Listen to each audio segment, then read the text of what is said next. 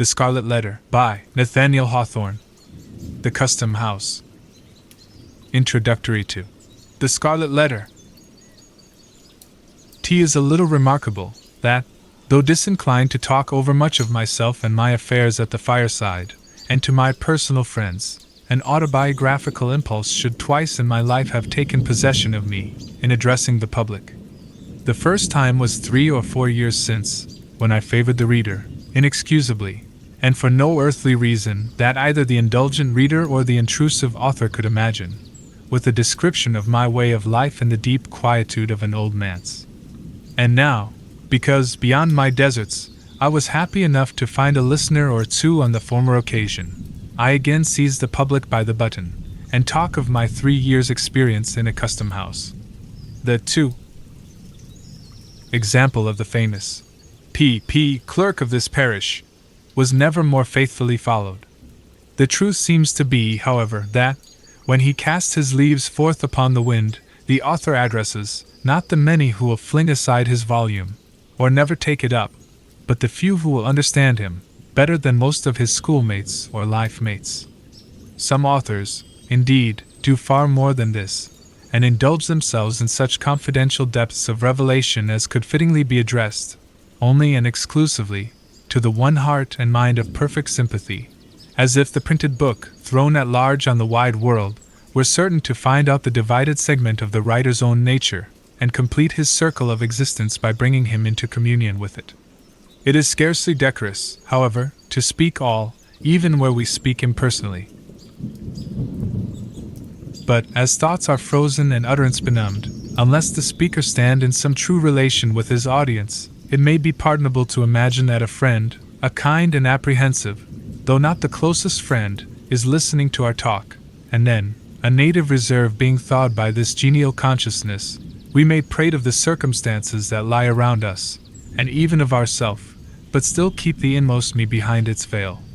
To this extent, and within these limits, an author, methinks, may be autobiographical, without violating either the reader's rights or his own. It will be seen, likewise, that this custom house sketch has a certain propriety, of a kind always recognized in literature, as explaining how a large portion of the following pages came into my possession, and as offering proofs of the authenticity of a narrative therein contained. This, in fact, a desire to put myself in my true position as editor, or very little more, of the 3 most prolix among the tales that make up my volume. This, and no other, is my true reason for assuming a personal relation with the public. In accomplishing the main purpose, it has appeared allowable, by a few extra touches, to give a faint representation of a mode of life not heretofore described, together with some of the characters that move in it, among whom the author happened to make one. In my native town of Salem, at the head of what, half a century ago, in the days of old King Derby, was a bustling wharf, but which is now burdened with decayed wooden warehouses, and exhibits few or no symptoms of commercial life, except, perhaps, a bark or brig, halfway down its melancholy length, discharging hides, or, nearer at hand, a Nova Scotia schooner, pitching out her cargo of firewood, at the head, I say, of this dilapidated wharf, which the tide often overflows, and along which, at the base and in the rear of the row of buildings, the track of many languid years is seen in a border of unthrifty grass. Here, with a view from its front windows adown this not very enlivening prospect, and thence across the harbor, stands a spacious edifice of brick. From the loftiest point of its roof, during precisely 3.5 hours of each forenoon, floats or droops, in breeze or calm, the banner of the Republic, but with the 13 stripes turned vertically instead of horizontally, and thus indicating that a civil, and not a military post of Uncle Sam's government is here established. Its front is ornamented with a portico of half a dozen wooden pillars, supporting a balcony, beneath which a flight of wide granite steps descends towards the street. Over the entrance hovers an enormous specimen of the American eagle, with outspread wings, a shield. Before her breast, and if I recollect aright, a bunch of intermingled thunderbolts and barbed arrows in each claw. with the customary infirmity of temper that characterizes this unhappy fowl, she appears, by the fierceness of her beak and eye, and the general truculency of her attitude, to threaten mischief to the inoffensive community, and especially to warn all citizens, careful of their safety, against intruding on the premises which she overshadows with her wings. Nevertheless, vixenly as she looks, many people are seeking, at this very moment, to shelter themselves under the wing of the federal eagle, imagining, I presume, that her bosom has all the softness and snugness of an eiderdown pillow. But she has no great tenderness, even in her best of moods, and sooner or later, oftener soon than late, is apt to fling off her nestlings, with a scratch of her claw, a dab of her beak, or a rankling wound from her barbed arrows. The pavement round about the above-described edifice, which we may as well name at once as the custom house of the port, has grass enough growing in its chinks to show that it has not, of late days, been worn by any multitudinous resort of business. In some months of the year, however, there often chances a forenoon when affairs move onward with a livelier tread. Such occasions might remind the elderly citizen of that period before the last war with England, when Salem was a port by itself, not scorned, as she is now, by her own merchants and shipowners, who permit her wharves to crumble to ruin, while their ventures go to swell, needlessly and imperceptibly, the mighty flood of commerce at New York or Boston. On some such morning, when 3 or 4 vessels happen to have arrived at once, usually from Africa or South America, or to be on the verge, 5, of their departure thitherward, there is a sound of frequent feet, passing briskly up and down the granite steps. Here, before his own wife has greeted him, you may greet the sea-flushed shipmaster, just in port, with his vessel's papers under his arm, in a tarnished tin box. Here, too, comes his owner, cheerful or somber, gracious or in the sulks, accordingly as his scheme of the now accomplished voyage has been realized in merchandise that will readily be turned to gold, or has buried him under a bulk of incommodities, such as nobody will care to rid him of. Here, likewise, the germ of the wrinkle-browed, grizzly-bearded, careworn merchant, we have the smart young clerk, who gets the taste of traffic as a wolf-cub does of blood, and already sends adventures in his master's ships, when he had better be sailing mimic boats upon a mill-pond. Another figure in the scene is the outward-bound sailor in quest of a protection, or the recently arrived one, pale and feeble, seeking a passport to the hospital. Nor must we forget the captains of the rusty little schooners that bring firewood from the British provinces, a rough-looking set of tarpaulins, without the alertness of the Yankee aspect, but contributing an item of no slight importance to our decaying trade. Cluster all these individuals together, as they sometimes were, with other miscellaneous ones to diversify the group, and for the time being, it made the custom house a stirring scene. More frequently, however, on ascending the steps, you would discern, in the entry, if it were summer time, or in their appropriate rooms, if wintry or inclement weather, a row of venerable figures, sitting in old-fashioned chairs, which were tipped on their hind legs back against the wall. Oftentimes they were asleep, but occasionally might be heard talking together, in voices between 6, speech and a snore, and with that lack of energy that distinguishes the occupants of almshouses, and all other human beings who depend for subsistence on charity, on monopolized labor, or anything else, but their own independent exertions. These old gentlemen, seated, like Matthew, at the receipt of customs, but not very liable to be summoned thence, like him, for apostolic errands, were custom house officers. Furthermore, on the left hand as you enter the front door, is a certain room or office, about 15 feet square, and of a lofty height, with 2 of its arched windows commanding a view of the aforesaid dilapidated wharf, and the third looking across a narrow lane, and along a portion of Derby Street.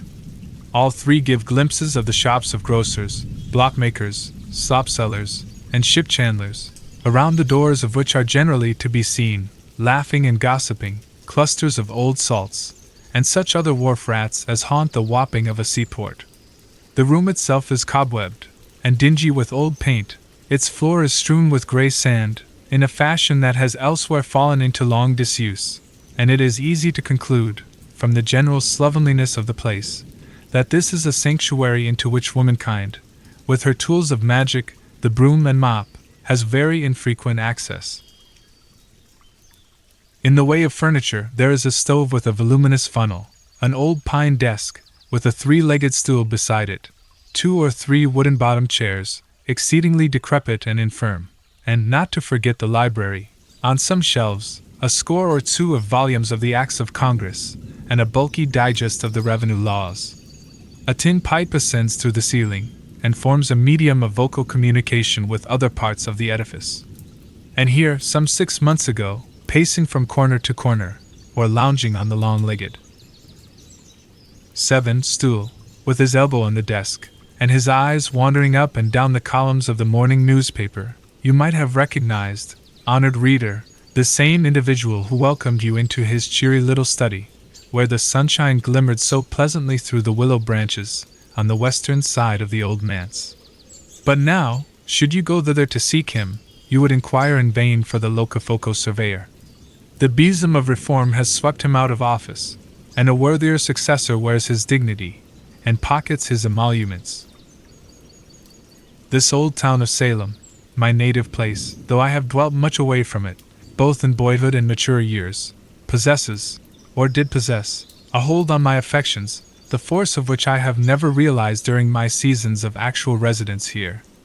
Indeed, so far as its physical aspect is concerned, with its flat, unvaried surface, covered chiefly with wooden houses, few or none of which pretend to architectural beauty, its irregularity, which is neither picturesque nor quaint, but only tame, its long and lazy street, lounging wearisomely through the whole extent of the peninsula, with Gallows Hill and New Guinea at one end, and a view of the almshouse at the other. Such being the features of my native town, it would be quite as reasonable to form a sentimental attachment to a disarranged checkerboard. And yet, though invariably happiest elsewhere, there is within me a feeling for old Salem, which, in lack of a better phrase, I must be content to call affection. The sentiment is probably assignable to the deep and aged roots which my family has struck into the soil. It is now nearly 2 centuries and a quarter since the original Briton, the earliest emigrant of my name, made his appearance in the wild and forest-bordered settlement, which has since become a city. And here 8. His descendants have been born and died, and have mingled their earthy substance with the soil, until no small portion of it must necessarily be akin to the mortal frame wherewith, for a little while, I walk the streets. In part, therefore, the attachment which I speak of is the mere sensuous sympathy of dust for dust. Few of my countrymen can know what it is, nor, as frequent transplantation is perhaps better for the stock, need they consider it desirable to know. But the sentiment has likewise its moral quality. The figure of that first ancestor, invested by family tradition with a dim and dusky grandeur, was present to my boyish imagination, as far back as I can remember. It still haunts me, and induces a sort of home feeling with the past, which I scarcely claim in reference to the present phase of the town. I seem to have a stronger claim to a residence here on account of this grave, bearded, sable-cloaked and steeple-crowned progenitor, who came so early, with his Bible and his sword, and trode the unworn street with such a stately port, and made so large a figure, as a man of war and peace, a stronger claim than for myself, whose name is seldom heard and my face hardly known. He was a soldier, legislator, judge, he was a ruler in the church, he had all the puritanic traits, both good and evil. He was likewise a bitter persecutor, as witness the Quakers, who have remembered him in their histories, and relate an incident of his hard severity towards a woman of their sect, which will last longer, it is to be feared, than any record of his better deeds, although these were many. His son, too, inherited the persecuting spirit, and made himself so conspicuous in the martyrdom of the witches, that their blood may fairly be said to have left a stain upon him. So deep a stain, indeed, that his old 9 dry bones in the Charter Street burial ground must still retain it, if they have not crumbled utterly to dust. I know not whether these ancestors of mine bethought themselves to repent, and ask pardon of heaven for their cruelties, or whether they are now groaning under the heavy consequences of them, in another state of being. At all events, I, the present writer, as their representative, hereby take shame upon myself for their sakes, and pray that any curse incurred by them, as I have heard, and as the dreary and unprosperous condition of the race, for many a long year back, would argue to exist, may be now and henceforth removed. Doubtless, however, either of these stern and black-browed Puritans would have thought it quite a sufficient retribution for his sins, that, after so long a lapse of years, the old trunk of the family tree, with so much venerable moss upon it, should have borne, as its topmost bough, an idler like myself. No aim, that I have ever cherished, would they recognize as laudable, no success of mine, if my life, beyond its domestic scope, had ever been brightened by success, would they deem otherwise than worthless, if not positively disgraceful. What is he? Murmurs one grey shadow of my forefathers to the other. A writer of story books. What kind of a business in life, what mode of glorifying God, or being serviceable to mankind in his day and generation, may that be? Why, the degenerate fellow might as well have been a fiddler. Such are the compliments bandied between my great-grandsires and myself, across the gulf of time. And yet, let them scorn me as they will, strong traits of their nature have intertwined themselves with mine. Planted deep, in the town's earliest infancy and childhood, by these two earnest and energetic men, the race has ever since subsisted here, always, too, in respectability, never, so far as I have known, disgraced by a single unworthy member, but seldom or never, on the other hand, after the first 2 generations, performing any memorable deed, or so much as putting forward a claim to public notice. Gradually, they have sunk almost out of sight, as old houses, here and there about the streets, get covered halfway to the eaves by the accumulation of new soil. From father to son, for above 100 years, they followed the sea, a grey-headed shipmaster, in each generation, retiring from the quarterdeck to the homestead, while a boy of 14 took the hereditary place before the mast, confronting the salt spray and the gale, which had blustered against his sire and grandsire.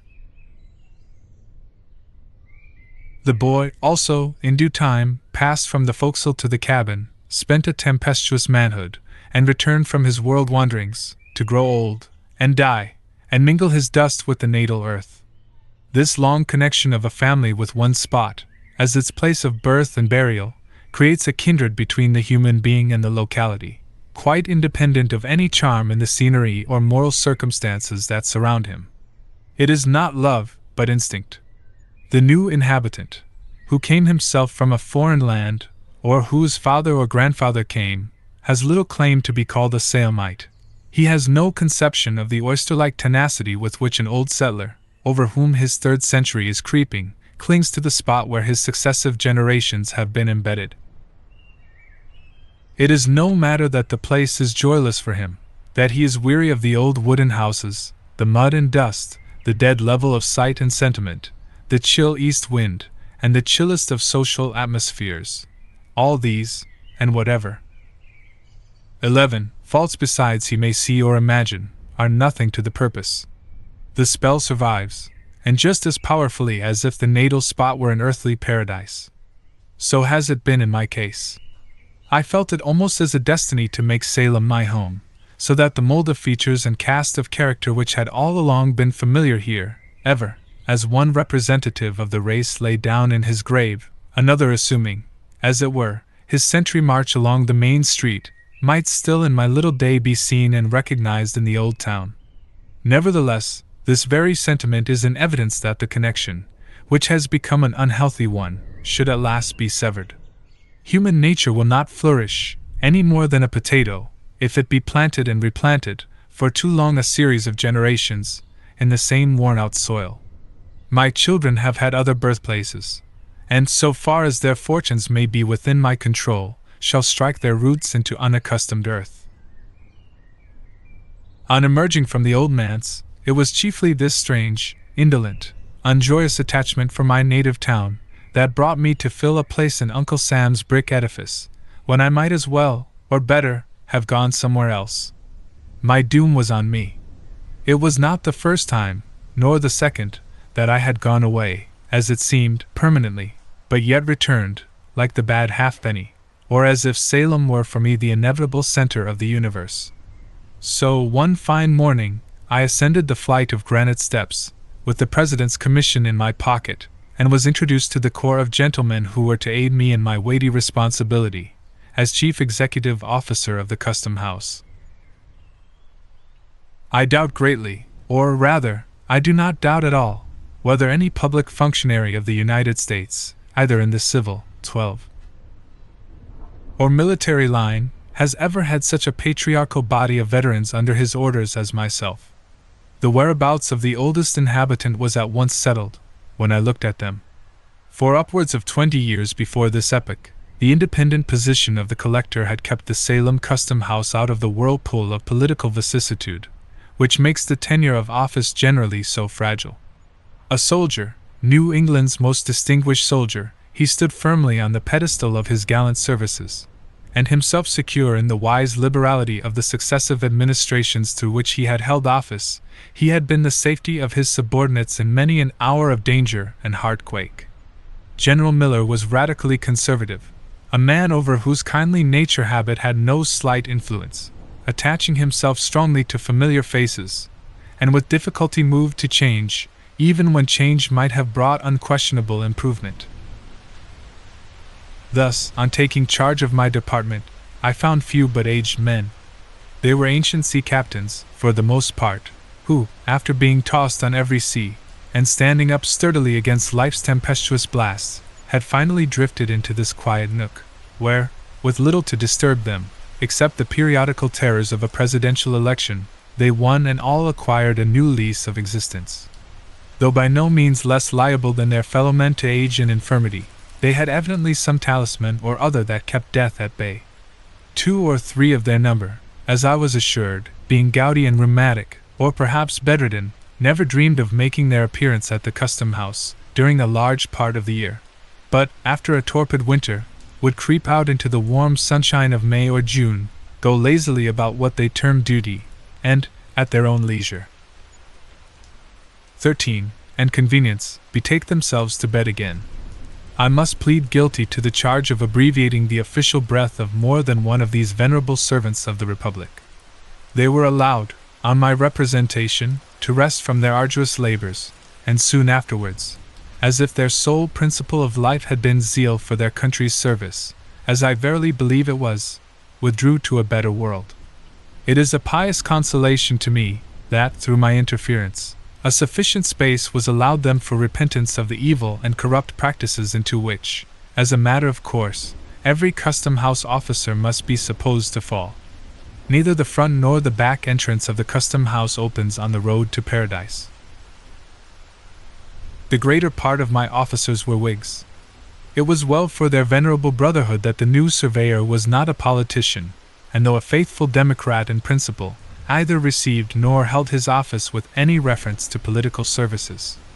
Had it been otherwise, had an active politician been put into this influential post, to assume the easy task of making head against a Whig collector, whose infirmities withheld him from the personal administration of his office, hardly a man of the old corps would have drawn the breath of official life, within a month after the exterminating angel had come up the Custom House steps. According to the received code in such matters, it would have been nothing short of duty, in a politician, to bring every one of those white heads under the axe of the guillotine. It was plain enough to discern that the old fellows dreaded some such discourtesy at my hands.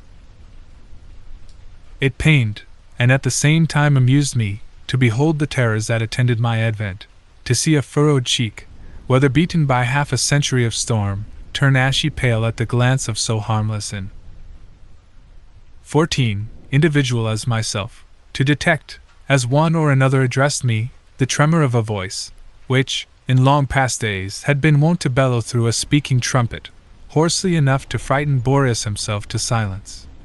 They knew, these excellent old persons, that, by all established rule, and, as regarded some of them, weighed by their own lack of efficiency for business, they ought to have given place to younger men, more orthodox in politics, and altogether fitter than themselves to serve our common uncle.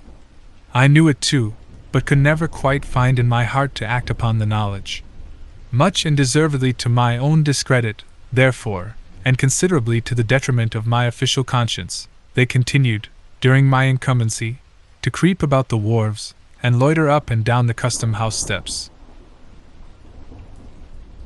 They spent a good deal of time, also, asleep in their accustomed corners, with their chairs tilted back against the wall, awaking, however, once or twice in a forenoon, to bore one another with the several thousandth repetition of old sea stories and moldy jokes that had grown to be passwords and countersigns among them. The discovery was soon made, I imagine, that the new surveyor had no great harm in him. So, with lightsome hearts, and the happy consciousness of being usefully employed, in their own behalf, at least, if not for our beloved country, these good old gentlemen went through the various formalities of office. Sagaciously, under their spectacles, did they peep into the holds of vessels. Mighty was their fuss about little matters, and marvelous, sometimes, the obtuseness that allowed greater ones to slip between their fingers. Whenever such a mischance occurred, when a wagon load of valuable merchandise had been smuggled ashore, at noonday, perhaps, and directly beneath 15. Their unsuspicious noses, nothing could exceed the vigilance and alacrity with which they proceeded to lock, and double lock, and secure with tape and sealing wax, all the avenues of the delinquent vessel. Instead of a reprimand for their previous negligence, the case seemed rather to require an eulogium on their praiseworthy caution, after the mischief had happened, a grateful recognition of the promptitude of their zeal, the moment that there was no longer any remedy. Unless people are more than commonly disagreeable, it is my foolish habit to contract a kindness for them. The better part of my companion's character, if it have a better part, is that which usually comes uppermost in my regard, and forms the type whereby I recognize the man. As most of these old custom-house officers had good traits, and as my position in reference to them, being paternal and protective, was favorable to the growth of friendly sentiments, I soon grew to like them all. It was pleasant, in the summer forenoons, when the fervent heat, that almost liquefied the rest of the human family, merely communicated a genial warmth to their half-torpid systems. It was pleasant to hear them chatting in the back entry, a row of them all tipped against the wall, as usual, while the frozen witticisms of past generations were thawed out, and came bubbling with laughter from their lips. Externally, the jollity of aged men has much in common with the mirth of children. The intellect, any more than a deep sense of humor, has little to do with the matter. It is, with both, a gleam that plays upon the surface, and imparts a sunny and cheery aspect alike to the green branch, and gray, mouldering trunk. In one case, however, it is real sunshine, in the other, it more resembles the phosphorescent glow of decaying wood. 16. It would be sad injustice, the reader must understand, to represent all my excellent old friends as in their dotage. In the first place, my coadjutors were not invariably old. There were men among them in their strength and prime, of marked ability and energy, and altogether superior to the sluggish and dependent mode of life on which their evil stars had cast them. Then, moreover, the white locks of age were sometimes found to be the thatch of an intellectual tenement in good repair. But, as respects the majority of my corps of veterans, there will be no wrong done if I characterize them generally as a set of wearisome old souls, who had gathered nothing worth preservation from their varied experience of life. They seem to have flung away all the golden grain of practical wisdom, which they had enjoyed so many opportunities of harvesting, and most carefully to have stored their memories with the husks. They spoke with far more interest and unction of their morning's breakfast, or yesterday's, today's, or tomorrow's dinner, than of the shipwreck of 40 or 50 years ago, and all the world's wonders which they had witnessed with their youthful eyes. The father of the custom house, the patriarch, not only of this little squad of officials, but I am bold to say, of the respectable body of tidewaiters all over the United States, was a certain permanent inspector. He might truly be termed a legitimate son of the revenue system, dyed in the wool, or rather, born in the purple, since his sire, a revolutionary colonel, and formerly collector of the port, had created an office for him, and appointed him to fill it, at a period of the early ages which few living men can now remember. This inspector, when I first knew him, was a man of 80 years, or thereabouts, and certainly one of the most wonderful specimens of wintergreen, 17, that you would be likely to discover in a lifetime's search. With his florid cheek, his compact figure, smartly arrayed in a bright buttoned blue coat, his brisk and vigorous step, and his hale and hearty aspect, altogether he seemed, not young, indeed, but a kind of new contrivance of Mother Nature in the shape of man, whom age and infirmity had no business to touch. His voice and laugh, which perpetually re-echoed through the custom-house, had nothing of the tremulous quaver and cackle of an old man's utterance. They came strutting out of his lungs, like the crow of a cock, or the blast of a clarion. Looking at him merely as an animal, and there was very little else to look at, he was a most satisfactory object, from the thorough healthfulness and wholesomeness of his system, and his capacity, at that extreme age, to enjoy all, or nearly all, the delights which he had ever aimed at, or conceived of.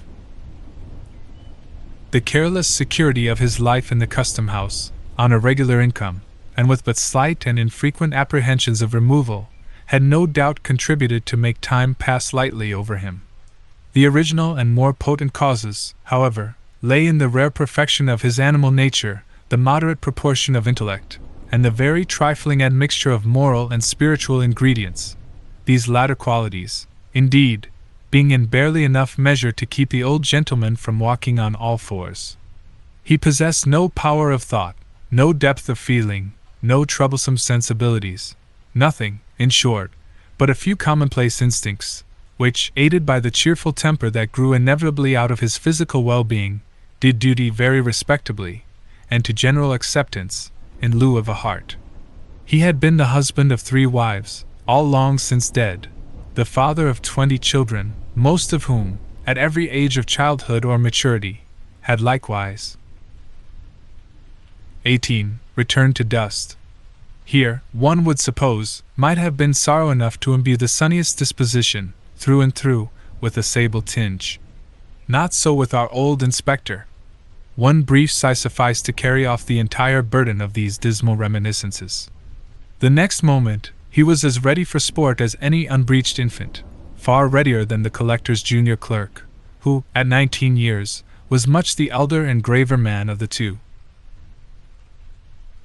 I used to watch and study this patriarchal personage with, I think, livelier curiosity than any other form of humanity there presented to my notice. He was, in truth, a rare phenomenon, so perfect, in one point of view, so shallow, so delusive, so impalpable, such an absolute nonentity, in every other. My conclusion was that he had no soul, no heart, no mind, nothing, as I have already said, but instincts, and yet, withal, so cunningly had the few materials of his character been put together, that there was no painful perception of deficiency, but, on my part, an entire contentment with what I found in him. It might be difficult, and it was so, to conceive how he should exist hereafter, so earthly and sensuous did he seem. But surely his existence here, admitting that it was to terminate with his last breath, had been not unkindly given, with no higher moral responsibilities than the beasts of the field, but with a larger scope of enjoyment than theirs, and with all their blessed immunity from the dreariness and duskiness of age. One point, in which he had vastly the advantage over his four-footed brethren, was his ability to recollect the good dinners which it had made no small portion of the happiness of his life to eat. His gourmandism was a highly agreeable trait, and to hear him talk of roast meat was as appetizing as a pickle or, 19, an oyster. As he possessed no higher attribute, and neither sacrificed nor vitiated any spiritual endowment by devoting all his energies and ingenuities to subserve the delight and profit of his maw, it always pleased and satisfied me to hear him expatiate on fish, poultry, and butcher's meat, and the most eligible methods of preparing them for the table. His reminiscences of good cheer, however ancient the date of the actual banquet, seemed to bring the savor of pig or turkey under one's very nostrils. There were flavors on his palate that had lingered there not less than 60 or 70 years, and were still apparently as fresh as that of the mutton chop which he had just devoured for his breakfast. I have heard him smack his lips over dinners, every guest at which, except himself, had long been food for worms. It was marvelous to observe how the ghosts of bygone meals were continually rising up before him, not in anger or retribution, but as if grateful for his former appreciation and seeking to resuscitate an endless series of enjoyment, at once shadowy and sensual. A tenderloin of beef, a hindquarter of veal, a spare rib of pork, a particular chicken, or a remarkably praiseworthy turkey, which had perhaps adorned his board in the days of the elder Adams, would be remembered, while all the subsequent experience of our race, and all the events that brightened or darkened his individual career, had gone over him with as little permanent effect as the passing breeze. The chief tragic event of the old man's life, so far as I could judge, was his mishap with a certain goose which lived and died some 20 or 40 years ago, a goose of most promising figure, but which, at table, proved so inveterately tough that the carving knife would make no impression on its carcass, and it could only be divided with an axe and handsaw. 20. But it is time to quit this sketch, on which, however, I should be glad to dwell at considerably more length because, of all men whom I have ever known, this individual was fittest to be a custom-house officer. Most persons, owing to causes which I may not have space to hint at, suffer moral detriment from this peculiar mode of life. The old inspector was incapable of it, and were he to continue in office to the end of time, would be just as good as he was then, and sit down to dinner with just as good an appetite. There is one likeness, without which my gallery of custom-house portraits would be strangely incomplete, but which my comparatively few opportunities for observation enable me to sketch only in the merest outline. It is that of the collector, our gallant old general, who, after his brilliant military service, subsequently to which he had ruled over a wild western territory, had come hither, 20 years before, to spend the decline of his varied and honorable life. The brave soldier had already numbered, nearly or quite, his 80 years and 10, and was pursuing the remainder of his earthly march, burdened with infirmities which even the martial music of his own spirit-stirring recollections could do little towards lightening. The step was palsied now that had been foremost in the charge. It was only with the assistance of a servant, and by leaning his hand heavily on the iron balustrade, that he could slowly and painfully ascend the custom-house steps, and, with a toilsome progress across the floor, attain his customary chair beside the fireplace. There he used to sit, gazing with a somewhat dim serenity of aspect at the figures that came and went, amid the rustle of papers, the administering of oaths, the discussion of business, and the casual talk of the office, all which sounds and circumstances 21 seemed but indistinctly to impress his senses, and hardly to make their way into his inner sphere of contemplation. His countenance, in this repose, was mild and kindly. If his notice was sought, an expression of courtesy and interest gleamed out upon his features, proving that there was light within him, and that it was only the outward medium of the intellectual lamp that obstructed the rays in their passage. The closer you penetrated to the substance of his mind, the sounder it appeared. When no longer called upon to speak, or listen, either of which operations cost him an evident effort, his face would briefly subside into its former not uncheerful quietude. It was not painful to behold this look, for, though dim, it had not the imbecility of decaying age. The framework of his nature, originally strong and massive, was not yet crumbled into ruin. To observe and define his character, however, under such disadvantages, was as difficult a task as to trace out and build up anew, in imagination, an old fortress, like Ticonderoga, from a view of its grey and broken ruins. Here and there, perchance, the walls may remain almost complete, but elsewhere may be only a shapeless mound, cumbrous with its very strength, and overgrown, through long years of peace and neglect, with grass and alien weeds. Nevertheless, looking at the old warrior with affection, for slight as was the communication between us, my feeling towards him, like that of all bipeds and quadrupeds who knew him, might not improperly be termed so. I could discern the main points of his portrait.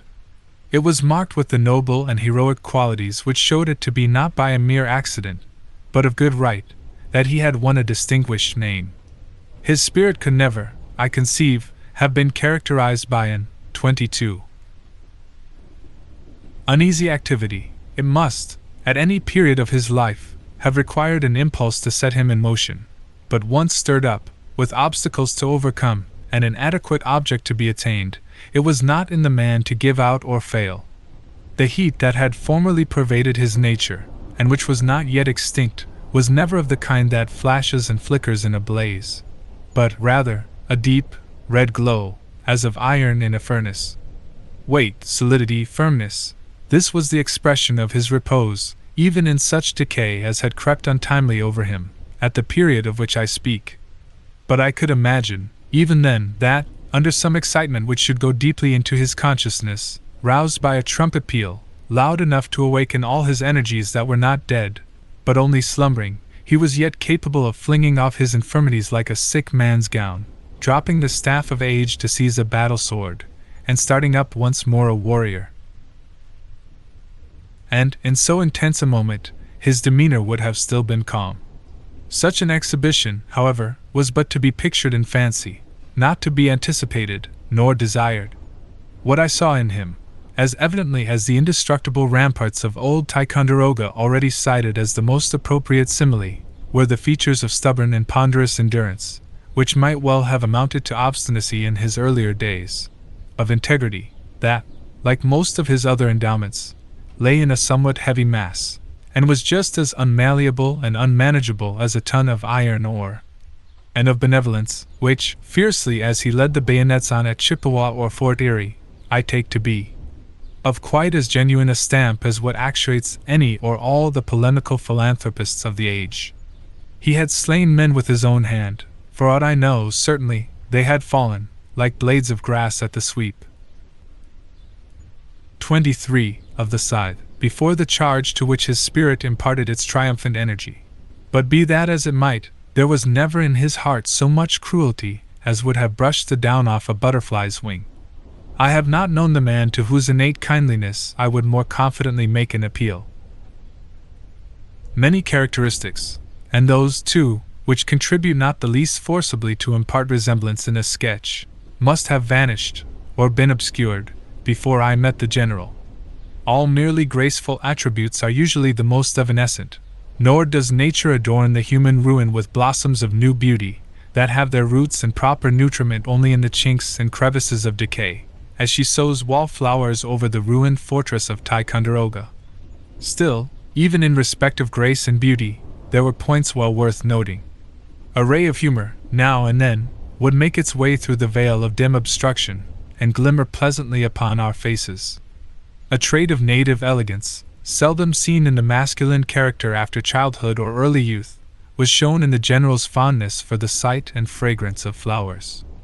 An old soldier might be supposed to prize only the bloody laurel on his brow, but here was one who seemed to have a young girl's appreciation of the floral tribe. There, beside the fireplace, the brave old general used to sit, while the surveyor, though seldom, when it could be avoided, taking upon himself the difficult task of engaging him in conversation, was fond of standing at a distance, and watching his quiet and almost slumberous countenance. He seemed away from us, although we saw him but a few yards off, remote though we passed close beside his chair, unattainable, though we might have stretched forth our hands and touched his own. 24. It might be that he lived a more real life within his thoughts than amid the unappropriate environment of the collector's office. The evolutions of the parade, the tumult of the battle, the flourish of old, heroic music, heard 30 years before, such scenes and sounds, perhaps, were all alive before his intellectual sense. Meanwhile, the merchants and shipmasters, the spruce clerks and uncouth sailors, entered and departed. The bustle of this commercial and custom-house life kept up its little murmur round about him, and neither with the men nor their affairs did the general appear to sustain the most distant relation. He was as much out of place as an old sword, now rusty, but which had flashed once in the battle's front, and showed still a bright gleam along its blade, would have been, among the inkstands, paper folders, and mahogany rulers, on the deputy collector's desk. There was one thing that much aided me in renewing and recreating the stalwart soldier of the Niagara frontier, the man of true and simple energy. It was the recollection of those memorable words of his, "I'll try, sir," spoken on the very verge of a desperate and heroic enterprise, and breathing the soul and spirit of New England hardihood, comprehending all perils and encountering all. If, in our country, valor were rewarded by heraldic honor, this phrase, which it seems so easy to speak, but which only he, with such a task of danger and glory before him, has ever spoken, would be the best and fittest of all mottos for the general shield of arms. It contributes greatly towards a man's moral and intellectual health, to be brought into habits of companionship with individuals unlike himself, who care little for his pursuits, and whose sphere and abilities he must go out of himself to appreciate. 25. The accidents of my life have often afforded me this advantage, but never with more fullness and variety than during my continuance in office. There was one man, especially, the observation of whose character gave me a new idea of talent. His gifts were emphatically those of a man of business, prompt, acute, clear-minded, with an eye that saw through all perplexities, and a faculty of arrangement that made them vanish, as by the waving of an enchanter's wand. Bred up from boyhood in the custom house, it was his proper field of activity, and the many intricacies of business, so harassing to the interloper, presented themselves before him with the regularity of a perfectly comprehended system. In my contemplation, he stood as the ideal of his class. He was, indeed, the custom house in himself, or, at all events, the mainspring that kept its variously revolving wheels in motion, for, in an institution like this, where its officers are appointed to subserve their own profit and convenience, and seldom with a leading reference to their fitness for the duty to be performed, they must perforce seek elsewhere the dexterity which is not in them. Thus, by an inevitable necessity, as a magnet attracts steel filings, so did our man of business draw to himself the difficulties which everybody met with. With an easy condescension, and kind forbearance towards our stupidity, which, to his order of mind, must have seemed little short of crime, would he forthwith, by the merest touch of his finger, make the incomprehensible as clear as daylight. The merchants valued him not less than we, his esoteric friends. His integrity was perfect. It was a law of nature with him, rather than a choice or a principle, nor can it be otherwise than the main condition of an intellect so remarkably clear and accurate as his, to be honest and regular in the administration. 26 of affairs. A stain on his conscience, as to anything that came within the range of his vocation, would trouble such a man very much in the same way, though to a far greater degree, that an error in the balance of an account or an ink blot on the fair page of a book of record. Here, in a word, and it is a rare instance in my life, I had met with a person thoroughly adapted to the situation which he held. Such were some of the people with whom I now found myself connected. I took it in good part, at the hands of Providence, that I was thrown into a position so little akin to my past habits, and set myself seriously to gather from it whatever profit was to be had. After my fellowship of toil and impracticable schemes with the dreamy brethren of Brook Farm, after living for 3 years within the subtle influence of an intellect like Emerson's, after those wild, free days on the Assabeth, indulging fantastic speculations, beside our fire of fallen boughs, with Ellery Channing, after talking with Thoreau about pine trees and Indian relics, in his hermitage at Walden, after growing fastidious by sympathy with the classic refinement of Hilliard's culture, after becoming imbued with poetic sentiment at Longfellow's hearthstone, it was time, at length, that I should exercise other faculties of my nature, and nourish myself with food for which I had hitherto had little appetite. Even the old inspector was desirable, as a change of diet, to a man who had known Alcott. I look upon it as an evidence, in some measure, of a system naturally well balanced, and lacking no essential part of a thorough organization, that, with such associates to remember, I could mingle at once with men of altogether different qualities, and never murmur at the change. Literature, its exertions and objects, were now of little moment, 27, in my regard. I cared not, at this period, for books. They were apart from me. Nature, except it were human nature, the nature that is developed in earth and sky, was, in one sense, hidden from me, and all the imaginative delight, wherewith it had been spiritualized, passed away out of my mind. A gift, a faculty if it had not departed, was suspended and inanimate within me. There would have been something sad, unutterably dreary, in all this, had I not been conscious that it lay at my own option to recall whatever was valuable in the past. It might be true, indeed, that this was a life which could not with impunity be lived too long, else it might have made me permanently other than I had been without transforming me into any shape which it would be worth my while to take. But I never considered it as other than a transitory life. There was always a prophetic instinct, a low whisper in my ear, that, within no long period, and whenever a new change of custom should be essential to my good, a change would come. Meanwhile, there I was, a surveyor of the revenue, and so far as I have been able to understand, as good a surveyor as need be. A man of thought, fancy, and sensibility, had he 10 times the surveyor's proportion of those qualities, may, at any time, be a man of affairs, if he will only choose to give himself the trouble. My fellow officers, and the merchants and sea captains with whom my official duties brought me into any manner of connection, viewed me in no other light, and probably knew me in no other character. None of them, I presume, had ever read a page of my Inditing, or would have cared a fig the more for me, if they had read them all, nor would it have mended the matter, in the least, had those same unprofitable pages been written with a pen like that of Burns or of Chaucer, each of 28. Whom was a custom-house officer in his day, as well as I.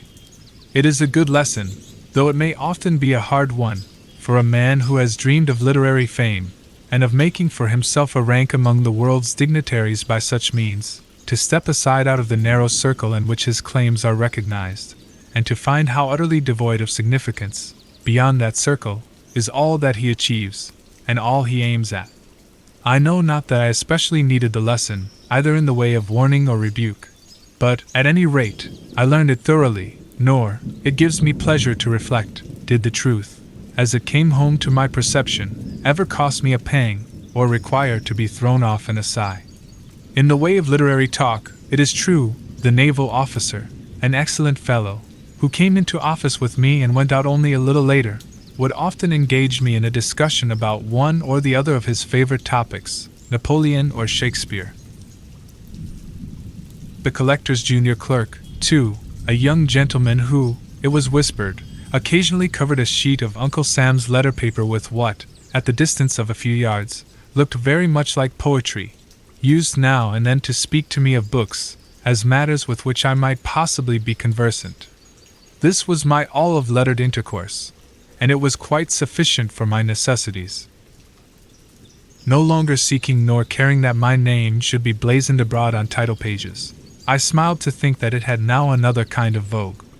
The custom-house marker imprinted it, with a stencil and black paint, on pepper bags, and baskets of annatto, and cigar boxes, and bales of all kinds of dutiable merchandise, in testimony that these commodities had paid the impost, and gone regularly through the office. Borne on such queer vehicle of fame, a knowledge of my existence, so far as a 29 name conveys it, was carried where it had never been before, and I hope, will never go again. But the past was not dead. Once in a great while the thoughts that had seemed so vital and so active, yet had been put to rest so quietly, revived again. One of the most remarkable occasions, when the habit of bygone days awoke in me, was that which brings it within the law of literary propriety to offer the public the sketch which I am now writing. In the second story of the custom house there is a large room, in which the brickwork and naked rafters have never been covered with paneling and plaster. The edifice, originally projected on a scale adapted to the old commercial enterprise of the port, and with an idea of subsequent prosperity destined never to be realized, contains far more space than its occupants know what to do with. This airy hall, therefore, over the collector's apartments, remains unfinished to this day, and in spite of the aged cobwebs that festoon its dusky beams, appears still to await the labor of the carpenter and mason. At one end of the room, in a recess, were a number of barrels, piled one upon another, containing bundles of official documents. Large quantities of similar rubbish lay lumbering the floor. It was sorrowful to think how many days and weeks and months and years of toil had been wasted on these musty papers, which were now only an encumbrance on earth, and were hidden away in this forgotten corner, never more to be glanced at by human eyes. But then, what reams of other manuscripts, filled not with the dullness of official formalities, but with the thought of inventive brains and the rich effusion of deep hearts, had gone equally to oblivion, and that, moreover, without serving a purpose in their day, as these heaped-up papers had, and saddest of all, without. 30. Purchasing for their writers the comfortable livelihood which the clerks of the custom house had gained by these worthless scratchings of the pen, yet not altogether worthless, perhaps, as materials of local history. Here, no doubt, statistics of the former commerce of Salem might be discovered, and memorials of her princely merchants, old King Derby, old Billy Gray, old Simon Forrester, and many another magnate in his day, whose powdered head, however, was scarcely in the tomb, before his mountain pile of wealth began to dwindle. The founders of the greater part of the families which now compose the aristocracy of Salem might here be traced, from the petty and obscure beginnings of their traffic, at periods generally much posterior to the Revolution, upward to what their children look upon as long-established rank. Prior to the Revolution there is a dearth of records, the earlier documents and archives of the custom house having, probably, been carried off to Halifax, when all the king's officials accompanied the British Army in its flight from Boston. It has often been a matter of regret with me, for, going back, perhaps, to the days of the Protectorate, those papers must have contained many references to forgotten or remembered men, and to antique customs, which would have affected me with the same pleasure as when I used to pick up Indian arrowheads in the field near the old manse. But one idle and rainy day, it was my fortune to make a discovery of some little interest. Poking and burrowing into the heaped-up rubbish in the corner, unfolding one and another document, and reading the names of vessels that had long ago foundered at sea or rotted at the wharves, and those of merchants, never heard of now on 'change, nor very readily decipherable, 31. On their mossy tombstones, glancing at such matters with the saddened, weary, half-reluctant interest which we bestow on the corpse of dead activity, and exerting my fancy, sluggish with little use, to raise up from these dry bones an image of the old town's brighter aspect, when India was a new region, and only Salem knew the way thither, I chanced to lay my hand on a small package carefully done up in a piece of ancient yellow parchment. This envelope had the air of an official record of some period long past, when clerks engrossed their stiff and formal chirography on more substantial materials than at present. There was something about it that quickened an instinctive curiosity, and made me undo the faded red tape that tied up the package, with the sense that a treasure would here be brought to light.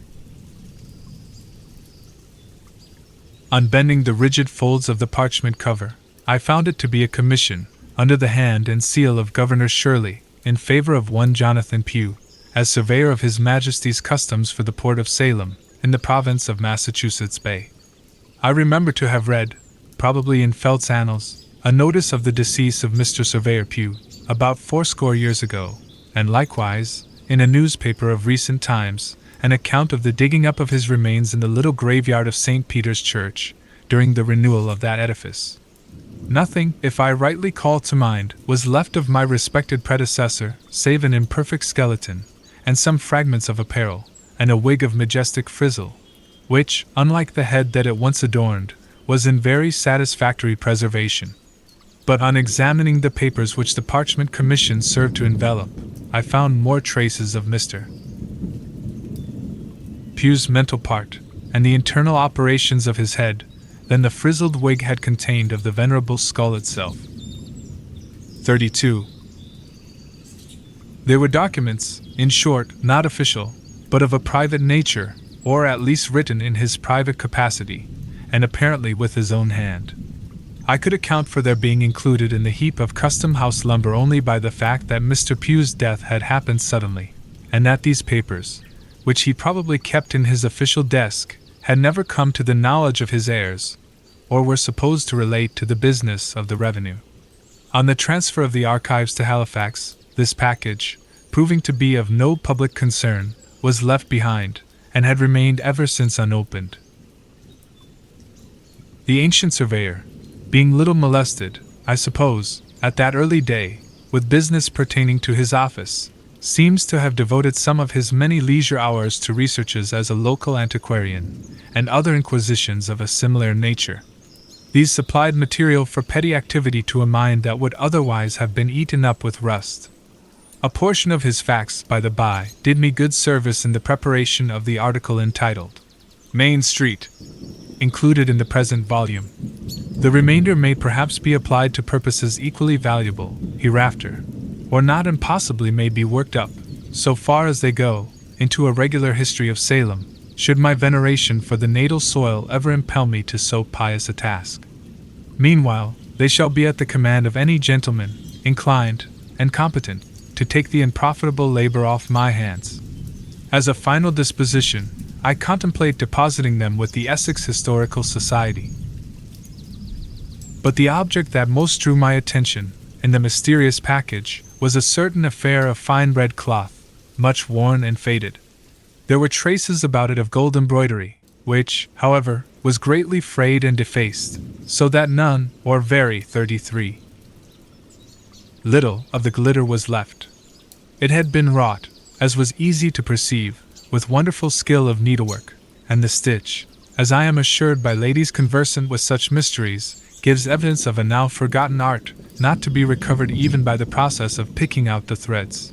This rag of scarlet cloth, for time and wherein a sacrilegious moth had reduced it to little other than a rag, on careful examination, assumed the shape of a letter. It was the capital letter A. By an accurate measurement, each limb proved to be precisely 3 inches and a quarter in length.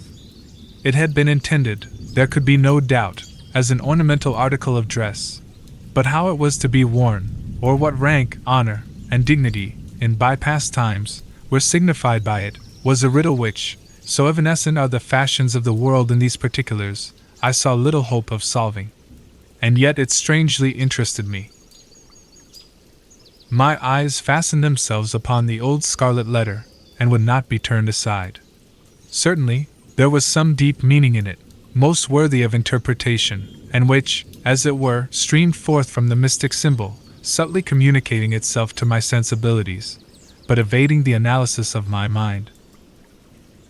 While thus perplexed, and cogitating, among other hypotheses, whether the letter might not have been one of those decorations which the white men used to contrive, in order to take the eyes of Indians, I happened to place it on my breast. It seemed to me, the reader may smile, but must not doubt my word, it seemed to me, then, that I experienced a sensation not altogether physical, yet almost so, of burning heat, and as if the letter were not of red cloth, but red-hot iron. I shuddered, and involuntarily let it fall upon the floor. In the absorbing contemplation of the Scarlet Letter, I had, 34, hitherto neglected to examine a small roll of dingy paper, around which it had been twisted. This I now opened, and had the satisfaction to find, recorded by the old surveyor's pen, a reasonably complete explanation of the whole affair. There were several foolscap sheets containing many particulars respecting the life and conversation of one Hester Prynne, who appeared to have been rather a noteworthy personage in the view of our ancestors. She had flourished during the period between the early days of Massachusetts and the close of the 17th century. Aged persons, alive in the time of Mr. Surveyor Pugh, and from whose oral testimony he had made up his narrative, remembered her, in their youth, as a very old, but not decrepit woman, of a stately and solemn aspect.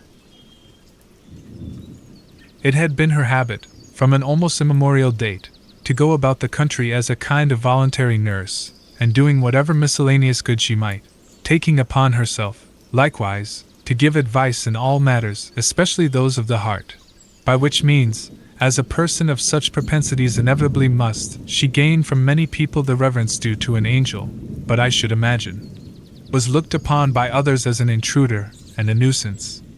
Prying further into the manuscript, I found the record of other doings and sufferings of this singular woman, for most of which the reader is referred to the story entitled The Scarlet Letter, and it should be borne carefully in mind that the main facts of that story are authorized and authenticated by the document of Mr. Surveyor Pugh.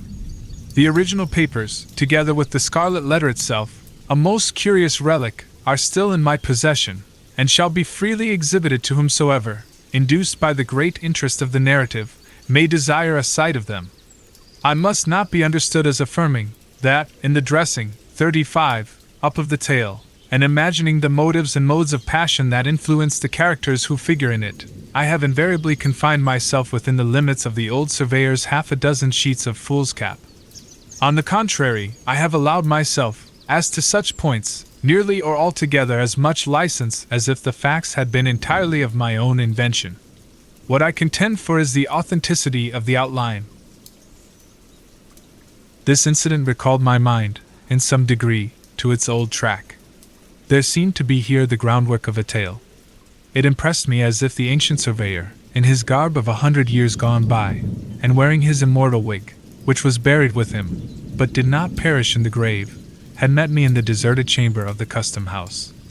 In his port was the dignity of one who had borne his Majesty's commission, and who was therefore illuminated by a ray of the splendor that shone so dazzlingly about the throne. How unlike, alas, the hangdog look of a Republican official, who, as the servant of the people, feels himself less than the least, and below the lowest, of his masters. With his own ghostly hand, the obscurely seen but majestic figure had imparted to me the scarlet symbol, and the little roll of explanatory manuscript. With his own ghostly voice, he had exhorted me, on the sacred consideration of my filial duty and reverence towards him, who might reasonably regard himself as my official ancestor, to bring his mouldy and moth-eaten lucubrations before the public. "Do this," said the ghost of Mr. Surveyor Pugh, emphatically nodding the head that looked so imposing within its memorable wig. "Do this, and the profit shall be all your own. You will shortly need it, for it is not in your days as it was in mine, when a man's office was a life-lease, and oftentimes 36, an heirloom. But I charge you, in this matter of old Mistress Prynne, give to your predecessor's memory the credit which will be rightfully due." And I said to the ghost of Mr. Surveyor Pugh, "I will." On Hester Prynne's story, therefore, I bestowed much thought. It was the subject of my meditations for many an hour, while pacing to and fro across my room, or traversing, with 100-fold repetition, the long extent from the front door of the custom house to the side entrance, and back again. Great were the weariness and annoyance of the old inspector and the weighers and gaugers, whose slumbers were disturbed by the unmercifully lengthened tramp of my passing and returning footsteps. Remembering their own former habits, they used to say that the surveyor was walking the quarterdeck. They probably fancied that my sole object, and indeed the sole object for which a sane man could ever put himself into voluntary motion, was to get an appetite for dinner. And to say the truth, an appetite, sharpened by the east wind that generally blew along the passage, was the only valuable result of so much indefatigable exercise. So little adapted is the atmosphere of a custom house to the delicate harvest of fancy and sensibility, that, had I remained there through 10 presidencies yet to come, I doubt whether the tale of The Scarlet Letter would ever have been brought before the public eye. My imagination was a tarnished mirror. It would not reflect, or only with miserable dimness, the figures with which I did my best to people it. The characters of the narrative would not be warmed and rendered malleable by any heat that I could kindle at my intellectual forge. They would take neither the glow of passion nor the tenderness of sentiment, but retain all the rigidity of dead. 37 corpses, and stared me in the face with a fixed and ghastly grin of contemptuous defiance. "What have you to do with us?" that expression seemed to say. "The little power you might once have possessed over the tribe of unrealities is gone. You have bartered it for a pittance of the public gold. Go, then, and earn your wages." In short, the almost torpid creatures of my own fancy twit me with imbecility, and not without fair occasion. It was not merely during the 3 hours and a half which Uncle Sam claimed as his share of my daily life, that this wretched numbness held possession of me. It went with me on my seashore walks and rambles into the country, whenever, which was seldom and reluctantly, I bestirred myself to seek that invigorating charm of nature, which used to give me such freshness and activity of thought the moment that I stepped across the threshold of the old manse. The same torpor, as regarded the capacity for intellectual effort, accompanied me home, and weighed upon me in the chamber which I most absurdly termed my study. Nor did it quit me, when, late at night, I sat in the deserted parlor, lighted only by the glimmering coal fire and the moon, striving to picture forth imaginary scenes, which, the next day, might flow out on the brightening page in many-hued description. If the imaginative faculty refused to act at such an hour, it might well be deemed a hopeless case. Moonlight, in a familiar room, falling so white upon the carpet, and showing all its figures so distinctly, making every object so minutely visible, yet so unlike a morning or noontide visibility, is a medium the most suitable for a romance writer to get acquainted with his elusive guests. There is the little domestic scenery of the well-known 38 apartment, the chairs, with each its separate individuality, the center table, sustaining a work-basket, a volume or two, and an extinguished lamp, the sofa, the bookcase, the picture on the wall. All these details, so completely seen, are so spiritualized by the unusual light, that they seem to lose their actual substance, and become things of intellect. Nothing is too small or too trifling to undergo this change, and acquire dignity thereby. A child's shoe, the doll, seated in her little wicker carriage, the hobby horse, whatever, in a word, has been used or played with, during the day, is now invested with a quality of strangeness and remoteness, though still almost as vividly present as by daylight. Thus, therefore, the floor of our familiar room has become a neutral territory, somewhere between the real world and fairyland, where the actual and the imaginary may meet, and each imbue itself with the nature of the other. Ghosts might enter here, without affrighting us. It would be too much in keeping with the scene to excite surprise, were we to look about us and discover a form beloved, but gone hence, now sitting quietly in a streak of this magic moonshine, with an aspect that would make us doubt whether it had returned from afar, or had never once stirred from our fireside. The somewhat dim coal fire has an essential influence in producing the effect which I would describe. It throws its unobtrusive tinge throughout the room, with a faint ruddiness upon the walls and ceiling, and a reflected gleam from the polish of the furniture. This warmer light mingles itself with the cold spirituality of the moonbeams, and communicates, as it were, a heart and sensibilities of human tenderness to the forms which fancy summons up. It converts them from snow images into men and women. Glancing at the looking-glass, we behold, deep within 39, its haunted verge, the smoldering glow of the half-extinguished anthracite, the white moonbeams on the floor, and a repetition of all the gleam and shadow of the picture, with one remove further from the actual, and nearer to the imaginative. Then, at such an hour, and with this scene before him, if a man, sitting all alone, cannot dream strange things, and make them look like truth, he need never try to write romances. But for myself, during the whole of my custom-house experience, moonlight and sunshine, and the glow of firelight, were just alike in my regard, and neither of them was of one whit more avail than the twinkle of a tallow candle. An entire class of susceptibilities, and a gift connected with them, of no great richness or value, but the best I had, was gone from me. It is my belief, however, that, had I attempted a different order of composition, my faculties would not have been found so pointless and inefficacious. I might, for instance, have contented myself with writing out the narratives of a veteran shipmaster, one of the inspectors, whom I should be most ungrateful not to mention, since scarcely a day passed that he did not stir me to laughter and admiration by his marvelous gifts as a storyteller. Could I have preserved the picturesque force of his style, and the humorous coloring which nature taught him how to throw over his descriptions, the result, I honestly believe, would have been something new in literature. Or I might readily have found a more serious task. It was a folly, with the materiality of this daily life pressing so intrusively upon me, to to attempt to fling myself back into another age, or to insist on creating the semblance of a world out of airy matter, when, at every moment, the impalpable beauty of my soap bubble was broken by the rude contact of some actual circumstance. The wiser effort would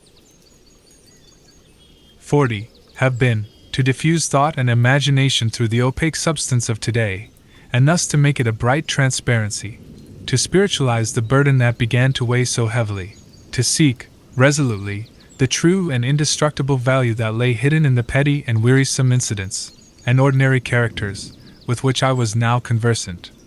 The fault was mine. The page of life that was spread out before me seemed dull and commonplace, only because I had not fathomed its deeper import. A better book than I shall ever write was there, leaf after leaf presenting itself to me, just as it was written out by the reality of the flitting hour, and vanishing as fast as written, only because my brain wanted the insight and my hand the cunning to transcribe it. At some future day, it may be, I shall remember a few scattered fragments and broken paragraphs, and write them down, and find the letters turned to gold upon the page. These perceptions have come too late. At the instant, I was only conscious that what would have been a pleasure once was now a hopeless toil. There was no occasion to make much moan about this state of affairs. I had ceased to be a writer of tolerably poor tales and essays, and had become a tolerably good surveyor of the customs. That was all. But nevertheless it is anything but agreeable to be haunted by a suspicion that one's intellect is dwindling away, or exhaling, without your consciousness, like ether out of a phial, so that, at every glance, you find a smaller and less volatile residuum. Of the fact there could be no doubt, and examining myself and others, I was led to conclusions, in reference to the effect of public office on the character, not very favorable to the mode of life in question. In some other form, perhaps, I may hereafter develop these effects. Suffice it here to say that a custom house officer of 41. Long continuance can hardly be a very praiseworthy or respectable personage for many reasons.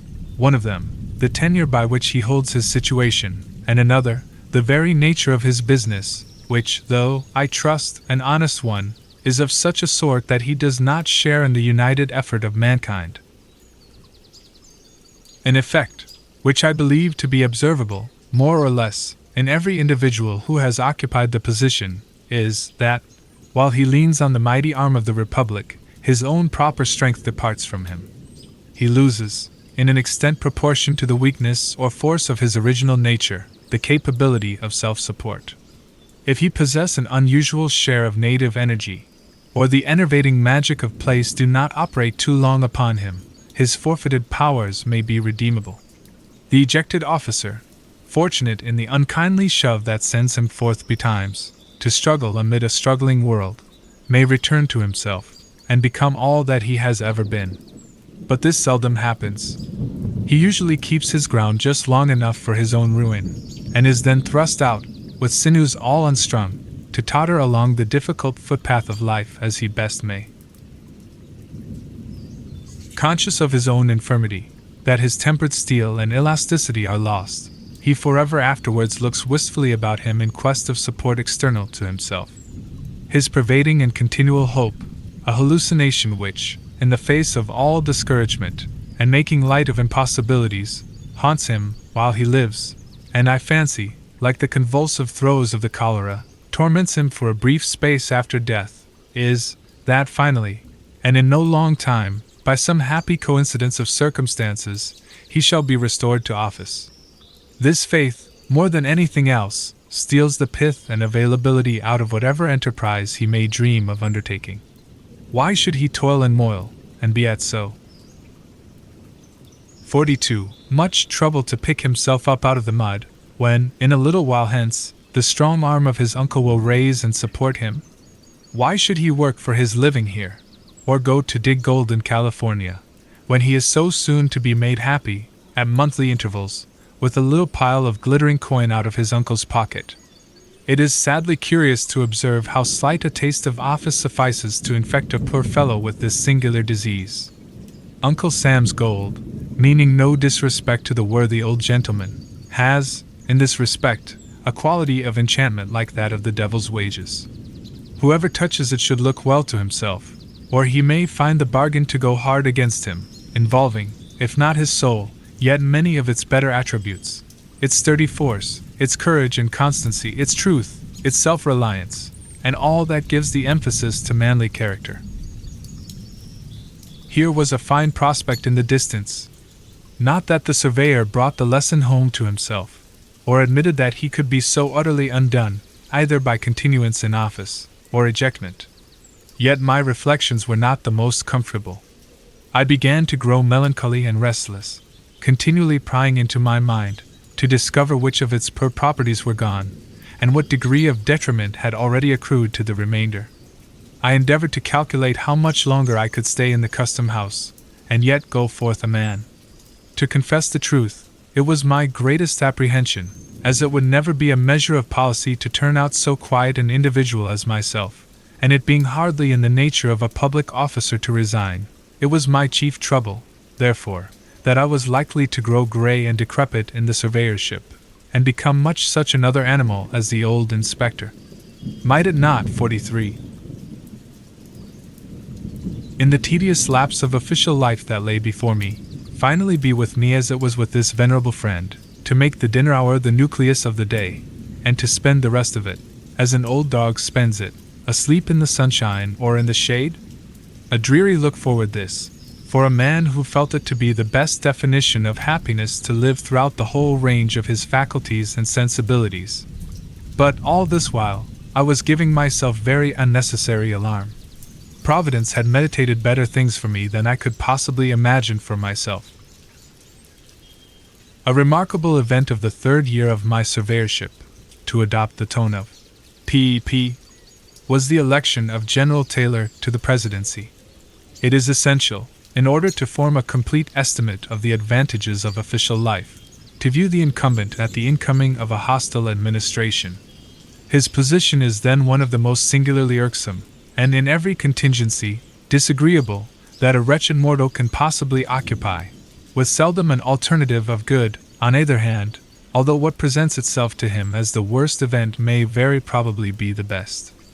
But it is a strange experience, to a man of pride and sensibility, to know that his interests are within the control of individuals who either love nor understand him, and by whom, since one or the other must needs happen, he would rather be injured than obliged. Strange, too, for one who has kept his calmness throughout the contest, to observe the bloodthirstiness that is developed in the hour of triumph, and to be conscious that he is himself among its objects. There are few uglier traits of human nature than this tendency, which I now witnessed in men no worse than their neighbors, to grow cruel, merely because they possess the power of inflicting harm. If 44. The guillotine, as applied to office holders, were a literal fact instead of one of the most apt of metaphors, it is my sincere belief that the active members of the victorious party were sufficiently excited to have chopped off all our heads, and have thanked heaven for the opportunity. It appears to me, who have been a calm and curious observer, as well in victory as defeat, that this fierce and bitter spirit of malice and revenge has never distinguished the many triumphs of my own party as it now did that of the Whigs. The Democrats take the offices, as a general rule, because they need them, and because the practice of many years has made it the law of political warfare, which, unless a different system be proclaimed, it were weakness and cowardice to murmur at. But the long habit of victory has made them generous.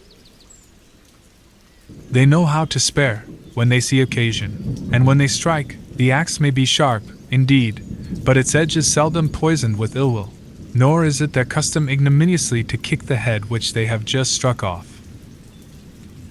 In short, unpleasant as was my predicament, at best, I saw much reason to congratulate myself that I was on the losing side, rather than the triumphant one. If, heretofore, I had been none of the warmest of partisans, I began now, at this season of peril and adversity, to be pretty acutely sensible with which party my predilections lay, nor was it without something like regret and shame, that, according to a reasonable calculation of chances, I saw my own prospect of retaining office to be better than those of my Democratic brethren. But who can see an inch into futurity? beyond his nose. My own head was the first that fell. The moment when a man's head drops off is seldom or never, 45, I am inclined to think, precisely the most agreeable of his life.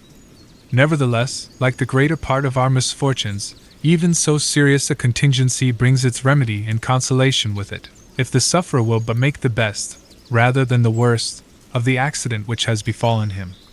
In my particular case, the consolatory topics were close at hand, and indeed, had suggested themselves to my meditations a considerable time before it was requisite to use them. In view of my previous weariness of office, and vague thoughts of resignation, my fortune somewhat resembled that of a person who should entertain an idea of committing suicide, and although beyond his hopes, meet with the good hap to be murdered. In the custom house, as before in the old manse, I had spent 3 years, a term long enough to rest a weary brain, long enough to break off old intellectual habits, and make room for new ones, long enough, and too long, to have lived in an unnatural state, doing what was really of no advantage nor delight to any human being, and withholding myself from toil that would, at least, have stilled an unquiet impulse in me. Then, moreover, as regarded his unceremonious ejectment, the late surveyor was not altogether ill-pleased to be recognized by the Whigs as an enemy, since his inactivity in political affairs, his tendency to roam, at will, in that broad and quiet field where all mankind may meet, rather than confine himself to those narrow paths where brethren of the same household must diverge from one another, had sometimes made it questionable with his brother Democrats whether he was a friend. Now, after he had won the crown of martyrdom, though with no longer a head to wear it on, the point might be looked upon as settled. Finally, little heroic as he was, it seemed more decorous to be overthrown in the downfall of the party with 46, which he had been content to stand, than to remain a forlorn survivor, when so many worthier men were falling, and, at last, after subsisting for 4 years on the mercy of a hostile administration, to be compelled then to define his position anew, and claim the yet more humiliating mercy of a friendly one. Meanwhile the press had taken up my affair, and kept me, for a week or two, careering through the public prints, in my decapitated state, like Irving's headless horseman, ghastly and grim, and longing to be buried, as a politically dead man ought. So much for my figurative self. The real human being, all this time, with his head safely on his shoulders, had brought himself to the comfortable conclusion that everything was for the best, and making an investment in ink, paper, and steel pens, had opened his long-disused writing desk, and was again a literary man. Now it was that the lucubrations of my ancient predecessor, Mr. Surveyor Pugh, came into play. Rusty through long idleness, some little space was requisite before my intellectual machinery could be brought to work upon the tale, with an effect in any degree satisfactory. Even yet, though my thoughts were ultimately much absorbed in the task, it wears, to my eye, a stern and somber aspect, too much ungladdened by genial sunshine, too little relieved by the tender and familiar influences which soften almost every scene of nature and real life, and undoubtedly should soften every picture of them.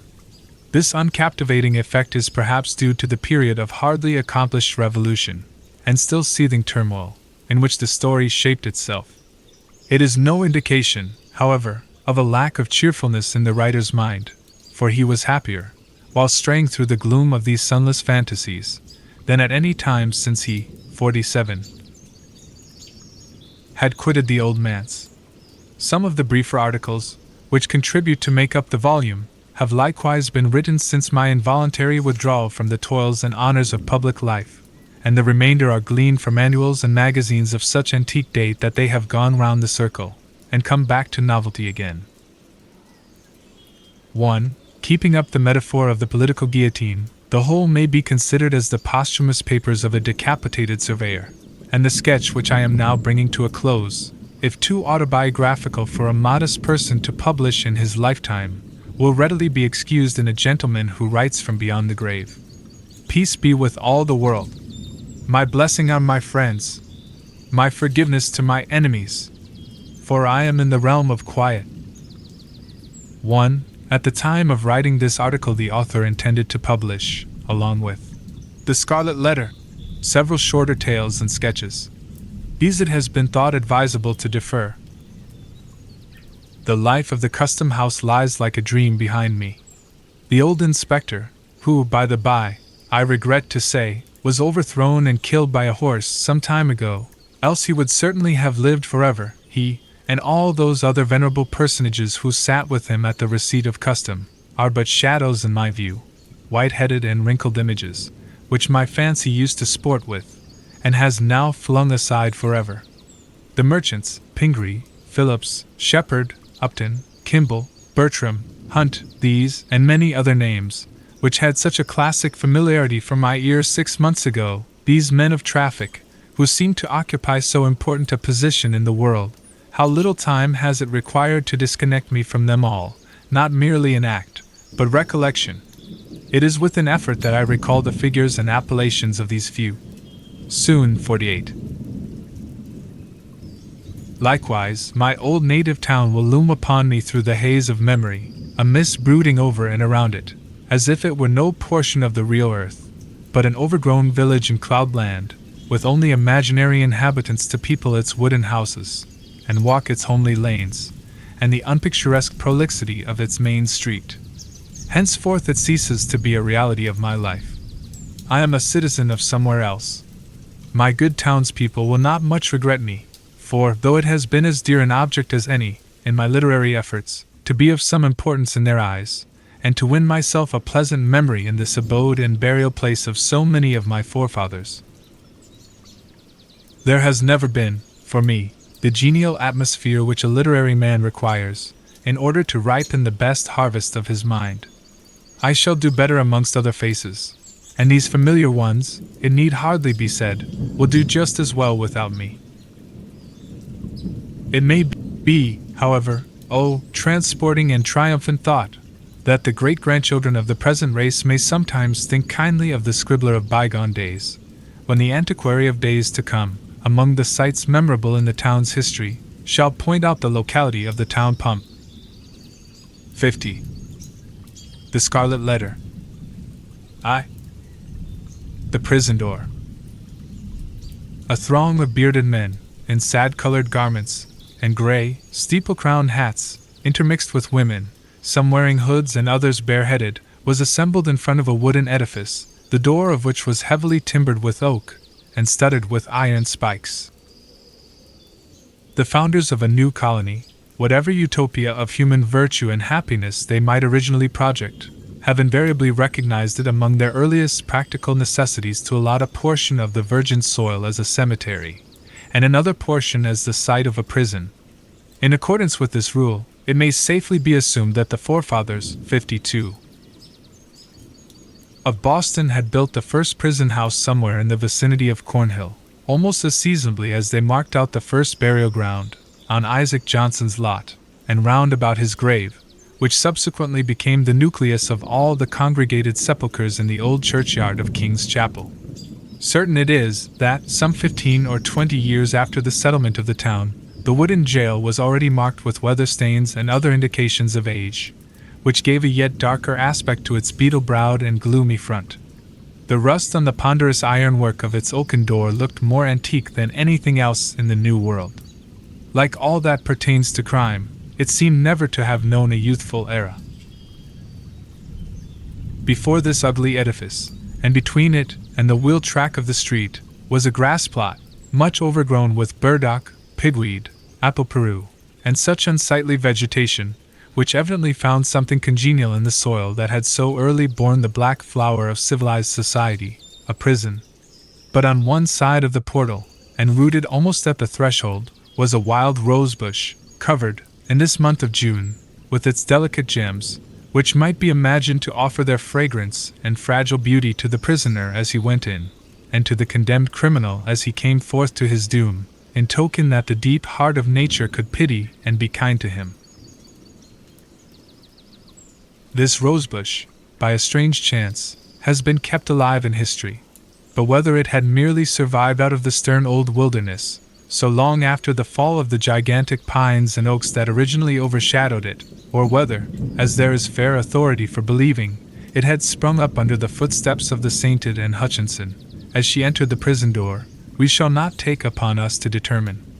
Finding it so directly on the threshold of our narrative, which is now about to 53, issue from that inauspicious portal, we could hardly do otherwise than pluck one of its flowers, and present it to the reader. It may serve, let us hope, to symbolize some sweet moral blossom that may be found along the track, or relieve the darkening close of a tale of human frailty and sorrow. 2. The Marketplace. He grasped plot before the jail, in Prison Lane, on a certain summer morning, not less than 2 centuries ago, was occupied by a pretty large number of the inhabitants of Boston, all with their eyes intently fastened on the iron-clamped oaken door. Amongst any other population, or at a later period in the history of New England, the grim rigidity that petrified the bearded physiognomies of these good people would have augured some awful business in hand. It could have betokened nothing short of the anticipated execution of some noted culprit, on whom the sentence of a legal tribunal had but confirmed the verdict of public sentiment. But, in that early severity of the Puritan character, an inference of this kind could not so indubitably be drawn. It might be that a sluggish bondservant, or an undutiful child, whom his parents had given over to the civil authority, was to be corrected at the whipping post. It might be that an antinomian, a Quaker, or other heterodox religionist was to be scourged out of the town, or an idle and vagrant Indian, whom 55. The white man's firewater had made riotous about the streets, was to be driven with stripes into the shadow of the forest. It might be, too, that a witch, like old Mistress Hibbins, the bitter-tempered widow of the magistrate, was to die upon the gallows. In either case, there was very much the same solemnity of demeanor on the part of the spectators, as befitted a people amongst whom religion and law were almost identical, and in whose character both were so thoroughly interfused, that the mildest and the severest acts of public discipline were alike made venerable and awful. Meager, indeed, and cold was the sympathy that a transgressor might look for, from such bystanders, at the scaffold. On the other hand, a penalty, which, in our days, would infer a degree of mocking infamy and ridicule, might then be invested with almost as stern a dignity as the punishment of death itself. It was a circumstance to be noted, on the summer morning when our story begins its course, that the women, of whom there were several in the crowd, appeared to take a peculiar interest in whatever penal infliction might be expected to ensue. The age had not so much refinement that any sense of impropriety restrained the wearers of petticoat and farthingale from stepping forth into the public ways, and wedging their not unsubstantial persons, if occasion were, into the throng nearest to the scaffold at an execution. Morally, as well as materially, there was a coarser fibre in those wives and maidens of old English birth and breeding than in their fair descendants, separated from them by a series of 6 or 7 generations, for, throughout that chain of ancestry, every successive mother has transmitted to her child a fainter bloom, a more delicate and briefer beauty, and a slighter physical frame, if not a character of less 56 force and solidity than her own. The women who were now standing about the prison door stood within less than half a century of the period when the man like Elizabeth had been the not altogether unsuitable representative of the sex. They were her countrywomen, and the beef and ale of their native land, with a moral diet not a whit more refined, entered largely into their composition. The bright morning sun, therefore, shone on broad shoulders and well-developed busts, and on round and ruddy cheeks, that had ripened in the far-off island, and had hardly yet grown paler or thinner in the atmosphere of New England. There was, moreover, a boldness and rotundity of speech among these matrons, as most of them seemed to be, that would startle us at the present day, whether in respect to its purport or its volume of tone. "Good wives," said a hard-featured dame of 50, "I'll tell ye a piece of my mind. It would be greatly for the public behoof, if we women, being of mature age and church members in good repute, should have the handling of such malefactresses as this Hester Prynne. What think ye, gossips? If the hussy stood up for judgment before us 5, that are now here in a knot together, would she come off with such a sentence as the worshipful magistrates have awarded? "Marry, I trow not." "People say," said another, "that the Reverend Master Dimmesdale, her godly pastor, takes it very grievously to heart that such a scandal should have come upon his congregation. The magistrates are God-fearing gentlemen, but merciful overmuch, that is a truth," added a third autumnal matron. "At the very least, they should have put the brand of a hot iron on Hester Prynne's forehead. Madam Hester would have winced at that, I warrant me. But she, the naughty baggage, little 57, will she care what they put upon the bodice of her gown?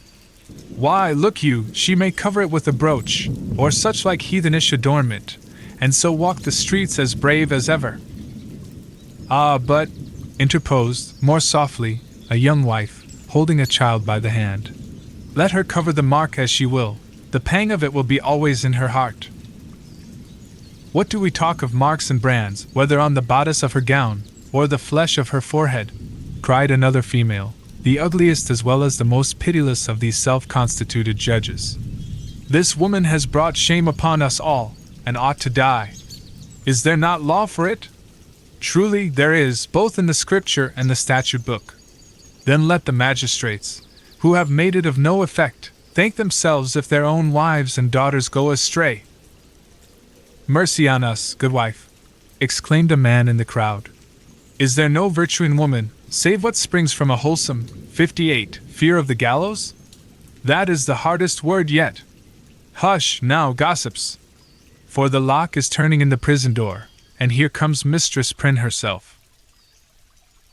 The door of the jail being flung open from within, there appeared, in the first place, like a black shadow emerging into sunshine, the grim and grisly presence of the town beadle, with a sword by his side, and his staff of office in his hand.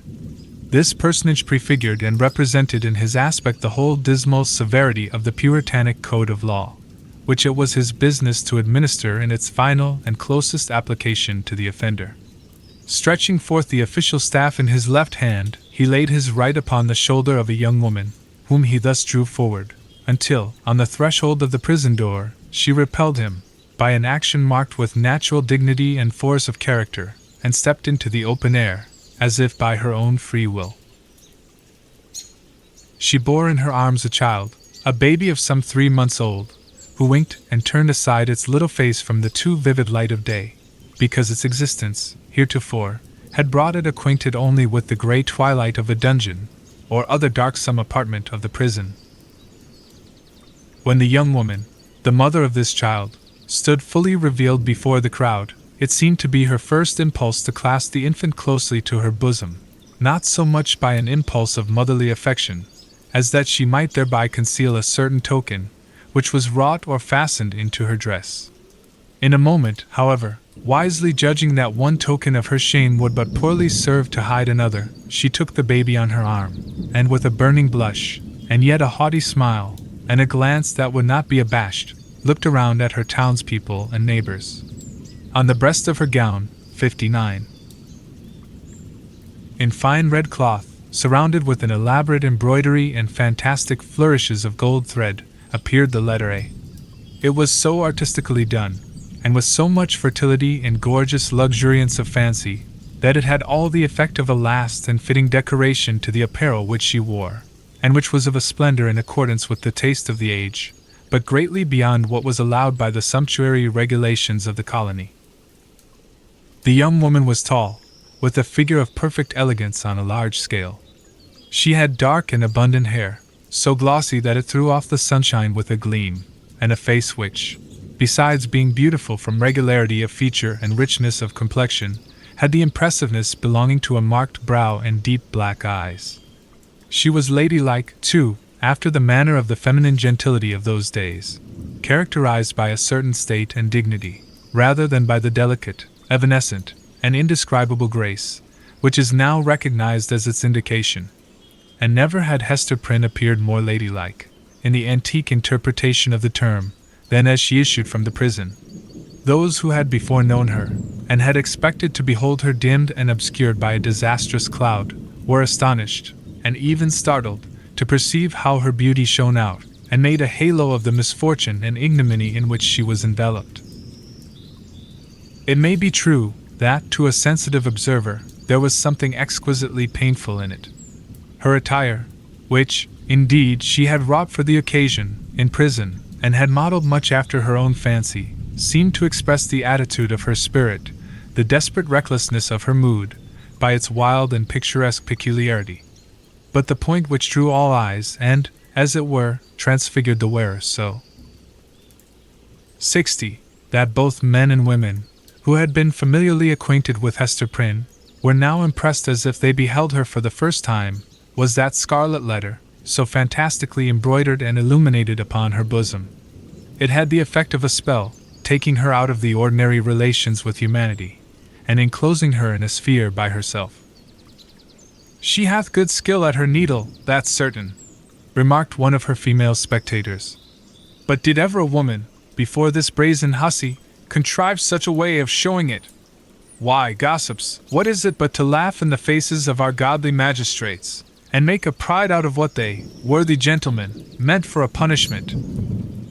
"It were well," muttered the most iron-visaged of the old dames, "if we stripped Madame Hester's rich gown off her dainty shoulders. And as for the red letter, which she hath stitched so curiously, I'll bestow a rag of mine own rheumatic flannel, to make a fitter one." "Oh, peace, neighbors, peace," whispered their youngest companion. "Do not let her hear you. Not a stitch in that embroidered letter but she has felt it in her heart." The grim beadle now made a gesture with his staff. "Make way, good people, make way, in the king's name," cried he. "Open a passage, and I promise ye, Mistress Prynne shall be set where man, woman, and child may have a fair sight of her brave apparel, from this time till an hour past meridian. A blessing on the righteous colony of the Massachusetts, where iniquity is dragged out into the sunshine. Come along, Madam Hester, and show your scarlet letter in the marketplace." A lane was forthwith opened through the crowd of spectators. Preceded by the beadle, and attended by an irregular procession, 61, of stern-browed men and unkindly visaged women, Hester Prynne set forth towards the place appointed for her punishment.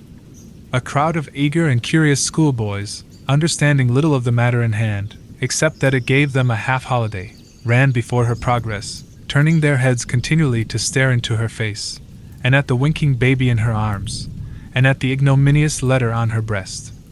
It was no great distance, in those days, from the prison door to the marketplace. Measured by the prisoner's experience, however, it might be reckoned a journey of some length, for, haughty as her demeanor was, she perchance underwent an agony from every footstep of those that thronged to see her, as if her heart had been flung into the street for them all to spurn and trample upon. In our nature, however, there is a provision, alike marvelous and merciful, that the sufferer should never know the intensity of what he endures by its present torture, but chiefly by the pang that rankles after it.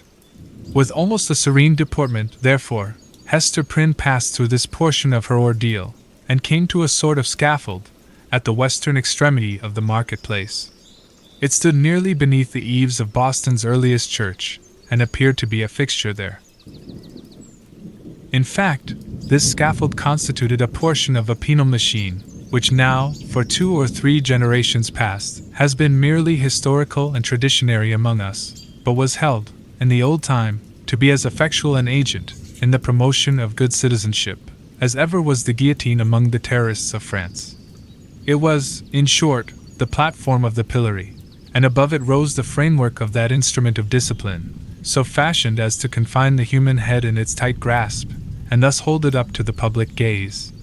The very ideal of ignominy was embodied, 62, and made manifest in this contrivance of wood and iron. There can be no outrage, methinks, against our common nature, whatever be the delinquencies of the individual, no outrage more flagrant than to forbid the culprit to hide his face for shame, as it was the essence of this punishment to do. In Hester Prynne's instance, however, as not unfrequently in other cases, her sentence bore that she should stand a certain time upon the platform, but without undergoing that gripe about the neck and confinement of the head, the proneness to which was the most devilish characteristic of this ugly engine. Knowing well her part, she ascended a flight of wooden steps, and was thus displayed to the surrounding multitude, at about the height of a man's shoulders above the street. Had there been a papist among the crowd of Puritans, he might have seen in this beautiful woman, so picturesque in her attire and mien, and with the infant at her bosom, an object to remind him of the image of divine maternity, which so many illustrious painters have vied with one another to represent, something which should remind him, indeed, but only by contrast, of that sacred image of sinless motherhood, whose infant was to redeem the world. Here, there was the taint of deepest sin in the most sacred quality of human life, working such effect that the world was only the darker for this woman's beauty, and the more lost for the infant that she had borne. The scene was not without a mixture of awe, such as must always invest the spectacle of guilt and shame in a fellow creature, before society shall have grown corrupt enough to smile, instead of shuddering, at it. The witnesses of Hester Prynne's disgrace had not yet passed beyond their simplicity. They were stern enough to look upon her death, had that been the sentence, 63, without a murmur at its severity, but had none of the heartlessness of another social state, which would find only a theme for jest in an exhibition like the present. Even had there been a disposition to turn the matter into ridicule, it must have been repressed and overpowered by the solemn presence of men no less dignified than the governor, and several of his councillors, a judge, a general, and the ministers of the town, all of whom sat or stood in a balcony of the meeting-house, looking down upon the platform. When such personages could constitute a part of the spectacle, without risking the majesty or reverence of rank and office, it was safely to be inferred that the infliction of a legal sentence would have an earnest and effectual meaning. Accordingly, the crowd was somber and grave. The unhappy culprit sustained herself as best a woman might, under the heavy weight of 1,000 unrelenting eyes, all fastened upon her, and concentrated at her bosom. It was almost intolerable to be borne. Of an impulsive and passionate nature, she had fortified herself to encounter the stings and venomous stabs of public contumely, wreaking itself in every variety of insult. But there was a quality so much more terrible in the solemn mood of the popular mind, that she longed rather to behold all those rigid countenances contorted with scornful merriment, and herself the object. Had a roar of laughter burst from the multitude, each man, each woman, each little shrill-voiced child, contributing their individual parts, Hester Prynne might have repaid them all with a bitter and disdainful smile. But under the leaden infliction which it was her doom to endure, she felt, at moments, as if she must needs shriek out with the full power of her lungs, and cast herself from the scaffold down upon the ground, or else go mad at once. 64. Yet there were intervals when the whole scene, in which she was the most conspicuous object, seemed to vanish from her eyes, or, at least, glimmered indistinctly before them, like a mass of imperfectly shaped and spectral images. Her mind, and especially her memory, was preternaturally active, and kept bringing up other scenes than this roughly hewn street of a little town, on the edge of the western wilderness, other faces than were lowering upon her from beneath the brims of those steeple-crowned hats. Reminiscences the most trifling and immaterial, passages of infancy and schooldays, sports, childish quarrels, and the little domestic traits of her maiden years, came swarming back upon her, intermingled with recollections of whatever was gravest in her subsequent life, one picture precisely as vivid as another, as if all were of similar importance, or all alike a play. Possibly it was an instinctive device of her spirit, to relieve itself, by the exhibition of these phantasmagoric forms, from the cruel weight and hardness of the reality. Be that as it might, the scaffold of the pillory was a point of view that revealed to Hester Prynne the entire track along which she had been treading since her happy infancy. Standing on that miserable eminence, she saw again her native village, in Old England, and her paternal home, a decayed house of grey stone, with a poverty-stricken aspect, but retaining a half-obliterated shield of arms over the portal, in token of antique gentility. She saw her father's face, with its bald brow, and reverend white beard, that flowed over the old-fashioned Elizabethan ruff. Her mother's, too, with the look of heedful and anxious love which it always wore in her remembrance, and which, glowing with girlish beauty, and illuminating all the interior even since her death, had so often laid the impediment of a gentle remonstrance in her daughter's pathway. She saw her own of the dusky mirror in which she had been wont to gaze at it. There she beheld another countenance, of a man well stricken in years, a pale, thin, scholar-like visage, with eyes dim and bleared by the lamplight that had served them to pore over many ponderous books. Yet those same bleared optics had a strange, penetrating power, when it was their owner's purpose to read the human soul. This figure of the study in the cloister, as Hester Prynne's womanly fancy failed not to recall, was slightly deformed, with the left shoulder a trifle higher than the right. Next rose before her, in memory's picture gallery, the intricate and narrow thoroughfares, the tall, grey houses, the huge cathedrals, and the public edifices, ancient in date and quaint in architecture, of a continental city, where a new life had awaited her, still in connection with the misshapen scholar, a new life, but feeding itself on time-worn materials, like a tuft of green moss on a crumbling wall. Lastly, in lieu of these shifting scenes, came back the rude marketplace of the Puritan settlement, with all the townspeople assembled and leveling their stern regards at Hester Prynne, yes, at herself, who stood on the scaffold of the pillory, an infant on her arm, and the letter A, in scarlet, fantastically embroidered with gold thread, upon her bosom. Could it be true? She clutched the child so fiercely to her 66 breast that it sent forth a cry. She turned her eyes downward at the scarlet letter, and even touched it with her finger, to assure herself that the infant and the shame were real. Yes, these 67 were her realities, all else had vanished. 3.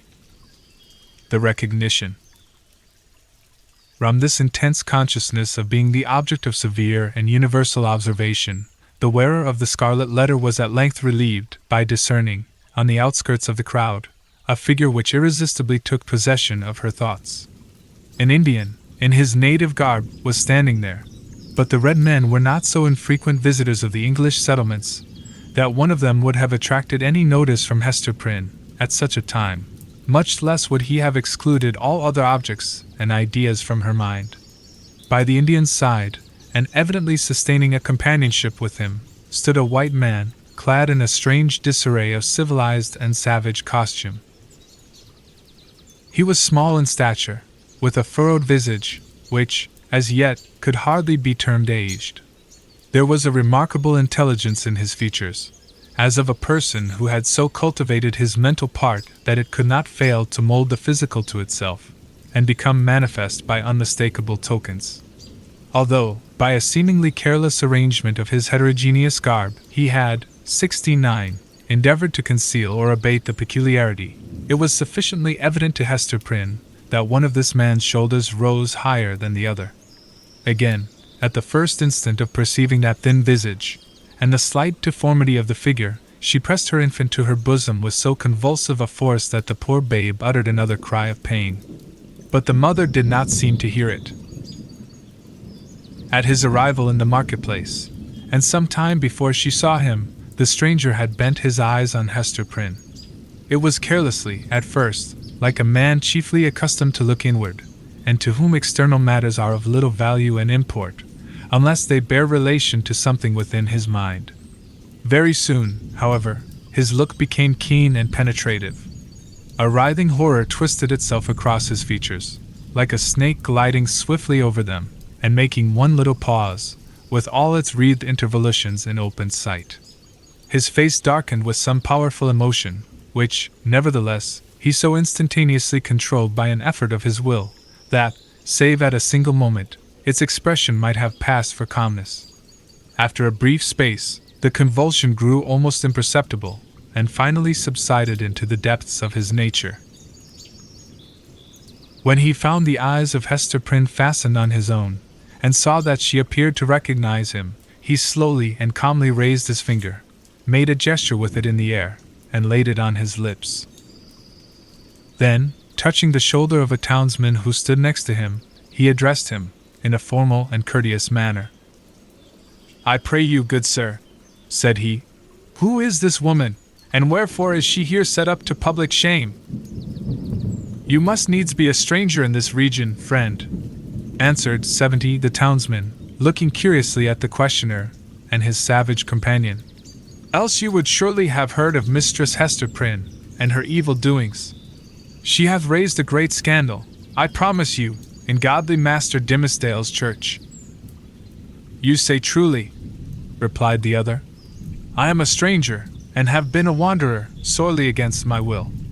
I have met with grievous mishaps by sea and land, and have been long held in bonds among the heathen folk to the southward, and am now brought hither by this Indian, to be redeemed out of my captivity. Will it please you, therefore, to tell me of Hester Prynne's, have I her name rightly, of this woman's offences, and what has brought her to yonder scaffold?" "Truly, friend, and methinks it must gladden your heart, after your troubles and sojourn in the wilderness," said the townsman, "to find yourself, at length, in a land where iniquity is searched out, and punished in the sight of rulers and people, as here in our godly New England.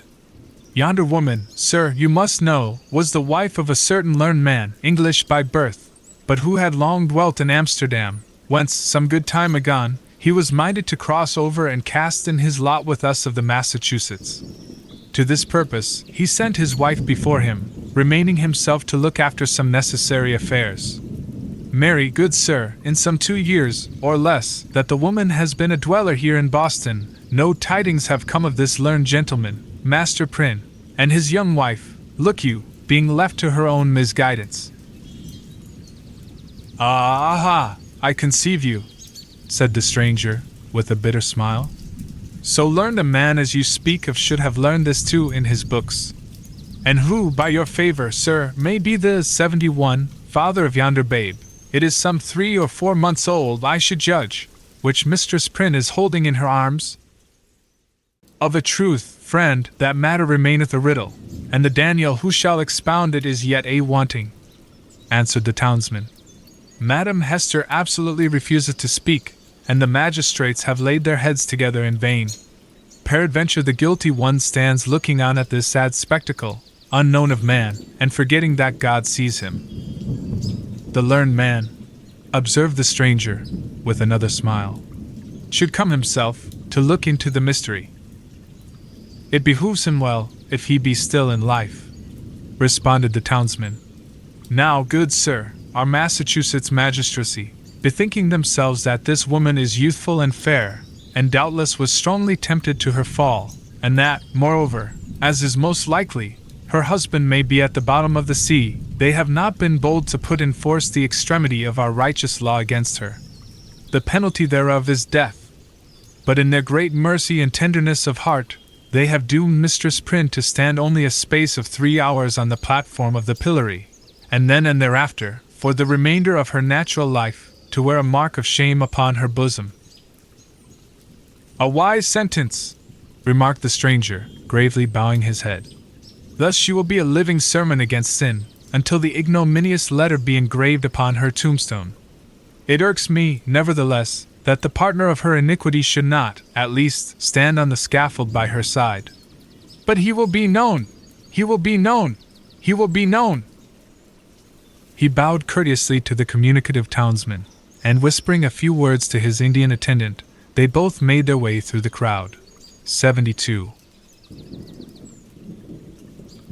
While this passed, Hester Prynne had been standing on her pedestal, still with a fixed gaze towards the stranger. So fixed a gaze that, at moments of intense absorption, all other objects in the visible world seemed to vanish, leaving only him and her.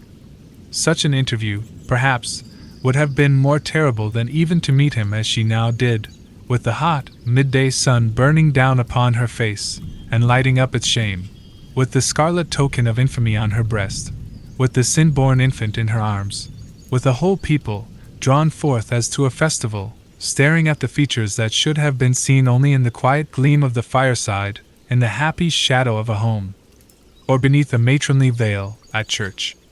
Dreadful as it was, she was conscious of a shelter in the presence of these 1,000 witnesses. It was better to stand thus, with so many betwixt him and her, than to greet him, face to face, they two alone. She fled for refuge, as it were, to the public exposure, and dreaded the moment when its protection should be withdrawn from her. Involved in these thoughts, she scarcely heard a voice behind her, until it had repeated her name more than once, in a loud and solemn tone, audible to the whole multitude. "Hearken unto me, Hester Prynne," said the voice. It has already been noticed that directly over the platform on which Hester Prynne stood was a kind of balcony, or open gallery, appended to the meeting house. It was the place whence proclamations were wont to be made, amidst an assemblage of the magistracy, with all the ceremonial that attended such public observances in those days. Here, to witness the scene which we are describing, sat Governor Bellingham himself, with 4 sergeants about his chair, bearing halberds, as a guard of honor. He wore a dark feather in his hat, a border of embroidery on 73. His cloak, and a black velvet tunic beneath. A gentleman advanced in years, with a hard experience written in his wrinkles. He was not ill-fitted to be the head and representative of a community, which owed its origin and progress, and its present state of development, not to the impulses of youth, but to the stern and tempered energies of manhood, and the somber sagacity of age, accomplishing so much, precisely because it imagined and hoped so little. The other eminent characters by whom the chief ruler was surrounded were distinguished by a dignity of mien, belonging to a period when the forms of authority were felt to possess the sacredness of divine institutions. They were, doubtless, good men, just and sage. But out of the whole human family, it would not have been easy to select the same number of wise and virtuous persons, who should be less capable of sitting in judgment on an erring woman's heart, and disentangling its mesh of good and evil, than the sages of rigid aspect towards whom Hester Prynne now turned her face. She seemed conscious, indeed, that whatever sympathy she might expect lay in the larger and warmer heart of the multitude, for, as she lifted her eyes towards the balcony, the unhappy woman grew pale and trembled. The voice which had called her attention was that of the Reverend and famous John Wilson, the eldest clergyman of Boston, a great scholar, like most of his contemporaries in the profession, and withal a man of kind and genial spirit. This last attribute, however, had been less carefully developed than his intellectual gifts, and was, in truth, rather a matter of shame than self-congratulation with him. There he stood, with a border of grizzled locks beneath his skull-cap, while his grey eyes, accustomed to the shaded light of his study, were winking, like 74, those of Hester's infant, in the unadulterated sunshine. He looked like the darkly engraved portraits which we see prefixed to old volumes of sermons, and had no more right than one of those portraits would have, to step forth, as he now did, and meddle with a question of human guilt, passion, and anguish. "Hester Prynne," said the clergyman, "I have striven with my young brother here, under whose preaching of the word you have been privileged to sit." Here Mr. Wilson laid his hand on the shoulder of a pale young man beside him. "I have sought, I say, to persuade this godly youth, that he should deal with you, here in the face of heaven, and before these wise and upright rulers, and in hearing of all the people, as touching the vileness and blackness of your sin. Knowing your natural temper better than I, he could the better judge what arguments to use, whether of tenderness or terror, such as might prevail over your hardness and obstinacy, insomuch that you should no longer hide the name of him who tempted you to this grievous fall. But he opposes to me, with a young man's oversoftness, albeit wise beyond his years, that it were wronging the very nature of woman to force her to lay open her heart's secrets in such broad daylight, and in presence of so great a multitude. Truly, as I sought to convince him, the shame lay in the commission of the sin, and not in the showing of it forth. What say you to it, once again, Brother Dimmesdale? Must it be thou, or I, that shall deal with this poor sinner's soul?" There was a murmur among the dignified and reverend occupants of the balcony, and Governor Bellingham gave expression to its purport, speaking in an authoritative voice, although tempered with respect towards the youthful clergyman whom he addressed. 75. "Good Master Dimmesdale," said he, "the responsibility of this woman's soul lies greatly with you. It behooves you, therefore, to exhort her to repentance, and to confession, as a proof and consequence thereof." The directness of this appeal drew the eyes of the whole crowd upon the Reverend Mr. Dimmesdale, a young clergyman, who had come from one of the great English universities, bringing all the learning of the age into our wild forest land. His eloquence and religious fervor had already given the earnest of high eminence in his profession. He was a person of very striking aspect, with a white, lofty, and impending brow, large brown, melancholy eyes, and a mouth which, unless when he forcibly compressed it, was apt to be tremulous, expressing both nervous sensibility and a vast power of self-restraint. Notwithstanding his high native gifts and scholar-like attainments, there was an air about this young minister, an apprehensive, a startled, a half-frightened look, as of a being who felt himself quite astray and at a loss in the pathway of human existence, and could only be at ease in some seclusion of his own. Therefore, so far as his duties would permit, he trod in the shadowy by-paths, and thus kept himself simple and childlike, coming forth, when occasion was, with a freshness, and fragrance, and dewy purity of thought, which, as many people said, affected them like the speech of an angel. Such was the young man whom the Reverend Mr. Wilson and the governor had introduced so openly to the public notice, bidding him speak, in the hearing of all men, to that mystery of a woman's soul, so sacred even in its pollution. The trying nature of his position drove the blood from his cheek, and made his lips tremulous. 76. "Speak to the woman, my brother," said Mr. Wilson. "It is of moment to her soul, and therefore, as the worshipful governor says, momentous to thine own, in whose charge hers is. Exhort her to confess the truth." The Reverend Mr. Dimmesdale bent his head, in silent prayer, as it seemed, and then came forward. "Hester Prynne," said he, leaning over the balcony and looking down steadfastly into her eyes, "thou hearest what this good man says, and sayest the accountability under which I labor. If thou feelest it to be for thy soul's peace, and that thy earthly punishment will thereby be made more effectual to salvation, I charge thee to speak out the name of thy fellow sinner and fellow sufferer.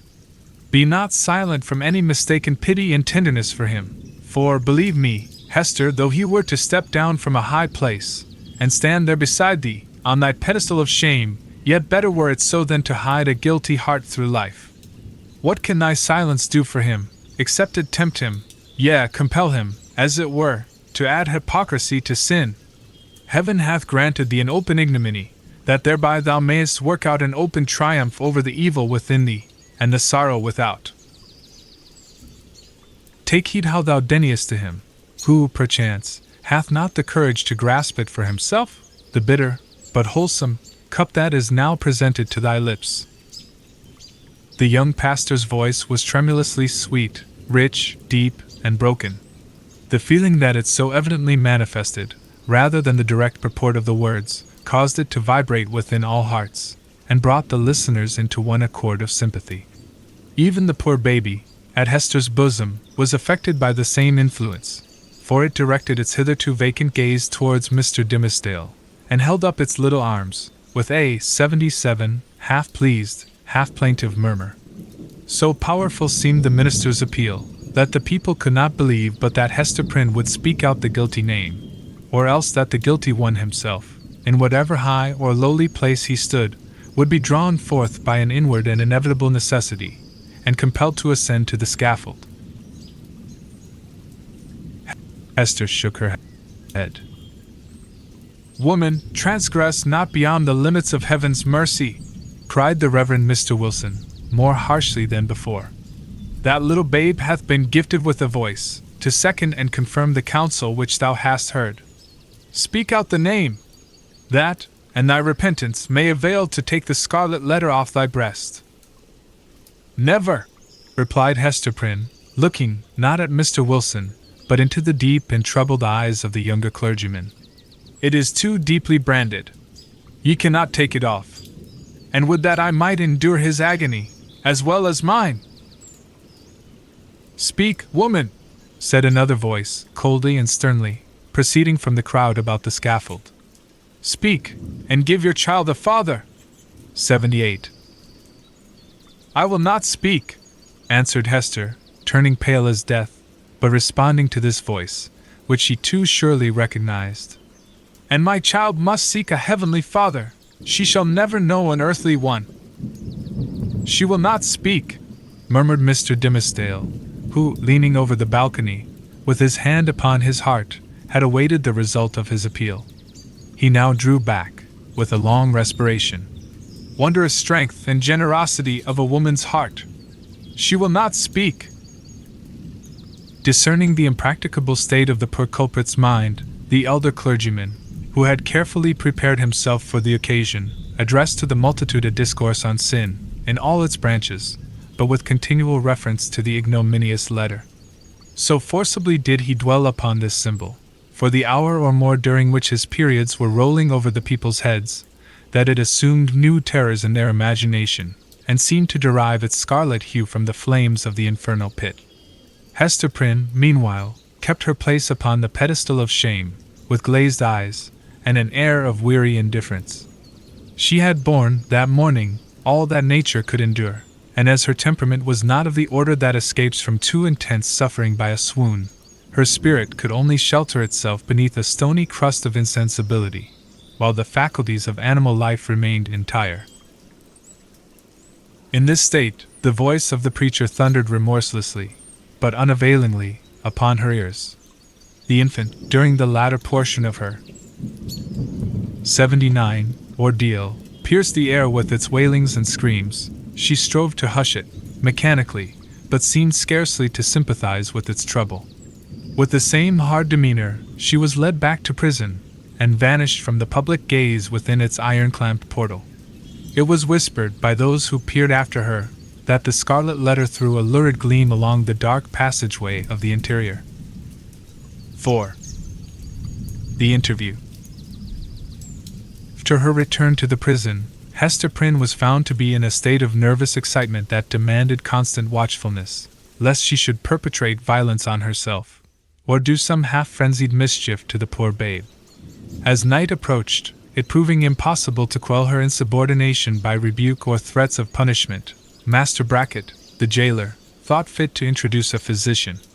He described him as a man of skill in all Christian modes of physical science, and likewise familiar with whatever the savage people could teach, in respect to medicinal herbs and roots that grew in the forest.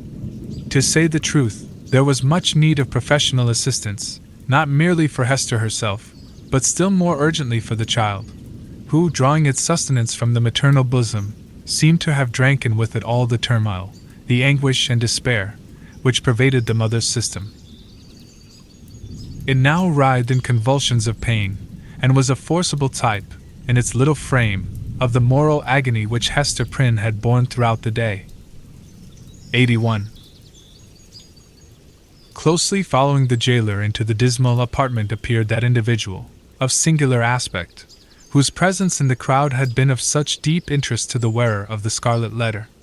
He was lodged in the prison, not as suspected of any offense, but as the most convenient and suitable mode of disposing of him, until the magistrates should have conferred with the Indian sagamores respecting his ransom.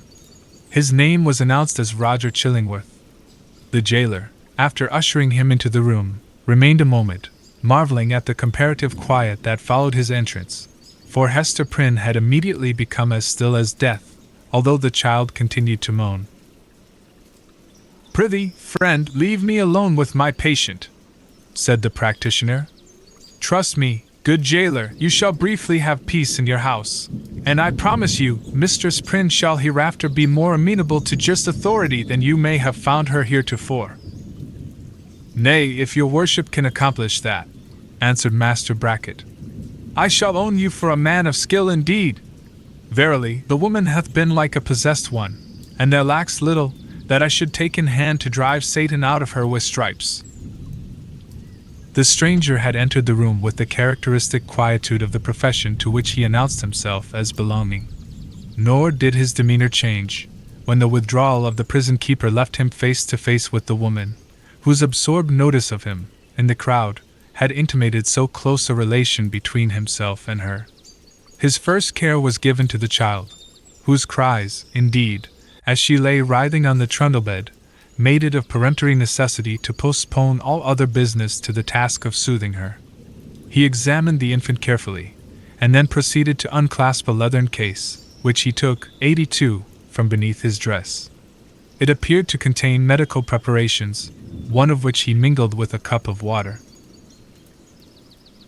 "My old studies in alchemy," observed he, "and my sojourn, for above a year past, among a people well versed in the kindly properties of simples, have made a better physician of me than many that claim the medical degree. Here, woman! The child is yours, she is none of mine, either will she recognize my voice or aspect as a father's. Administer this draught, therefore, with thine own hand." Hester repelled the offered medicine, at the same time gazing with strongly marked apprehension into his face. "Wouldst thou avenge thyself on the innocent babe?" whispered she. "Foolish woman," responded the physician, half coldly, half soothingly.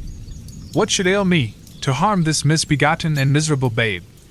The medicine is potent for good, and were it my child, yea, mine own, as well as thine, I could do no better for it." As she still hesitated, being, in fact, in no reasonable state of mind, he took the infant in his arms, and himself administered the draught. It soon proved its efficacy, and redeemed the leech's pledge. The moans of the little patient subsided, its convulsive tossings gradually ceased, and in a few moments, as is the custom of young children after relief from pain, it sank into a profound and dewy slumber. The physician, as he had a fair right to be termed, next bestowed his attention on the mother.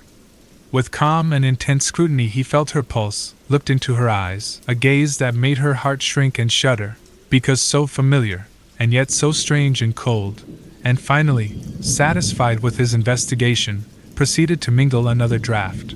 83. "I know not Lethe nor Nepenthe," remarked he, "but I have learned many new secrets in the wilderness, and here is one of them, a recipe that an Indian taught me, in requital of some lessons of my own, that were as old as Paracelsus. Drink it. It may be less soothing than a sinless conscience. That I cannot give thee. But it will calm the swell and heaving of thy passion, like oil thrown on the waves of a tempestuous sea." He presented the cup to Hester, who received it with a slow, earnest look into his face, not precisely a look of fear, yet full of doubt and questioning, as to what his purposes might be. She looked also at her slumbering child. "I have thought of death," said she, "have wished for it, would even have prayed for it, were it fit that such as I should pray for anything. Yet if death be in this cup, I bid thee think again, ere thou beholdest me quaff it. See! It is even now at my lips." "Drink, then," replied he, still with the same cold composure. "Dost thou know me so little, Hester Prynne? Are my purposes wont to be so shallow? Even if I imagine a scheme of vengeance, what could I do better for my object than to let thee live, than to give thee medicines against all harm and peril of life, so that this burning shame may still blaze upon thy bosom?" As he spoke, he laid his long forefinger on the Scarlet Letter, which forthwith seemed to scorch into Hester's breast, as if it had been red hot. He noticed her involuntary gesture, and smiled. "Live, therefore, and bear about thy doom with thee, in the eyes of men and women, in the eyes of him whom thou didst call thy husband, in the eyes of yonder child. And that thou mayest live, take off this draught." Without further expostulation or delay, Hester Prynne drained, 84, the cup, and, at the motion of the man of skill, seated herself on the bed where the child was sleeping, while he drew the only chair which the room afforded, and took his own seat beside her. She could not but tremble at these preparations, for she felt that, having now done all that humanity or principle, or if so it were, a refined cruelty impelled him to do, for the relief of physical suffering, he was next to treat with her as the man whom she had most deeply and irreparably injured. "Hester," said he, "I ask not wherefore, nor how, thou hast fallen into the pit, or say, rather, thou hast ascended to the pedestal of infamy, on which I found thee. The reason is not far to seek. It was my folly, and thy weakness. I, a man of thought, the bookworm of great libraries, a man already in decay, having given my best years to feed the hungry dream of knowledge, what had I to do with youth and beauty like thine own? Misshapen from my birth hour, how could I delude myself with the idea that intellectual gifts might veil physical deformity in a young girl's fantasy? Men call me wise. If sages were ever wise in their own behoof, I might have foreseen all this. I might have known that, as I came out of the vast and dismal forest, and entered this settlement of Christian men, the very first object to meet my eyes would be thyself, Hester Prynne, standing up, a statue of ignominy, before the people. Nay, from the moment when we came down the old church steps together, a married pair, I might have beheld the balefire of that Scarlet Letter blazing at the end of our path. Thou knowest, said Hester, for, depressed as she was, she could not endure this last quiet stab at the token of her shame. Thou knowest that I was frank with thee. I felt no love, nor feigned any. 85. True, replied he. It was my folly. I have said it. But up to that epoch of my life, I had lived in vain. The world had been so cheerless. My heart was a habitation large enough for many guests, but lonely and chill, and without a household fire. I longed to kindle one. It seemed not so wild a dream, old as I was, and somber as I was, and misshapen as I was, that the simple bliss, which is scattered far and wide, for all mankind to gather up, might yet be mine. And so, Hester, I drew thee into my heart, into its innermost chamber, and sought to warm thee by the warmth which thy presence made there. I have greatly wronged thee, murmured Hester. We have wronged each other, answered he. Mine was the first wrong, when I betrayed thy budding youth into a false and unnatural relation with my decay. Therefore, as a man who has not thought and philosophized in vain, I seek no vengeance, plot no evil against thee. Between thee and me the scale hangs fairly balanced. But, Hester, the man lives who has wronged us both. Who is he? Ask me not, replied Hester Prynne, looking firmly into his face. That thou shalt never know. Never, sayest thou? Rejoined he, with a smile of dark and self-relying intelligence. Never know him. Believe me, Hester, there are few things, whether in the outward world or, to a certain depth, in the invisible sphere of thought, few things hidden from the man who devotes himself earnestly and unreservedly to the solution of a mystery. Thou mayest cover up thy secret from the prying multitude. Thou mayest conceal it, too, from the ministers and magistrates, even as thou didst this day, when they sought to wrench the name out of thy heart, and give thee a partner on thy pedestal. But as for me, I come to 86, the inquest with other senses than they possess. I shall seek this man, as I have sought truth in books, as I have sought gold in alchemy. There is a sympathy that will make me conscious of him. I shall see him tremble. I shall feel myself shudder, suddenly and unawares. Sooner or later, he must needs be mine. The eyes of the wrinkled scholar glowed so intensely upon her, that Hester Prynne clasped her hands over her heart, dreading lest he should read the secret there at once. Thou wilt not reveal his name? Not the less he is mine, resumed he, with a look of confidence, as if destiny were at one with him. He bears no letter of infamy wrought into his garment, as thou dost, but I shall read it on his heart. Yet fear not for him. Think not that I shall interfere with heaven's own method of retribution, or, to my own loss, betray him to the gripe of human law. Neither do thou imagine that I shall contrive aught against his life, no, nor against his fame, if, as I judge, he be a man of fair repute. Let him live. Let him hide himself in outward honor, if he may. Not the less he shall be mine. Thy acts are like mercy, said Hester, bewildered and appalled. But thy words interpret thee as a terror. One thing, thou that wast my wife, I would enjoin upon thee, continued the scholar. Thou hast kept the secret of thy paramour. Keep, likewise, mine. There are none in this land that know me. Breathe not, to any human soul, that thou didst ever call me husband. Here, on this wild outskirt of the earth, I shall pitch my tent, for, elsewhere a wanderer, and isolated from human interests, I find here a woman, a man, a child, amongst whom and myself there exist the closest ligaments. No matter whether of love or hate, no matter whether of right or wrong. Thou and thine, Hester Prynne, belong to me. My home is where thou art, and where he is. But betray me not. Wherefore dost thou desire it? Inquired Hester, shrinking. 88. She hardly knew why, from this secret bond. Why not announce thyself openly, and cast me off at once? It may be, he replied, because I will not encounter the 89 dishonor that besmirches the husband of a faithless woman. It may be for other reasons. Enough, it is my purpose to live and die unknown. Let, therefore, thy husband be to the world as one already dead, and of whom no tidings shall ever come. Recognize me not, by word, by sign, by look. Breathe not the secret, above all, to the man thou wottest of. Shouldst thou fail me in this, beware. His fame, his position, his life, will be in my hands. Beware! I will keep thy secret, as I have his, said Hester. Swear it, rejoined he. And she took the oath. And now, Mistress Prynne, said old Roger Chillingworth, as he was hereafter to be named, I leave thee alone, alone with thy infant, and the Scarlet Letter.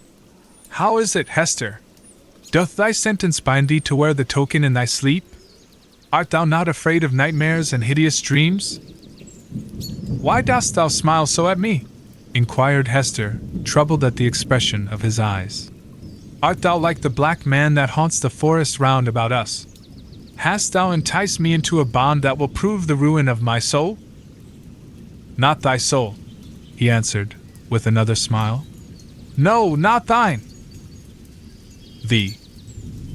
Hester at her needle. Hester Prynne's term of confinement was now at an end. Her prison door was thrown open, and she came forth into the sunshine, which, falling on all alike, seemed, to her sick and morbid heart, as if meant for no other purpose than to reveal the scarlet letter on her breast. Perhaps there was a more real torture in her first unattended footsteps from the threshold of the prison, than even in the procession and spectacle that have been described, where she was made the common infamy, at which all mankind was summoned to point its finger. Then, she was supported by an unnatural tension of the nerves, and by all the combative energy of her character, which enabled her to convert the scene into a kind of lurid triumph. It was, moreover, a separate and insulated event, to occur but once in her lifetime, and to meet which, therefore, reckless of economy, she might call up the vital strength that would have sufficed for many quiet years. The very law that condemned her, a giant of stern features, but with vigor to support, as well as to annihilate, in his iron arm. 91 had held her up, through the terrible ordeal of her ignominy. But now, with this unattended walk from her prison door, began the daily custom, and she must either sustain and carry it forward by the ordinary resources of her nature, or sink beneath it. She could no longer borrow from the future to help her through the present grief. Tomorrow would bring its own trial with it. So would the next day, and so would the next, each its own trial, and yet the very same that was now so unutterably grievous to be borne. The days of the far-off future would toil onward, still with the same burden for her to take up, and bear along with her, but never to fling down, for the accumulating days, and added years, would pile up their misery upon the heap of shame. Throughout them all, giving up her individuality, she would become the general symbol at which the preacher and moralists might point, and in which they might vivify and embody their images of woman's frailty and sinful passion. Thus the young and pure would be taught to look at her, with the scarlet letter flaming on her breast, at her, the child of honorable parents, at her, the mother of a babe, that would hereafter be a woman, at her, who had once been innocent, as the figure, the body, the reality of sin. And over her grave, the infamy that she must carry thither would be her only monument.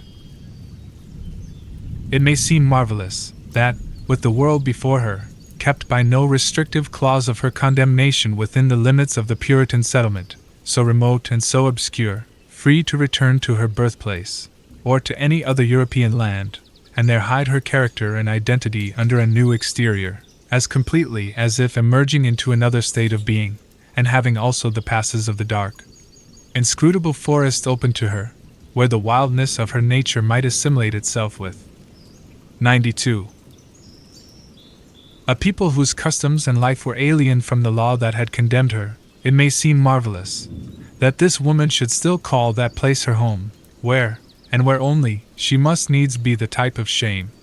But there is a fatality, a feeling so irresistible and inevitable that it has the force of doom, which almost invariably compels human beings to linger around and haunt, ghost-like, the spot where some great and marked event has given the color to their lifetime, and still the more irresistibly, the darker the tinge that saddens it. Her sin, her ignominy, were the roots which she had struck into the soil.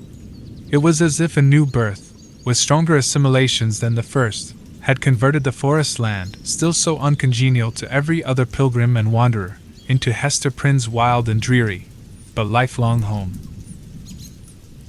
All other scenes of earth, even that village of rural England, where happy infancy and stainless maidenhood seemed yet to be in her mother's keeping, like garments put off long ago, were foreign to her, in comparison. The chain that bound her here was of iron links, and galling to her inmost soul, but could never be broken. It might be, too, doubtless it was so, although she hid the secret from herself, and grew pale whenever it struggled out of her heart, like a serpent from its hole. It might be that another feeling kept her within the scene and pathway that had been so fatal. There trod the feet of one with whom she deemed herself connected in a union, that, unrecognized on earth, would bring them together before the bar of final judgment, and make that their marriage altar, for a joint futurity of endless retribution. Over and over again, the tempter of souls had thrust this idea upon Hester's contemplation, and laughed at the passionate and desperate joy with which she, 93, seized, and then strove to cast it from her. She barely looked the idea in the face, and hastened to bar it in its dungeon. What she compelled herself to believe, what, finally, she reasoned upon, as her motive for continuing a resident of New England, was half a truth, and half a self-delusion. Here, she said to herself, had been the scene of her guilt, and here should be the scene of her earthly punishment, and so, perchance, the torture of her daily shame would at length purge her soul, and work out another purity than that which she had lost, more saint-like, because the result of martyrdom. Hester Prynne, therefore, did not flee. On the outskirts of the town, within the verge of the peninsula, but not in close vicinity to any other habitation, there was a small thatched cottage. It had been built by an earlier settler, and abandoned because the soil about it was too sterile for cultivation, while its comparative remoteness put it out of the sphere of that social activity which already marked the habits of the emigrants. It stood on the shore, looking across a basin of the sea at the forest-covered hills, towards the west. A clump of scrubby trees, such as alone, 94,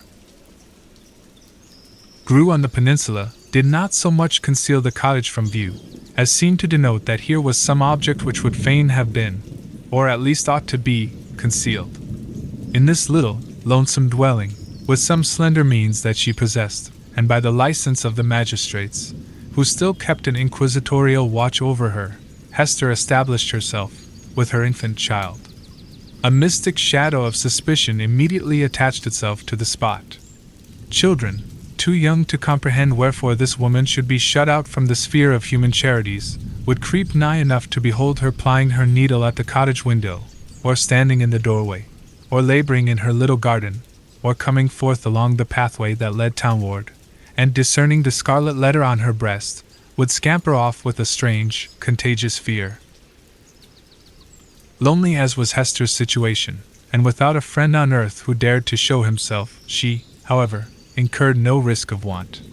She possessed an art that sufficed, even in a land that afforded comparatively little scope for its exercise, to supply food for her thriving infant and herself. It was the art, then, as now, almost the only one within a woman's grasp, of needlework.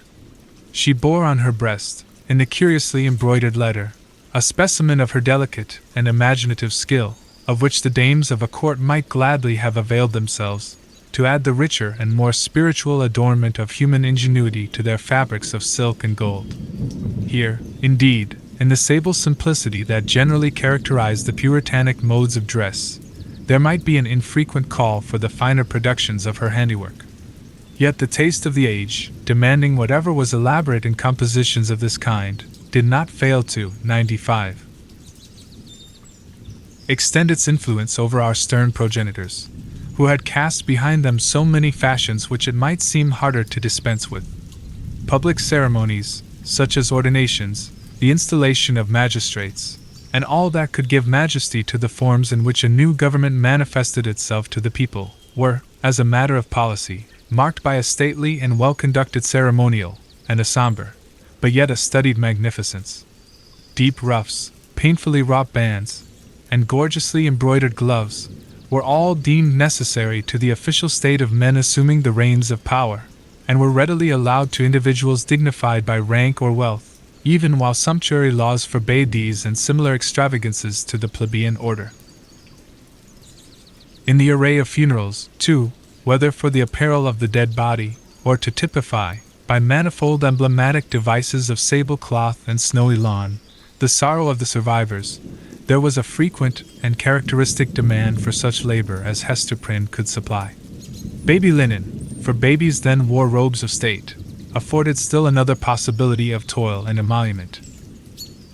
By degrees, nor very slowly, her handiwork became what would now be termed the fashion. Whether from commiseration for a woman of so miserable a destiny, or from the morbid curiosity that gives a fictitious value even to common or worthless things, or by whatever other intangible circumstance was then, as now, sufficient to bestow, on some persons, what others might seek in vain, or because Hester really filled a gap which must otherwise have remained vacant. It is certain that she had ready and fairly requited employment for as many hours as she saw fit to occupy with her needle. Vanity, it may be, chose to mortify itself by putting on, for ceremonials of pomp and state, the garments that had been wrought by her sinful hands. Her 96. Needlework was seen on the ruff of the governor. Military men wore it on their scarfs, and the minister on his band. It decked the baby's little cap. It was shut up, to be mildewed and moulder away, in the coffins of the dead. But it is not recorded that, in a single instance, her skill was called in aid to embroider the white veil which was to cover the pure blushes of a bride. The exception indicated the ever-relentless rigor with which society frowned upon her sin. Hester sought not to acquire anything beyond a subsistence, of the plainest and most ascetic description, for herself, and a simple abundance for her child. Her own dress was of the coarsest materials and the most somber hue, with only that one ornament, the Scarlet Letter, which it was her doom to wear. The child's attire, on the other hand, was distinguished by a fanciful, or, we might rather say, a fantastic ingenuity, which served, indeed, to heighten the airy charm that early began to develop itself in the little girl, but which appeared to have also a deeper meaning. We may speak further of it hereafter. Except for that small expenditure in the decoration of her infant, Hester bestowed all her superfluous means in charity, on wretches less miserable than herself, and who not unfrequently insulted the hand that fed them. Much of the time, which she might readily have applied to the better efforts of her art, she employed in making coarse garments for the poor.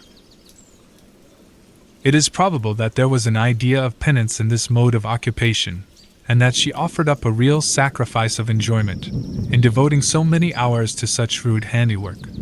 She had in her nature a rich, voluptuous, oriental characteristic, a taste for the gorgeously beautiful, which, save in the exquisite productions of her needle, found nothing else, in all the possibilities of her life, to exercise.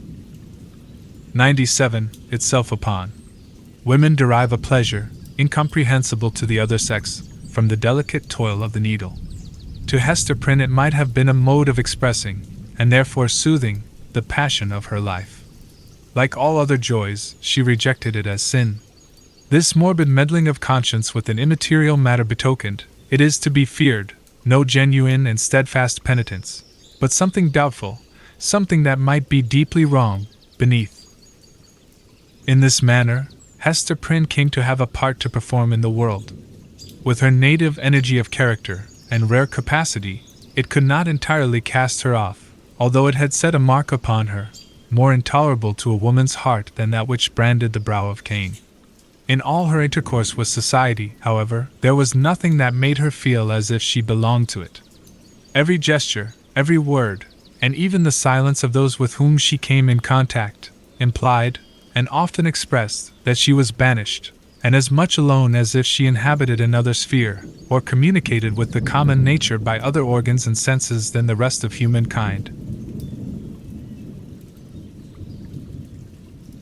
She stood apart from moral interests, yet close beside them, like a ghost that revisits the familiar fireside, and can no longer make itself seen or felt, no more smile with the household joy, nor mourn with the kindred sorrow, or, should it succeed in manifesting its forbidden sympathy, awakening only terror and horrible repugnance.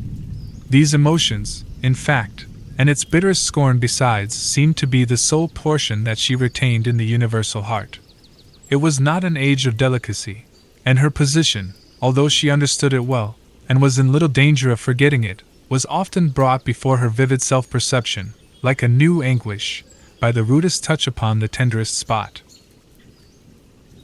98. The poor, as we have already said, whom she sought out to be the objects of her bounty, often reviled the hand that was stretched forth to succor them. Dames of elevated rank, likewise, whose doors she entered in the way of her occupation, were accustomed to distill drops of bitterness into her heart, sometimes through that alchemy of quiet malice, by which women can concoct a subtle poison from ordinary trifles, and sometimes, also, by a coarser expression that fell upon the sufferer's defenseless breast like a rough blow upon an ulcerated wound. Hester had schooled herself long and well. She never responded to these attacks, save by a flush of crimson that rose irrepressibly over her pale cheek, and again subsided into the depths of her bosom. She was patient, a martyr indeed, but she forbore to pray for her enemies, lest, in spite of her forgiving aspirations, the words of the blessing should stubbornly twist themselves into a curse. Continually, and in 1,000 other ways, did she feel the innumerable throbs of anguish that had been so cunningly contrived for her by the undying, the ever-active sentence of the Puritan tribunal.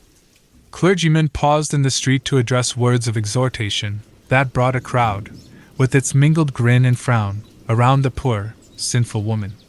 If she entered a church, trusting to share the Sabbath smile of the Universal Father, it was often her mishap to find herself the text of the discourse. She grew to have a dread of children, for they had imbibed from their parents a vague idea of something horrible in this dreary woman, gliding silently through the town, with never any companion but one only child.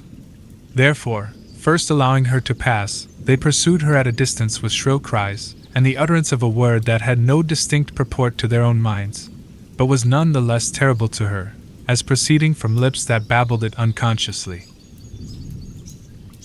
It seemed to argue so wide a diffusion of her shame, that all nature knew of it. It could have caused her no deeper pang, had the leaves of the trees whispered the dark story among themselves, had the summer breeze murmured about it, had the wintry blast shrieked it aloud. Another peculiar torture was felt in the gaze of a new eye.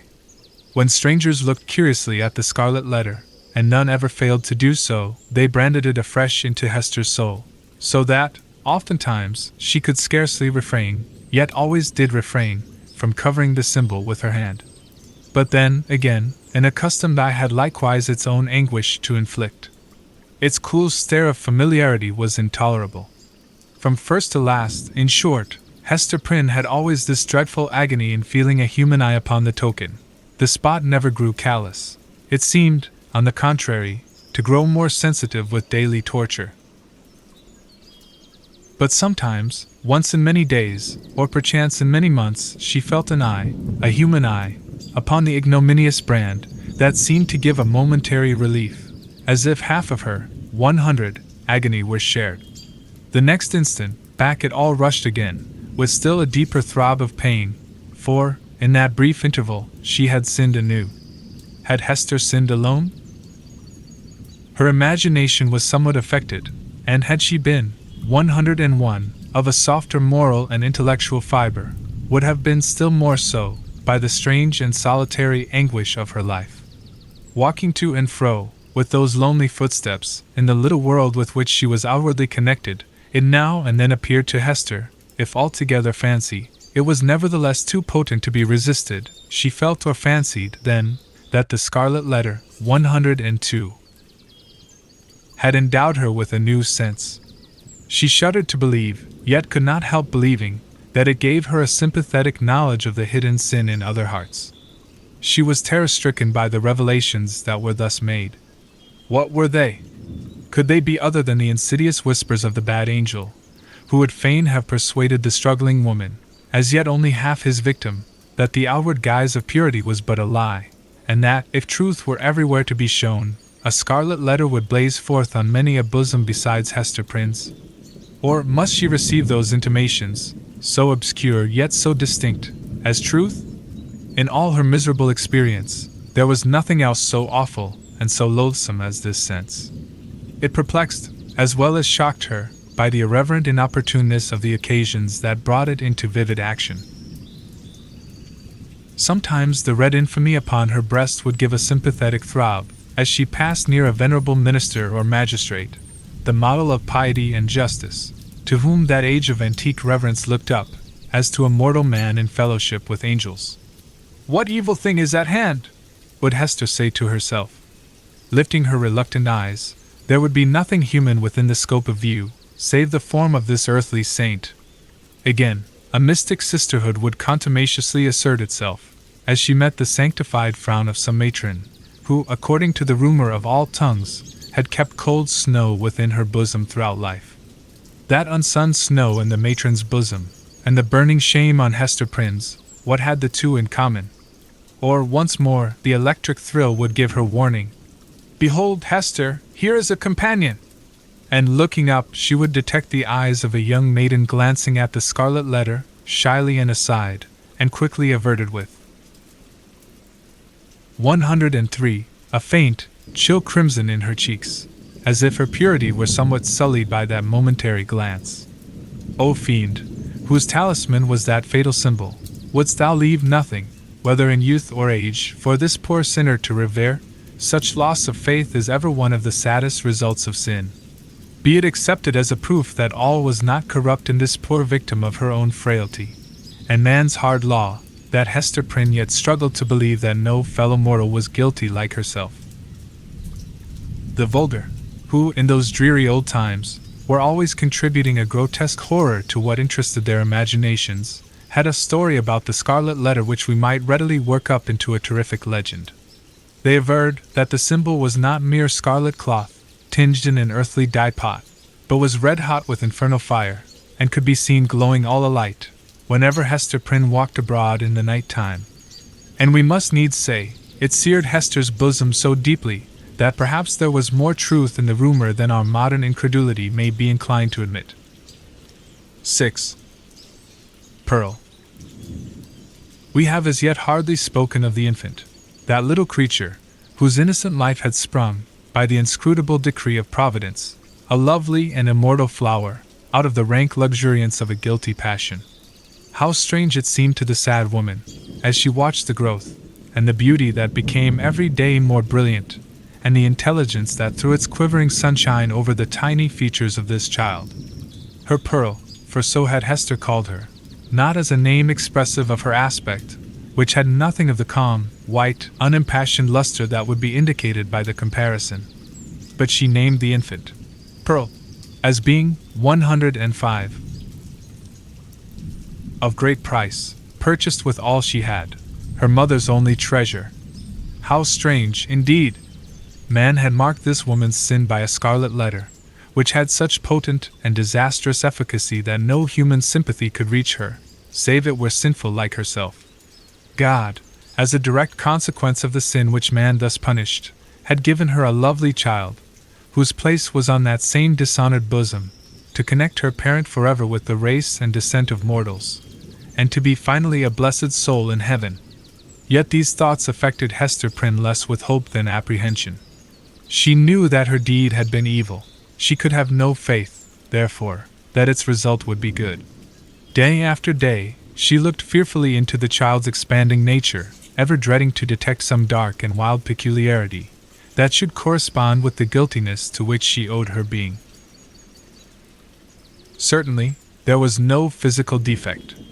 By its perfect shape, its vigor, and its natural dexterity in the use of all its untried limbs, the infant was worthy to have been brought forth in Eden, worthy to have been left there, to be the plaything of the angels, after the world's first parents were driven out. The child had a native grace which does not invariably coexist with faultless beauty. Its attire, however simple, always impressed the beholder as if it were the very garb that precisely became it best. But little Pearl was not clad in rustic weeds. Her mother, with a morbid purpose that may be better understood hereafter, had bought the richest tissues that could be procured, and allowed her imaginative faculty its full play in the arrangement and decoration of the dresses which the child wore before the public eye. So magnificent was the small figure, when thus arrayed, and such was the splendor of Pearl's own proper beauty, shining through 106. The gorgeous robes which might have extinguished a paler loveliness, that there was an absolute circle of radiance around her, on the darksome cottage floor. And yet a russet gown, torn and soiled with the child's rude play, made a picture of her just as perfect. Pearl's aspect was imbued with a spell of infinite variety. In this one child there were many children, comprehending the full scope between the wildflower prettiness of a peasant baby, and the pomp, in little, of an infant princess. Throughout all, however, there was a trait of passion, a certain depth of hue, which she never lost, and if, in any of her changes, she had grown fainter or paler, she would have ceased to be herself, it would have been no longer Pearl. This outward mutability indicated, and did not more than fairly express, the various properties of her inner life. Her nature appeared to possess depth, too, as well as variety. But, or else Hester's fears deceived her, it lacked reference and adaptation to the world into which she was born. The child could not be made amenable to rules. In giving her existence, a great law had been broken, and the result was a being whose elements were perhaps beautiful and brilliant, but all in disorder, or with an order peculiar to themselves, amidst which the point of variety and arrangement was difficult or impossible to be discovered. Hester could only account for the child's character, and even then most vaguely and imperfectly, by recalling what she herself had been, during that momentous period while Pearl was imbibing her soul from the spiritual world, and her bodily frame from its material of earth. The mother's impassioned state had been the medium through which were transmitted to the unborn infant the rays of its moral life, and however white and clear originally, they had taken the deep stains of crimson and gold. 107. The fiery luster, the black shadow, and the untempered light of the intervening substance. Above all, the warfare of Hester's spirit, at that epoch, was perpetuated in Pearl. She could recognize her wild, desperate, defiant mood, the flightiness of her temper, and even some of the very cloud shapes of gloom and despondency that had brooded in her heart. They were now illuminated by the morning radiance of a young child's disposition, but later in the day of earthly existence might be prolific of the storm and whirlwind. The discipline of the family, in those days, was of a far more rigid kind than now. The frown, the harsh rebuke, the frequent application of the rod, enjoined by scriptural authority, were used, not merely in the way of punishment for actual offenses, but as a wholesome regimen for the growth and promotion of all childish virtues. Hester Prynne, nevertheless, the lonely mother of this one child, ran little risk of erring on the side of undue severity. Mindful, however, of her own errors and misfortunes, she early sought to impose a tender, but strict control over the infant immortality that was committed to her charge. But the task was beyond her skill. After testing both smiles and frowns, and proving that neither mode of treatment possessed any calculable influence, Hester was ultimately compelled to stand aside, and permit the child to be swayed by her own impulses. Physical compulsion or restraint was effectual, of course, while it lasted. As to any other kind of discipline, whether addressed to her mind or heart, little Pearl might or might not be within its reach, in accordance with the caprice that ruled the moment. Her mother, while Pearl was yet an infant, grew acquainted with a certain peculiar look that warned her when it would be labor thrown away to insist, persuade, or plead. It was a look so 108, intelligent yet inexplicable, so perverse, sometimes so malicious, but generally accompanied by a wild flow of spirits, that Hester could not help questioning, at such moments, whether Pearl were a human child. She seemed rather an airy sprite, which, after playing its fantastic sports for a little while upon the cottage floor, would flit away with a mocking smile. Whenever that look appeared in her wild, bright, deeply black eyes, it invested her with a strange remoteness and intangibility.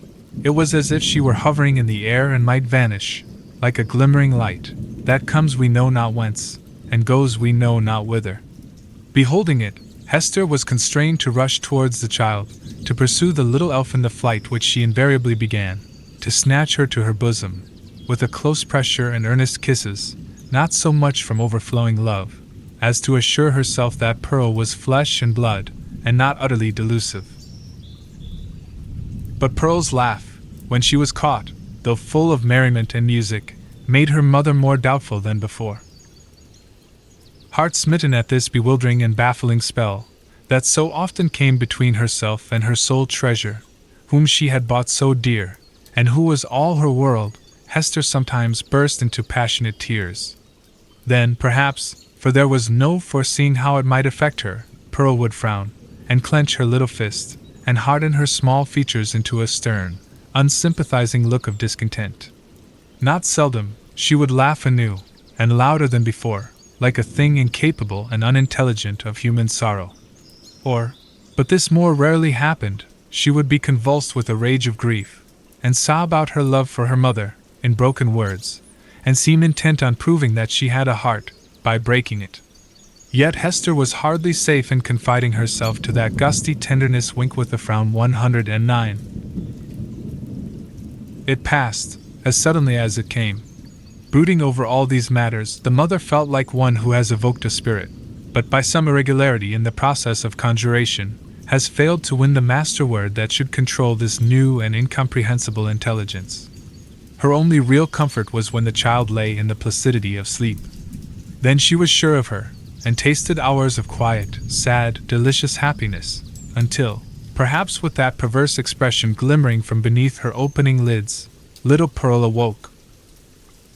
How soon, with what strange rapidity, indeed, did Pearl arrive at an age that was capable of social intercourse, beyond the mother's ever-ready smile and nonsense words. And then what a happiness would it have been, could Hester Prynne have heard her clear, bird-like voice mingling with the uproar of other childish voices, and have distinguished and unraveled her own darling's tones, amid all the entangled outcry of a group of sportive children. But this could never be. Pearl was a born outcast of the infantile world. An imp of evil, emblem and product of sin, she had no right among christened infants. Nothing was more remarkable than the instinct, as it seemed, with which the child comprehended her loneliness, the destiny that had drawn an inviolable circle round about her, the whole peculiarity, in short, of her position in respect to other children. Never, since her release from prison, had Hester met the public gaze without her.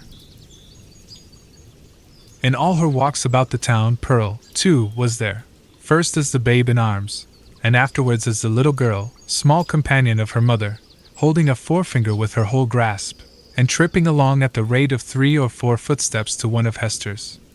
She saw the children of the settlement, on the grassy margin of the street, or at the domestic 110 thresholds, disporting themselves in such grim fashion as the puritanic nurture would permit, playing at going to church, perchance, or at scourging Quakers, or taking scalps in a sham fight with the Indians, or scaring one another with freaks of imitative witchcraft. Pearl saw, and gazed intently, but never sought to make acquaintance.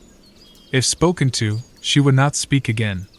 If the children gathered about her, as they sometimes did, Pearl would grow positively terrible in her puny wrath, snatching up stones to fling at them, with shrill, incoherent exclamations that made her mother tremble, because they had so much the sound of a witch's anathemas in some unknown tongue. The truth was that the little Puritans, being of the most intolerant brood that ever lived, had got a vague idea of something outlandish, unearthly, or at variance with ordinary fashions in the mother and child, and therefore scorned them in their hearts, and not unfrequently reviled them with their tongues. Pearl felt the sentiment, and requited it with the bitterest hatred that can be supposed to rankle in a childish bosom. These outbreaks of a fierce temper had a kind of value, and even comfort, for her mother, because there was at least an intelligible earnestness in the mood, instead of the fitful caprice that so often thwarted her in the child's manifestations. It appalled her, nevertheless, to discern here, again, a shadowy reflection of the evil that had existed in herself. All this enmity and passion had Pearl inherited, by inalienable right, out of Hester's heart. Mother and daughter stood together in the same circle of seclusion from human society, and in the nature of the child seemed to be perpetuated those unquiet elements that had distracted Hester Prynne before Pearl's birth, but had since begun to be soothed away by the softening influences of maternity. 111. At home, within and around her mother's cottage, Pearl wanted not a wide and various circle of acquaintance. The spell of life went forth from her ever-creative spirit, and communicated itself to 1,000 objects, as a torch kindles a flame wherever it may be applied. The unlikeliest materials, a stick, a bunch of rags, a flower, were the puppets of Pearl's witchcraft, and without undergoing any outward change, became spiritually adapted to whatever drama occupied the stage of her inner world. Her one baby voice served a multitude of imaginary personages, old and young, to talk withal. The pine trees, aged, black and solemn, and flinging groans and other melancholy utterances on the breeze, needed little transformation to figure as Puritan elders. The ugliest weeds of the garden were their children, whom Pearl smote down and uprooted, most unmercifully.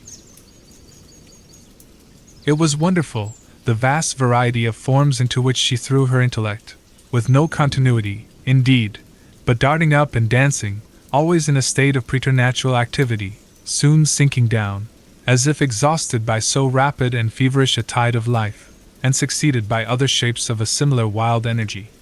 It was like nothing so much as the phantasmagoric play of the northern lights.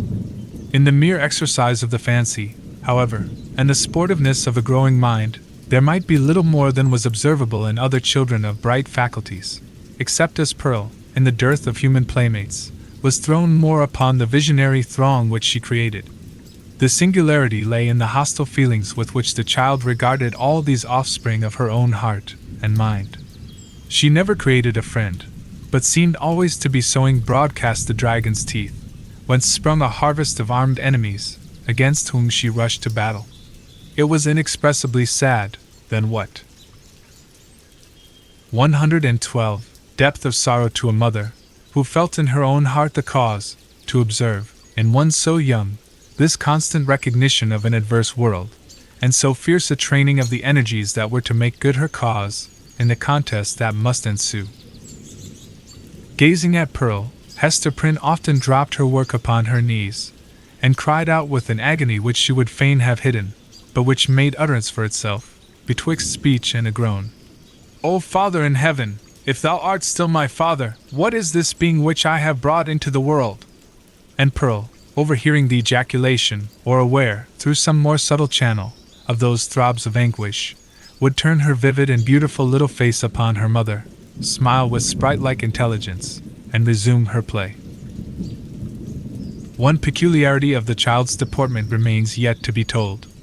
The very first thing which she had noticed in her life was, what? Not the mother's smile, responding to it, as other babies do, by that faint, embryo smile of the little mouth, remembered so doubtfully afterwards, and with such fond discussion whether it were indeed a smile. By no means! But that first object of which Pearl seemed to become aware was, shall we say it? The scarlet letter on Hester's bosom. One day, as her mother stooped over the cradle, the infant's eyes had been caught by the glimmering of the gold embroidery about the letter, and putting up her little hand, she grasped at it, smiling, not doubtfully, but with a decided gleam, that gave her face the 114 look of a much older child. Then, gasping for breath, did Hester Prynne clutch the fatal token, instinctively endeavoring to tear it away. So infinite was the torture inflicted by the intelligent touch of Pearl's baby hand. Again, as if her mother's agonized gesture were meant only to make sport for her, did little 115 Pearl look into her eyes, and smile. From that epoch, except when the child was asleep, Hester had never felt a moment's safety, not a moment's calm enjoyment of her. Weeks, it is true, would sometimes elapse, during which Pearl's gaze might never once be fixed upon the Scarlet Letter. But then, again, it would come at unawares, like the stroke of sudden death, and always with that peculiar smile, an odd expression of the eyes. Once, this freakish, elvish cast came into the child's eyes, while Hester was looking at her own image in them, as mothers are fond of doing, and suddenly, for women in solitude, and with troubled hearts, are pestered with unaccountable delusions, she fancied that she beheld, not her own miniature portrait, but another face, in the small black mirror of Pearl's eye. It was a face, fiend-like, full of smiling malice, yet bearing the semblance of features that she had known full well, though seldom with a smile, and never with malice in them. It was as if an evil spirit possessed the child, and had just then peeped forth in mockery. Many a time afterwards had Hester been tortured, though less vividly, by the same illusion. In the afternoon of a certain summer's day, after Pearl grew big enough to run about, she amused herself with gathering handfuls of wild flowers, and flinging them, one by one, at her mother's bosom, dancing up and down, like a little elf, whenever she hit the Scarlet Letter. Hester's first motion had been to cover her bosom with her clasped hands. But whether from pride or resignation, or a feeling that her penance might best be wrought out by this unutterable pain, she resisted the impulse, and sat erect, pale as death, looking sadly into little Pearl's wild eyes. Still came the battery of flowers, almost invariably hitting the mark, and covering the mother's breast with hurts, 116. For which she could find no balm in this world, nor knew how to seek it in another. At last, her shot being all expended, the child stood still and gazed at Hester, with that little, laughing image of a fiend peeping out, or, whether it peeped or no, her mother so imagined it, from the unsearchable abyss of her black eyes. "Child, what art thou?" cried the mother. "Oh, I am your little Pearl," answered the child. But while she said it, Pearl laughed, and began to dance up and down, with the humorsome gesticulation of a little imp, whose next freak might be to fly up the chimney. "Art thou my child, in very truth?" asked Hester. Nor did she put the question altogether idly, but for the moment, with a portion of genuine earnestness, for such was Pearl's wonderful intelligence, that her mother half doubted whether she were not acquainted with the secret spell of her existence, and might not now reveal herself. "Yes, I am little Pearl," repeated the child, continuing her antics. "Thou art not my child. Thou art no Pearl of mine," said the mother, half playfully, for it was often the case that a sportive impulse came over her, in the midst of her deepest suffering. "Tell me, then, what thou art, and who sent thee hither?" "Tell me, mother," said the child, seriously, coming up to Hester, and pressing herself close to her knees. "Do thou tell me." "Thy heavenly Father sent thee," answered Hester Prynne. But she said it with a hesitation that did not escape the acuteness of the child. Whether moved only by her ordinary freakishness, 117, or because an evil spirit prompted her, she put up her small forefinger, and touched the Scarlet Letter. "He did not send me," cried she, positively. "I have no heavenly Father." "Hush, Pearl, hush! Thou must not talk so," answered the mother, suppressing a groan. "He sent us all into this world. He sent even me, thy mother. Then much more thee. Or if not, thou strange and elfish child, whence didst thou come?" Tell me, repeated Pearl, no longer seriously, but laughing and capering about the floor. "It is thou that must tell me." But Hester could not resolve the query, being herself in a dismal labyrinth of doubt. She remembered, betwixt a smile and a shudder, the talk of the neighboring townspeople, who, seeking vainly elsewhere for the child's paternity, and observing some of her odd attributes, had given out that poor little Pearl was a demon offspring, such as, ever since old Catholic times, had occasionally been seen on earth, through the agency of their mother's sin, and to promote some foul and wicked purpose. Luther, according to the scandal of his monkish enemies, was a brat of that hellish breed, nor was Pearl the only child to whom this inauspicious origin was assigned, among the New England Puritans. 7. The Governor's Hall. Hester Prynne went, one day, to the mansion of Governor Bellingham, with a pair of gloves, which she had fringed and embroidered to his order, and which were to be worn on some great occasion of state.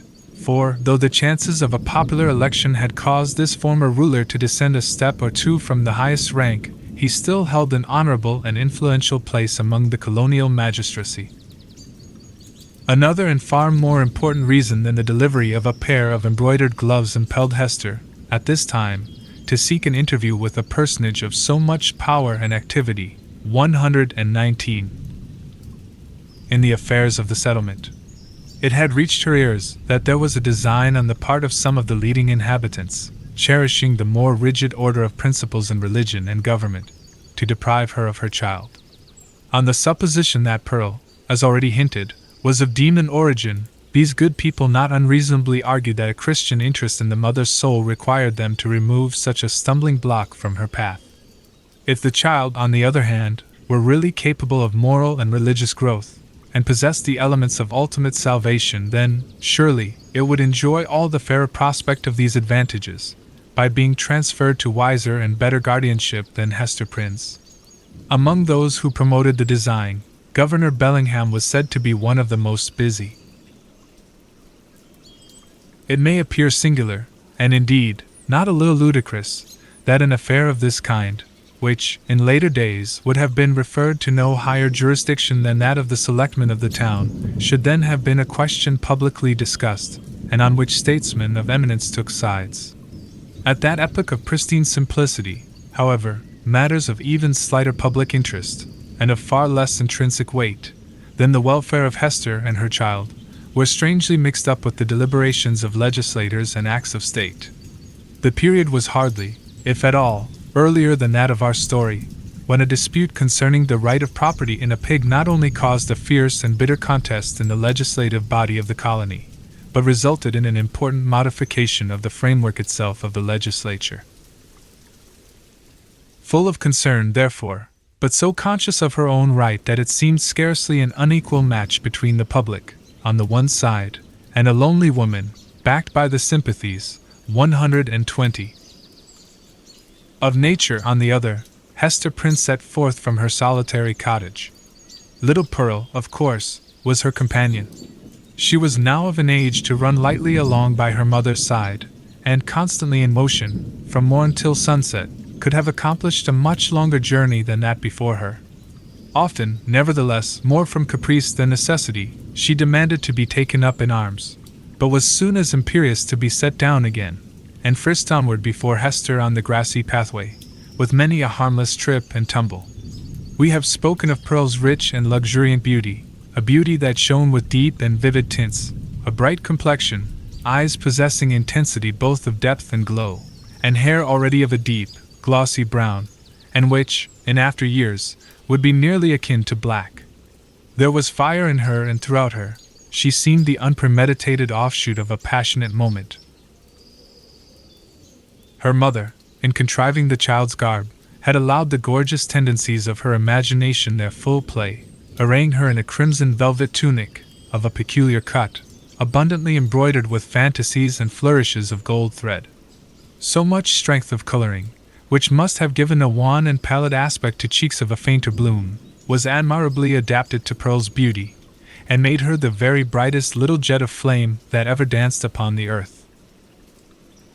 But it was a remarkable attribute of this garb, and indeed, of the child's whole appearance, that it irresistibly and inevitably reminded the beholder of the token which Hester Prynne was doomed to wear upon her bosom.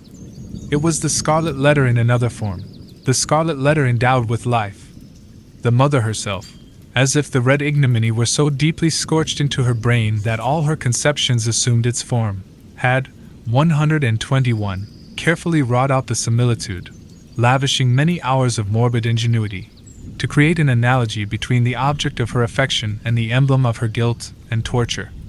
But, in truth, Pearl was the one, as well as the other, and only in consequence of that identity had Hester contrived so perfectly to represent the Scarlet Letter in her appearance. As the two wayfarers came within the precincts of the town, the children of the Puritans looked up from their play, or what passed for play with those sombre little urchins, and spake gravely one to another. Behold, verily, there is the woman of the Scarlet Letter, and of a truth, moreover, there is the likeness of the Scarlet Letter running along by her side. Come, therefore, and let us fling mud at them. But Pearl, who was a dauntless child, after frowning, stamping her foot, and shaking her little hand with a variety of threatening gestures, suddenly made a rush at the knot of her enemies, and put them all to flight. She resembled, in her fierce pursuit of them, an infant pestilence, the scarlet fever, or some such half-fledged angel of judgment, whose mission was to punish the sins of the rising generation. She screamed and shouted, too, with a terrific volume of sound, which, doubtless, caused the hearts of the fugitives to quake within them. The victory accomplished, Pearl returned quietly to her mother, and looked up, smiling, into her face. Without further adventure, they reached the dwelling of Governor Bellingham. This was a large wooden house, built in a fashion of which there are specimens still extant in the streets of our older towns, now moss-grown, crumbling to decay, and melancholy at heart with the many sorrowful or joyful occurrences. 122. Remembered or forgotten, that have happened, and passed away, within their dusky chambers. Then, however, there was the freshness of the passing year on its exterior, and the cheerfulness, gleaming forth from the sunny windows, of a human habitation, into which death had never entered. It had, indeed, a very cheery aspect, the walls being overspread with a kind of stucco, in which fragments of broken glass were plentifully intermixed, so that, when the sunshine fell aslant-wise over the front of the edifice, it glittered and sparkled as if diamonds had been flung against it by the double handful. The brilliancy might have befitted Aladdin's palace, rather than the mansion of a grave old Puritan ruler. It was further decorated with strange and seemingly cabalistic figures and diagrams, suitable to the quaint taste of the age, which had been drawn in the stucco when newly laid on, and had now grown hard and durable, for the admiration of after times. Pearl, looking at this bright wonder of a house, began to caper and dance, and imperatively required that the whole breadth of sunshine should be stripped off its front, and given her to play with. "No, my little Pearl," said her mother, "thou must gather thine own sunshine. I have none to give thee." They approached the door, which was of an arched form, and flanked on each side by a narrow tower or projection of the edifice, in both of which were lattice windows, with wooden shutters to close over them at need. Lifting the iron hammer that hung at the portal, Hester Prynne gave a summons, which was answered by one of the governor's bond-servants, a free-born Englishman, but now a 7 years' slave. During that term he was to be the property of his master, and as much a 123 commodity of bargain and sale as an ox, or a joint stool. The serf wore the blue coat, which was the customary garb of serving men of that period, and long before, in the old hereditary halls of England. "Is the worshipful Governor Bellingham within?" inquired Hester. "Yea, forsooth," replied the bond-servant, staring with wide-open eyes at the Scarlet Letter, which, being a newcomer in the country, he had never before seen. "Yea, his honourable worship is within. But he hath a godly minister or two with him, and likewise a leech. Ye may not see his worship now." "Nevertheless I will enter," answered Hester Prynne, and the bond-servant, perhaps judging from the decision of her air, and the glittering symbol in her bosom, that she was a great lady in the land, offered no opposition. So the mother and little Pearl were admitted into the hall of entrance. With many variations suggested by the nature of his building materials, diversity of climate, and a different mode of social life, Governor Bellingham had planned his new habitation after the residences of gentlemen of fair estate in his native land. Here, then, was a wide and reasonably lofty hall, extending through the whole depth of the house, and forming a medium of general communication, more or less directly, with all the other apartments. At one extremity, this spacious room was lighted by the windows of the 2 towers, which formed a small recess on either side of the portal. At the other end, though partly muffled by a curtain, it was more powerfully illuminated by one of those embowed hall windows which we read of in old books, and which was provided with a deep and cushioned seat. Here, on the cushion, lay a folio tome, probably of the Chronicles, 124. Of England, or other such substantial literature, even as, in our own days, we scatter gilded volumes on the center table, to be turned over by the casual guest. The furniture of the hall consisted of some ponderous chairs, the backs of which were elaborately carved with wreaths of oaken flowers, and likewise a table in the same taste, the whole being of the Elizabethan age, or perhaps earlier, and heirlooms, transferred hither from the governor's paternal home. On the table, in token that the sentiment of old English hospitality had not been left behind, stood a large pewter tankard, at the bottom of which, had Hester or Pearl peeped into it, they might have seen the frothy remnant of a recent draught of ale. On the wall hung a row of portraits, representing the forefathers of the Bellingham lineage, some with armor on their breasts, and others with stately ruffs and robes of peace. All were characterized by the sternness and severity which old portraits so invariably put on, as if they were the ghosts, rather than the pictures, of departed worthies, and were gazing with harsh and intolerant criticism at the pursuits and enjoyments of living men. At about the center of the oaken panels that lined the hall was suspended a suit of mail, not, like the pictures, an ancestral relic, but of the most modern date, for it had been manufactured by a skillful armorer in London, the same year in which Governor Bellingham came over to New England. There was a 126 steel headpiece, a cuirass, a gorget, and greaves, with a pair of gauntlets and a sword hanging beneath, all, and especially the helmet and breastplate, so highly burnished as to glow with white radiance, and scatter an illumination everywhere about upon the floor. This bright panoply was not meant for mere 127 idle show, but had been worn by the governor on many a solemn muster and training field, and had glittered, moreover, at the head of a regiment in the Pequod War. For, though bred a lawyer, and accustomed to speak of Bacon, Coke, Noy, and Finch as his professional associates, the exigencies of this new country had transformed Governor Bellingham into a soldier, as well as a statesman and ruler. Little Pearl, who was as greatly pleased with the gleaming armor as she had been with the glittering frontispiece of the house, spent some time looking into the polished mirror of the breastplate. "Mother," cried she, "I see you here. Look! Look!" Hester looked, by way of humoring the child, and she saw that, owing to the peculiar effect of this convex mirror, the Scarlet Letter was represented in exaggerated and gigantic proportions, so as to be greatly the most prominent feature of her appearance.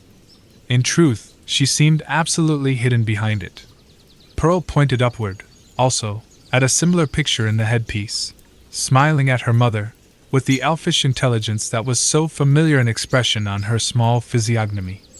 That look of naughty merriment was likewise reflected in the mirror, with so much breadth and intensity of effect, that it made Hester Prynne feel as if it could not be the image of her own child, but of an imp who was seeking to mold itself into Pearl's shape.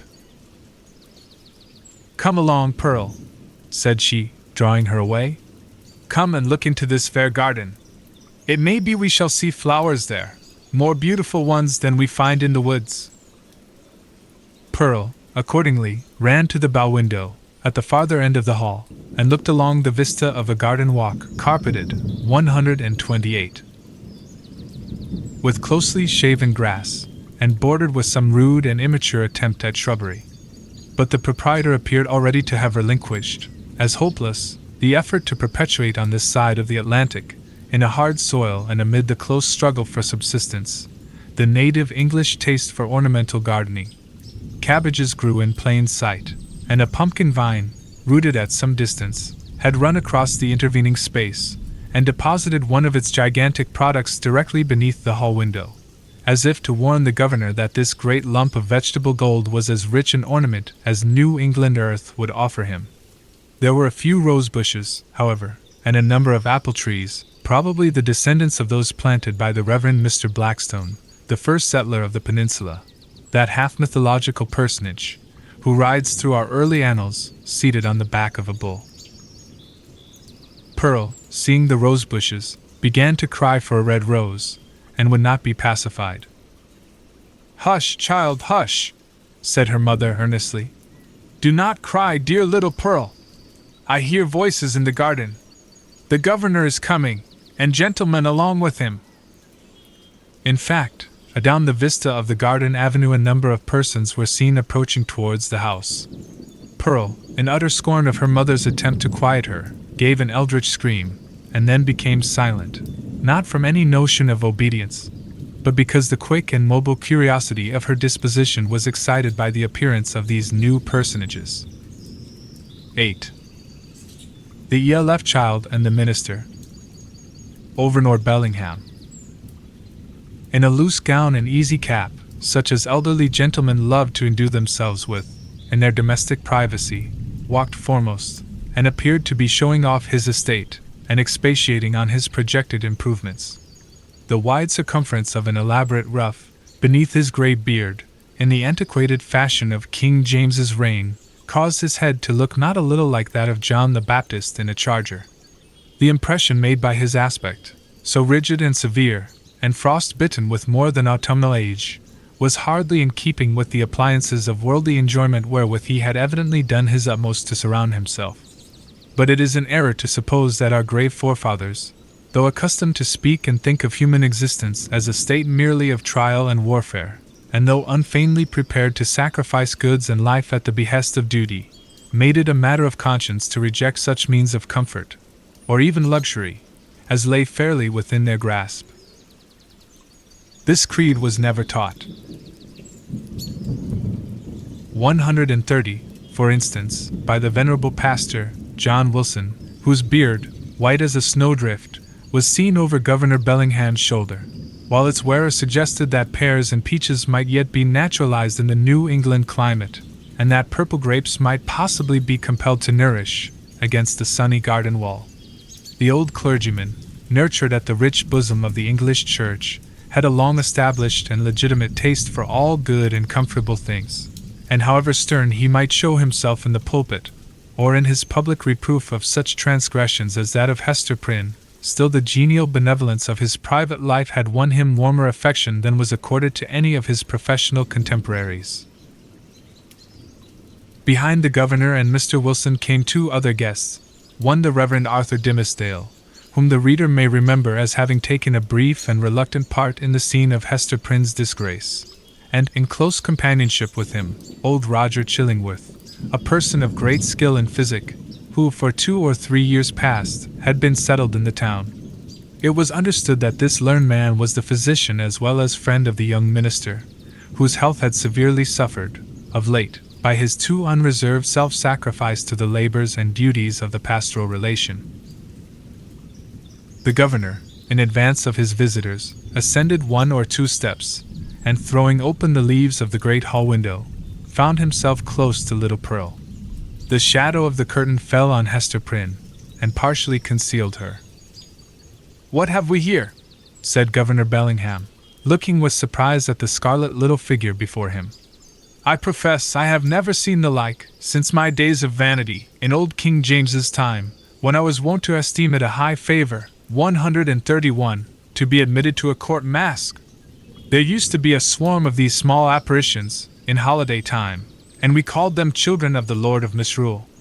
But how gat such a guest into my hall?" "Aye, indeed," cried good old Mr. Wilson. "What little bird of scarlet plumage may this be? Methinks I have seen just such figures, when the sun has been shining through a richly painted window, and tracing out the golden and crimson images across the floor. But that was in the old land. Prithee, young one, who art thou, and what has ailed thy mother to bedizen thee in this strange fashion? Art thou a Christian child, ha? Dost know thy catechism?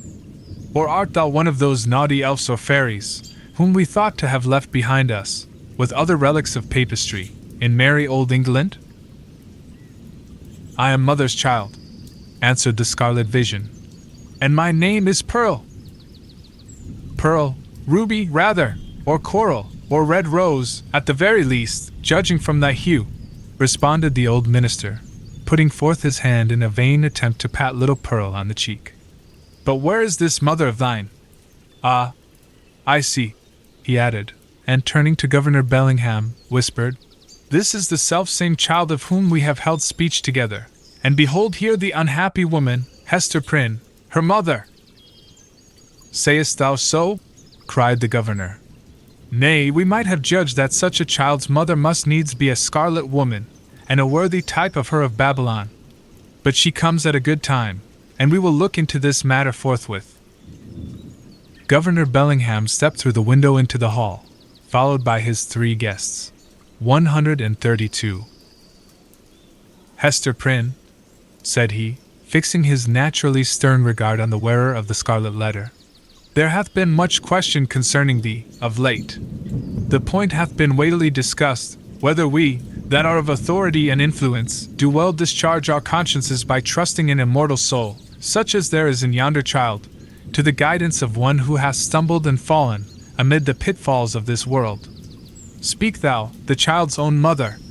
Were it not, thinkest thou, for thy little one's temporal and eternal welfare that she be taken out of thy charge, and clad soberly, and disciplined strictly, and instructed in the truths of heaven and earth? What canst thou do for the child in this kind? I can teach my little Pearl what I have learned from this, answered Hester Prynne, laying her finger on the red token. Woman, it is thy badge of shame, replied the stern magistrate. It is because of the stain which that letter indicates, that we would transfer thy child to other hands.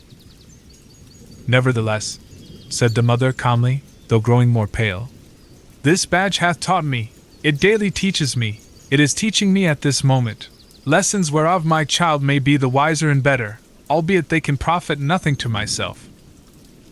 We will judge warily, said Bellingham, and look well what we are about to do. Good Master Wilson, I pray you, examine this Pearl, since that is her name, and see whether she hath had such Christian nurture as befits a child of her age. The old minister seated himself in an armchair, and made an effort to draw Pearl betwixt his knees. But the child, unaccustomed to the touch or familiarity of any but her mother, escaped through the open window, and stood on the upper step, 133, looking like a wild tropical bird, of rich plumage, ready to take flight into the upper air.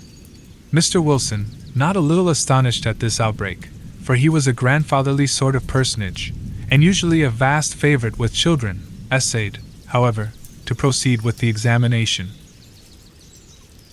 Pearl, said he, with great solemnity, thou must take heed to instruction, that so, in due season, thou mayest wear in thy bosom the pearl of great price. Canst thou tell me, my child, who made thee? Now Pearl knew well enough who made her, for Hester Prynne, the daughter of a pious home, very soon after her talk with the child about her heavenly Father, had begun to inform her of those truths which the human spirit, at whatever stage of immaturity, imbibes with such eager interest. Pearl, therefore, so large were the attainments of her 3 years' lifetime, could have borne a fair examination in the New England Primer, or the first column of the Westminster Catechisms, although unacquainted with the outward form of either of those celebrated works. But that perversity which all children have more or less of, and of which little Pearl had a tenfold portion, now, at the most inopportune moment, took thorough possession of her, and closed her lips, or impelled her to speak words amiss. After putting her finger in her mouth, with many ungracious refusals to answer good Mr. Wilson's question, the child finally announced that she had not been made at all, but had been plucked by her mother off the bush of wild roses that grew by the prison door. This fantasy was probably suggested by the near proximity of the governor's red roses, as Pearl stood outside of the window, together with her recollection of the prison rosebush, which she had passed in coming hither. 134. Old Roger Chillingworth, with a smile on his face, whispered something in the young clergyman's ear. Hester Prynne looked at the man of skill, and even then, with her fate hanging in the balance, was startled to perceive what a change had come over his features, how much uglier they were, how his dark complexion seemed to have grown duskier, and his figure more misshapen, since the days when she had familiarly known him. She met his eyes for an instant, but was immediately constrained to give all her attention to the scene now going forward. "This is awful!" cried the governor, slowly recovering from the astonishment into which Pearl's response had thrown him. "Here is a child of 3 years old, and she cannot tell who made her. Without question, she is equally in the dark as to her soul, its present depravity, and future destiny. Methinks, gentlemen, we need inquire no further." Hester caught hold of Pearl, and drew her forcibly into her arms, confronting the old Puritan magistrate with almost a fierce expression. Alone in the world, cast off by it, and with this sole treasure to keep her heart alive, she felt that she possessed indefeasible rights against the world, and was ready to defend them to the death. "God gave me the child," cried she. "He gave her in requital of all things else, which he had taken from me. She is my happiness, she is my torture, none the less. Pearl keeps me here in life. Pearl punishes me too. See ye not, she is the Scarlet Letter, only capable of being loved, and so endowed with a millionfold the power of retribution for my sin? You shall not take her. I will die first." "My poor woman," said the not unkind old minister, "the child shall be well cared for, far better than thou canst do it." 136. "God gave her into my keeping," repeated Hester Prynne, raising her voice almost to a shriek. "I will not give her up." And here, by a sudden impulse, she turned to the young 137 clergyman, Mr. Dimmesdale, at whom, up to this moment, she had seemed hardly so much as once to direct her eyes. "Speak thou for me," cried she. "Thou wast my pastor, and hadst charge of my soul, and knowest me better than these men can. I will not lose the child. Speak for me. Thou knowest, for thou hast sympathies which these men lack. Thou knowest what is in my heart, and what are a mother's rights, and how much the stronger they are, when that mother has but her child and the Scarlet Letter. Look thou to it. I will not lose the child. Look to it." At this wild and singular appeal, which indicated that Hester Prynne's situation had provoked her to little less than madness, the young minister at once came forward pale, and holding his hand over his heart, as was his custom whenever his peculiarly nervous temperament was thrown into agitation. He looked now more careworn and emaciated than as we described him at the scene of Hester's public ignominy, and whether it were his failing health, or whatever the cause might be, his large dark eyes had a world of pain in their troubled and melancholy depth.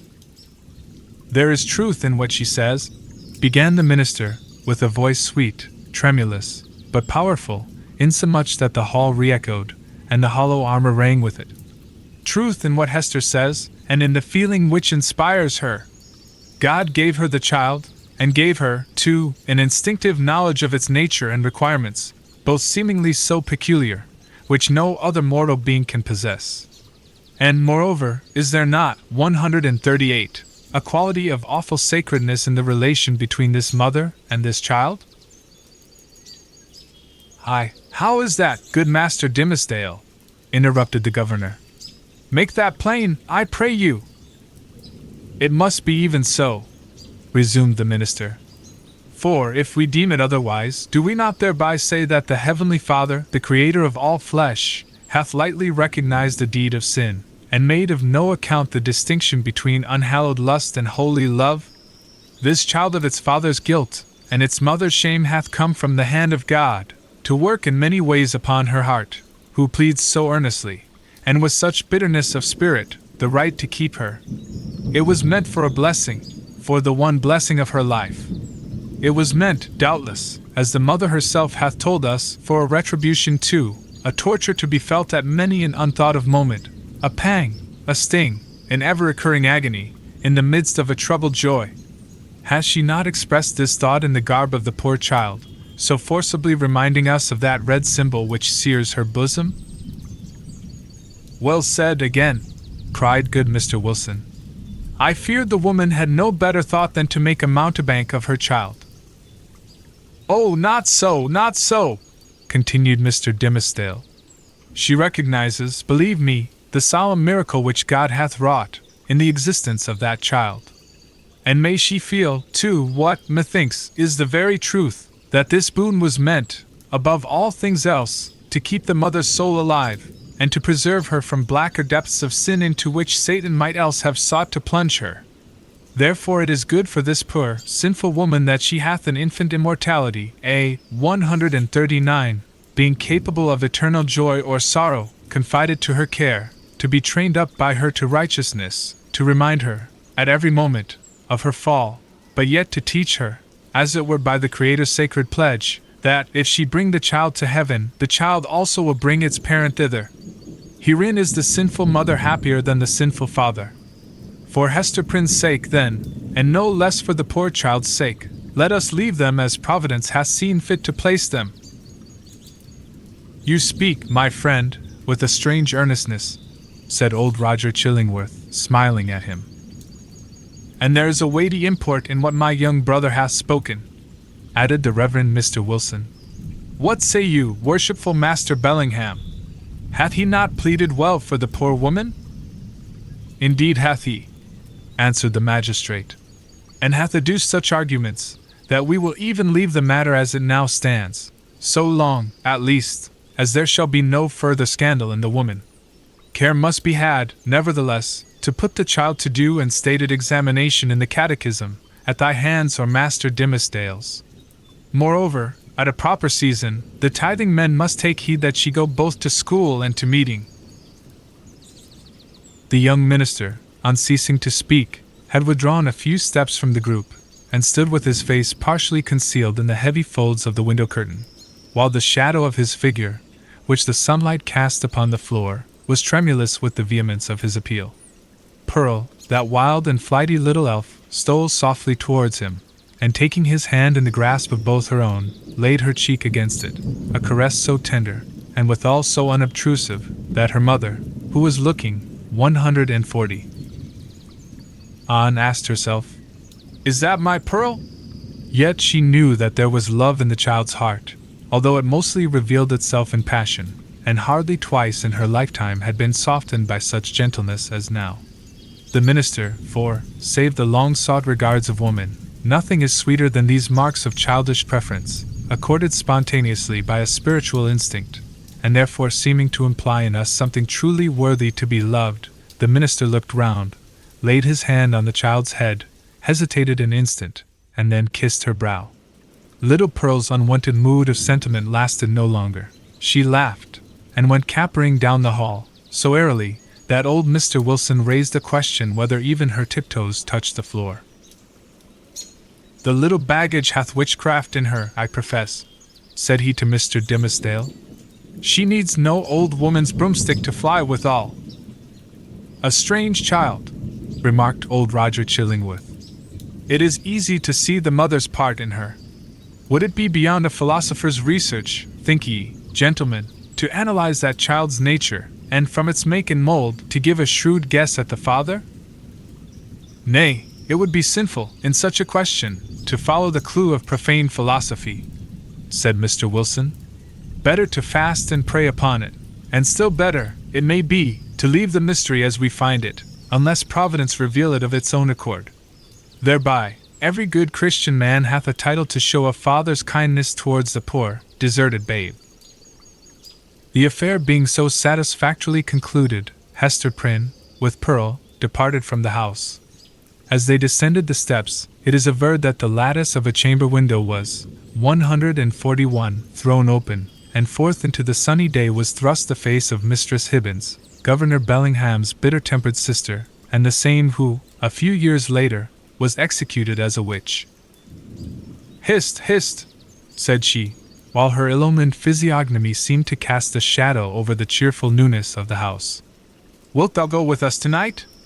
There will be a merry company in the forest, and I well nigh promised the black man that comely Hester Prynne should make one." "Make my excuse to him, so please you," answered Hester, with a triumphant smile. "I must tarry at home, and keep watch over my little Pearl. Had they taken her from me, I would willingly have gone with thee into the forest, and signed my name in the black man's book too, and that with mine own blood." "We shall have thee there anon," said the witch lady, frowning, as she drew back her head. But here, if we suppose this interview betwixt Mistress Hibbins and Hester Prynne to be authentic, and not a parable, was already an illustration of the young minister's argument against sundering the relation of a fallen mother to the offspring of her frailty. Even thus early had the child saved her from Satan's snare.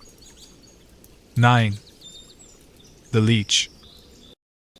Under the appellation of Roger Chillingworth, the reader will remember, was hidden another name, which its former wearer had resolved should never more be spoken. It has been related, how, in the crowd that witnessed Hester Prynne's ignominious exposure, stood a man, elderly, travel-worn, who, just emerging from the perilous wilderness, beheld the woman, in whom he hoped to find embodied the warmth and cheerfulness of home, set up as a type of sin before the people. Her matronly fame was trodden under all men's feet. Infamy was babbling around her in the public marketplace. For her kindred, should the tidings ever reach them, and for the companions of her unspotted life, there remained nothing but the contagion of her dishonor, which would not fail to be distributed in strict accordance and proportion with the intimacy and sacredness of their previous relationship. Then why, since the choice was with himself, should the individual, whose connection with the fallen woman had been the most intimate and sacred of them all, come forward to vindicate his 143 claim to an inheritance so little desirable? He resolved not to be pilloried beside her on her pedestal of shame. Unknown to all but Hester Prynne, and possessing the lock and key of her silence, he chose to withdraw his name from the roll of mankind, and, as regarded his former ties and interests, to vanish out of life as completely as if he indeed lay at the bottom of the ocean, whither rumor had long ago consigned him. This purpose once effected, new interests would immediately spring up, and likewise a new purpose, dark, it is true, if not guilty, but of force enough to engage the full strength of his faculties. In pursuance of this resolve, he took up his residence in the Puritan town, as Roger Chillingworth, without other introduction than the learning and intelligence of which he possessed more than a common measure. As his studies, at a previous period of his life, had made him extensively acquainted with the medical science of the day, it was as a physician that he presented himself, and as such was cordially received. Skillful men, of the medical and chirurgical profession, were of rare occurrence in the colony. They seldom, it would appear, partook of the religious zeal that brought other emigrants across the Atlantic. In their researches into the human frame, it may be that the higher and more subtle faculties of such men were materialized, and that they lost the spiritual view of existence amid the intricacies of that wondrous mechanism, which seemed to involve art enough to comprise all of life within itself. At all events, the health of the good town of Boston, so far as medicine had aught to do with it, had hitherto lain in the guardianship of an aged deacon and apothecary, whose piety and godly deportment were stronger testimonials in his favor than any that he could have produced in the shape of a diploma.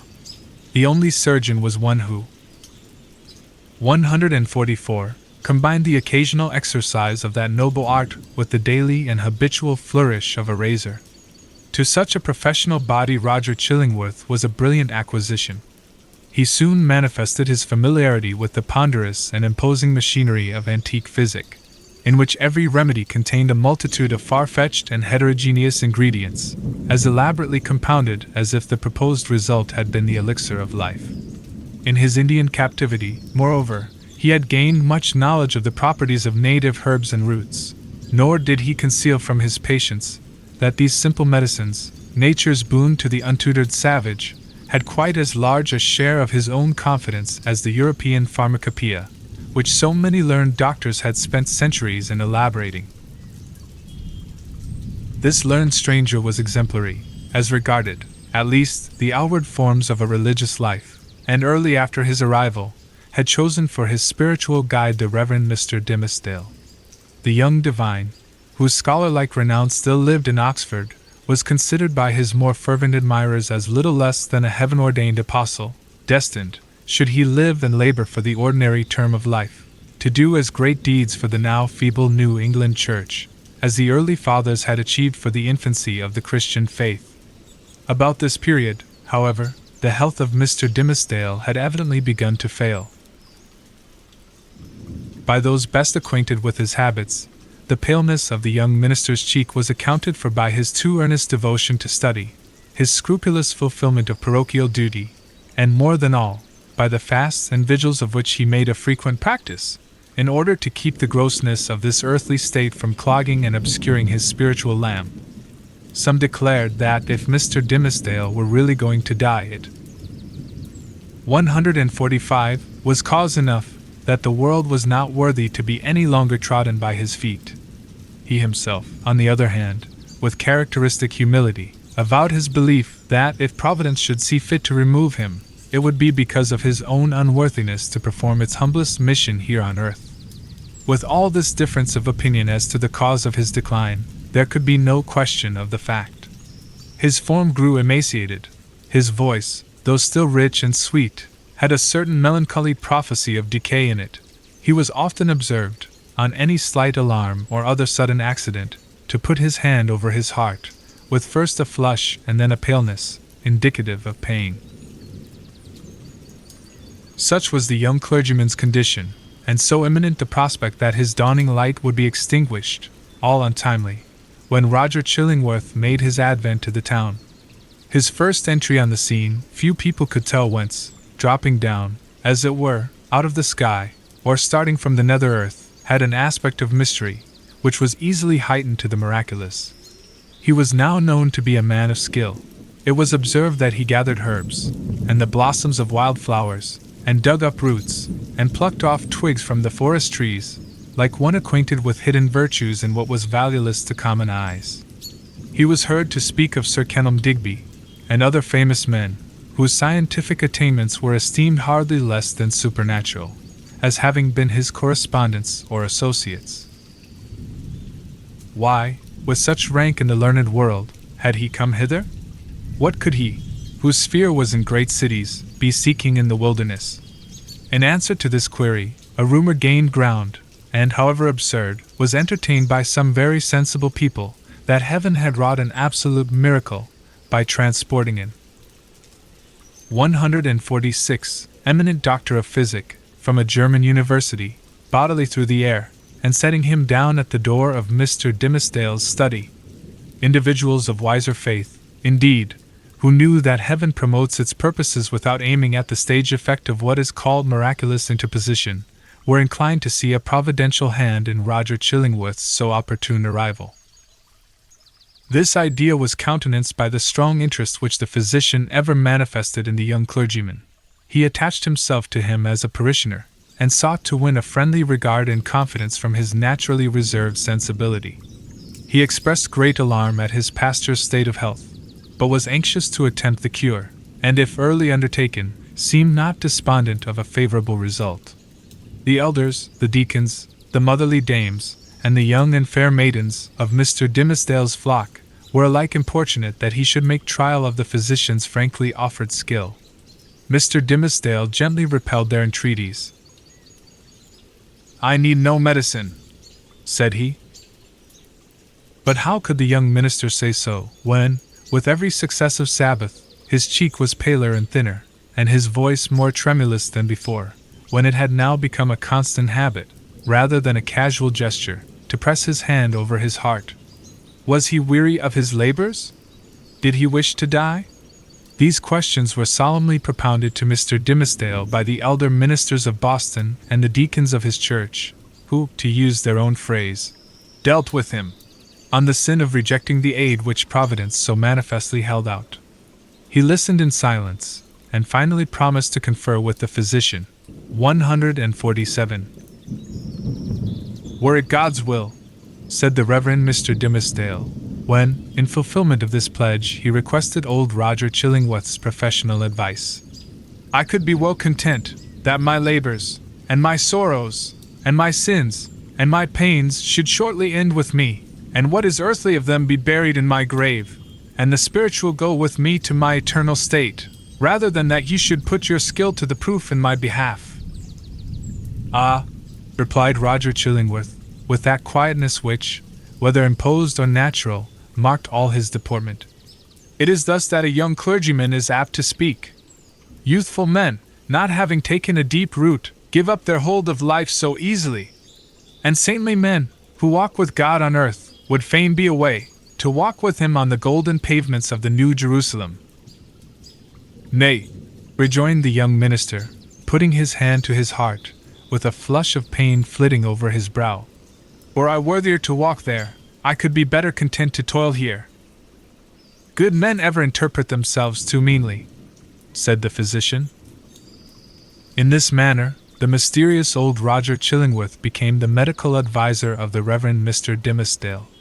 As not only the disease interested the physician, but he was strongly moved to look into the character and qualities of the patient, these two men, so different in age, came gradually to spend much time together. For the sake of the minister's health, and to enable the leech to gather plants with healing balm in them, they took long walks on the seashore, or in the forest, mingling various talk with the plash and murmur of the waves, and the solemn wind anthem among the tree-tops. Often, likewise, one was the guest of the other, in his place of study and retirement.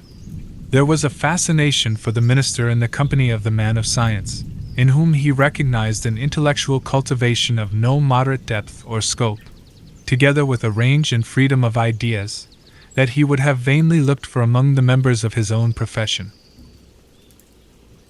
In truth, he was startled, if not shocked, to find this attribute in the physician.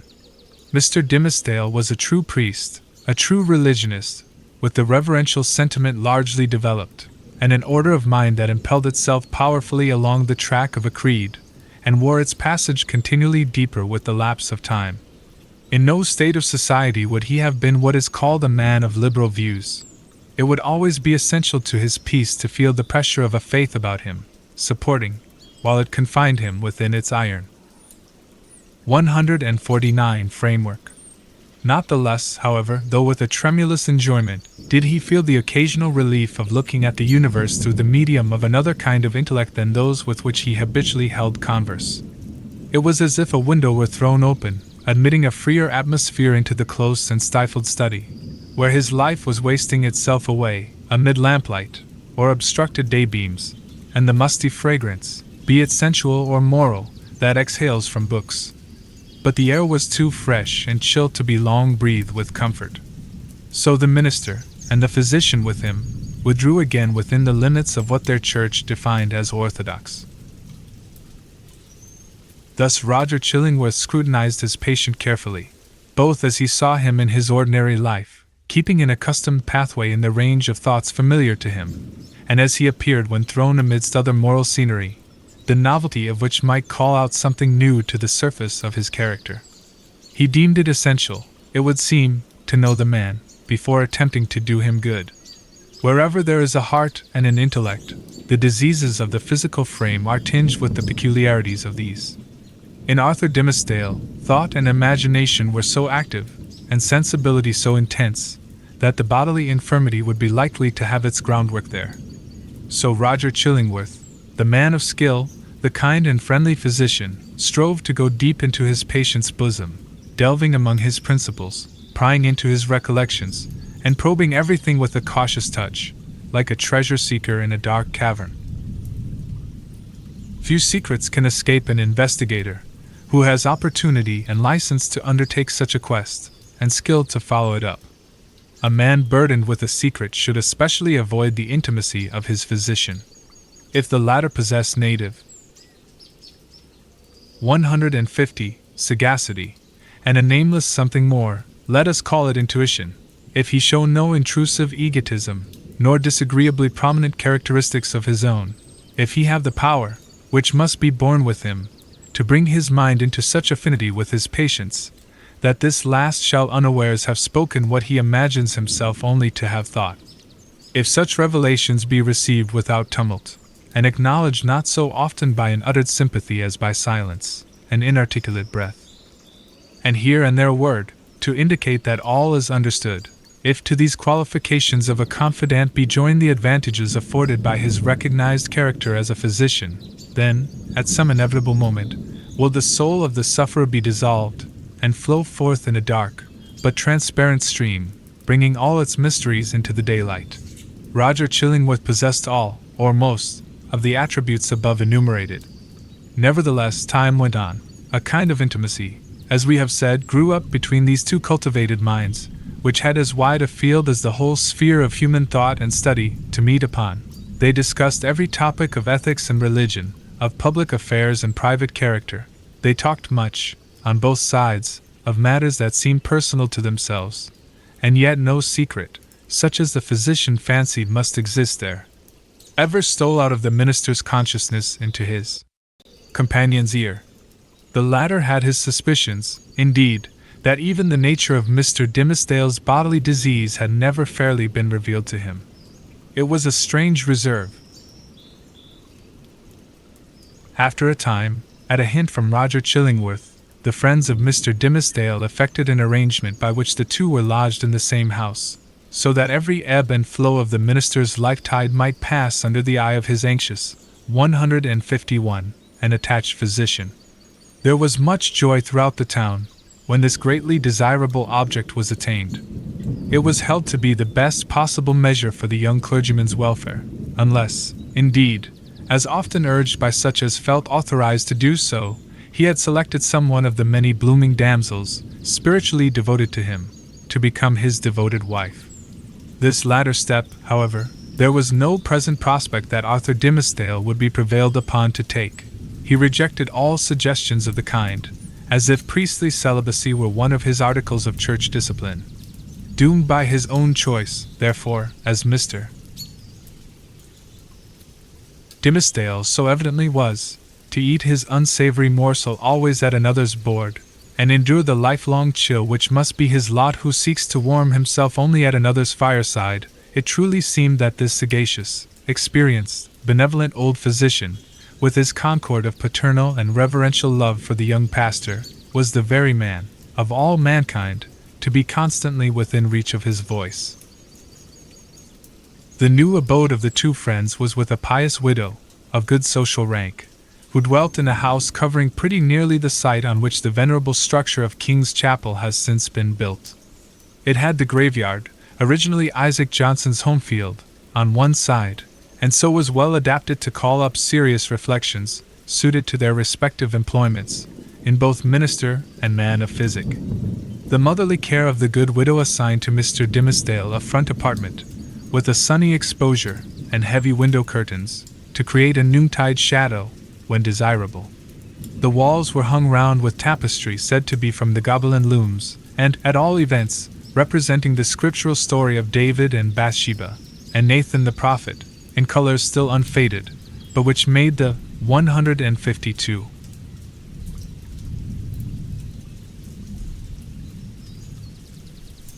fair woman of the scene almost as grimly picturesque as the woe-denouncing seer. Here the pale clergyman piled up his library, rich with parchment-bound folios of the Fathers, and the lore of rabbis, and monkish erudition, of which the Protestant divines, even while they vilified and decried that class of writers, were yet constrained often to avail themselves. On the other side of the house old Roger Chillingworth arranged his study and laboratory, not such as a modern man of science would reckon even tolerably complete, but provided with a distilling apparatus, and the means of compounding drugs and chemicals, which the practiced alchemist knew well how to turn to purpose. With such commodiousness of situation, these two learned persons sat themselves down, each in his own domain, yet familiarly passing from one apartment to the other, and bestowing a mutual and not incurious inspection into one another's business. And the Reverend Arthur Dimmesdale's best discerning friends, as we have intimated, very reasonably imagined that the hand of Providence had done all this for the purpose, besought in so many public, and domestic, and secret prayers, of restoring the young minister to health. But, it must now be said, another portion of the community had latterly begun to take its own view of the relation betwixt Mr. Dimmesdale and the mysterious old physician. When an uninstructed multitude attempts to see with its eyes, it is exceedingly apt to be deceived. When, however, it forms its judgment, as it usually does, on the intuitions of its great and warm heart, the conclusions thus attained are often so profound and so unerring, as to possess the character of truths supernaturally revealed. The people, in the case of which we speak, could justify its prejudice against Roger Chillingworth by no fact or argument worthy of serious refutation. 153. There was an aged handicraftsman, it is true, who had been a citizen of London at the period of Sir Thomas Overbury's murder, now some 30 years agone. He testified to having seen the physician, under some other name, which the narrator of the story had now forgotten, in company with Dr. Foreman, the famous old conjurer, who was implicated in the affair of Overbury.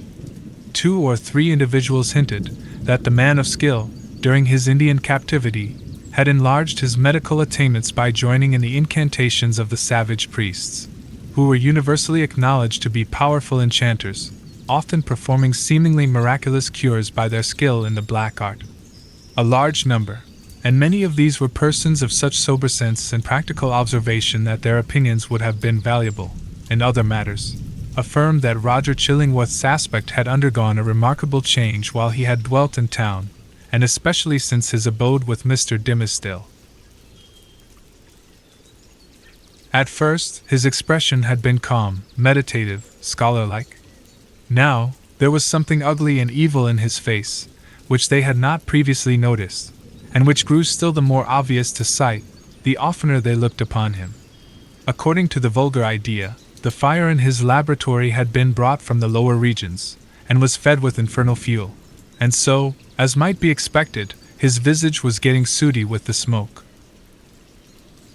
To sum up the matter, it grew to be a widely diffused opinion that the Reverend Arthur Dimmesdale, like many other personages of especial sanctity, in all ages of the Christian world, was haunted either by Satan himself, or Satan's emissary, in the guise of old Roger Chillingworth. This diabolical agent had the divine permission, for a season, to burrow into the clergyman's 154 intimacy, and plot against his soul. No sensible man, it was confessed, could doubt on which side the victory would turn. The people looked, with an unshaken hope, to see the minister come forth out of the conflict, transfigured with the glory which he would unquestionably win. Meanwhile, nevertheless, it was sad to think of the perchance mortal agony through which he must struggle towards his triumph. Alas! To judge from the gloom and terror in the depths of the poor minister's eyes, the battle was a sore one and the victory anything but secure. X. The Leech and His Patient. L.D. Roger Chillingworth, throughout life, had been calm in temperament, kindly, though not of warm affections, but ever, and in all his relations with the world, a pure and upright man. He had begun an investigation, as he imagined, with the severe and equal integrity of a judge, desirous only of truth, even as if the question involved no more than the air-drawn lines and figures of a geometrical problem, instead of human passions, and wrongs inflicted on himself. But as he proceeded, a terrible fascination, a kind of fierce, though still calm, necessity, seized the old man within its gripe, and never set him free again, until he had done all its bidding. He now dug into the poor clergyman's heart, like a miner searching for gold, or, rather, like a sexton delving into a grave, possibly in quest of a jewel that had been buried on the dead man's bosom, but likely to find nothing save mortality and corruption. Alas for his own soul, if these were what he sought. 156. Sometimes, a light glimmered out of the physician's eyes, burning blue and ominous, like the reflection of a furnace, or, let us say, like one of those gleams of ghastly fire that darted from Bunyan's awful doorway in the hillside, and quivered on the pilgrim's face. The soil where this dark miner was working had perchance shown indications that encouraged him. "This man," said he, at one such moment, to himself, "pure as they deem him, all spiritual as he seems, hath inherited a strong animal nature from his father or his mother. Let us dig a little further in the direction of this vein." Then, after long search into the minister's dim interior, and turning over many precious materials, in the shape of high aspirations for the welfare of his race, warm love of souls, pure sentiments, natural piety, strengthened by thought and study, and illuminated by revelation, all of which invaluable gold was perhaps no better than rubbish to the seeker, he would turn back, discouraged. and begin his quest towards another point. He groped along as stealthily, with as cautious a tread, and as wary an outlook, as a thief entering a chamber where a man lies only half asleep, or, it may be, broad awake, with purpose to steal the very treasure which this man guards as the apple of his eye. In spite of his premeditated carefulness, the floor would now and then creak, his garments would rustle, the shadow of his presence, in a forbidden proximity, would be thrown across his victim. In other words, Mr. Dimmesdale, whose sensibility of nerve often produced the effect of spiritual intuition, would become vaguely aware that something inimical to his peace had thrust itself into relation with him. But old Roger Chillingworth, too, had perceptions that were almost intuitive, and when the minister threw his startled eyes towards him, there 157, the physician sat, his kind, watchful, sympathizing, but never intrusive friend. Yet Mr. Dimmesdale would perhaps have seen this individual's character more perfectly, if a certain morbidness, to which sick hearts are liable, had not rendered him suspicious of all mankind. Trusting no man as his friend, he could not recognize his enemy when the latter actually appeared. He therefore still kept up a familiar intercourse with him, daily receiving the old physician in his study, or visiting the laboratory, and for recreation's sake, watching the processes by which weeds were converted into drugs of potency. One day, leaning his forehead on his hand, and his elbow on the sill of the open window that looked towards the graveyard, he talked with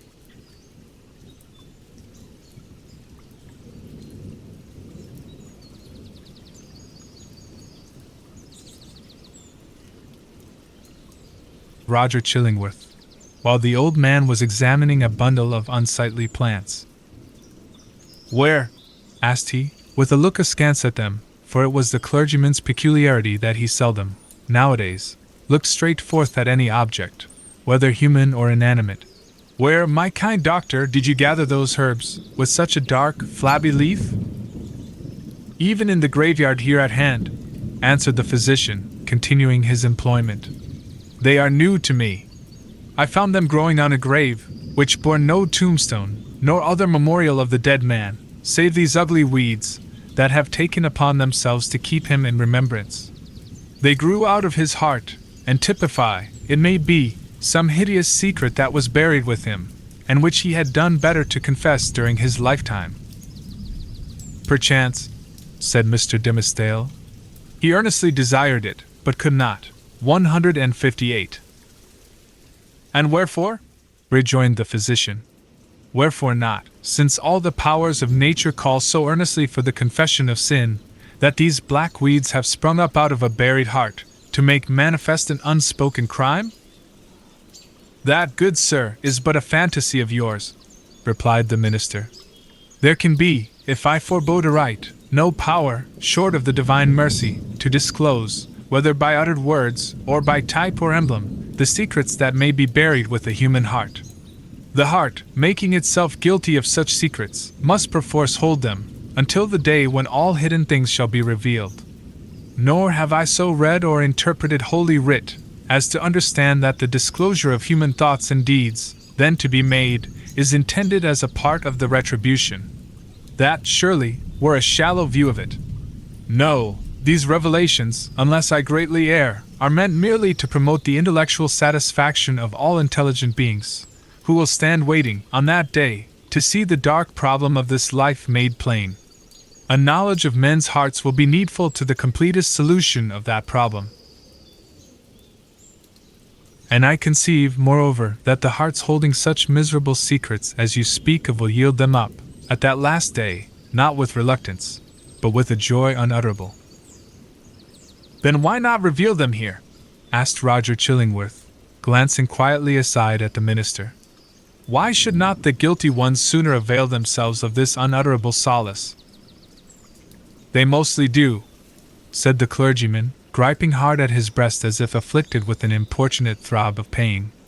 "Many, many a poor soul hath given its confidence to me, not only on the deathbed, but while strong in life, and fair in reputation.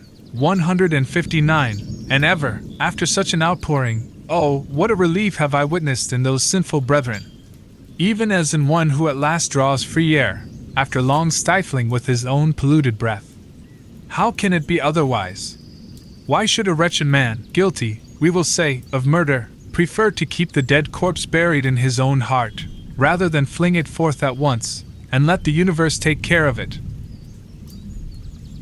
Yet some men bury their secrets thus, observed the calm physician. True, there are such men, answered Mr. Dimmesdale. But not to suggest more obvious reasons, it may be that they are kept silent by the very constitution of their nature. Or can we not suppose it, guilty as they may be, retaining, nevertheless, a zeal for God's glory and man's welfare, they shrink from displaying themselves black and filthy in the view of men, because, thenceforward, no good can be achieved by them, no evil of the past be redeemed by better service. So, to their own unutterable torment, they go about among their fellow creatures, looking pure as new-fallen snow, while their hearts are all speckled and spotted with iniquity of which they cannot rid themselves. These men deceive themselves, said Roger Chillingworth, with somewhat more emphasis than usual, and making a slight gesture with his forefinger. They fear to take up the shame that rightfully belongs to them. Their love for man, their zeal for God's service, these holy impulses may or may not coexist in their hearts with the evil inmates to which their guilt has unbarred the door, and which must needs propagate a hellish breed within them. But if they seek to glorify God, let them not lift heavenward their unclean hands. If they would serve 160 their fellow men, let them do it by making manifest the power and reality of conscience, in constraining them to penitential self-abasement. Wouldst thou have me to believe, O wise and pious friend, that a false show can be better, can be more for God's glory, or man's welfare, than God's own truth? Trust me, such men deceive themselves. It may be so, said the young clergyman, indifferently, as waiving a discussion that he considered irrelevant or unseasonable. He had a ready faculty, indeed, of escaping from any topic that agitated his too sensitive and nervous temperament. But now I would ask of my well-skilled physician, whether, in good sooth, he deems me to have profited by his kindly care of this weak frame of mine? Before Roger Chillingworth could answer, they heard the clear, wild laughter of a young child's voice, proceeding from the adjacent burial ground. Looking instinctively from the open window, for it was summertime, the minister beheld Hester Prynne and little Pearl passing along the footpath that traversed the enclosure. Pearl looked as beautiful as the day, but was in one of those moods of perverse merriment which, whenever they occurred, seemed to remove her entirely out of the sphere of sympathy or human contact. She now skipped irreverently from one grave to another, until, coming to the broad, flat, armorial tombstone of a departed worthy, perhaps of Isaac Johnson himself, she began to dance upon it. In reply to her mother's command and entreaty that she would behave more decorously, little Pearl paused to gather the prickly burrs from a tall burdock which grew beside the tomb. Taking a handful of these, she arranged them along the lines of the scarlet letter that decorated the maternal bosom, to which the burrs, as 161, their nature was, tenaciously adhered. Hester did not pluck them off. Roger Chillingworth had by this time approached the window, and smiled grimly down. There is no law, nor reverence for authority, no regard for human ordinances or opinions, right or wrong, mixed up with that child's composition, remarked he, as much to himself as to his companion. I saw her, the other day, bespattered the governor himself with water, at the cattle trough in Spring Lane. What, in heaven's name, is she? Is the imp altogether evil? Hath she affections? Hath she any discoverable principle of being? None, save the freedom of a broken law, answered Mr. Dimmesdale, in a quiet way, as if he had been discussing the point within himself. Whether capable of good, I know not. The child probably overheard their voices, for, looking up to the window, with a bright, but naughty smile of mirth and intelligence, she threw one of the prickly burrs at the Reverend Mr. Dimmesdale.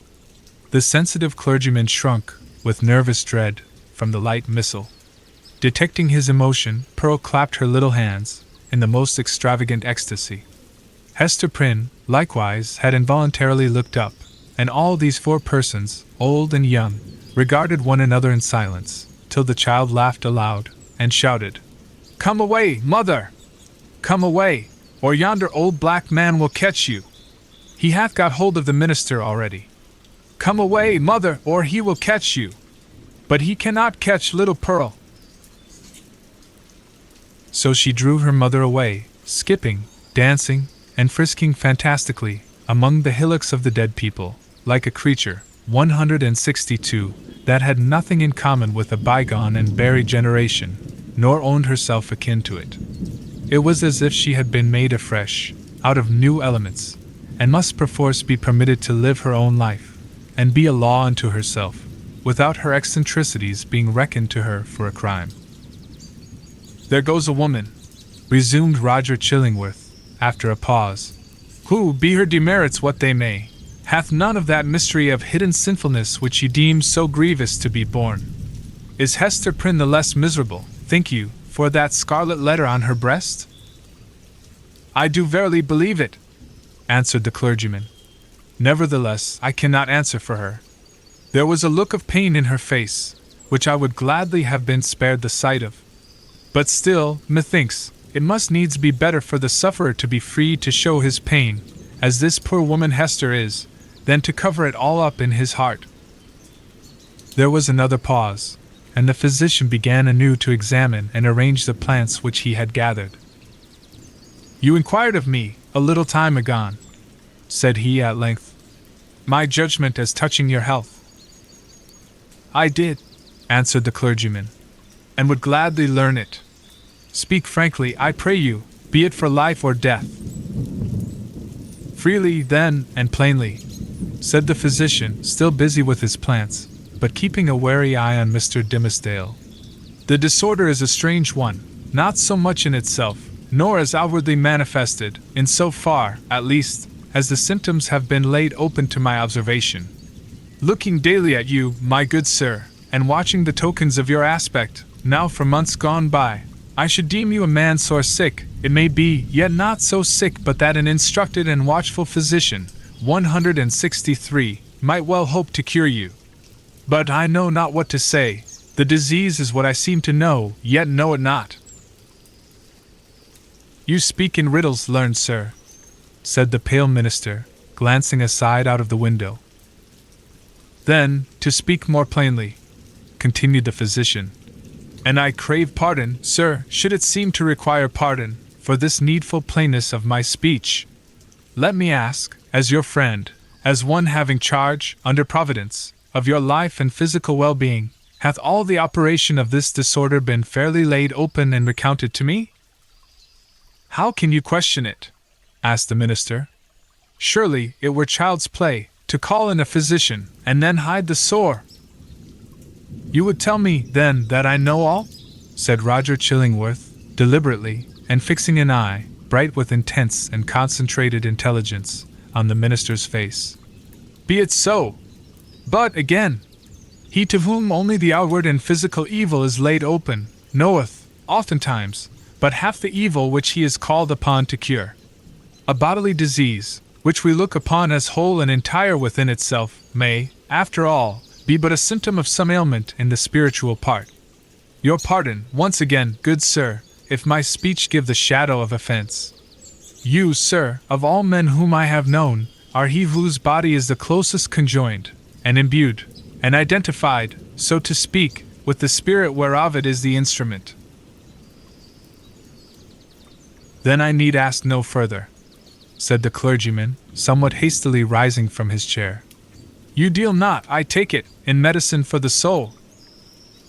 "Thus a sickness," continued Roger Chillingworth, going on, in an unaltered tone, without heeding the interruption, but 164, standing up, and confronting the emaciated and white-cheeked minister, with his low, dark, and misshapen figure. "A sickness, a sore place, if we may so call it, in your spirit, hath immediately its appropriate manifestation in your bodily frame. Would you, therefore, that your physician healed the bodily evil? How may this be, unless you first lay open to him the wound or trouble in your soul?" "No, not to an earthly physician," cried Mr. Dimmesdale, passionately, and turning his eyes, full and bright, and with a kind of fierceness, on old Roger Chillingworth. "Not to thee! But if it be the soul's disease, then do I commit myself to the one physician of the soul. He, if it stand with his good pleasure, can cure, or he can kill. Let him do with me as, in his justice and wisdom, he shall see good. But who art thou, that meddlest in this matter, that dares thrust himself between the sufferer and his God?" With a frantic gesture he rushed out of the room. "It is as well to have made this step," said Roger Chillingworth to himself, looking after the minister with a grave smile. "There is nothing lost. We shall be friends again anon. But see, now, how passion takes hold upon this man, and hurrieth him out of himself. As with one passion, so with another. He hath done a wild thing ere now, this pious Master Dimmesdale, in the hot passion of his heart."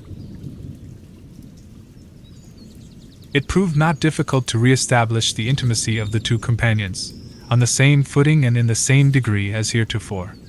The young clergyman, after a few hours of privacy, was sensible that the disorder of his nerves had hurried him into an unseemly outbreak of temper, which there had been nothing in the physician's words to excuse or palliate. He marveled, indeed, at the violence with which he had thrust back the kind old man, when merely proffering the advice which it was his duty to bestow, and which the minister himself had expressly sought. With these remorseful feelings, he lost no time in making the amplest apologies, and besought his friend still to continue the care, which, if not successful in restoring him to health, had, in all probability, been the means of prolonging his feeble existence to that hour. Roger Chillingworth readily assented, and went on with his medical supervision of the minister, doing his best for him, in all good faith, but always quitting the patient's apartment, at the close of a professional interview, with a mysterious and puzzled smile upon his lips. This expression was invisible in Mr. Dimmesdale's 166 presence, but grew strongly evident as the physician crossed the threshold. "A rare case," he muttered. "I must needs look deeper into it. A strange sympathy betwixt soul and body. Were it only for the art's sake, I must search this matter to the bottom." It came to pass, not long after the scene above recorded, that the Reverend Mr. Dimmesdale, at noonday, and entirely unawares, fell into a deep, deep slumber, sitting in his chair, with a large black letter volume open before him on the table. It must have been a work of vast ability in the somniferous school of literature.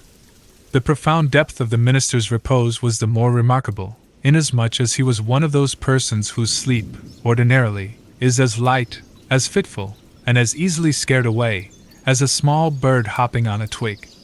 To such an unwonted remoteness, however, had his spirit now withdrawn into itself, that he stirred not in his chair, when old Roger Chillingworth, without any extraordinary precaution, came into the room. The physician advanced directly in front of his patient, laid his hand upon his bosom, and thrust aside the vestment that, hitherto, had always covered it even from the professional eye. Then, indeed, Mr. Dimmesdale shuddered and slightly stirred. After a brief pause, the physician turned away. But with what a wild look of wonder, joy, and horror! With what a ghastly rapture, as it were, too mighty to be expressed only by the eye and features, and therefore bursting forth through the whole ugliness of his figure, and making itself even riotously manifest by the extravagant gestures with which he threw up his arms towards the ceiling, and stamped his foot upon the floor. 167. Had a man seen old Roger Chillingworth, at that moment of his ecstasy, he would have had no need to ask how Satan comports himself, when a precious human soul is lost to heaven, and won into his kingdom. But what distinguished the physician's ecstasy from Satan's was the trait of wonder in it. 11. The interior of a heart. To the incident last described, the intercourse between the clergyman and the physician, though externally the same, was really of another character than it had previously been.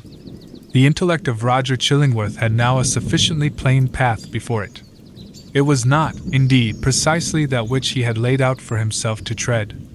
Calm, gentle, passionless, as he appeared, there was yet, we fear, a quiet depth of malice, hitherto latent, but active now, in this unfortunate old man, which led him to imagine a more intimate revenge than any mortal had ever wreaked upon an enemy. To make himself the one trusted friend, to whom should be confided all the fear, the remorse, the agony, the ineffectual repentance, the backward rush of sinful thoughts, expelled in vain, all that guilty sorrow, hidden from the world, whose great heart would have pitied and forgiven, to be revealed to him, the pitiless, to him, the unforgiving, all that dark treasure to be lavished on the very man, to whom nothing else could so adequately pay the debt of vengeance. 169. The clergyman's shy and sensitive reserve had balked this scheme. Roger Chillingworth, however, was inclined to be hardly, if at all, less satisfied with the aspect of affairs, which Providence, using the avenger and his victim for its own purposes, and perchance, pardoning where it seemed most to punish, had substituted for his black devices. A revelation, he could almost say, had been granted to him. It mattered little, for his object, whether celestial, or from what other region. By its aid, in all the subsequent relations betwixt him and Mr. Dimmesdale, not merely the external presence, but the very inmost soul, of the latter, seemed to be brought out before his eyes, so that he could see and comprehend its every movement. He became, thenceforth, not a spectator only, but a chief actor in the poor minister's interior world. He could play upon him as he chose. Would he arouse him with a throb of agony? The victim was forever on the rack. It needed only to know the spring that controlled the engine, and the physician knew it well. Would he startle him with sudden fear?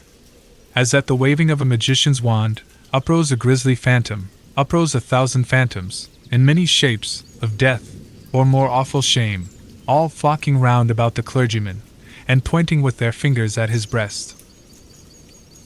All this was accomplished with a subtlety so perfect, that the minister, though he had constantly a dim perception of some evil influence watching over him, could never gain a knowledge of its actual nature. True, he looked doubtfully, fearfully, even, at times, with horror and the bitterness of hatred, at the deformed figure of the old physician. His gestures, his gait, his grizzled beard, his slightest and most indifferent acts, the very fashion of his garments, were odious in the clergyman's. 170. Sight, a token implicitly to be relied on, of a deeper antipathy in the breast of the latter than he was willing to acknowledge to himself.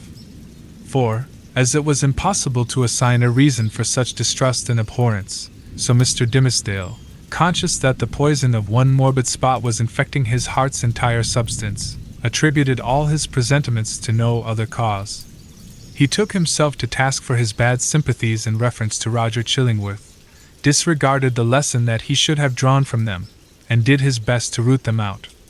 Unable to accomplish this, he nevertheless, as a matter of principle, continued his habits of social familiarity with the old man, and thus gave him constant opportunities for perfecting the purpose to which, poor, forlorn creature that he was, and more wretched than his victim, the avenger had devoted himself.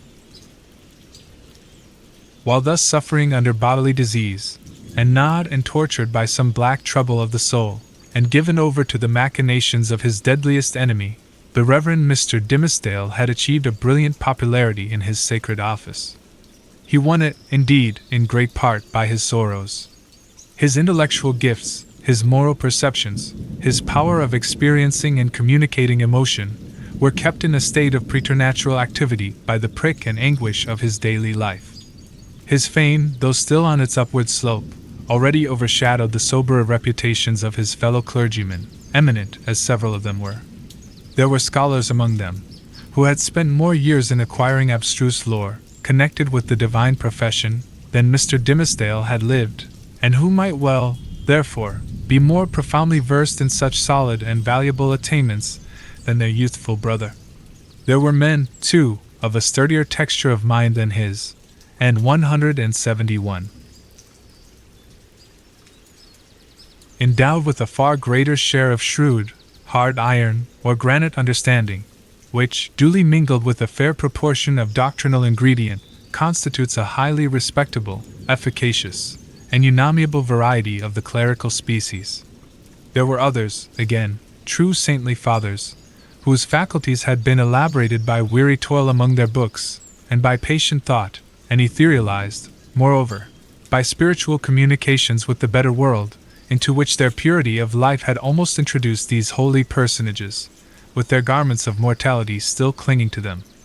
All that they lacked was the gift that descended upon the chosen disciples at Pentecost, in tongues of flame, symbolizing, it would seem, not the power of speech in foreign and unknown languages, but that of addressing the whole human brotherhood in the heart's native language.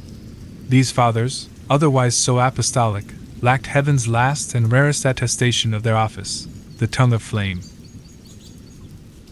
They would have vainly sought, had they ever dreamed of seeking, to express the highest truths through the humblest medium of familiar words and images. Their voices came down, afar and 172, indistinctly, from the upper heights where they habitually dwelt. Not improbably it was to this latter class of men that Mr. Dimmesdale, by many of his traits of character, naturally belonged. To the high mountain peaks of faith and sanctity he would have climbed, had not the tendency been thwarted by the burden, whatever it might be, of crime or anguish, beneath which it was his doom to totter. It kept him down, on a level with the lowest, him, the man of ethereal attributes, whose voice the angels might else have listened to and answered. But this very burden it was, that gave him sympathy so intimate with the sinful brotherhood of mankind, so that his heart vibrated in unison with theirs, and received their pain into itself, and sent its own throb of pain through 1,000 other hearts, in gushes of sad, persuasive eloquence. Oftenest persuasive, but sometimes terrible. The people knew not the power that moved them thus. They deemed the young clergyman a miracle of holiness. They fancied him the mouthpiece of heaven's messages of wisdom, and rebuke, and love. In their eyes, the very ground on which he trod was sanctified. The virgins of his church grew pale around him, victims of a passion so imbued with religious sentiment that they imagined it to be all religion, and brought it openly, in their white bosoms, as their most acceptable sacrifice before the altar. The aged members of his flock, beholding Mr. Dimmesdale's frame so feeble, while they were themselves so rugged in their infirmity, believed that he would go heavenward before them, and enjoined it upon their children, that their old bones should be buried close to their young pastors. 173. Holy Grave. And all this time, perchance, when poor Mr. Dimmesdale was thinking of his grave, he questioned with himself whether the grass would ever grow on it, because an accursed thing must there be buried. It is inconceivable, the agony with which this public veneration tortured him. It was his genuine impulse to adore the truth, and to reckon all things shadow-like, and utterly devoid of weight or value, that had not its divine essence as the life within their life. Then, what was he, a substance, or the dimmest of all shadows? He longed to speak out, from his own pulpit, at the full height of his voice, and tell the people what he was.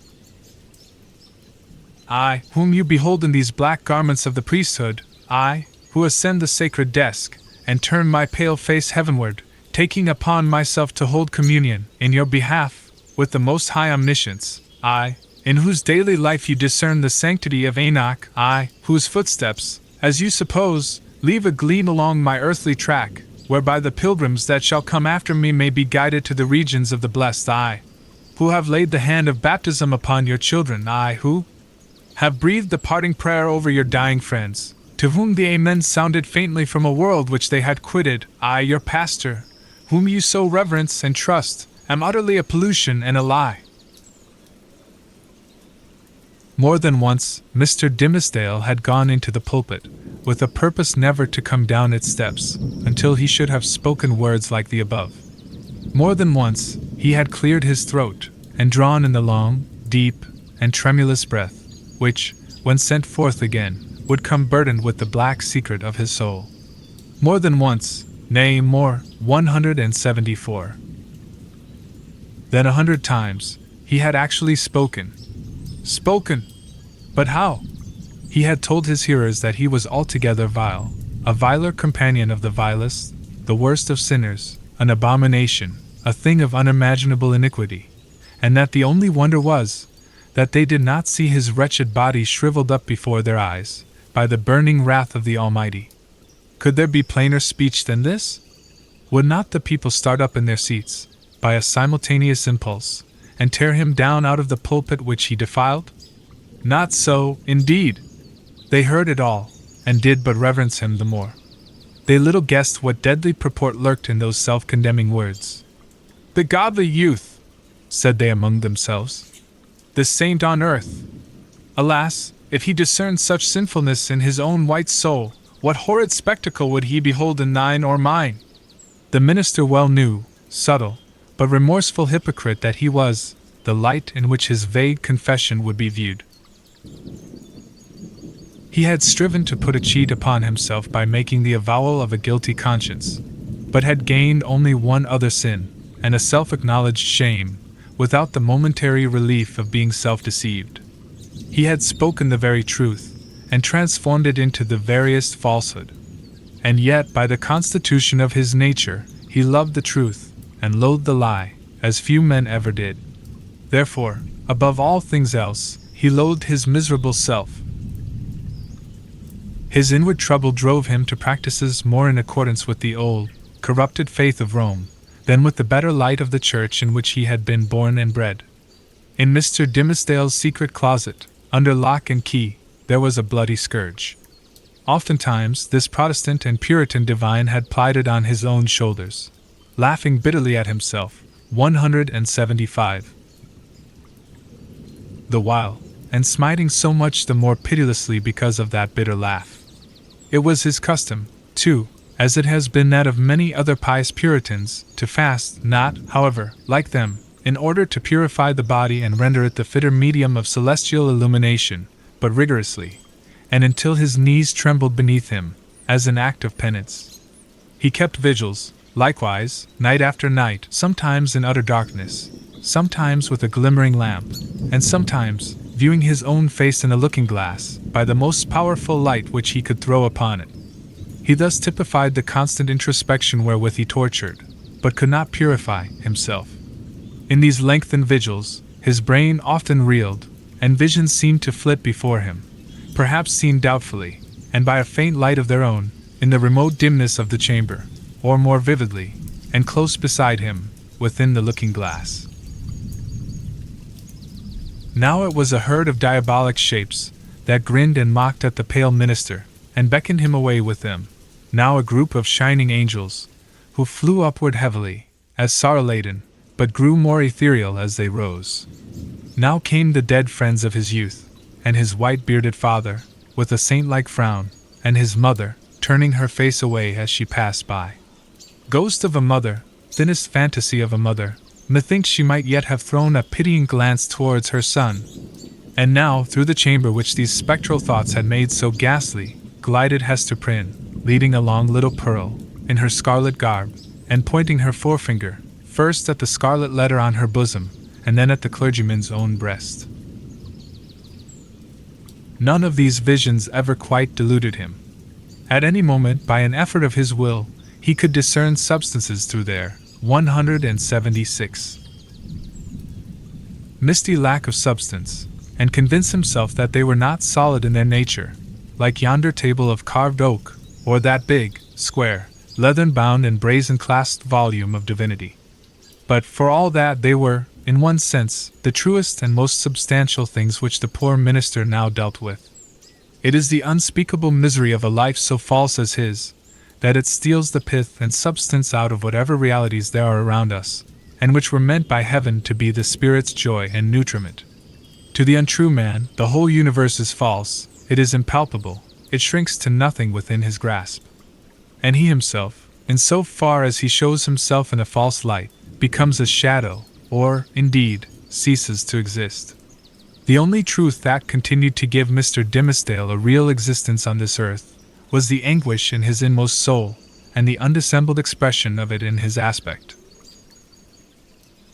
Had he once found power to smile, and wear a face of gaiety, there would have been no such man. On one of those ugly nights, which we have faintly hinted at, but forborne to picture forth, the minister started from his chair. A new thought had struck him. There might be a moment's peace in it. Attiring himself with as much care as if it had been for public worship, and precisely in the same manner, he stole softly down the staircase, undid the door, and issued forth. 12. The Minister's Vigil.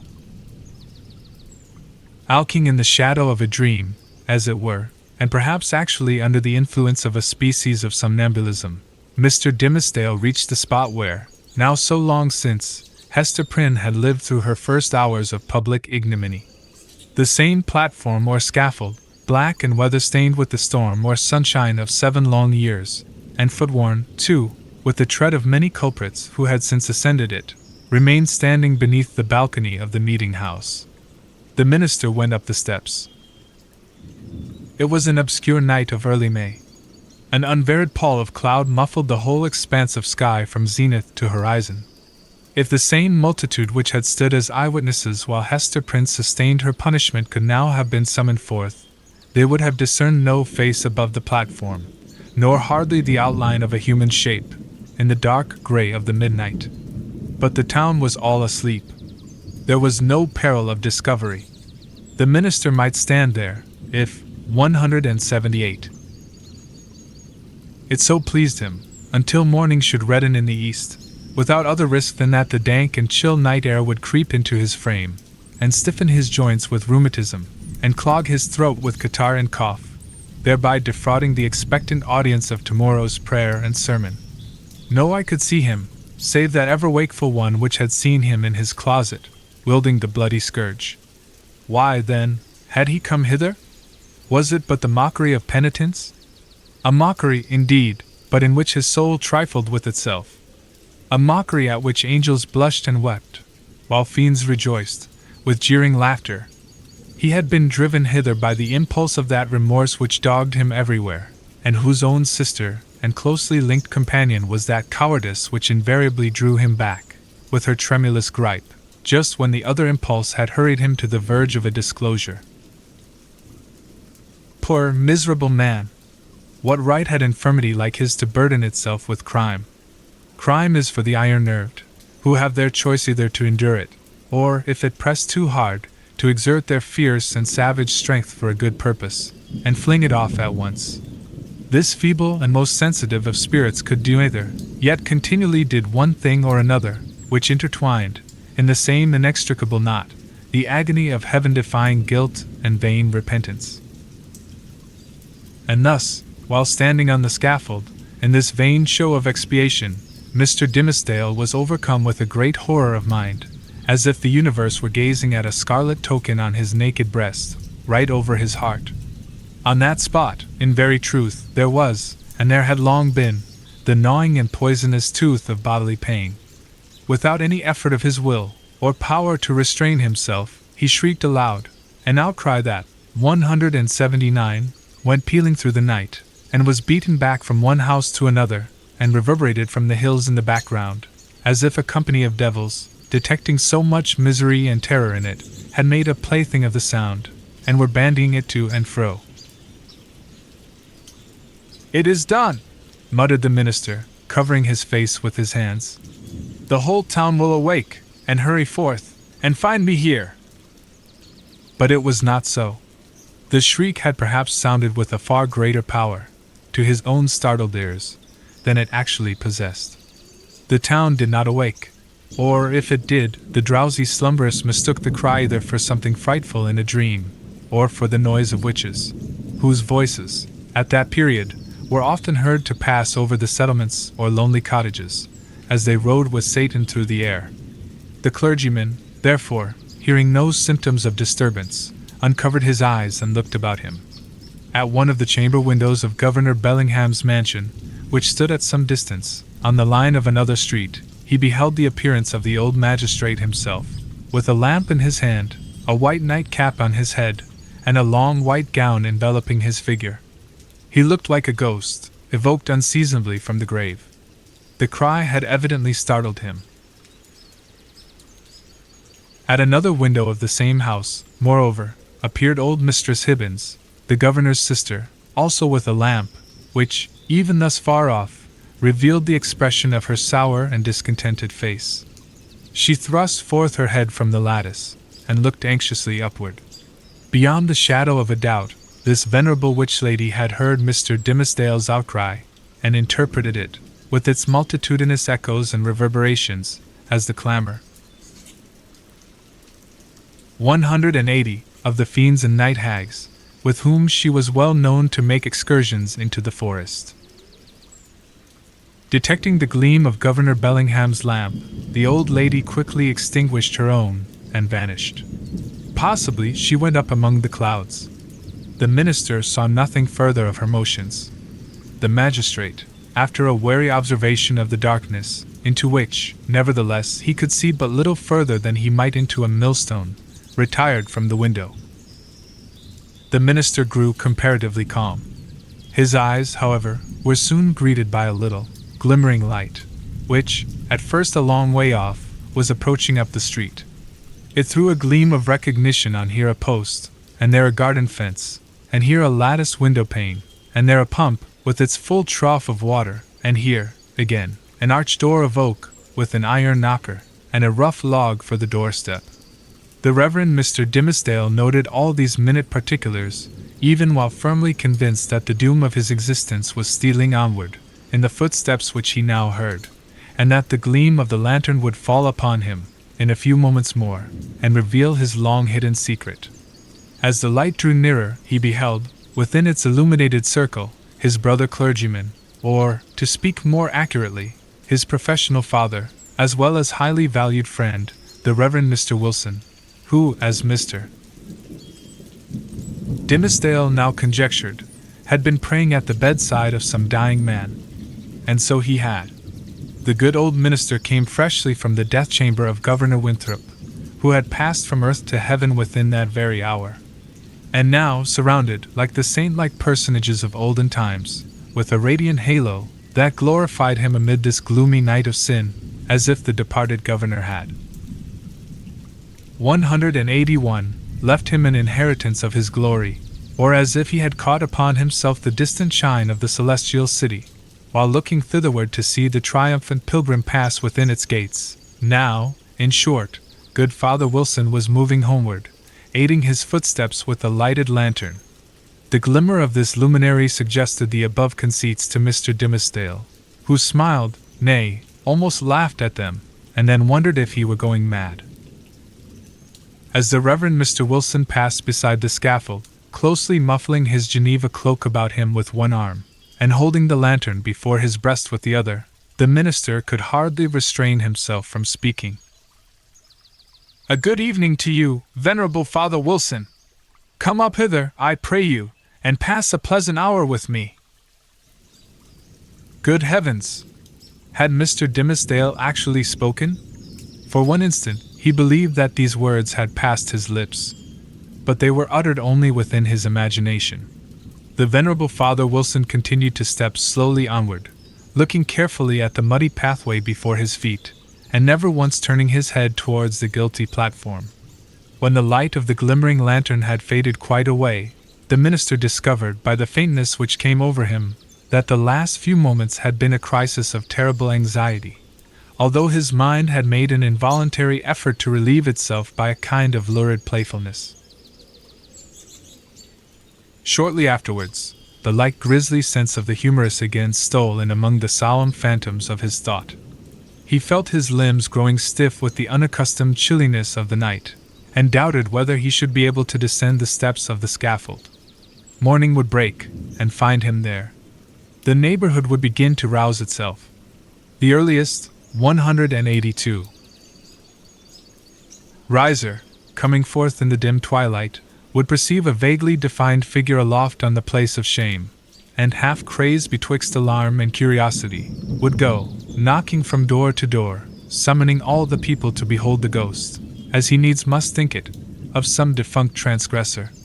A dusky tumult would flap its wings from one house to another. Then, the morning light still waxing stronger, Old patriarchs would rise up in great haste, each in his flannel gown, and matronly dames, without pausing to put off their night gear.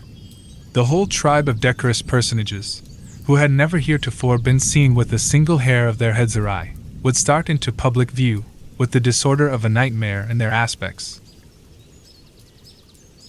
Old Governor Bellingham would come grimly forth, with his King James's ruff fastened askew, and Mistress Hibbins, with some twigs of the forest clinging to her skirts, and looking sourer than ever, as having hardly got a wink of sleep after her night ride, and good Father Wilson, too, after spending half the night at a deathbed, and liking ill to be disturbed, thus early, out of his dreams about the glorified saints.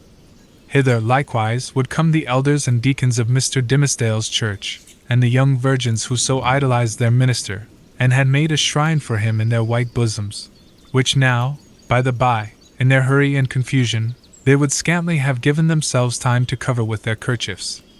All people, in a word, would come stumbling over their thresholds, and turning up their amazed and horror-stricken visages around the scaffold. Whom would they discern there, with the red eastern light upon his brow? Whom, but the Reverend Arthur Dimmesdale, half frozen to death, overwhelmed with shame, and standing where Hester Prynne had stood. 183. Carried away by the grotesque horror of this picture, the minister, unawares, and to his own infinite alarm, burst into a great peal of laughter. It was immediately responded to by a light, airy, childish laugh, in which, with a thrill of the heart, but he knew not whether of exquisite pain, or pleasure as acute, he recognized the tones of little Pearl. "Pearl! Little Pearl!" cried he after a moment's pause, then, suppressing his voice, "Hester! Hester Prynne! Are you there?" "Yes, it is Hester Prynne," she replied, in a tone of surprise, and the minister heard her footsteps approaching from the sidewalk, along which she had been passing. "It is I, and my little Pearl." "Whence come you, Hester?" asked the minister. "What sent you hither?" "I have been watching at a deathbed," answered Hester Prynne. "At Governor Winthrop's deathbed, and have taken his measure for a rogue, and am now going homeward to my dwelling." "Come up hither, Hester, thou and little Pearl," said the Reverend Mr. Dimmesdale. "Ye have both been here before, but I was not with you. Come up hither once again, and we will stand all three together." She silently ascended the steps, and stood on the platform, holding little Pearl by the hand. The minister felt for the child's other hand, and took it. The moment that he did so, there came what seemed a tumultuous rush of new life, other life than his own, pouring like a torrent into his heart, and hurrying through all his veins, as if the mother and the child were communicating their vital warmth to his half-torpid system. The three formed an electric chain. 184. "Minister!" whispered little Pearl. "What wouldst thou say, child?" asked Mr. Dimmesdale. "Wilt thou stand here with mother and me, tomorrow noontide?" inquired Pearl. "Nay, not so, my little Pearl," answered the minister, for, with the new energy of the moment, all the dread of public exposure that had so long been the anguish of his life had returned upon him, and he was already trembling at the conjunction in which, with a strange joy, nevertheless, he now found himself. "Not so, my child. I shall, indeed, stand with thy mother and thee one other day, but not tomorrow." Pearl laughed, and attempted to pull away her hand, but the minister held it fast. "A moment longer, my child," said he. "But wilt thou promise," asked Pearl, "to take my hand and mother's hand tomorrow noontide?" "Not then, Pearl," said the minister, "but another time." "And what other time?" persisted the child. "At the great judgment day," whispered the minister, and strangely enough, the sense that he was a professional teacher of the truth impelled him to answer the child so. "Then and there, before the judgment seat, thy mother and thou and I must stand together. But the daylight of this world shall not see our meeting." Pearl laughed again. But before Mr. Dimmesdale had done speaking, a light gleamed far and wide over all the muffled sky, It was doubtless caused, 186, by one of those meteors, which the night watcher may so often observe burning out to waste in the vacant regions of the atmosphere. So powerful was its radiance that it thoroughly illuminated 187. The dense medium of cloud betwixt the sky and earth.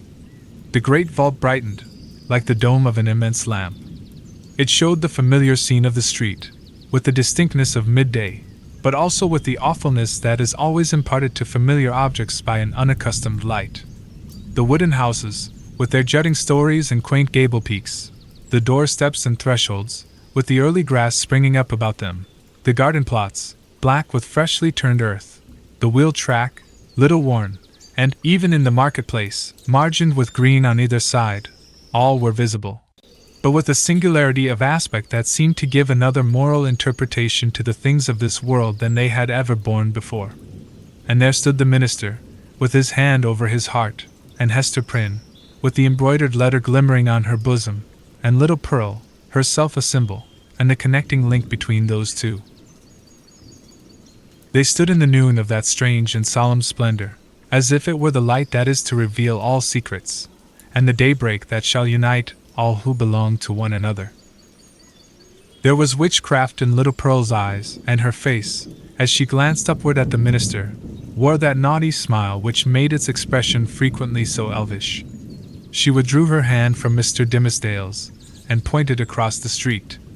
But he clasped both his hands over his breast, and cast his eyes towards the zenith. Nothing was more common, in those days, than to interpret all meteoric appearances, and other natural phenomena, that occurred with less regularity than the rise and set of sun and moon, as so many revelations from a supernatural source. Thus, a blazing spear, a sword of flame, a bow, or a sheaf of arrows, 188. Seen in the midnight sky, prefigured Indian warfare. Pestilence was known to have been foreboded by a shower of crimson light. We doubt whether any marked event, for good or evil, ever befell New England, from its settlement down to Revolutionary times, of which the inhabitants had not been previously warned by some spectacle of this nature. Not seldom, it had been seen by multitudes. Oftener, however, its credibility rested on the faith of some lonely eyewitness, who beheld the wonder through the colored, magnifying, and distorting medium of his imagination, and shaped it more distinctly in his afterthought.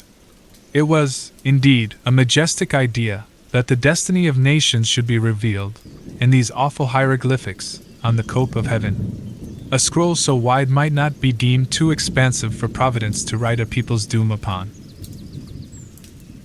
The belief was a favorite one with our forefathers, as betokening that their infant commonwealth was under a celestial guardianship of peculiar intimacy and strictness. But what shall we say, when an individual discovers a revelation addressed to himself alone, on the same vast sheet of record? In such a case, it could only be the symptom of a highly disordered mental state, when a man, rendered morbidly self-contemplative by long, intense, and secret pain, had extended his egotism over the whole expanse of nature, until the firmament itself should appear no more than a fitting page for his soul's history and fate. We impute it, therefore, solely to the disease in his own eye and heart, that the minister, looking upward to the zenith, beheld there the appearance of an immense letter, the letter A, marked out in lines of dull red light.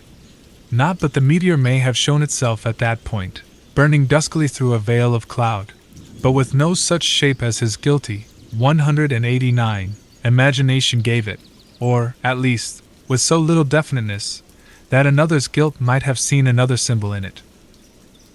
There was a singular circumstance that characterized Mr. Dimmesdale's psychological state, at this moment. All the time that he gazed upward to the zenith, he was, nevertheless, perfectly aware that little Pearl was pointing her finger towards old Roger Chillingworth, who stood at no great distance from the scaffold. The minister appeared to see him, with the same glance that discerned the miraculous letter. To his features, as to all other objects, the meteoric light imparted a new expression, or it might well be that the physician was not careful then, as at all other times, to hide the malevolence with which he looked upon his victim. Certainly, if the meteor kindled up the sky, and disclosed the earth, with an awfulness that admonished Hester Prynne and the clergyman of the day of judgment. Then might Roger Chillingworth have passed with them for the arch-fiend, standing there with a smile and scowl, to claim his own. So vivid was the expression, or so intense the minister's perception of it, that it seemed still to remain painted on the darkness, after the meteor had vanished, with an effect as if the street and all things else were at once annihilated. "Who is that man, Hester?" gasped Mr. Dimmesdale, overcome with terror. "I shiver at him. Dost thou know the man? I hate him, Hester." She remembered her oath, and was silent. "I tell thee, my soul shivers at him," muttered the minister again. "Who is he? Who is he? Canst thou do nothing for me? I have a nameless horror of the man." "Minister," said Little Pearl, "I can tell thee who he is." "Quickly, then, child," said the minister, bending his ear, 190, close to her lips. "Quickly, and as low as thou canst whisper." Pearl mumbled something into his ear that sounded, indeed, like human language, but was only such gibberish as children may be heard amusing themselves with, by the hour together. At all events, if it involved any secret information in regard to old Roger Chillingworth, it was in a tongue unknown to the erudite clergyman, and did but increase the bewilderment of his mind. The elvish child then laughed aloud. "Dost thou mock me now?" said the minister. "Thou wast not bold, thou wast not true," answered the child.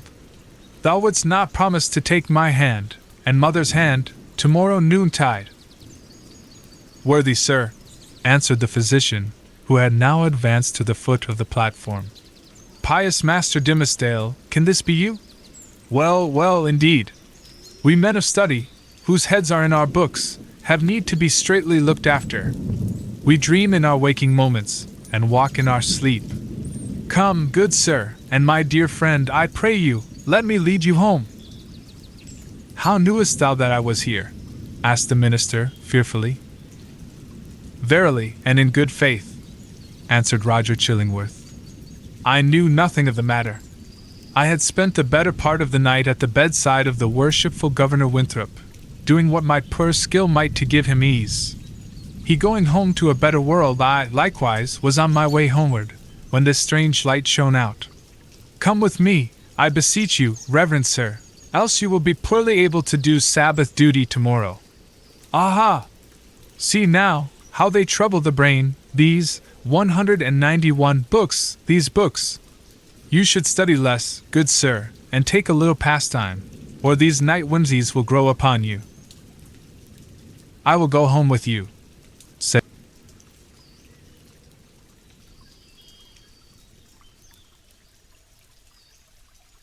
Mr. Dimmesdale.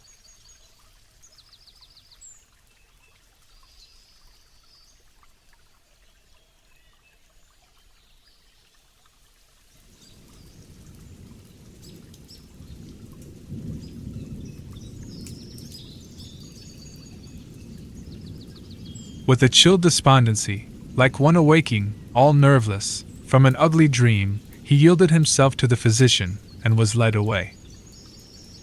The next day, however, being the Sabbath, he preached a discourse which was held to be the richest and most powerful, and the most replete with heavenly influences, that had ever proceeded from his lips. Souls, it is said more souls than one, were brought to the truth by the efficacy of that sermon, and vowed within themselves to cherish a holy gratitude towards Mr. Dimmesdale throughout the long hereafter. But as he came down the pulpit steps, the grey-bearded sexton met him, holding up a black glove, which the minister recognized as his own. "It was found," said the sexton, "this morning, on the scaffold where evildoers are set up to public shame. Satan dropped it there, I take it, intending a scurrilous jest against your reverence. But, indeed, he was blind and foolish, as he ever and always is. A pure hand needs no glove to cover it." "Thank you, my good friend," said the minister, gravely, but startled at heart, for, so confused was his remembrance, that he had almost brought himself to look at the events of the past night as visionary. "Yes, it seems to be my glove, indeed," And since Satan saw fit to steal it, your reverence must needs handle him without gloves, henceforward," remarked the old sexton, grimly smiling. "But did your reverence hear 192 of the portent that was seen last night? A great red letter in the sky, the letter A, which we interpret to stand for angel. For, as our good Governor Winthrop was made an angel this past night, it was doubtless held fit that there should be some notice thereof." "No," answered the minister, "I had not heard of it."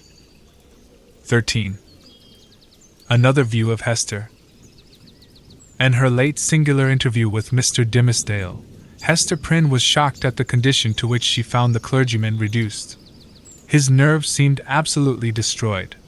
His moral force was abased into more than childish weakness. It grovelled helpless on the ground, even while his intellectual faculties retained their pristine strength, or had perhaps acquired a morbid energy, which disease only could have given them. With her knowledge of a train of circumstances hidden from all others, she could readily infer that, besides the legitimate action of his own conscience, a terrible machinery had been brought to bear, and was still operating, on Mr. Dimmesdale's well-being and repose. Knowing what this poor, fallen man had once been, her whole soul was moved by the shuddering terror with which he had appealed to her, the outcast woman, for support against his instinctively discovered enemy. She decided, moreover, that he had a right to her utmost aid. Little accustomed, in her long seclusion, 194, from society, to measure her ideas of right and wrong by any standard external to herself, Hester saw, or seemed to see, that there lay a responsibility upon her, in reference to the clergyman, which she owed to no other, nor to the whole world besides. The links that united her to the rest of humankind, links of flowers, or silk, or gold, or whatever the material, had all been broken. Here was the iron link of mutual crime, which neither he nor she could break. Like all other ties, it brought along with it its obligations. Hester Prynne did not now occupy precisely the same position in which we beheld her during the earlier periods of her ignominy. Years had come and gone. Pearl was now 7 years old. Her mother, with the Scarlet Letter on her breast, glittering in its fantastic embroidery, had long been a familiar object to the townspeople. As is apt to be the case when a person stands out in any prominence before the community, and, at the same time, interferes neither with public nor individual interests and convenience, a species of general regard had ultimately grown up in reference to Hester Prynne. It is to the credit of human nature that, except where its selfishness is brought into play, it loves more readily than it hates. Hatred, by a gradual and quiet process, will even be transformed to love, unless the change be impeded by a continually new irritation of the original feeling of hostility. In this matter of Hester Prynne, there was neither irritation nor irksomeness. She never battled with the public, but submitted, uncomplainingly, to its worse usage. She made no claim upon it, in requital for what she suffered. She did not weigh upon its sympathies. Then, also, the blameless purity of her life during all these years in which she had been set apart to infamy, was reckoned largely in her favor. With nothing now to lose, in the sight of mankind, and with no hope, and seemingly no wish, of gaining anything, it could only be a genuine regard for virtue that had brought back the poor wanderer to its paths. It was perceived, too, that while Hester never put forward even the humblest title to share in the world's privileges, further than to breathe the common air, and earn daily bread for little Pearl and herself by the faithful labor of her hands, she was quick to acknowledge her sisterhood with the race of man, whenever benefits were to be conferred. None so ready as she to give of her little substance to every demand of poverty, even though the bitter-hearted pauper threw back a jibe in requital of the food brought regularly to his door, or the garments wrought for him by the fingers that could have embroidered. 196. A monarch's robe. None so self-devoted as Hester, when pestilence stalked through the town. In all seasons of calamity, indeed, whether general or of individuals, the outcast of society at once found her place. She came, not as a guest, but as a rightful inmate, into the household that was darkened by trouble, as if its gloomy twilight were a medium in which she was entitled to hold intercourse with her fellow creatures. There glimmered the embroidered letter, with comfort in its unearthly ray. Elsewhere the token of sin, it was the taper of the sick chamber. It had even thrown its gleam, in the sufferer's hard extremity, across the verge of time. It had shown him where to set his foot, while the light of earth was fast becoming dim, and ere the light of futurity could reach him. In such emergencies, Hester's nature showed itself warm and rich, a wellspring of human tenderness, unfailing to every real demand, and inexhaustible by the largest. Her breast, with its badge of shame, was but the softer pillow for the head that needed one. She was self-ordained a sister of mercy, or, we may rather say, the world's heavy hand had so ordained her, when neither the world nor she looked forward to this result. The letter was the symbol of her calling. Such helpfulness was found in her, so much power to do, and power to sympathize, that many people refused to interpret the Scarlet A by its original signification. They said that it meant able, so strong was Hester Prynne, with a woman's strength. It was only the darkened house that could contain her. When sunshine came again, she was not there. Her shadow had faded across the threshold. The helpful inmate had departed, without one backward glance to gather up the meed of gratitude, if any were in the hearts of those whom she had served so zealously. 197. Meeting them in the street, she never raised her head to receive their greeting. If they were resolute to accost her, she laid her finger on the scarlet letter and passed on.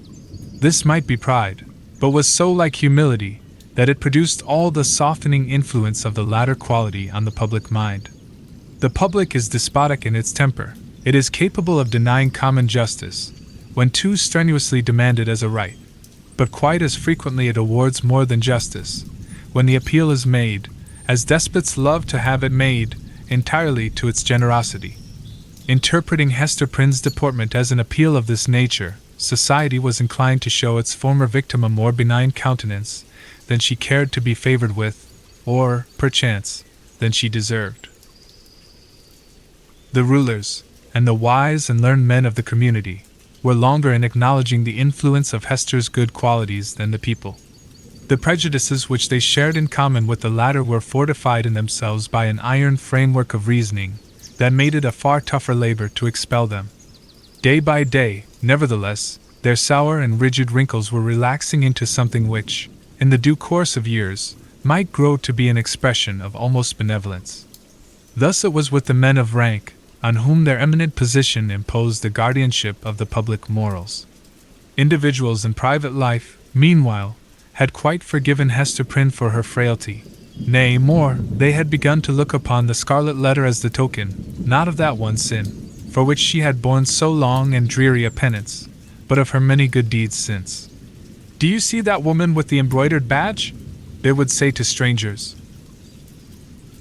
"It is our Hester, the town's own Hester, who is so kind to the poor, so helpful to the sick, so 198.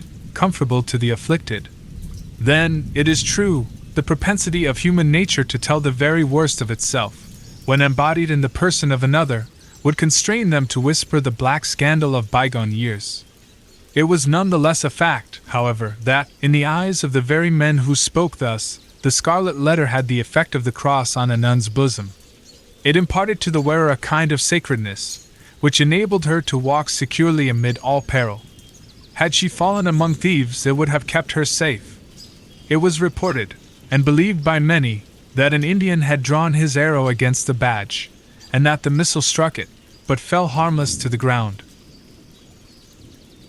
The effect of the symbol, or rather, of the position in respect to society that was indicated by it, on the mind of Hester Prynne herself, was powerful and peculiar. All the light and graceful foliage of her character had been withered up by this red-hot brand, and had long ago fallen away, leaving a bare and harsh outline, which might have been repulsive had she possessed friends or companions to be repelled by it. Even the attractiveness of her person had undergone a similar change. It might be partly owing to the studied austerity of her dress, and partly to the lack of demonstration in her manners. It was a sad transformation, too, that her rich and luxuriant hair had either been cut off, or was so completely hidden by a cap, that not a shining lock of it ever once gushed into the sunshine. It was due in part to all these causes, but still more to something else, that there seemed to be no longer anything in Hester's face for love to dwell upon, nothing in Hester's form, though majestic and statue-like, that passion would ever dream of clasping in its embrace, nothing in Hester's bosom, to make it ever again the pillow of affection. Some attribute, 199, had departed from her, the permanence of which had been essential to keep her a woman. Such is frequently the fate, and such the stern development, of the feminine character and person, when the woman has encountered, and lived through, an experience of peculiar severity. If she be all tenderness, she will die. If she survive, the tenderness will either be crushed out of her, or, and the outward semblance is the same, crushed so deeply into her heart that it can never show itself more. The latter is perhaps the truest theory. She who has once been woman, and ceased to be so, might at any moment become a woman again if there were only the magic touch to effect the transfiguration. We shall see whether Hester Prynne were ever afterwards so touched, and so transfigured. Much of the marble coldness of Hester's impression was to be attributed to the circumstance that her life had turned, in a great measure, from passion and feeling to thought. Standing alone in the world, alone, as to any dependence on society, and with little Pearl to be guided and protected, alone, and hopeless of retrieving her position, even had she not scorned to consider it desirable, she cast away the fragments of a broken chain. The world's law was no law for her mind. It was an age in which the human intellect, newly emancipated, had taken a more active and a wider range than for many centuries before. Men of the sword had overthrown nobles and kings.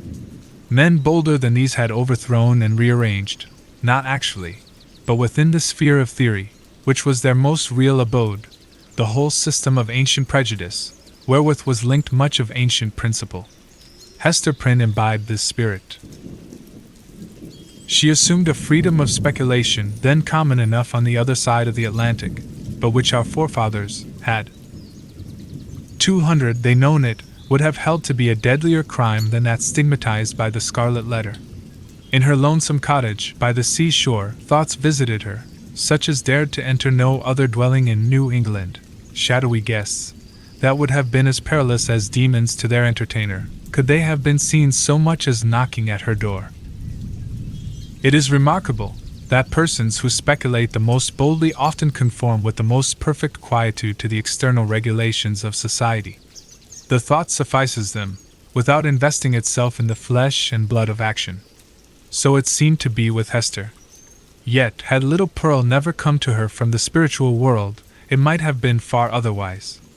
Then, she might have come down to us in history, hand in hand with Anne Hutchinson, as the foundress of a religious sect. She might, in one of her phases, have been a prophetess. She might, and not improbably would, have suffered death from the stern tribunals of the period, for attempting to undermine the foundations of the Puritan establishment.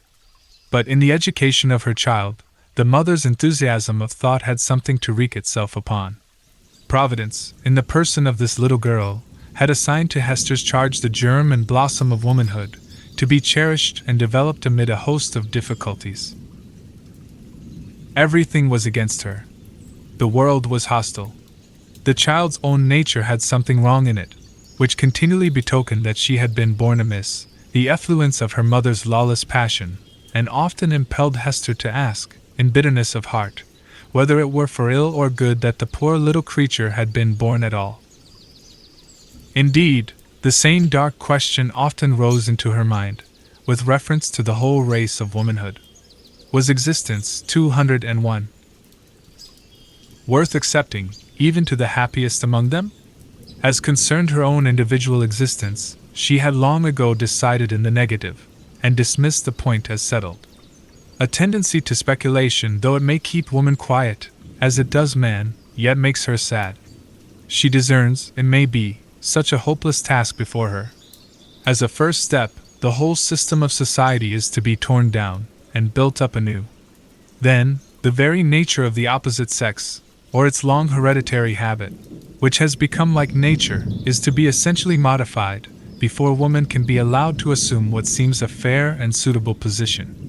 Finally, all other difficulties being obviated, Woman cannot take advantage of these preliminary reforms until she herself shall have undergone a still mightier change, in which, perhaps, the ethereal essence, wherein she has her truest life, will be found to have evaporated. A woman never overcomes these problems by any exercise of thought. They are not to be solved, or only in one way. If her heart chance to come uppermost, they vanish.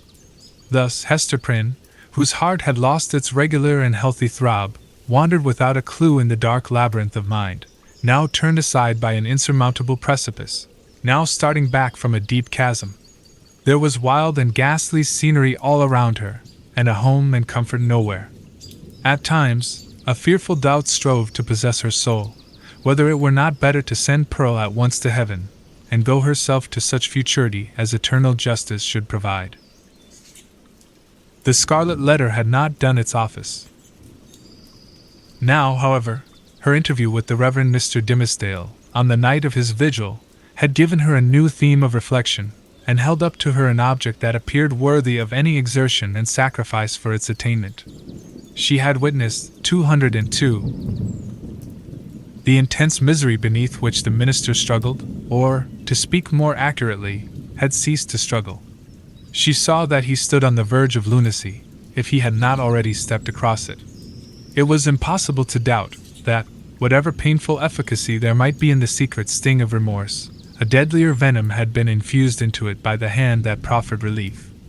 A secret enemy had been continually by his side, under the semblance of a friend and helper, and had availed himself of the opportunities thus afforded for tampering with the delicate springs of Mr. Dimmesdale's nature. Hester could not but ask herself whether there had not originally been a defect of truth, courage, and loyalty, on her own part, in allowing the minister to be thrown into a position where so much evil was to be foreboded, and nothing auspicious to be hoped. Her only justification lay in the fact that she had been able to discern no method of rescuing him from a blacker ruin than had overwhelmed herself, except by acquiescing in Roger Chillingworth's scheme of disguise. Under that impulse she had made her choice, and had chosen, as it now appeared, the more wretched alternative of the two. She determined to redeem her error, so far as it might yet be possible. Strengthened by years of hard and solemn trial, she felt herself no longer so inadequate to cope with Roger Chillingworth as on that night, abased by sin, and half maddened by the ignominy that was still new, when they had talked together in the prison chamber. She had climbed her way, since then, to a higher point. The old man, on the other hand, had brought himself nearer to her level, or perhaps below it, by the revenge which he had stooped for. In fine, Hester Prynne resolved to meet her former husband, and do what might be in her power for the rescue of the victim, 203, on whom he had so evidently set his gripe. The occasion was not long to seek. One afternoon, walking with Pearl in a retired part of the peninsula, she beheld the old physician, with a basket on one arm, and a staff in the other hand, stooping along the ground, in quest of roots and herbs to concoct his medicines withal. 14. Hester and the physician. Hester bade little Pearl run down to the margin of the water, and play with the shells and tangled seaweed, until she should have talked a while with yonder gatherer of herbs. So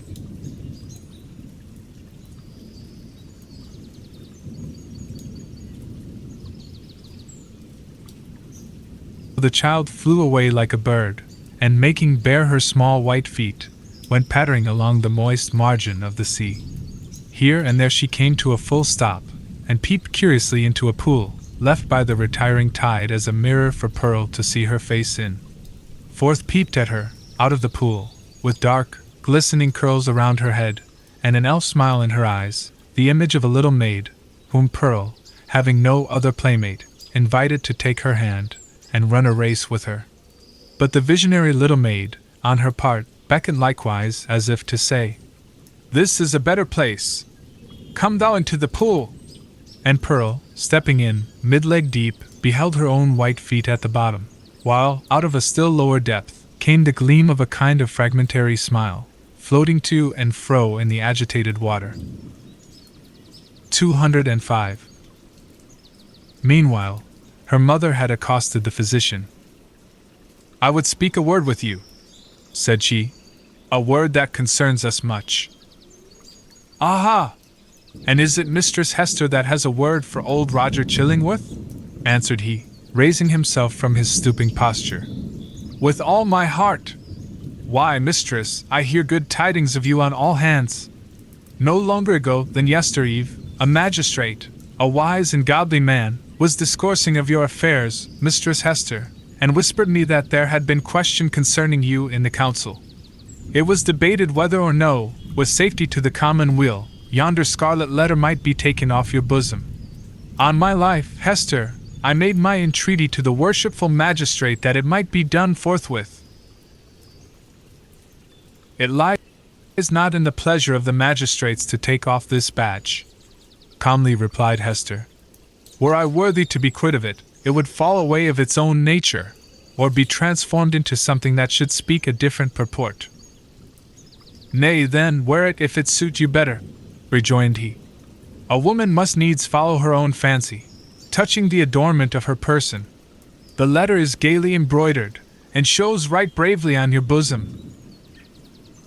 All this while, Hester had been looking steadily at the old man, and was shocked, as well as wonder-smitten, to discern what a change had been wrought upon him within the past 7 years.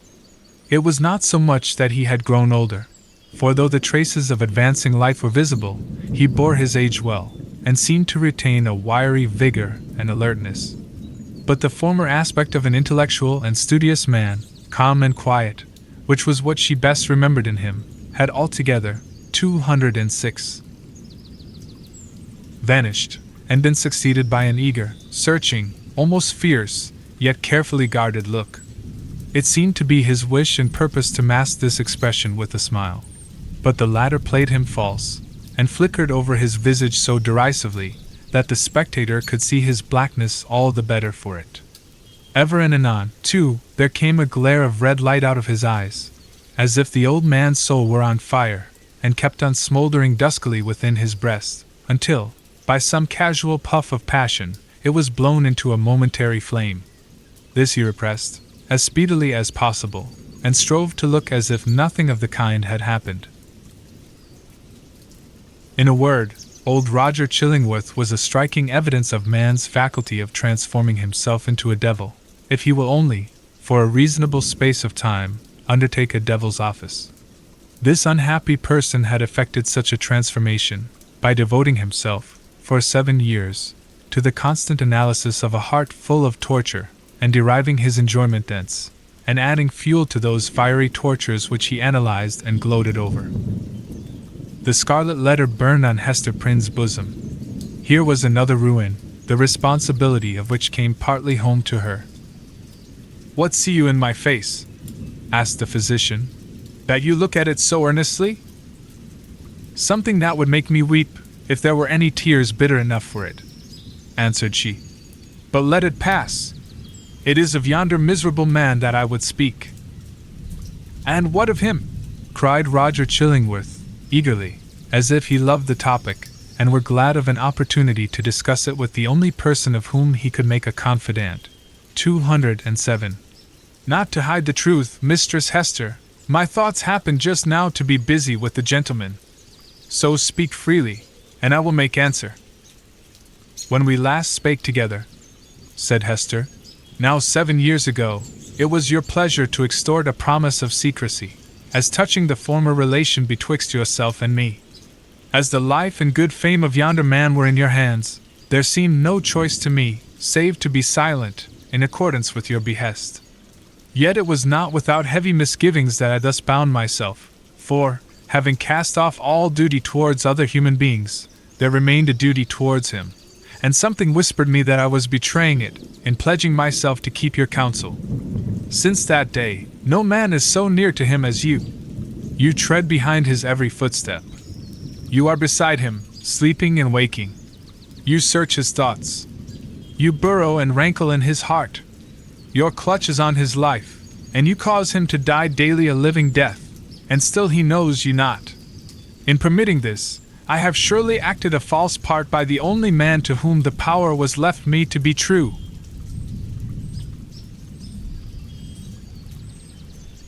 What choice had you? Asked Roger Chillingworth. My finger, pointed at this man, would have hurled him from his pulpit into a dungeon, thence, peradventure, to the gallows.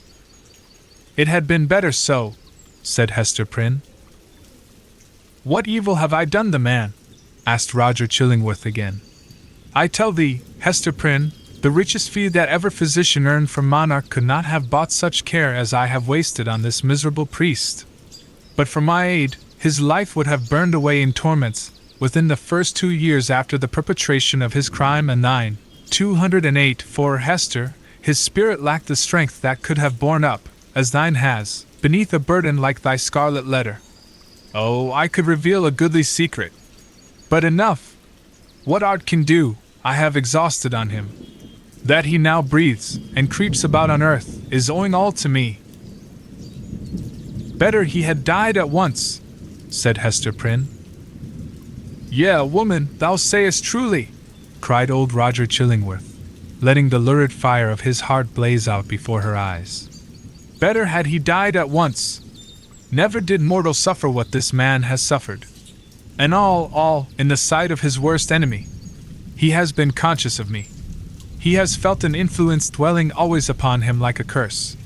He knew, by some spiritual sense, for the Creator never made another being so sensitive as this, he knew that no friendly hand was pulling at his heartstrings, and that an eye was looking curiously into him, which sought only evil, and found it. But he knew not that the eye and hand were mine.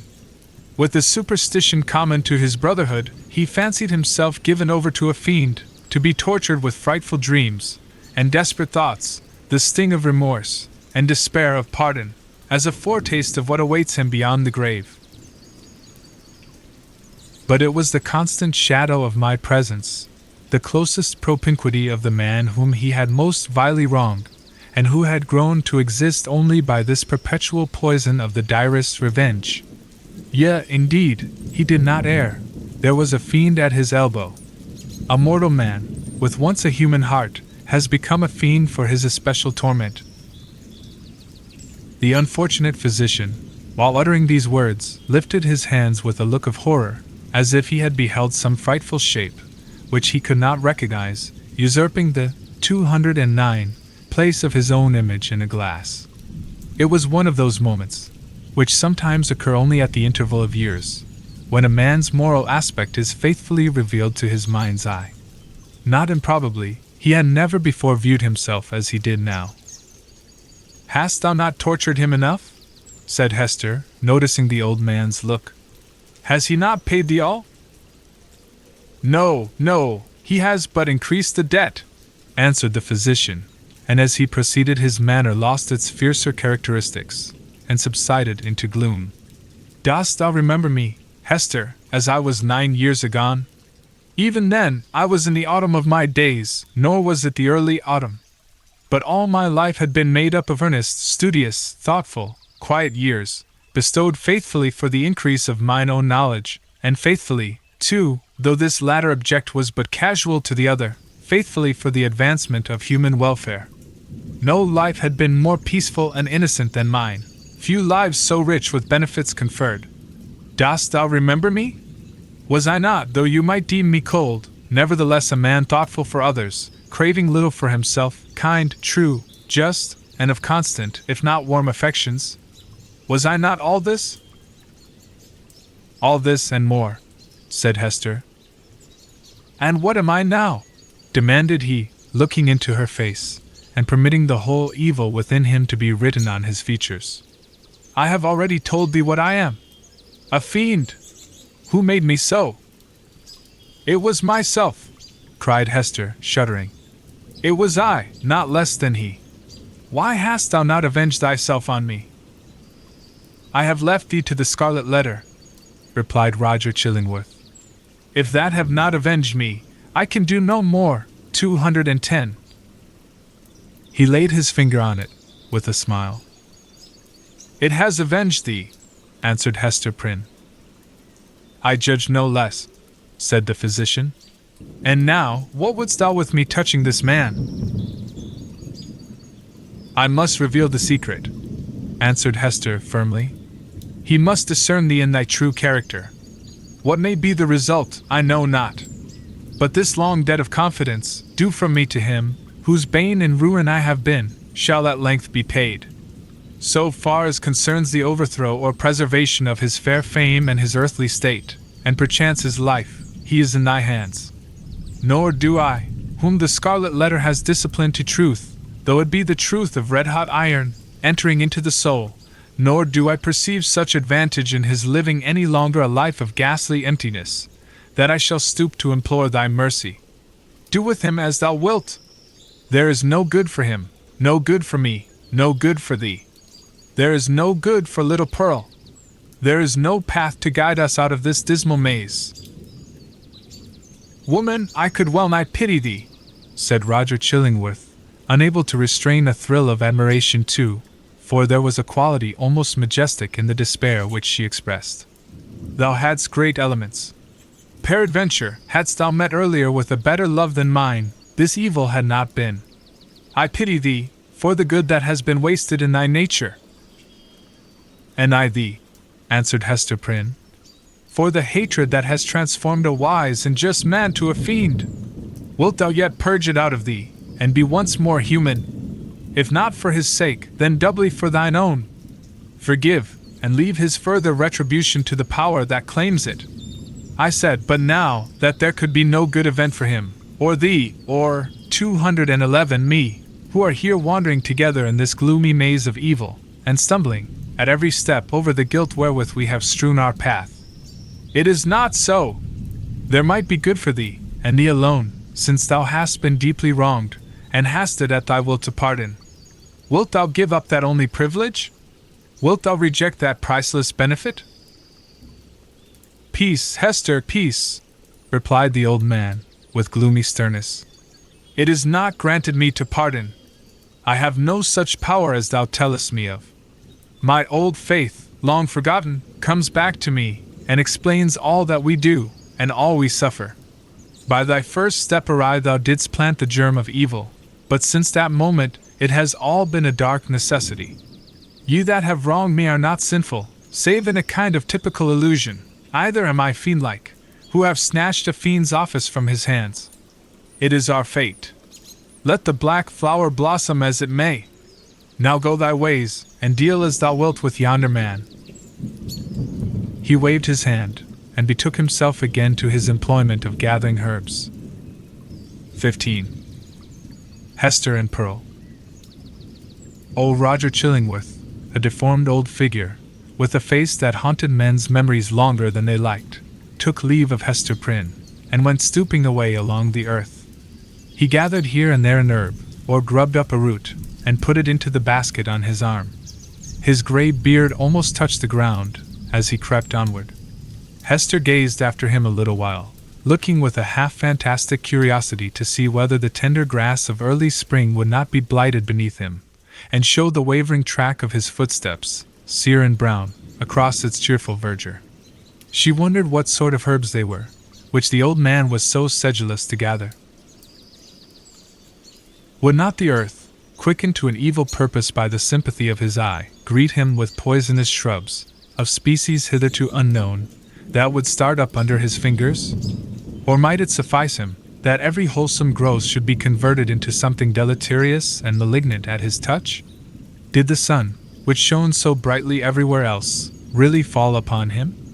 Or was there, as it rather seemed, a circle of ominous shadow moving along with his deformity, whichever way he turned himself? And whither was he now going? Would he not suddenly sink into the earth, leaving a barren and blasted spot, where, in due course of time, would be seen deadly nightshade, dogwood, henbane, and whatever else of vegetable wickedness the climate could produce, all flourishing with hideous luxuriance?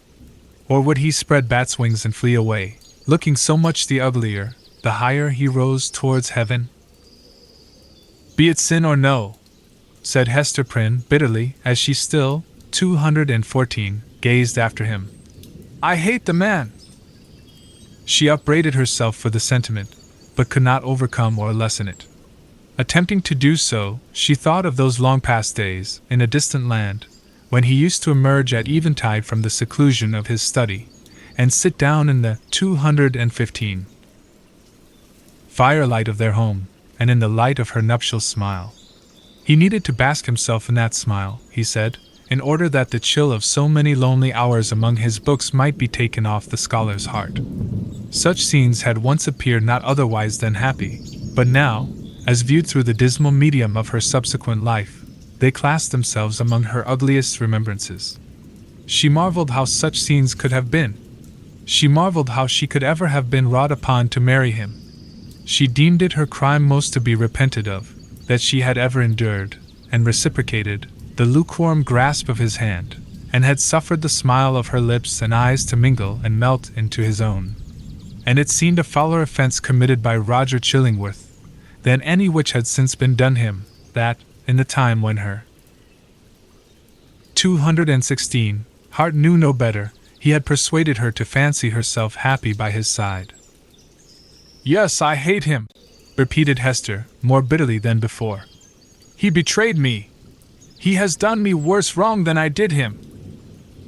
Let men tremble to win the hand of woman, unless they win along with it the utmost passion of her heart. Else it may be their miserable fortune, as it was Roger Chillingworth's, when some mightier touch than their own may have awakened all her sensibilities, to be reproached even for the calm content, the marble image of happiness, which they will have imposed upon her as the warm reality. But Hester ought long ago to have done with this injustice. What did it betoken? Had 7 long years, under the torture of the Scarlet Letter, inflicted so much of misery, and wrought out no repentance? The emotions of that brief space, while she stood gazing after the crooked figure of old Roger Chillingworth, threw a dark light on Hester's state of mind, revealing much that she might not otherwise have acknowledged to herself. He being gone, she summoned back her child. "Pearl! Little Pearl! Where are you?" Pearl, whose activity of spirit never flagged, had been at no loss for amusement, while her mother talked with the old gatherer of herbs. At first, as already told, she had flirted fancifully with her own image in a pool of water, beckoning the phantom forth, and, as it declined to venture, seeking a passage for herself into its sphere of impalpable earth and unattainable sky. Soon finding, however, that either she or the image was unreal, she turned elsewhere for better pastime. She made little boats out of birch bark, and freighted them with snail shells, and sent out more ventures on the mighty deep than any merchant in New England, but the larger part of them foundered near the shore. She seized a live horseshoe by the tail, and made prize of several 5 fingers, and laid out a jellyfish to melt in the warm sun. Then she took up the white foam that streaked the line of the advancing tide, and threw it upon the breeze, scampering after it, with winged footsteps, to catch the great snowflakes ere they fell. Perceiving a flock of beach birds that fed and fluttered along the shore, the naughty child picked up her apron full of pebbles, and creeping from rock to rock after these small seafowl, displayed remarkable dexterity in pelting them. One little gray bird, with a white breast, Pearl was almost sure, had been hit by a pebble, and fluttered away with a broken wing. But then the elf child sighed, and gave up her 218 sport, because it grieved her to have done harm to a little being that was as wild as the sea breeze, or as wild as Pearl herself.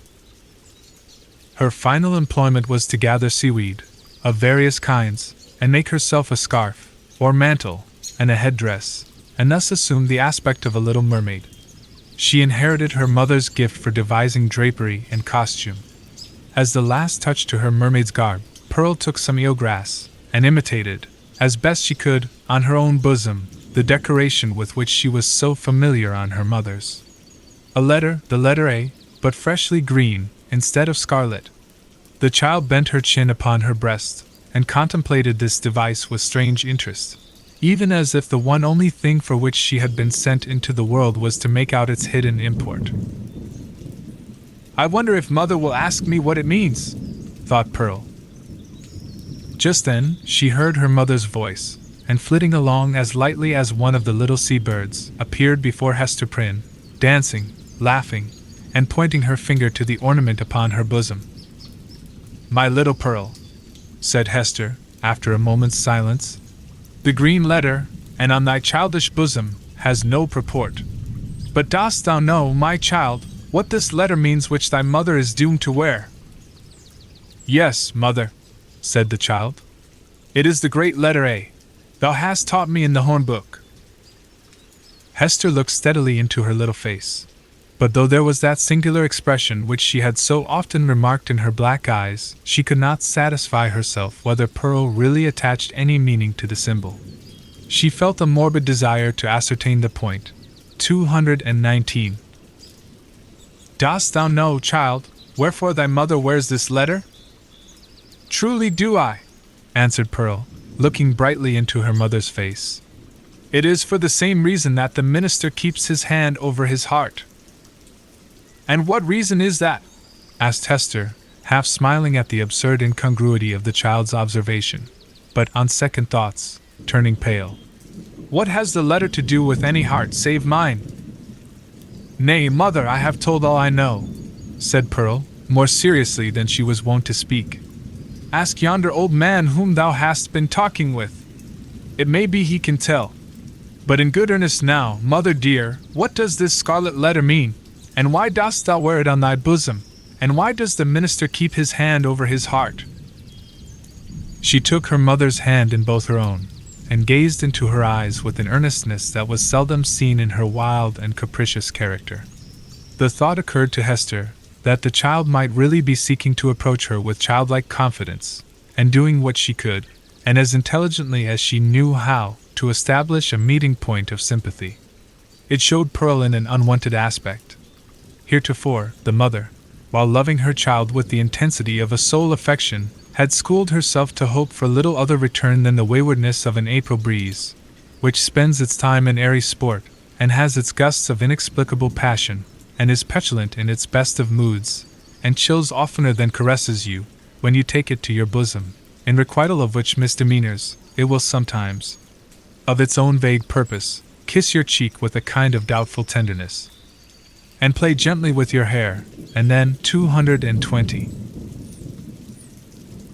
Be gone about its other idle business, leaving a dreamy pleasure at your heart. And this, moreover, was a mother's estimate of the child's disposition. Any other observer might have seen few but unamiable traits, and have given them a far darker coloring. But now the idea came strongly into Hester's mind that Pearl, with her remarkable precocity and acuteness, might already have approached the age when she could be made a friend, and entrusted with as much of her mother's sorrows as could be imparted, without irreverence either to the parent or the child. In the little chaos of Pearl's character there might be seen emerging, and could have been, from the very first, the steadfast principles of an unflinching courage, an uncontrollable will, a sturdy pride, which might be disciplined into self-respect, and a bitter scorn of many things, which, when examined, might be found to have the taint of falsehood in them.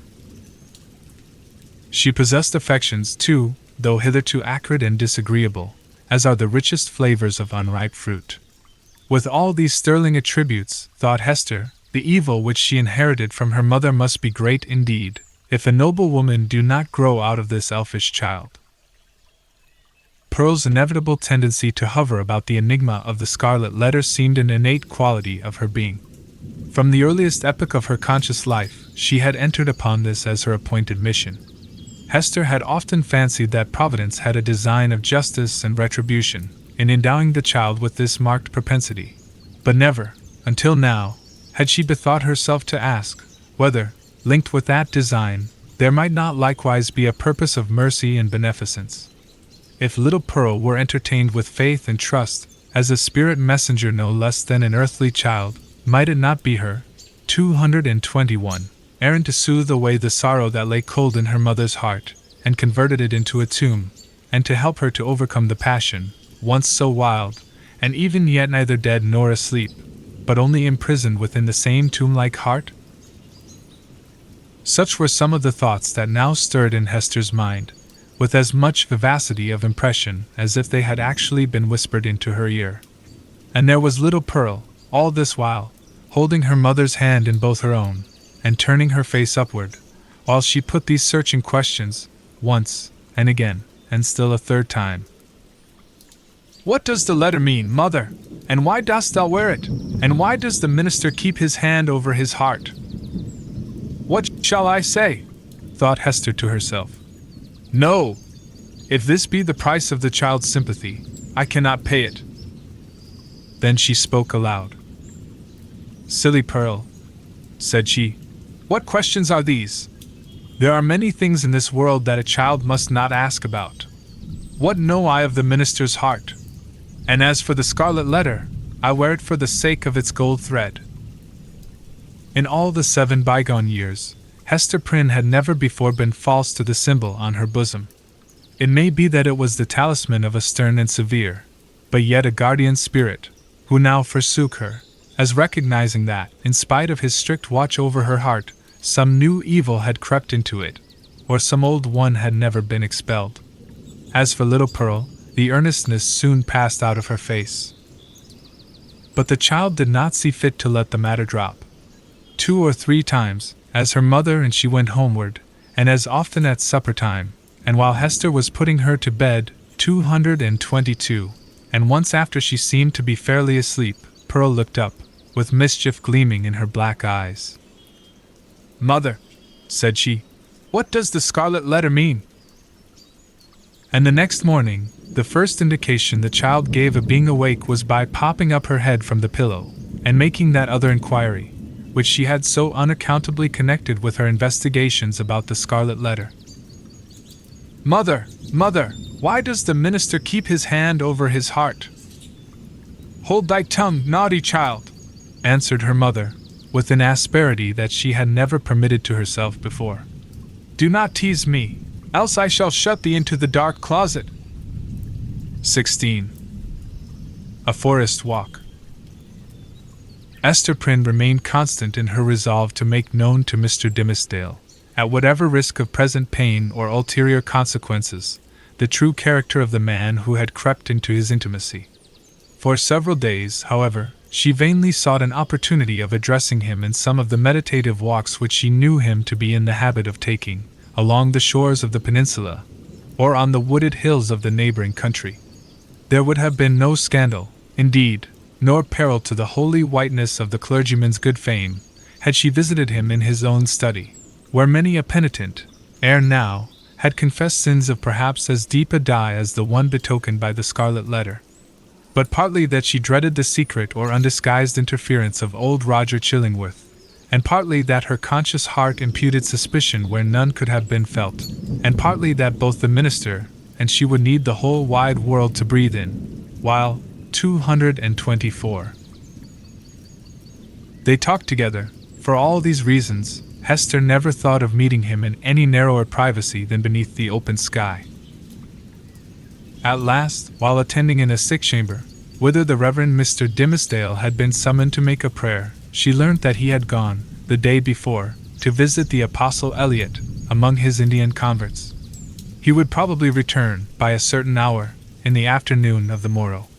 Betimes, therefore, the next day, Hester took little Pearl, who was necessarily the companion of all her mother's expeditions, however inconvenient her presence, and set forth.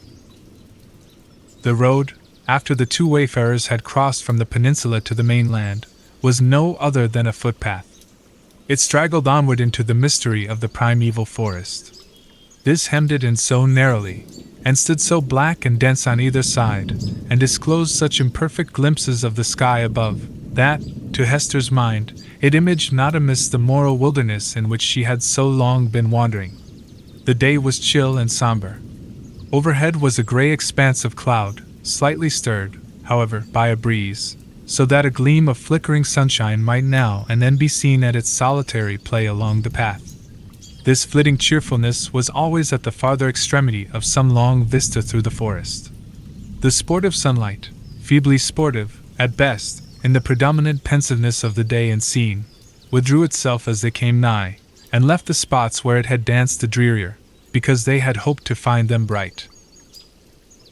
Mother, said little Pearl, the sunshine does not love you. It runs away and hides itself, because it is afraid of something on your bosom. Now see! There it is, playing, a good way, 225 off. Stand you here, and let me run and catch it. I am but a child. It will not flee from me, for I wear nothing on my bosom yet. Nor ever will, my child, I hope, said Hester. And why not, mother? Asked Pearl, stopping short, just at the beginning of her race. Will not it come of its own accord, when I am a woman grown? Run away, child, answered her mother, and catch the sunshine. It will soon be gone. Pearl set forth, at a great pace, and, as Hester smiled to perceive, did actually catch the sunshine, and stood laughing in the midst of it, all brightened by its splendor, and scintillating with the vivacity excited by rapid motion. The light lingered about the lonely child, as if glad of such a playmate, until her mother had drawn almost nigh enough to step into the magic circle too. It will go now, said Pearl, shaking her head. See, answered Hester, smiling. Now I can stretch out my hand and grasp some of it. As she attempted to do so, the sunshine vanished, or, to judge from the bright expression that was dancing on Pearl's features, her mother could have fancied that the child had absorbed it into herself, and would give it forth again, with a gleam about her path, as they should plunge into some gloomier shade. There was no other attribute that so much impressed her with a sense of new and untransmitted vigor in Pearl's nature, as this never-failing vivacity of spirits. She had not the disease of sadness, which almost all children, in these latter days, inherit, with the scrofula, from the troubles of their ancestors. Perhaps this too was a disease, and but the reflex of the wild energy with which Hester had fought against her sorrows, before 226. Pearl's birth. It was certainly a doubtful charm, imparting a hard, metallic luster to the child's character. She wanted, what some people want throughout life, a grief that should deeply touch her, and thus humanize and make her capable of sympathy. But there was time enough yet for little Pearl. Come, my child, said Hester, looking about her from the spot where Pearl had stood still in the sunshine. We will sit down a little way within the wood, and rest ourselves. I am not a weary mother, replied the little girl. But you may sit down, if you will tell me a story meanwhile. A story, child, said Hester. And about what? Oh, a story about the black man, answered Pearl, taking hold of her mother's gown, and looking up, half earnestly, half mischievously, into her face. How he haunts this forest, and carries a book with him, a big, heavy book, with iron clasps, and how this ugly black man offers his book and an iron pen to everybody that meets him here among the trees, and they are to write their names with their own blood. And then he sets his mark on their bosoms. Didst thou ever meet the black man, mother? And who told you this story, Pearl? Asked her mother, recognizing a common superstition of the period. It was the old dame in the chimney corner, at the house where you watched last night, said the child. But she fancied me asleep while she was talking of it. She said that 1,000 people had met him here, and had written in his book, and have his mark on them. And that ugly-tempered lady, old Mistress Hibbins, was one. And, mother, the old dame said that this scarlet letter was the black man's mark on thee, and that it glows like a red flame when thou meetest him, 227, at midnight, here in the dark wood. Is it true, mother? And dost thou go to meet him in the night time?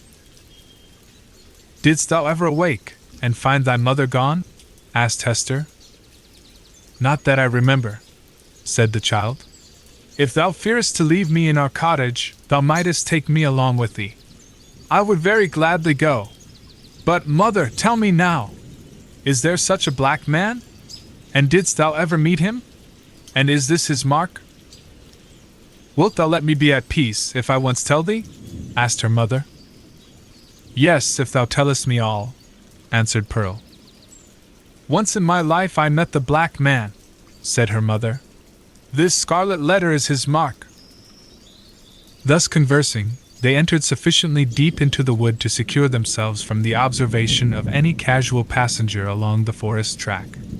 Here they sat down on a luxuriant heap of moss, which, at some epoch of the preceding century, had been a gigantic pine, with its roots and trunk in the darksome shade, and its head aloft in the upper atmosphere. It was a little dell where they had seated themselves, with a leaf-strewn bank rising gently on either side, and a brook flowing through the midst, over a bed of fallen and drowned leaves. The trees impending over it had flung down great branches, from time to time, which choked up the current and compelled it to form eddies and black depths at some points, while, in its swifter and livelier passages, there appeared a channelway of pebbles and brown, sparkling sand. Letting the eyes follow along the course of the stream, they could catch the reflected light from its water, at some short distance within the forest. 228. But soon lost all traces of it amid the bewilderment of tree trunks and underbrush, and here and there a huge rock covered over with grey lichens. All these giant trees and boulders of granite seemed intent on making a mystery of the course of this small brook, fearing, perhaps, that, with its never-ceasing loquacity, it should whisper tales out of the heart of the old forest whence it flowed, or mirror its revelations on the smooth surface of a pool. Continually, indeed, as it stole onward, the streamlet kept up a babble, kind, quiet, soothing, but melancholy, like the voice of a young child that was spending its infancy without playfulness, and knew not how to be merry among sad acquaintance and events of somber hue. "O brook! O foolish and tiresome little brook!" cried Pearl, after listening a while to its talk. "Why art thou so sad? Pluck up a spirit, and do not be all the time sighing and murmuring." But the brook, in the course of its little lifetime among the forest trees, had gone through so solemn an experience that it could not help talking about it, and seemed to have nothing else to say. Pearl resembled the brook, inasmuch as the current of her life gushed from a wellspring as mysterious, and had flowed through scenes shadowed as heavily with gloom. But unlike the little stream, she danced and sparkled, and prattled airily along her course. "What does this sad little brook say, mother?" inquired she. "If thou hadst a sorrow of thine own, the brook might tell thee of it," answered her mother, "even as it is telling me of mine. But now, Pearl, I hear a footstep along the path, and the noise of one putting aside the branches. I would have thee betake thyself to play, and leave me to speak with him that comes yonder." 229. "Is it the black man?" asked Pearl. "Wilt thou go and play, child?" repeated her mother. "But do not stray far into the wood, and take heed that thou come at my first call." "Yes, mother," answered Pearl. "But if it be the black man, wilt thou not let me stay a moment, and look at him, with his big book under his arm?" "Go, silly child," said her mother impatiently. "It is no black man. Thou canst see him now, through the trees. It is the minister." "And so it is," said the child. "And, mother, he has his hand over his heart. Is it because, when the minister wrote his name in the book, the black man set his mark in that place? But why does he not wear it outside his bosom, as thou dost, mother? Go now, child, and thou shalt tease me as thou wilt another time," cried Hester Prynne. "But do not stray far. Keep where thou canst hear the babble of the brook."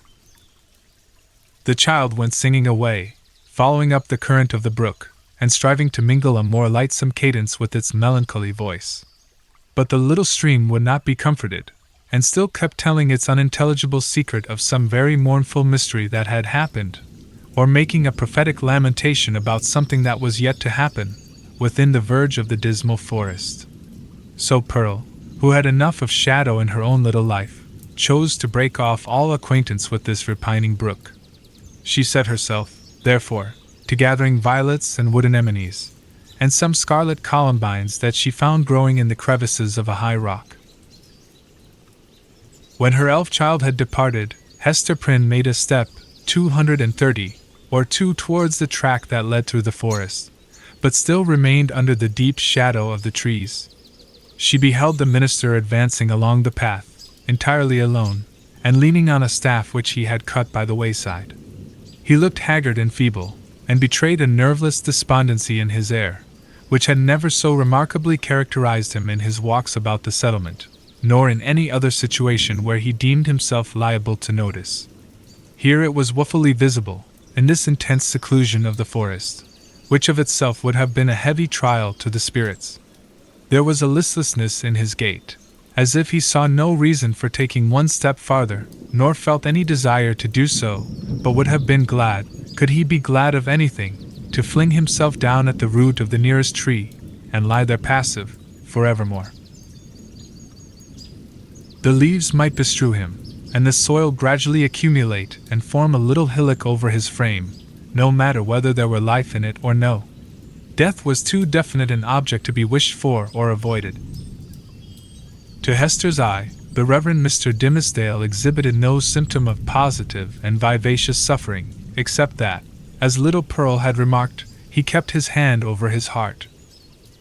17. The pastor and his parishioner. Lowly as the minister walked, he had almost gone by, before Hester Prynne could gather voice enough to attract his observation. At length, she succeeded. "Arthur Dimmesdale," she said faintly at first, then louder, but hoarsely. "Arthur Dimmesdale." "Who speaks?" answered the minister. Gathering himself quickly up, he stood more erect, like a man taken by surprise in a mood to which he was reluctant to have witnesses. Throwing his eyes anxiously in the direction of the voice, he indistinctly beheld a form under the trees, clad in garments so somber, and so little relieved from the grey twilight into which the clouded sky and the heavy foliage had darkened the noontide, that he knew not whether it were a woman or a shadow. It may be that his pathway through life was haunted thus, by a spectre that had stolen out from among his thoughts. He made a step nigher, and discovered the Scarlet Letter, 232. "Hester! Hester Prynne!" said he. "Is it thou? Art thou in life?" "Even so," she answered. "In such life as has been mine these 7 years past. And thou, Arthur Dimmesdale, dost thou yet live?" It was no wonder that they thus questioned one another's actual and bodily existence, and even doubted of their own. So strangely did they meet in the dim wood, that it was like the first encounter, in the world beyond the grave, of two spirits who had been intimately connected in their former life, but now stood coldly shuddering, in mutual dread, as not yet familiar with their state, nor wonted to the companionship of disembodied beings. Each a ghost, and awe-stricken at the other ghost.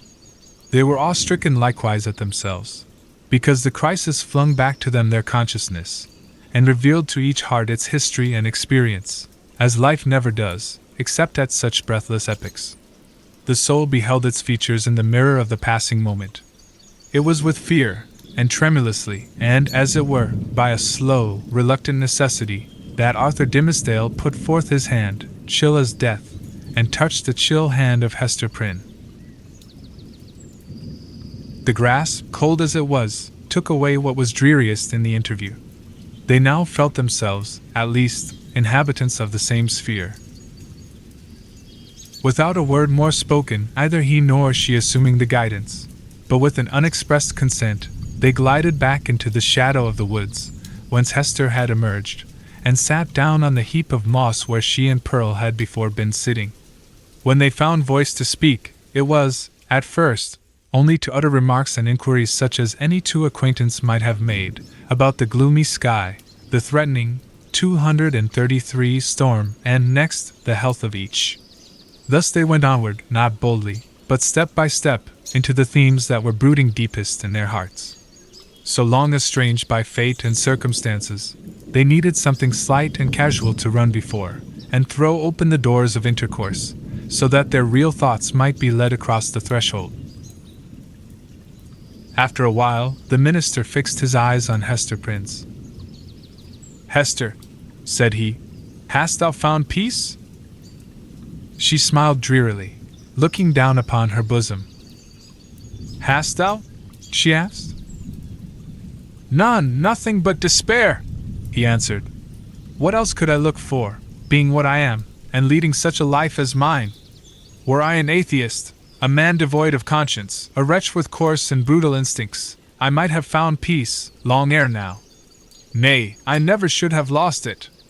But, as matters stand with my soul, whatever of good capacity there originally was in me, all of God's gifts that were the choicest have become the ministers of spiritual torment. Hester, I am most miserable." "The people reverence thee," said Hester, "and surely thou workest good among them." Doth this bring thee no comfort? More misery, Hester, only the more misery, answered the clergyman, with a bitter smile. As concerns the good which I may appear to do, I have no faith in it. It must needs be a delusion. What can a ruined soul, like mine, effect towards the redemption of other souls, or a polluted soul towards their purification? And as for the people's reverence, would that it were turned to scorn and hatred. Canst thou deem it, Hester, a consolation that I must stand up in my pulpit, and meet so many eyes turned upward to my face, as if the light 234 of heaven were beaming from it, must see my flock hungry for the truth, and listening to my words as if a tongue of Pentecost were speaking, and then look inward, and discern the black reality of what they idolize? I have laughed, in bitterness and agony of heart, at the contrast between what I seem and what I am. And Satan laughs at it. You wrong yourself in this, said Hester gently. You have deeply and sorely repented. Your sin is left behind you in the days long past. Your present life is not less holy, in very truth, than it seems in people's eyes. Is there no reality in the penitence thus sealed and witnessed by good works? And wherefore should it not bring you peace? No, Hester, no, replied the clergyman. There is no substance in it. It is cold and dead, and can do nothing for me. Of penance, I have had enough. Of penitence, there has been none. Else, I should long ago have thrown off these garments of mock holiness, and have shown myself to mankind as they will see me at the judgment seat. Happy are you, Hester, that wear the Scarlet Letter openly upon your bosom. Mine burns in secret. Thou little knowest what a relief it is, after the torment of a 7 years' cheat, to look into an eye that recognizes me for what I am. Had I one friend, or were it my worst enemy, to whom, when sickened with the praises of all other men, I could daily betake myself, and be known as the vilest of all sinners, methinks my soul might keep itself alive thereby. Even thus much of truth would save me. But now it is all falsehood, all emptiness, all death. Hester Prynne looked into his face, but hesitated to speak. Yet, uttering his long-restrained emotions so vehemently as he did, his words here offered her the very point of circumstances, 235, in which to interpose what she came to say. She conquered her fears and spoke. Such a friend as thou hast even now wished for, said she, with whom to weep over thy sin, thou hast in me, the partner of it. Again she hesitated, but brought out the words with an effort. Thou hast long had such an enemy, and dwellest with him, under the same roof. The minister started to his feet, gasping for breath, and clutching at his heart, as if he would have torn it out of his bosom. Ha! What sayest thou? Cried he. An enemy! And under mine own roof! What mean you?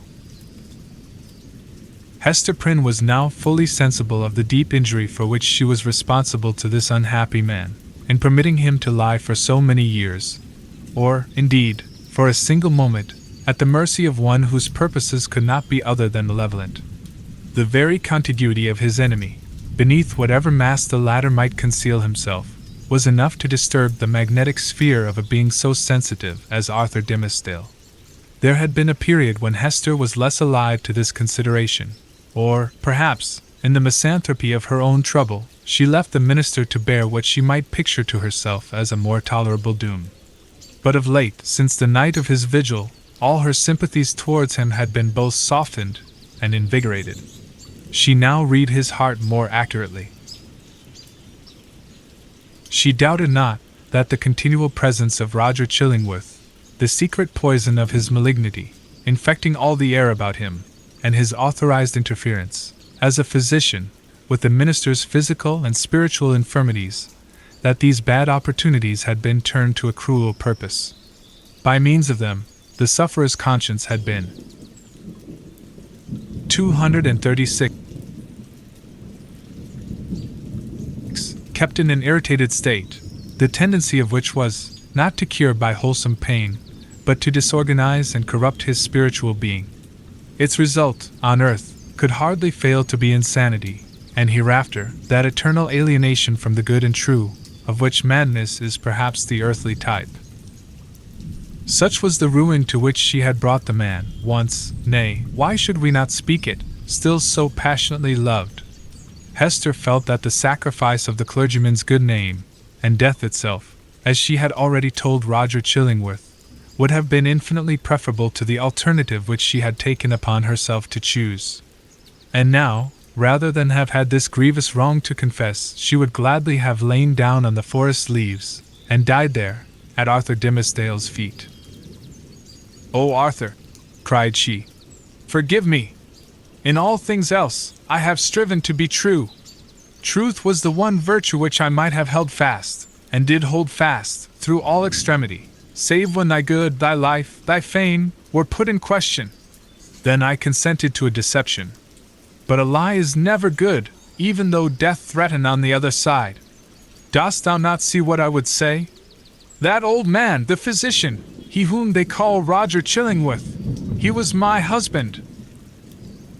The minister looked at her, for an instant, with all that violence of passion, which, intermixed, in more shapes than one, with his higher, purer, softer qualities, was, in fact, the portion of him which the devil claimed, and through which he sought, 238, to win the rest. Never was there a blacker or a fiercer frown than Hester now encountered. For the brief space that it lasted, it was a dark transfiguration.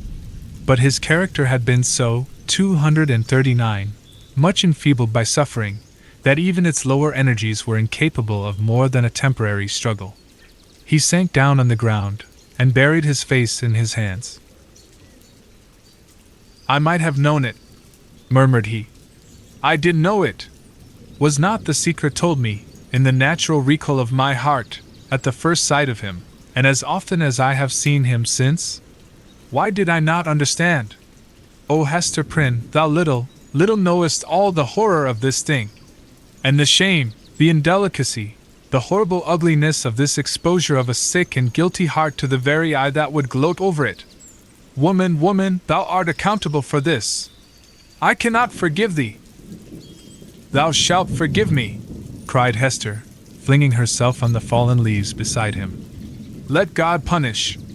Thou shalt forgive."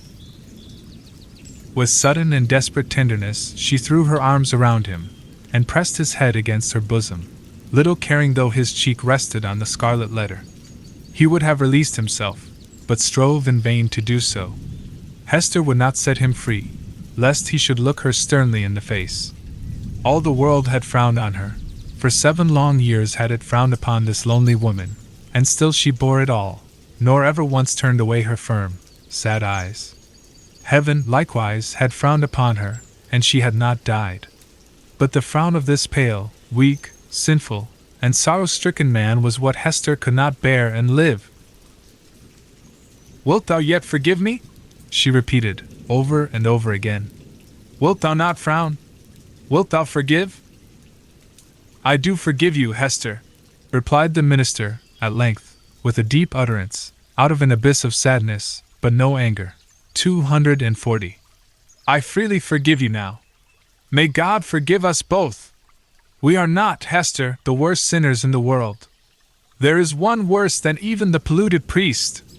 That old man's revenge has been blacker than my sin. He has violated, in cold blood, the sanctity of a human heart. Thou and I, Hester, never did so."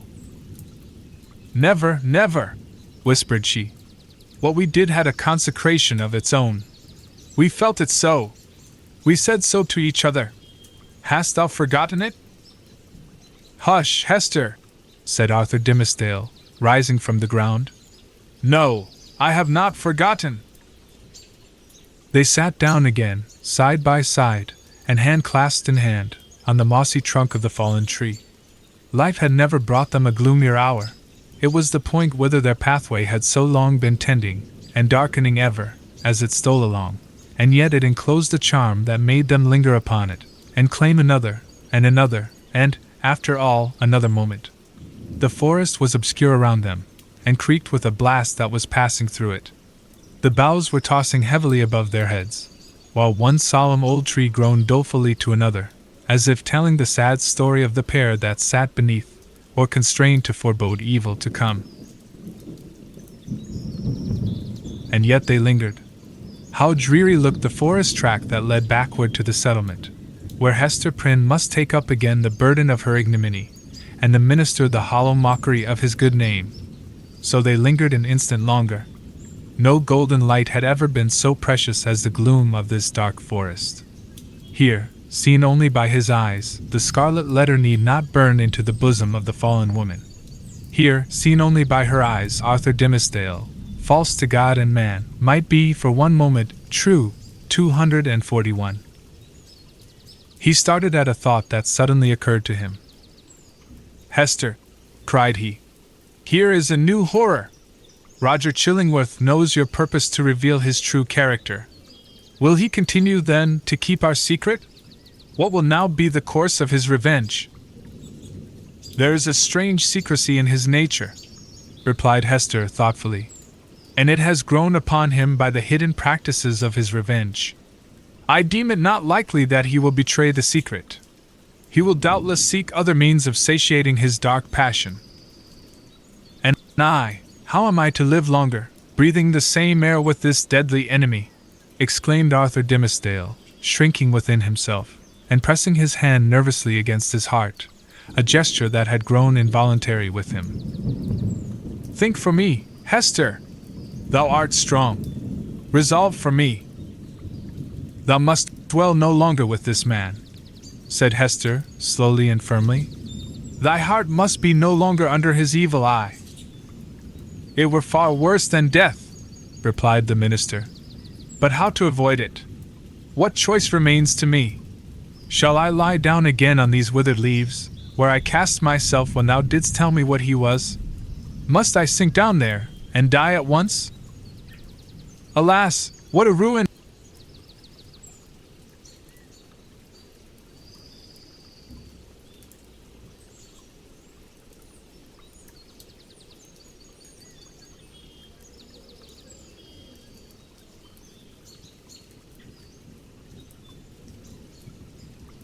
has befallen thee," said Hester, with the tears gushing into her eyes. "Wilt thou die for very weakness? There is no other cause." "The judgment of God is on me," answered the conscience-stricken priest. "It is too mighty for me to struggle with." "Heaven would show mercy," rejoined Hester, "hadst thou but the strength to take advantage of it." 242. "Be thou strong for me," answered he. "Advise me what to do." "Is the world, then, so narrow?" exclaimed Hester Prynne, fixing her deep eyes on the minister's, and instinctively exercising a magnetic power over a spirit so shattered and subdued that it could hardly hold itself erect. "Doth the universe lie within the compass of yonder town, which only a little time ago was but a leaf-strewn desert, as lonely as this around us? Whither leads yonder forest track? Backward to the settlement, thou sayest? Yes, but onward too. Deeper it goes, and deeper, into the wilderness, less plainly to be seen at every step, until, some few miles hence, the yellow leaves will show no vestige of the white man's tread. There thou art free. So brief a journey would bring thee from a world where thou hast been most wretched, to one where thou mayest still be happy. Is there not shade enough in all this boundless forest to hide thy heart from the gaze of Roger Chillingworth?" "Yes, Hester, but only under the fallen leaves," replied the minister, with a sad smile. "Then there is the broad pathway of the sea," continued Hester. "It brought thee hither. If thou so choose, it will bear thee back again. In our native land, whether in some remote rural village or in vast London, or, surely, in Germany, in France, in pleasant Italy, thou wouldst be beyond his power and knowledge. And what hast thou to do with all these iron men, and their opinions? They have kept thy better part in bondage too long already." "It cannot be," answered the minister, listening as if he were called upon to realize a dream. "I am powerless to go. Wretched and sinful as I am, I have had no other thought, 243, than to drag on my earthly existence in the sphere where Providence hath placed me. Lost as my own soul is, I would still do what I may for other human souls. I dare not quit my post, though an unfaithful sentinel, whose sure reward is death and dishonor, when his dreary watch shall come to an end. Thou art crushed under this 7 years' weight of misery, replied Hester, fervently resolved to buoy him up with her own energy. But thou shalt leave it all behind thee. It shall not cumber thy steps, as thou treadest along the forest path, either shalt thou freight the ship with it, if thou prefer to cross the sea. Leave this wreck and ruin here where it hath happened. Meddle no more with it. Begin all anew. Hast thou exhausted possibility in the failure of this one trial? Not so. The future is yet full of trial and success. There is happiness to be enjoyed. There is good to be done. Exchange this false life of thine for a true one. Be, if thy spirit summon thee to such a mission, the teacher and apostle of the red men.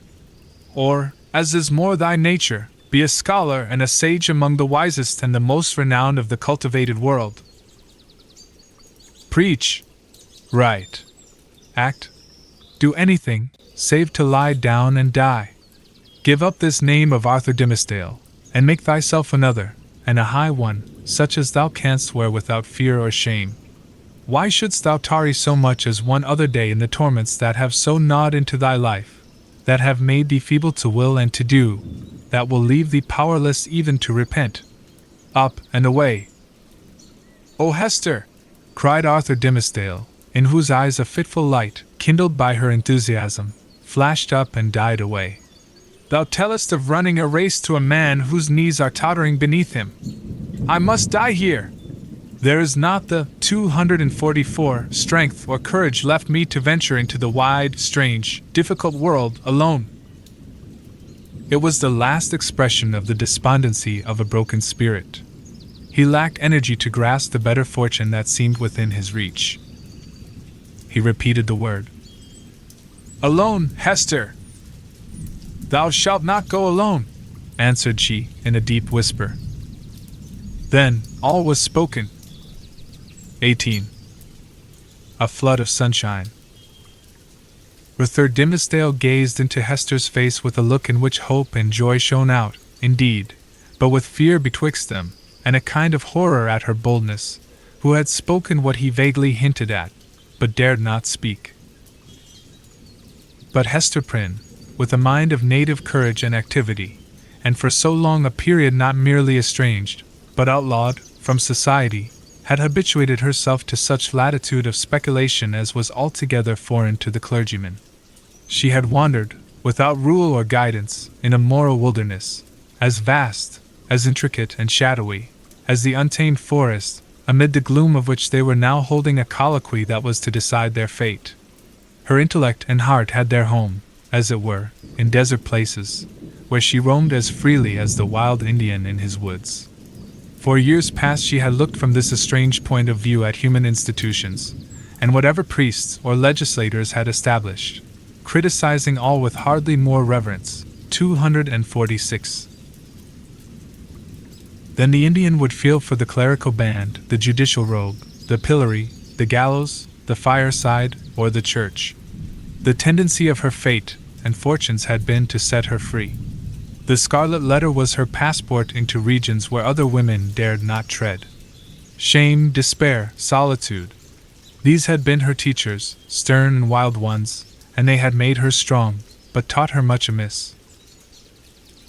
The minister, on the other hand, had never gone through an experience calculated to lead him beyond the scope of generally received laws, although, in a single instance, he had so fearfully transgressed one of the most sacred of them. But this had been a sin of passion, not of principle, nor even purpose. Since that wretched epoch, he had watched, with morbid zeal and minuteness, not his acts, for those it was easy to arrange, but each breath of emotion, and his every thought. At the head of the social system, as the clergyman of that day stood, he was only the more trammelled by its regulations, its principles, and even its prejudices. As a priest, the framework of his order inevitably hemmed him in. As a man who had once sinned, but who kept his conscience all alive and painfully sensitive by the fretting of an unhealed wound, he might have been supposed safer within the line of virtue than if he had never sinned at all. Thus, we seem to see that, as regarded Hester Prynne, the whole 7 years of outlaw and ignominy had been little other than a preparation for this very hour. But Arthur Dimmesdale, were such a man once more to fall, what plea could be urged in extenuation of his crime?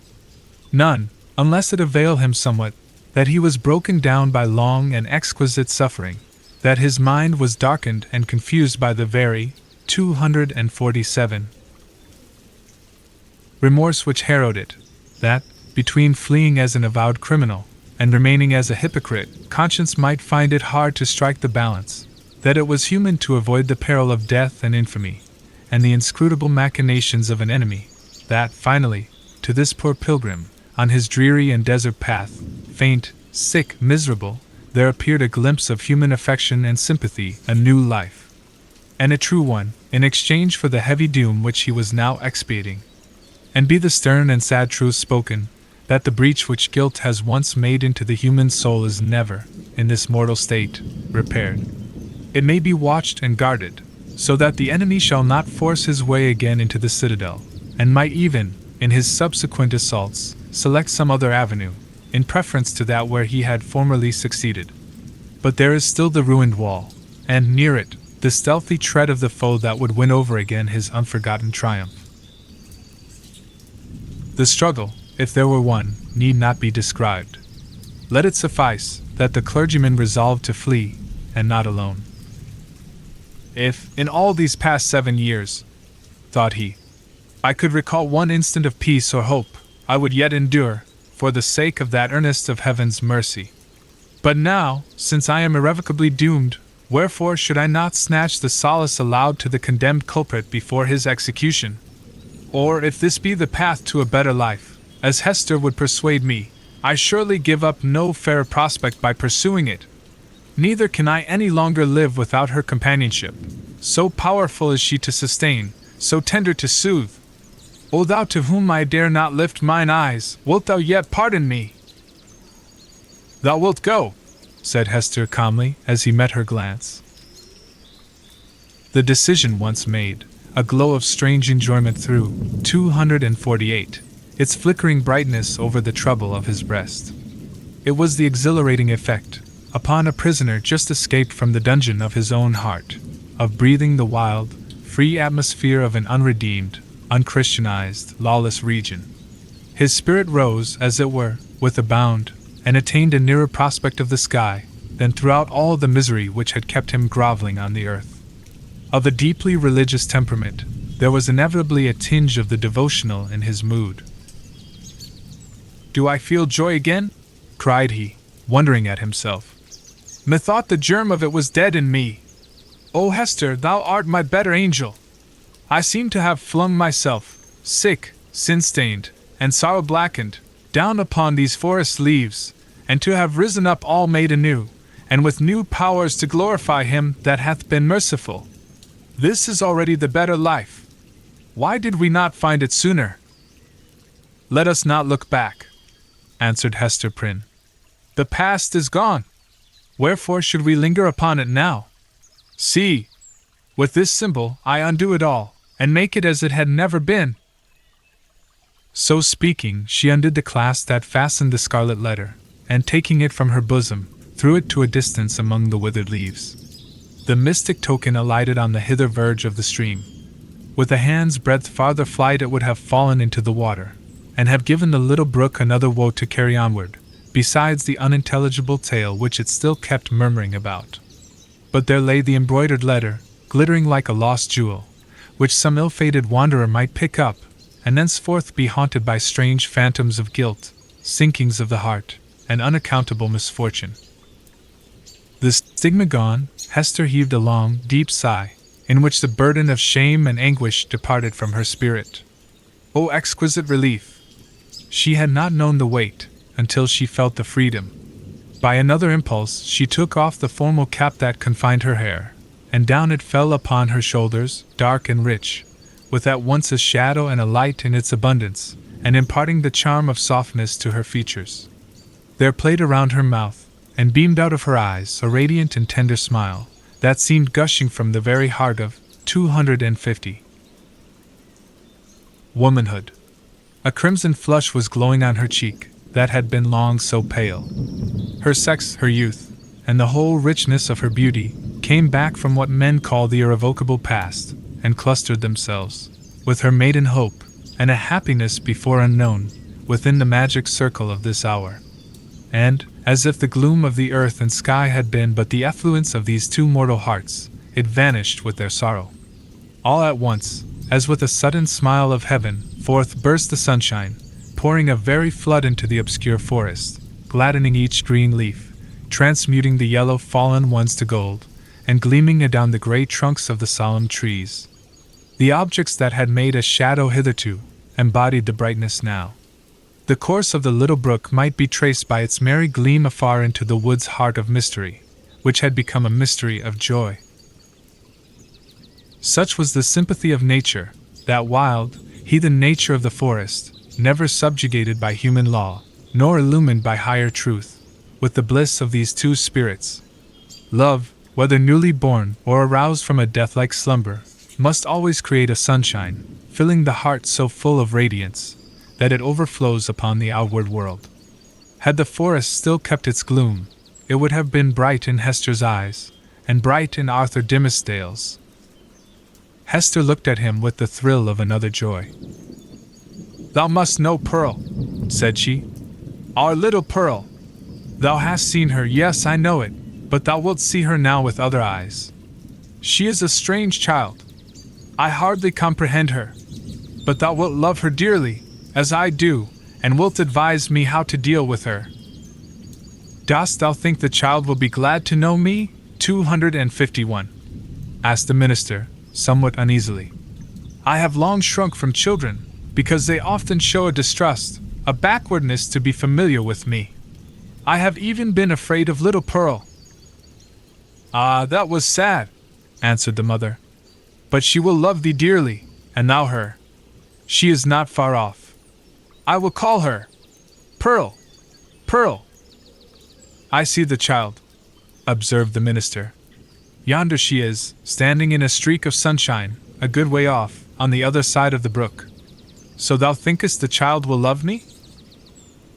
Hester smiled, and again called to Pearl, who was visible, at some distance, as the minister had described her, like a bright apparelled vision, in a sunbeam, which fell down upon her through an arch of boughs. The ray quivered to and fro, making her figure dim or distinct, now like a real child, now like a child's spirit, as the splendor went and came again. She heard her mother's voice, and approached slowly through the forest. Pearl had not found the hour pass wearisomely, while her mother sat talking with the clergyman. The great black forest, stern as it showed itself to those who brought the guilt and troubles of the world into its bosom, became the playmate of the lonely infant, as well as it knew how. Sombre as it was, it put on the kindest of its moods to welcome her. It offered her the partridge berries, the growth of the preceding autumn, but ripening only in the spring, and now red as drops of blood upon the withered leaves. These Pearl gathered, and was pleased with their wild flavor. The small denizens of the wilderness hardly took pains to move out of her path. A partridge, indeed, with a brood of 10 behind her, ran forward threateningly, but 252 soon repented of her fierceness, and clucked to her young ones not to be afraid. A pigeon, alone on a low branch, allowed Pearl to come beneath, and uttered a sound as much of greeting as alarm. A squirrel, from the lofty depths of his domestic tree, chattered either in anger or merriment, for a squirrel is such a choleric and humorous little personage that it is hard to distinguish between his moods, so he chattered at the child, and flung down a nut upon her head. It was a last year's nut, and already gnawed by his sharp tooth. A fox, startled from his sleep by her light footstep on the leaves, looked inquisitively at Pearl, as doubting whether it were better to steal off, or renew his nap on the same spot. A wolf, it is said, but here the tale has surely lapsed into the improbable, came up, and smelt of Pearl's robe, and offered his savage head to be patted by her hand. The truth seems to be, however, that the mother forest, and these wild things which it nourished, all recognized a kindred wildness in the human child. And she was gentler here than in the grassy margin streets of the settlement, or in her mother's cottage. The flowers appeared to know it, and one and another whispered as she passed, "Adorn thyself with me, thou beautiful child, adorn thyself with me." And to please them, Pearl gathered the violets, and anemones, and columbines, and some twigs of the freshest green, which the old trees held down before her eyes. With these she decorated her hair, and her young waist, and became a nymph child, or an infant dryad, or whatever else was in closest sympathy with the antique wood. In such guise had Pearl adorned herself, when she heard her mother's voice, and came slowly back. Slowly, for she saw the clergyman. 19. The child at the brookside.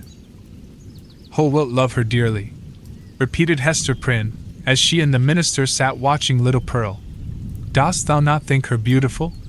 And see with what natural skill she has made those simple flowers adorn her. Had she gathered pearls, and diamonds, and rubies in the wood, they could not have become her better. She is a splendid child. But I know whose brow she has." "Dost thou know, Hester," said Arthur Dimmesdale, with an unquiet smile, "that this dear child, tripping about always at thy side, hath caused me many an alarm? Methought, O Hester, what a thought is that, and how terrible to dread it, that my own features were partly repeated in her face, and so strikingly that the world might see them. But she is mostly thine." "No, no, not mostly," answered the mother, with a tender smile. "A little longer, and thou needest not to be afraid to trace whose child she is. But how strangely beautiful she, 254, looks, with those wild flowers in her hair. It is as if one of the fairies, whom we left in our dear old England, had decked her out to meet us." It was with a feeling which neither of them had ever before experienced, that they sat and watched Pearl's slow advance. In her was visible the tie that united them. She had been offered to the world, these 7 years past, as the living hieroglyphic, in which was revealed the secret they so darkly sought to hide, all written in this symbol, all plainly manifest, had there been a prophet or magician skilled to read the character of flame. And Pearl was the oneness of their being. Be the foregone evil what it might, how could they doubt that their earthly lives and future destinies were conjoined, when they beheld at once the material union, and the spiritual idea, in whom they met, and were to dwell immortally together? Thoughts like these, and perhaps other thoughts, which they did not acknowledge or define, threw an awe about the child, as she came onward. "Let her see nothing strange, no passion nor eagerness, in thy way of accosting her," whispered Hester. "Our Pearl is a fitful and fantastic little elf, sometimes. Especially, she is seldom tolerant of emotion, when she does not fully comprehend the why and wherefore. But the child has strong affections. She loves me, and will love thee. Thou canst not think," said the minister, glancing aside at Hester Prynne, "how my heart dreads this interview, and yearns for it. But, in truth, as I already told thee, children are not readily won to be familiar with me. They will not climb my knee, nor prattle in my ear, nor answer to my smile, but stand apart, and eye me strangely. Even little babes, when 255, I take them in my arms, weep bitterly. Yet Pearl, twice in her little lifetime, hath been kind to me. The first time, thou knowest it well. The last was when thou ledst her with thee to the house of yonder stern old governor. And thou didst plead so bravely in her behalf and mine," answered the mother. "I remember it, and so shall little Pearl. Fear nothing. She may be strange and shy at first, but will soon learn to love thee." By this time Pearl had reached the margin of the brook, and stood on the farther side, gazing silently at Hester and the clergyman, who still sat together on the mossy tree trunk, waiting to receive her. Just where she had paused, the brook chanced to form a pool, so smooth and quiet that it reflected a perfect image of her little figure, with all the brilliant picturesqueness of her beauty, in its adornment of flowers and wreathed foliage, but more refined and spiritualized than the reality. This image, so nearly identical with the living pearl, seemed to communicate somewhat of its own shadowy and intangible quality to the child herself. It was strange, the way in which Pearl stood, looking so steadfastly at them through the dim medium of the forest gloom. Herself, meanwhile, all glorified with a ray of sunshine, that was attracted thitherward as by a certain sympathy. In the brook beneath stood another child, another and the same, with likewise its ray of golden light. Hester felt herself, in some indistinct and tantalizing manner, estranged from Pearl, as if the child, in her lonely ramble through the forest, had strayed out of the sphere in which she and her mother dwelt together, and was now vainly seeking to return to it. There was both truth and error in the impression. The child, 256, and mother were estranged, but through Hester's fault, not Pearl's. Since the latter rambled from her side, another inmate had been admitted within the circle of the mother's feelings, and so modified the aspect of them all, that Pearl, the returning wanderer, could not find her wonted place, and hardly knew where she was. "I have a strange fancy," observed the sensitive minister, "that this brook is the boundary between two worlds, and that thou canst never meet thy Pearl again. Or is she an elfish spirit, who, as the legends of our childhood taught us, is forbidden to cross a running stream? Pray hasten her, for this delay has already imparted a tremor to my nerves." "Come, dearest child," said Hester, encouragingly, and stretching out both her arms. "How slow thou art! When hast thou been so sluggish before now? Here is a friend of mine, who must be thy friend also. Thou wilt have twice as much love, henceforward, as thy mother alone could give thee. Leap across the brook, and come to us. Thou canst leap like a young deer." Pearl, without responding in any manner to these honey-sweet expressions, remained on the other side of the brook. Now she fixed her bright, wild eyes on her mother, now on the minister, and now included them both in the same glance, as if to detect and explain to herself the relation which they bore to one another. For some unaccountable reason, as Arthur Dimmesdale, 258, felt the child's eyes upon himself, his hand, with that gesture so habitual as to have become involuntary, stole over his heart. At length, assuming a singular air of authority, Pearl stretched out her hand, with the small forefinger extended, and pointing evidently towards her mother's breast. And 259 beneath, in the mirror of the brook, there was the flower-girdled and sunny image of little Pearl, pointing her small forefinger too. "Thou strange child, why dost thou not come to me?" exclaimed Hester. Pearl still pointed with her forefinger, and a frown gathered on her brow, the more impressive from the childish, the almost baby-like aspect of the features that conveyed it. As her mother still kept beckoning to her, and arraying her face in a holiday suit of unaccustomed smiles, the child stamped her foot with a yet more imperious look and gesture. In the brook, again, was the fantastic beauty of the image, with its reflected frown, its pointed finger, and imperious gesture, giving emphasis to the aspect of little Pearl. "Hasten, Pearl, or I shall be angry with thee," cried Hester Prynne, who, however inured to such behavior on the elf child's part at other seasons, was naturally anxious for a more seemly deportment now. "Leap across the brook, naughty child, and run hither, else I must come to thee." But Pearl, not a whit startled at her mother's threats, any more than mollified by her entreaties, now suddenly burst into a fit of passion, gesticulating violently, and throwing her small figure into the most extravagant contortions. She accompanied this wild outbreak with piercing shrieks, which the woods reverberated on all sides, so that, alone as she was in her childish and unreasonable wrath, it seemed as if a hidden multitude were lending her their sympathy and encouragement. Seen in the brook, once more, was the shadowy wrath of Pearl's image, crowned and girdled with flowers, but stamping its foot, wildly, 260, gesticulating, and in the midst of all, still pointing its small forefinger at Hester's bosom. "I see what ails the child," whispered Hester to the clergyman, and turning pale in spite of a strong effort to conceal her trouble and annoyance. "Children will not abide the slightest, change in the accustomed aspect of things that are daily before their eyes. Pearl misses something which she has always seen me wear." I pray you, answered the minister. If thou hast any means of pacifying the child, do it forthwith. Save it with the cankered wrath of an old witch, like Mistress Hibbins, added he, attempting to smile.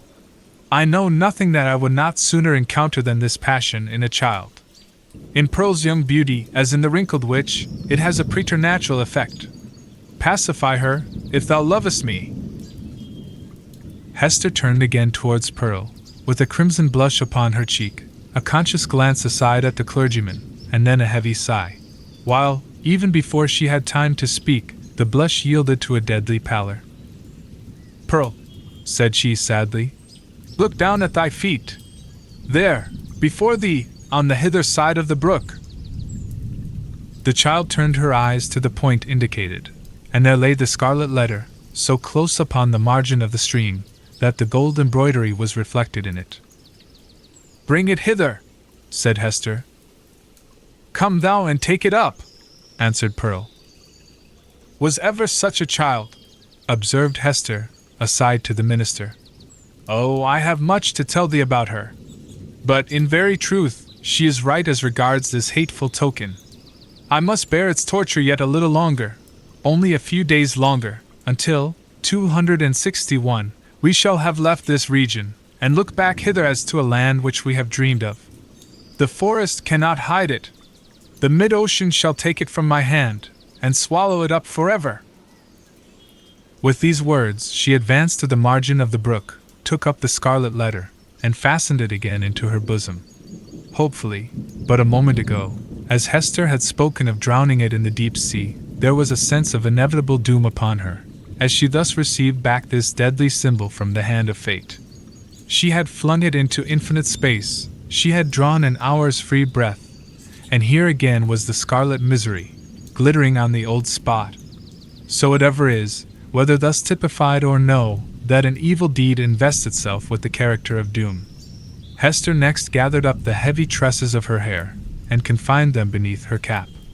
As if there were a withering spell in the sad letter, her beauty, the warmth and richness of her womanhood, departed, like fading sunshine, and a grey shadow seemed to fall across her. When the dreary change was wrought, she extended her hand to Pearl. Dost thou know thy mother now, child? Asked she, reproachfully, but with a subdued tone. Wilt thou come across the brook, and own thy mother, now that she has her shame upon her, now that she is sad? Yes, now I will, answered the child, bounding across the brook, and clasping Hester in her arms.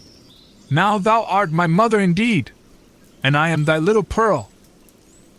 In a mood of tenderness that was not usual with her, she drew down her mother's head, and kissed her brow and both her cheeks. But then, by a kind of necessity that always impelled 262 this child to alloy whatever comfort she might chance to give with a throb of anguish, Pearl put up her mouth, and kissed the Scarlet Letter too. That was not kind, said Hester. When thou hast shown me a little love, thou mockest me. Why doth the minister sit yonder? Asked Pearl. He waits to welcome thee, replied her mother. Come thou, and entreat his blessing. He loves thee, my little Pearl, and loves thy mother too. Wilt thou not love him? Come, he longs to greet thee. Doth he love us? Said Pearl, looking up, with acute intelligence, into her mother's face. Will he go back with us, hand in hand, we three together, into the town? Not now, dear child, answered Hester. But in days to come he will walk hand in hand with us. We will have a home and fireside of our own, and thou shalt sit upon his knee, and he will teach thee many things, and love thee dearly. Thou wilt love him, wilt thou not? And will he always keep his hand over his heart? Inquired Pearl. Foolish child, what a question is that? Exclaimed her mother. Come and ask his blessing. But whether influenced by the jealousy that seems instinctive with every petted child towards a dangerous rival, or from whatever caprice of her freakish nature, Pearl would show no favor to the clergyman. It was only by an exertion of force that her mother brought her up to him, hanging back, and manifesting her reluctance by odd grimaces, of which, ever since her babyhood, she had possessed a singular variety, and could transform her mobile physiognomy into a series of different aspects, 263. With a new mischief in them, each and all. The minister, painfully embarrassed, but hoping that a kiss might prove a talisman to admit him into the child's kindlier regards, bent forward, and impressed one on her brow. Hereupon, Pearl broke away from her mother, and running to the brook, stooped over it, and bathed her forehead, until the unwelcome kiss was quite washed off, and diffused through a long lapse of the gliding water. She then remained apart, silently watching Hester and the clergyman, while they talked together, and made such arrangements as were suggested by their new position, and the purposes soon to be fulfilled. And now this fateful interview had come to a close. The dell was to be left a solitude among its dark, old trees, which, with their multitudinous tongues, would whisper long of what had passed there, and no mortal be the wiser. And the melancholy brook would add this other tale to the mystery with which its little heart was already overburdened, and whereof it still kept up a murmuring babble, with not a whit more cheerfulness of tone than for ages heretofore. XX. The minister in amaze. As the minister departed, in advance of Hester Prynne and little Pearl, he threw a backward glance, half expecting that he should discover only some faintly traced features or outline of the mother and the child, slowly fading into the twilight of the woods. So great a vicissitude in his life could not at once be received as real. But there was Hester, clad in her grey robe, still standing beside the tree trunk, which some blast had overthrown a long antiquity ago, and which time had ever since been covering with moss, so that these two faded ones, with earth's heaviest burden on them, might there sit down together, and find a single hour's rest and solace. And there was Pearl, too, lightly dancing from the margin of the brook, now that the intrusive third person was gone, and taking her old place by her mother's side. So the minister had not fallen asleep and dreamed. In order to free his mind from this indistinctness and duplicity of impression, which vexed it with a strange disquietude, he recalled and more thoroughly defined the plans which Hester, 265, and himself had sketched for their departure. It had been determined between them that the old world, with its crowds and cities, offered them a more eligible shelter and concealment than the wilds of New England, or all America, with its alternatives of an Indian wigwam, or the few settlements of Europeans, scattered thinly along the seaboard. Not to speak of the clergyman's health, so inadequate to sustain the hardships of a forest life, his native gifts, his culture, and his entire development, would secure him a home only in the midst of civilization and refinement. The higher the state, the more delicately adapted to it the man. In furtherance of this choice, it so happened that a ship lay in the harbor, one of those questionable cruisers, frequent at that day, which, without being absolutely outlaws of the deep, yet roamed over its surface with a remarkable irresponsibility of character. This vessel had recently arrived from the Spanish Main, and within 3 days' time would sail for Bristol. Hester Prynne, whose vocation, as a self-enlisted sister of charity, had brought her acquainted with the captain and crew, could take upon herself to secure the passage of 2 individuals and a child, with all the secrecy which circumstances rendered more than desirable. The minister had inquired of Hester, with no little interest, the precise time at which the vessel might be expected to depart. It would probably be on the 4th day from the present. "That is most fortunate," he had then said to himself. Now, why the Reverend Mr. Dimmesdale considered it so very fortunate, we hesitate to reveal.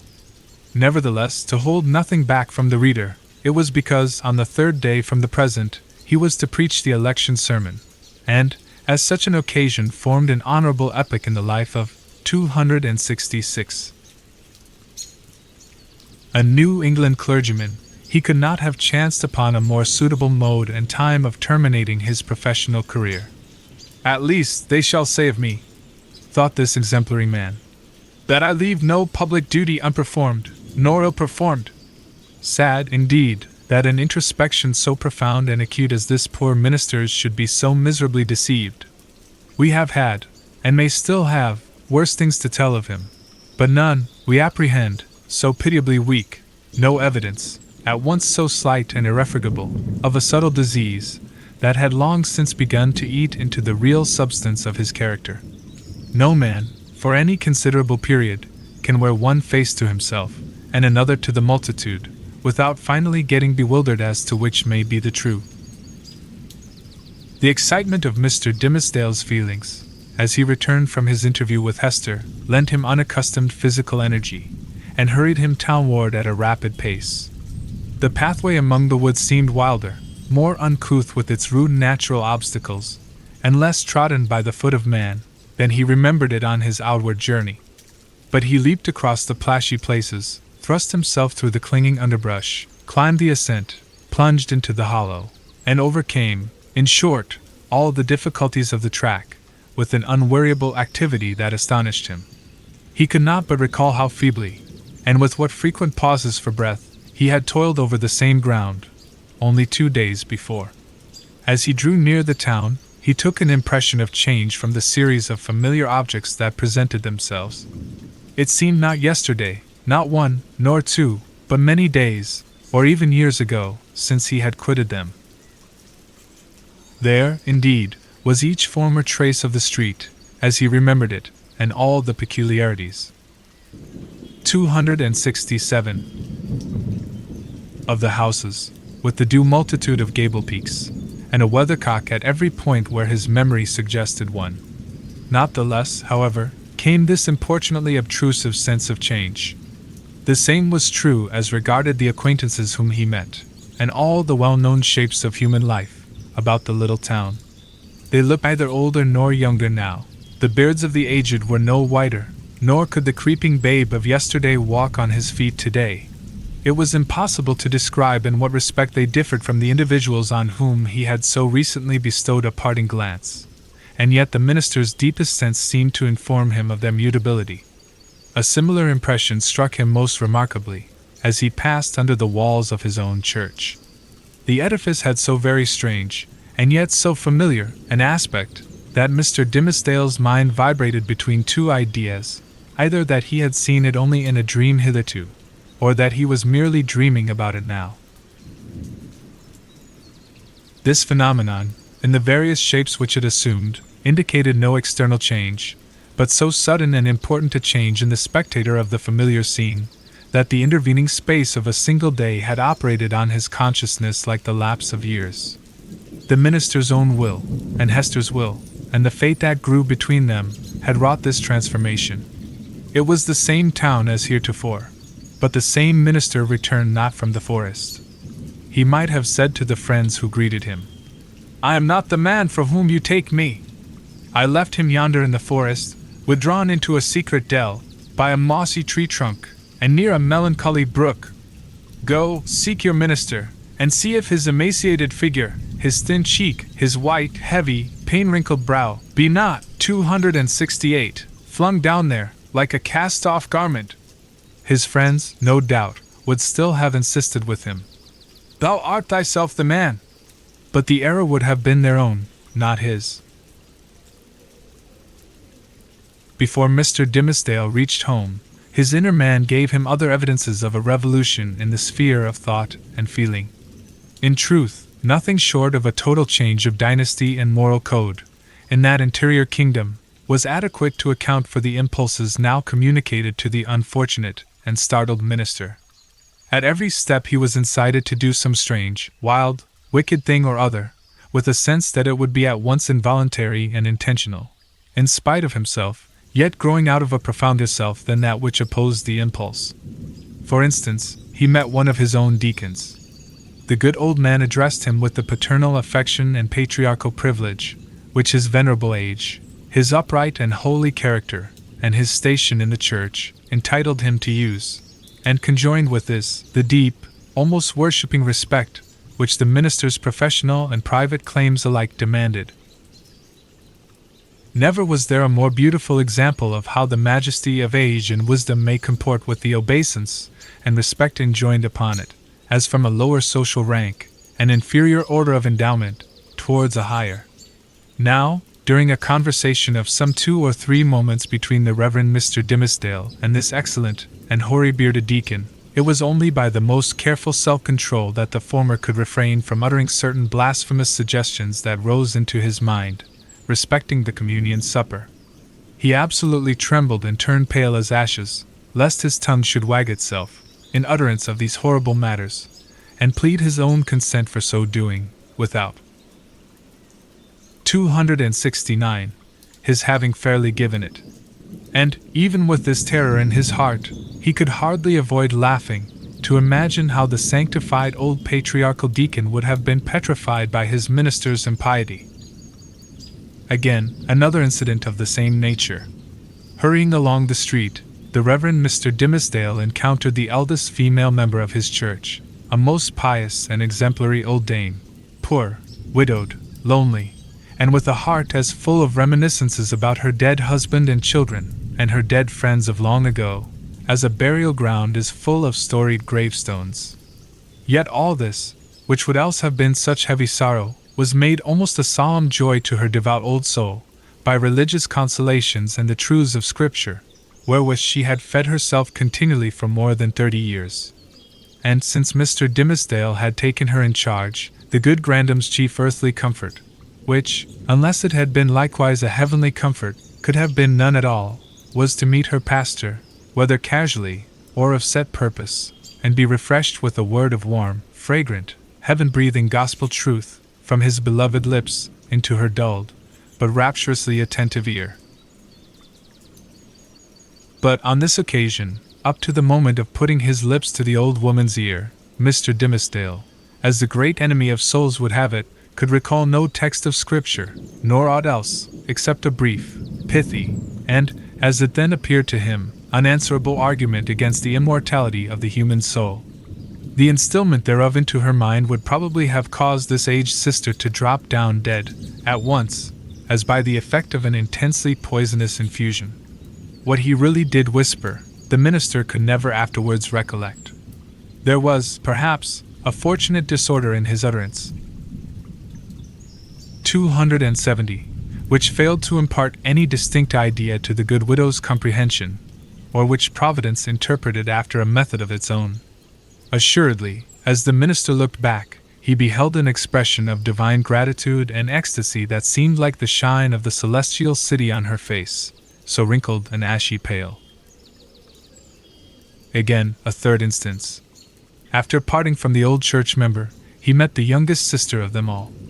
It was a maiden newly won, and won by the Reverend Mr. Dimmesdale's own sermon, on the Sabbath after his vigil, to barter the transitory pleasures of the world for the heavenly hope, that was to assume brighter substance as life grew dark around her, and which would gild the utter gloom with final glory. She was fair and pure as a lily that had bloomed in paradise. The minister knew well that he was himself enshrined within the stainless sanctity of her heart, which hung its snowy curtains about his image, imparting to religion the warmth of love, and to love a religious purity. Satan, that afternoon, had surely led the poor young girl away from her mother's side, and thrown her into the pathway of this sorely tempted, or, shall we not rather say, this lost and desperate man. As she drew nigh, the archfiend whispered him to condense into small compass and drop into her tender bosom a germ of evil that would be sure to blossom darkly soon, and bear black fruit betimes. Such was his sense of power over this virgin soul, trusting him as she did, that the minister felt potent to blight all the field of innocence with but one wicked look, and develop all its opposite with but a word. So, with a mightier struggle than he had yet sustained, he held his Geneva cloak before his face, and hurried onward, making no sign of recognition, and leaving the 271 young sister to digest his rudeness as she might. She ransacked her conscience, which was full of harmless little matters, like her pocket or her work-bag, and took herself to task, poor thing, for 1,000 imaginary faults, and went about her household duties with swollen eyelids the next morning. Before the minister had time to celebrate his victory over this last temptation, he was conscious of another impulse, more ludicrous, and almost as horrible. It was, we blush to tell it, it was to stop short in the road, and teach some very wicked words to a knot of little Puritan children who were playing there, and had but just begun to talk. Denying himself this freak, as unworthy of his cloth, he met a drunken seaman, one of the ship's crew from the Spanish Main. And here, since he had so valiantly forborne all other wickedness, poor Mr. Dimmesdale longed, at least, to shake hands with the tarry blackguard, and recreate himself with a few improper jests, such as dissolute sailors so abound with, and a volley of good, round, solid, satisfactory, and heaven-defying oaths. It was not so much a better principle as partly his natural good taste, and still more his buckrammed habit of clerical decorum, that carried him safely through the latter crisis. "What is it that haunts and tempts me thus?" cried the minister to himself, at length, pausing in the street, and striking his hand against his forehead. "Am I mad? Or am I given over utterly to the fiend? Did I make a contract with him in the forest, and sign it with my blood? And does he now summon me to its fulfillment, by suggesting the performance of every wickedness which his most foul imagination can conceive?" At the moment when the Reverend Mr. Dimmesdale thus, 272, communed with himself, and struck his forehead with his hand, old Mistress Hibbins, the reputed witch lady, is said to have been passing by. She made a very grand appearance, having on a high headdress, a rich gown of velvet, and a ruff done up with the famous yellow starch, of which Turner, her especial friend, had taught her the secret, before this last good lady had been hanged for Sir Thomas Overbury's murder. Whether the witch had read the minister's thoughts, or no, she came to a full stop, looked shrewdly into his face, smiled craftily, and, though little given to converse with clergymen, began a conversation. "So, reverend sir, you have made a visit into the forest," observed the witch lady, nodding her high headdress at him. "The next time, I pray you to allow me only a fair warning, and I shall be proud to bear you company. Without taking over much upon myself, my good word will go far towards gaining any strange gentleman a fair reception from yonder potentate you wot of." "I profess, madam," answered the clergyman, with a grave obeisance, such as the lady's rank demanded, and his own good breeding made imperative. "I profess, on my conscience and character, that I am utterly bewildered as touching the purport of your words. I went not into the forest to seek a potentate, either do I, at any future time, design a visit thither, with a view to gaining the favor of such a personage. My one sufficient object was to greet that pious friend of mine, the Apostle Eliot, and rejoice with him over the many precious souls he hath won from heathendom." "Ha, ha, ha!" cackled the old witch lady, still nodding her high headdress at the minister. "Well, well, we must needs, 273, talk thus in the daytime. You carry it off like an old hand. But at midnight and in the forest, we shall have other talk together." She passed on with her aged stateliness, but often turning back her head and smiling at him, like one willing to recognize a secret intimacy of connection. "Have I then sold myself," thought the minister, "to the fiend whom, if men say true, this yellow-starched and velvet old hag has chosen for her prince and master?" The wretched minister, he had made a bargain very like it. Tempted by a dream of happiness, he had yielded himself, with deliberate choice, as he had never done before, to what he knew was deadly sin. And the infectious poison of that sin had been thus rapidly diffused throughout his moral system.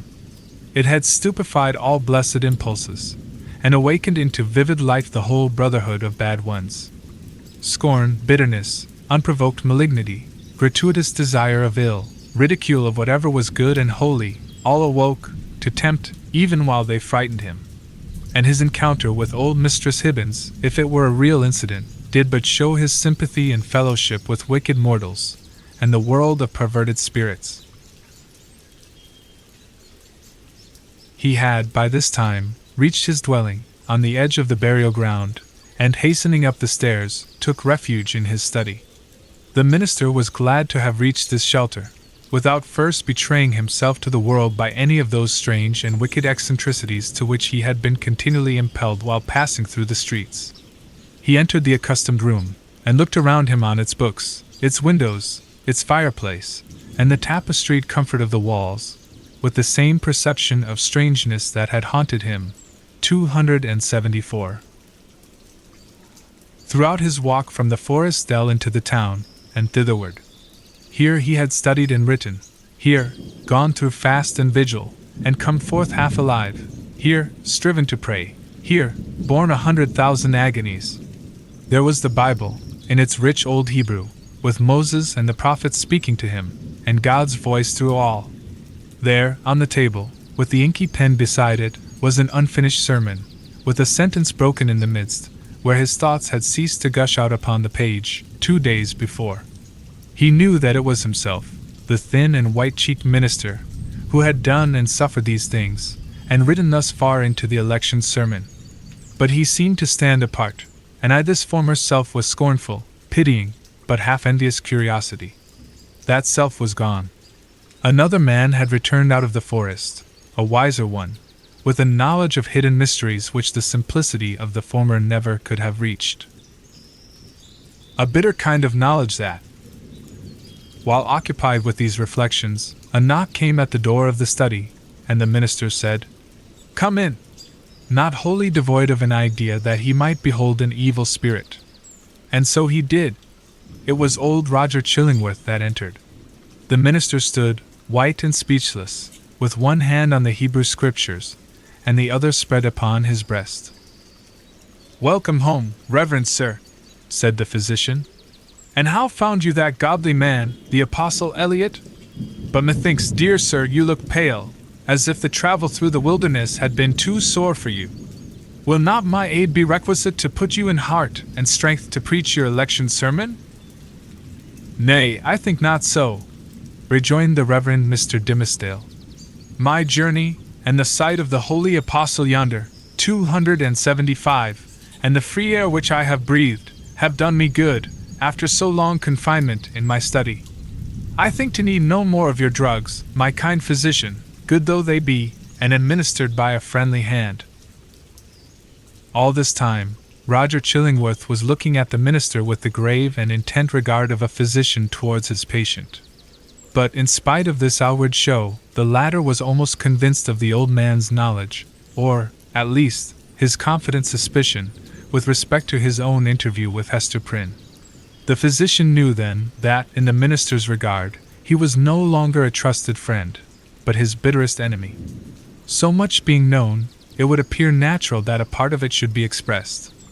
It is singular, however, how long a time often passes before words embody things, and with what security two persons, who choose to avoid a certain subject, may approach its very verge, and retire without disturbing it.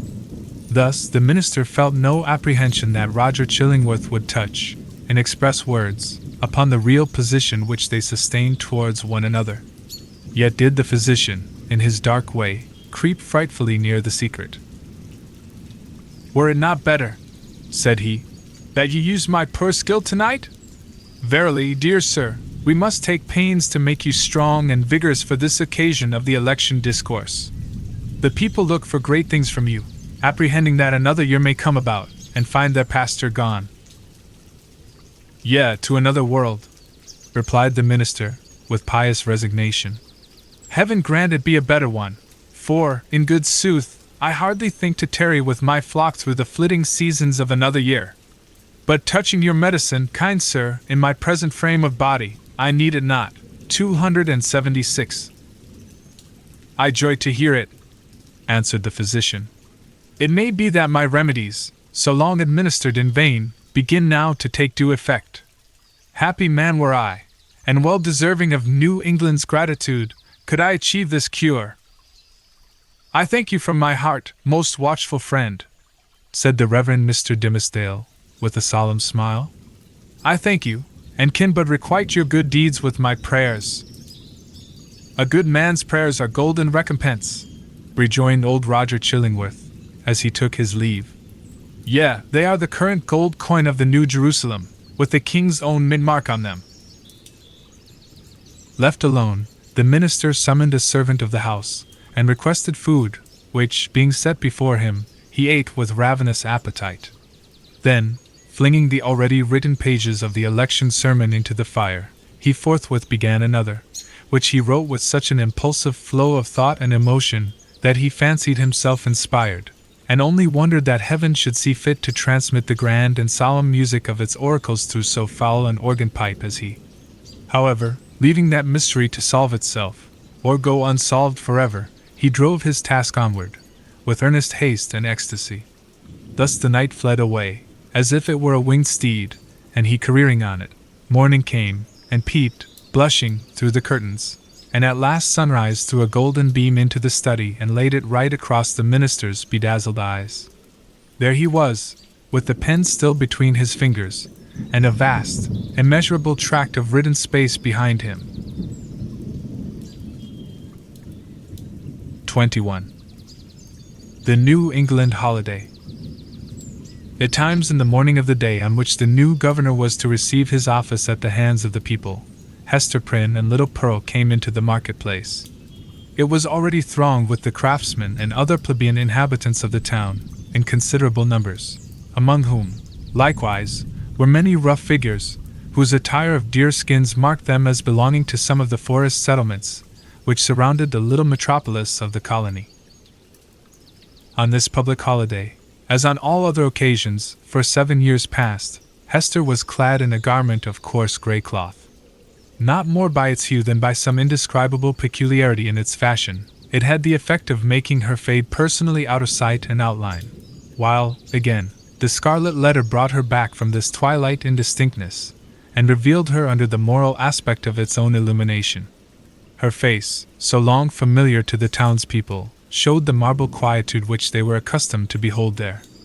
It was like a 278 mask, or rather, like the frozen calmness of a dead woman's features, owing this dreary resemblance to the fact that Hester was actually dead, in respect to any claim of sympathy, and had departed out of the world with which she still seemed to mingle.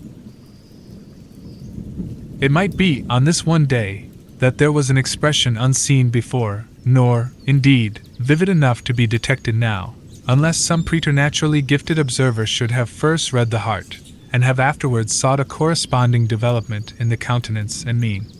Such a spiritual seer might have conceived that, after sustaining the gaze of the multitude through 7 miserable years as a necessity, a penance, and something which it was a stern religion to endure, she now, for one last time more, encountered it freely and voluntarily, in order to convert what had so long been agony into a kind of triumph.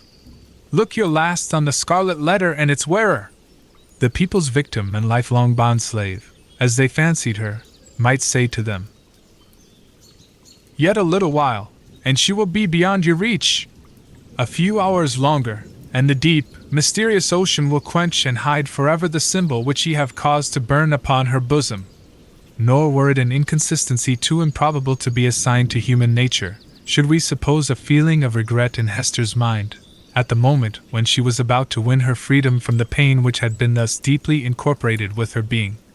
Might there not be an irresistible desire to quaff a last, long, breathless draught of the cup of wormwood and aloes, with which nearly all her years of womanhood had been perpetually flavored? The wine of life, henceforth to be presented to her lips, must be indeed rich, delicious, and exhilarating, in its chaste and golden 279 beaker, or else leave an inevitable and weary languor, after the lees of bitterness wherewith she had been drugged, as with a cordial of intensest potency. Pearl was decked out with airy gaiety. It would have been impossible to guess that this bright and sunny apparition owed its existence to the shape of gloomy gray, or that a fancy, at once so gorgeous and so delicate as must have been requisite to contrive the child's apparel, was the same that had achieved a task perhaps more difficult, in imparting so distinct a peculiarity to Hester's simple robe.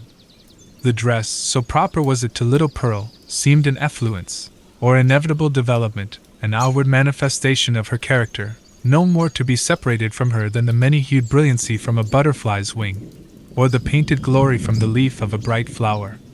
As with these, so with the child, her garb was all of one idea with her nature.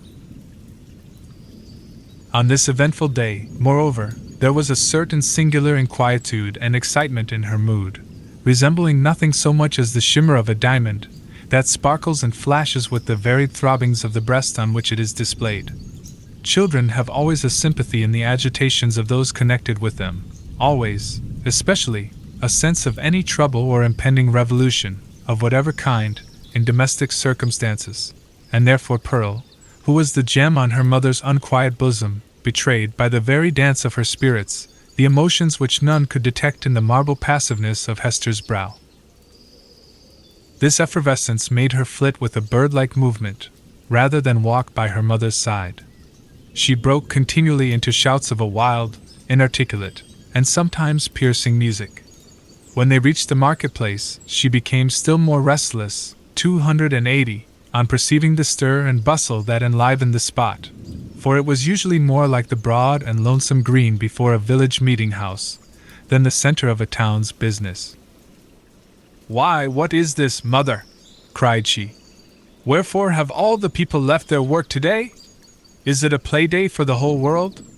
See, there is the blacksmith.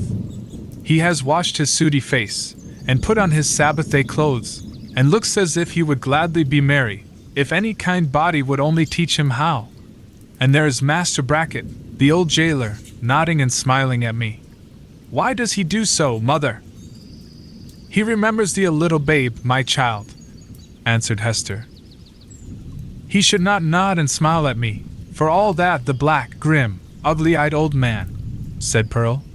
"He may nod at thee, if he will, for thou art clad in grey, and wearest the Scarlet Letter.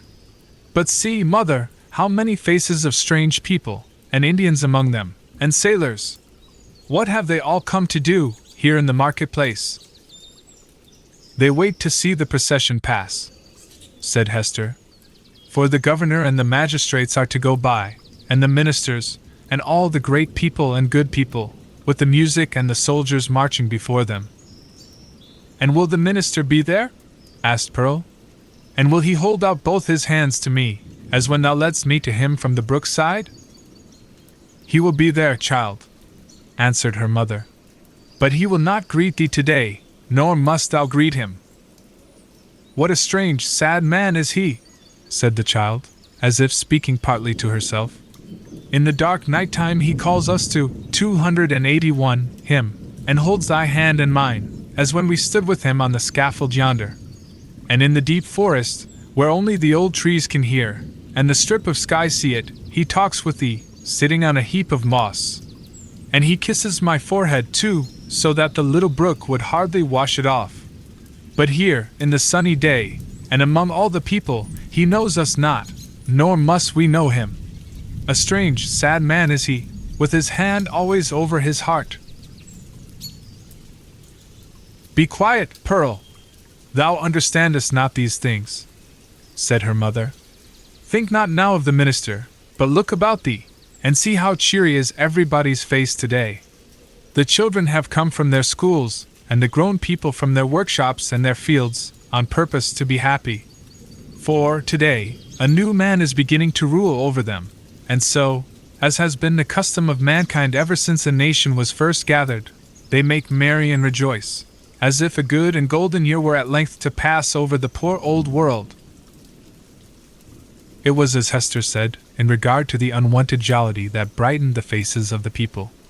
Into this festal season of the year, as it already was, and continued to be during the greater part of 2 centuries, the Puritans compressed whatever mirth and public joy they deemed allowable to human infirmity, thereby so far dispelling the customary cloud, that, for the space of a single holiday, they appeared scarcely more grave than most other communities at a period of general affliction.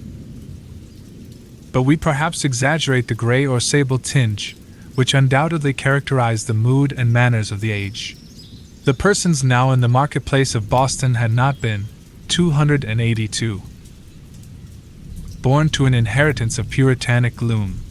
They were native Englishmen, whose fathers had lived in the sunny richness of the Elizabethan epoch, a time when the life of England, viewed as one great mass, would appear to have been as stately, magnificent, and joyous as the world has ever witnessed.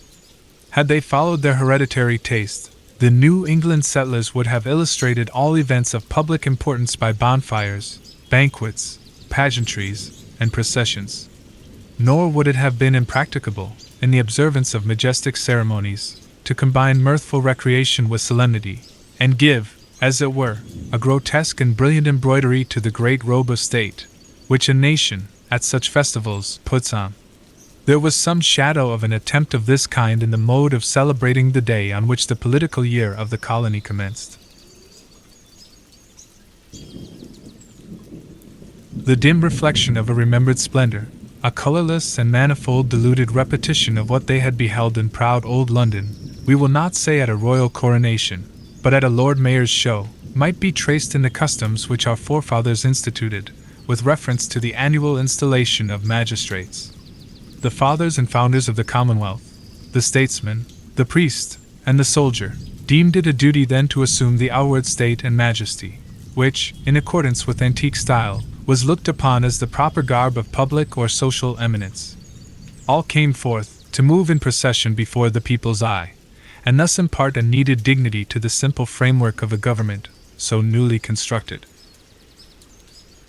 Then, too, the people were countenanced, if not encouraged, in relaxing the severe and close application to their various modes of rugged industry, which, at all other times, seemed of 283. The same piece and material with their religion. Here, it is true, were none of the applicances which popular merriment would so readily have found in the England of Elizabeth's time, or that of James, no rude shows of a theatrical kind, no minstrel, with his harp and legendary ballad, nor gleeman, with an ape dancing to his music, no juggler, with his tricks of mimic witchcraft, no Merry Andrew, to stir up the multitude with jests, perhaps hundreds of years old, but still effective, by their appeals to the very broadest sources of mirthful sympathy. All such professors of the several branches of jocularity would have been sternly repressed, not only by the rigid discipline of law, but by the general sentiment which gives law its vitality. Not the less, however, the great, honest face of the people smiled, grimly, perhaps, but widely too.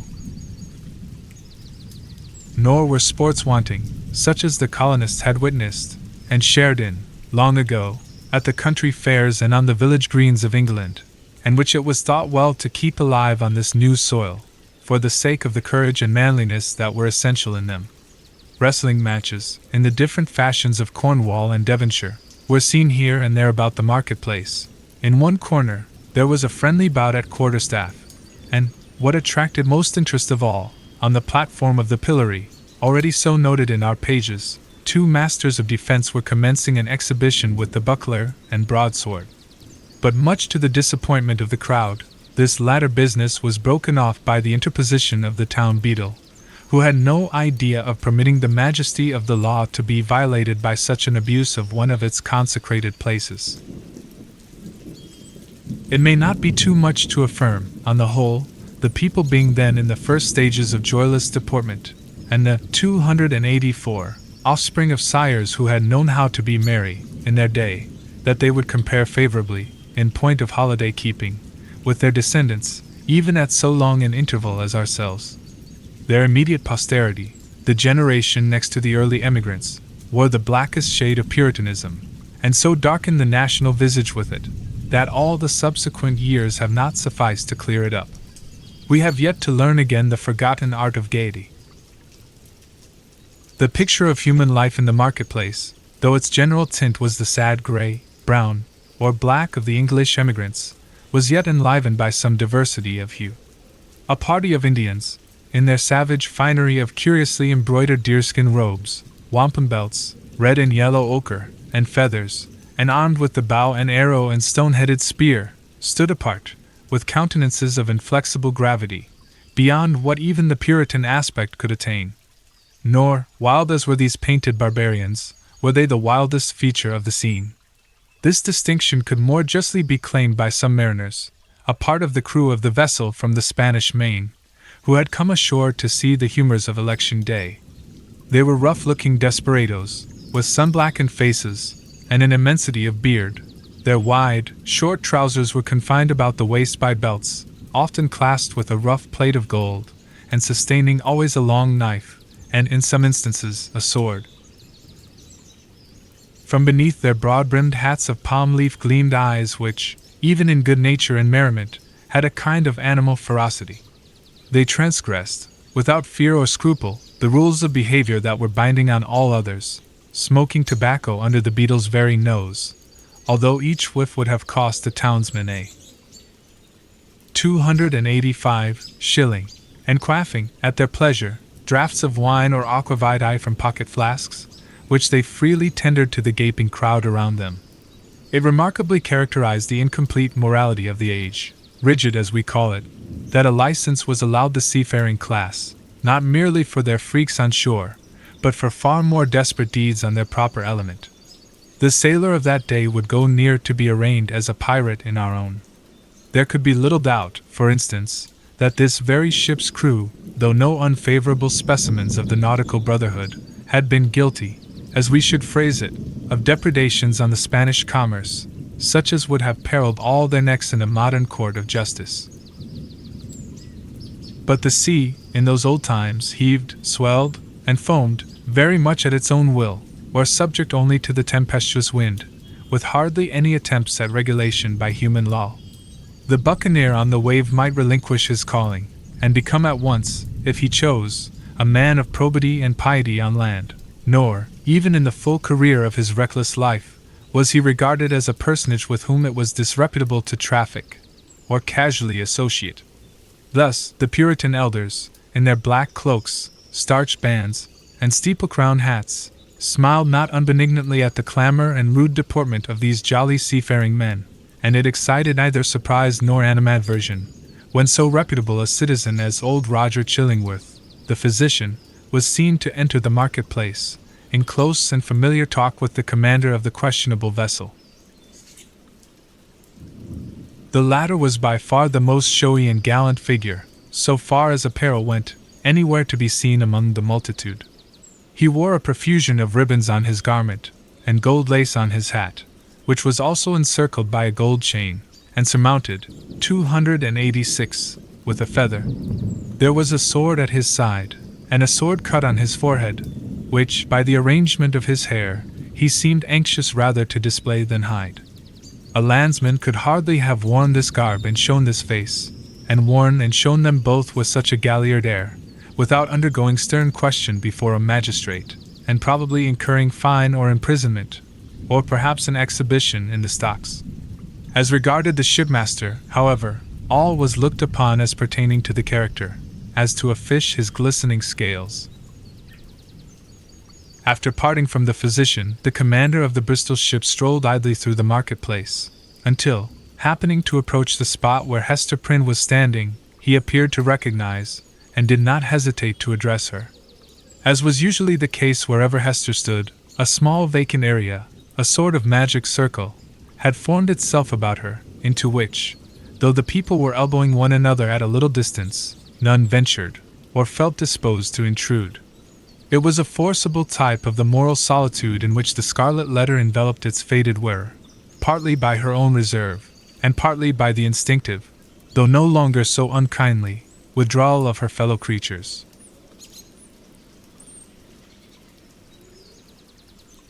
Now, if never before, it answered a good purpose, by enabling Hester and the seaman to speak together without risk of being overheard, and so changed was Hester Prynne's repute before the public, that the matron in town most eminent for rigid morality could not have held such intercourse with less result of scandal than herself. "So, mistress," said the mariner, "I must bid the steward make ready one more berth than you bargained for. No fear of scurvy or ship fever this voyage. What with the ship's surgeon and this other doctor, our only danger will be from drug or pill, more by token, as there is a lot of apothecary's stuff aboard, which I traded for with a Spanish vessel." "What mean you?" inquired Hester, startled more than she permitted to appear. "Have you another passenger?" "Why, know you not," cried the shipmaster, "that this physician here, Chillingworth, he calls himself, is minded to try my cabin fare with you? Aye, you must have known it, for he tells me he is of your party, and a close friend to the gentleman you spoke of, he that is in peril from these sour old Puritan rulers." "They know each other well, indeed," replied Hester, with a mien of calmness, though in the utmost consternation. "They have long dwelt together." Nothing further passed between the mariner and Hester Prynne. But at that instant she beheld old Roger Chillingworth himself, standing in the remotest corner of the marketplace, and smiling on her, a smile which, across the wide and bustling square, and through all the talk and laughter, and various thoughts, moods, and interests of the crowd, conveyed secret and fearful meaning. 22. The procession. Before Hester Prynne could call together her thoughts, and consider what was practicable to be done in this new and startling aspect of affairs, the sound of military music was heard approaching along a contiguous street. It denoted the advance of the procession of magistrates and citizens, on its way towards the meeting-house, where, in compliance with a custom thus early established, and ever since observed, the Reverend Mr. Dimmesdale was to deliver, 289, an election sermon. Soon the head of the procession showed itself, with a slow and stately march, turning a corner, and making its way across the marketplace. First came the music. It comprised a variety of instruments, perhaps imperfectly adapted to one another, and played with no great skill, but yet attaining the great object for which the harmony of drum and clarion addresses itself to the multitude, that of imparting a higher and more heroic air to the scene of life that passes before the eye. Little Pearl at first clapped her hands, but then lost, for an instant, the restless agitation that had kept her in a continual effervescence throughout the morning. She gazed silently, and seemed to be borne upward, like a floating sea-bird, on the long heaves and swells of sound. But she was brought back to her former mood by the shimmer of the sunshine on the weapons and bright armor of the military company, which followed after the music, and formed the honorary escort of the procession. This body of soldiery, which still sustains a corporate existence, and marches down from past ages with an ancient and honorable fame, was composed of no mercenary materials. Its ranks were filled with gentlemen, who felt the stirrings of martial impulse, and sought to establish a kind of college of arms, where, as in an association of Knights Templars, they might learn the science, and so far as peaceful exercise would teach them, the practices of war. The high estimation then placed upon the military character might be 290, seen in the lofty port of each individual member of the company. Some of them, indeed, by their services in the Low Countries and on other fields of European warfare, had fairly won their title to assume the name and pomp of soldiership.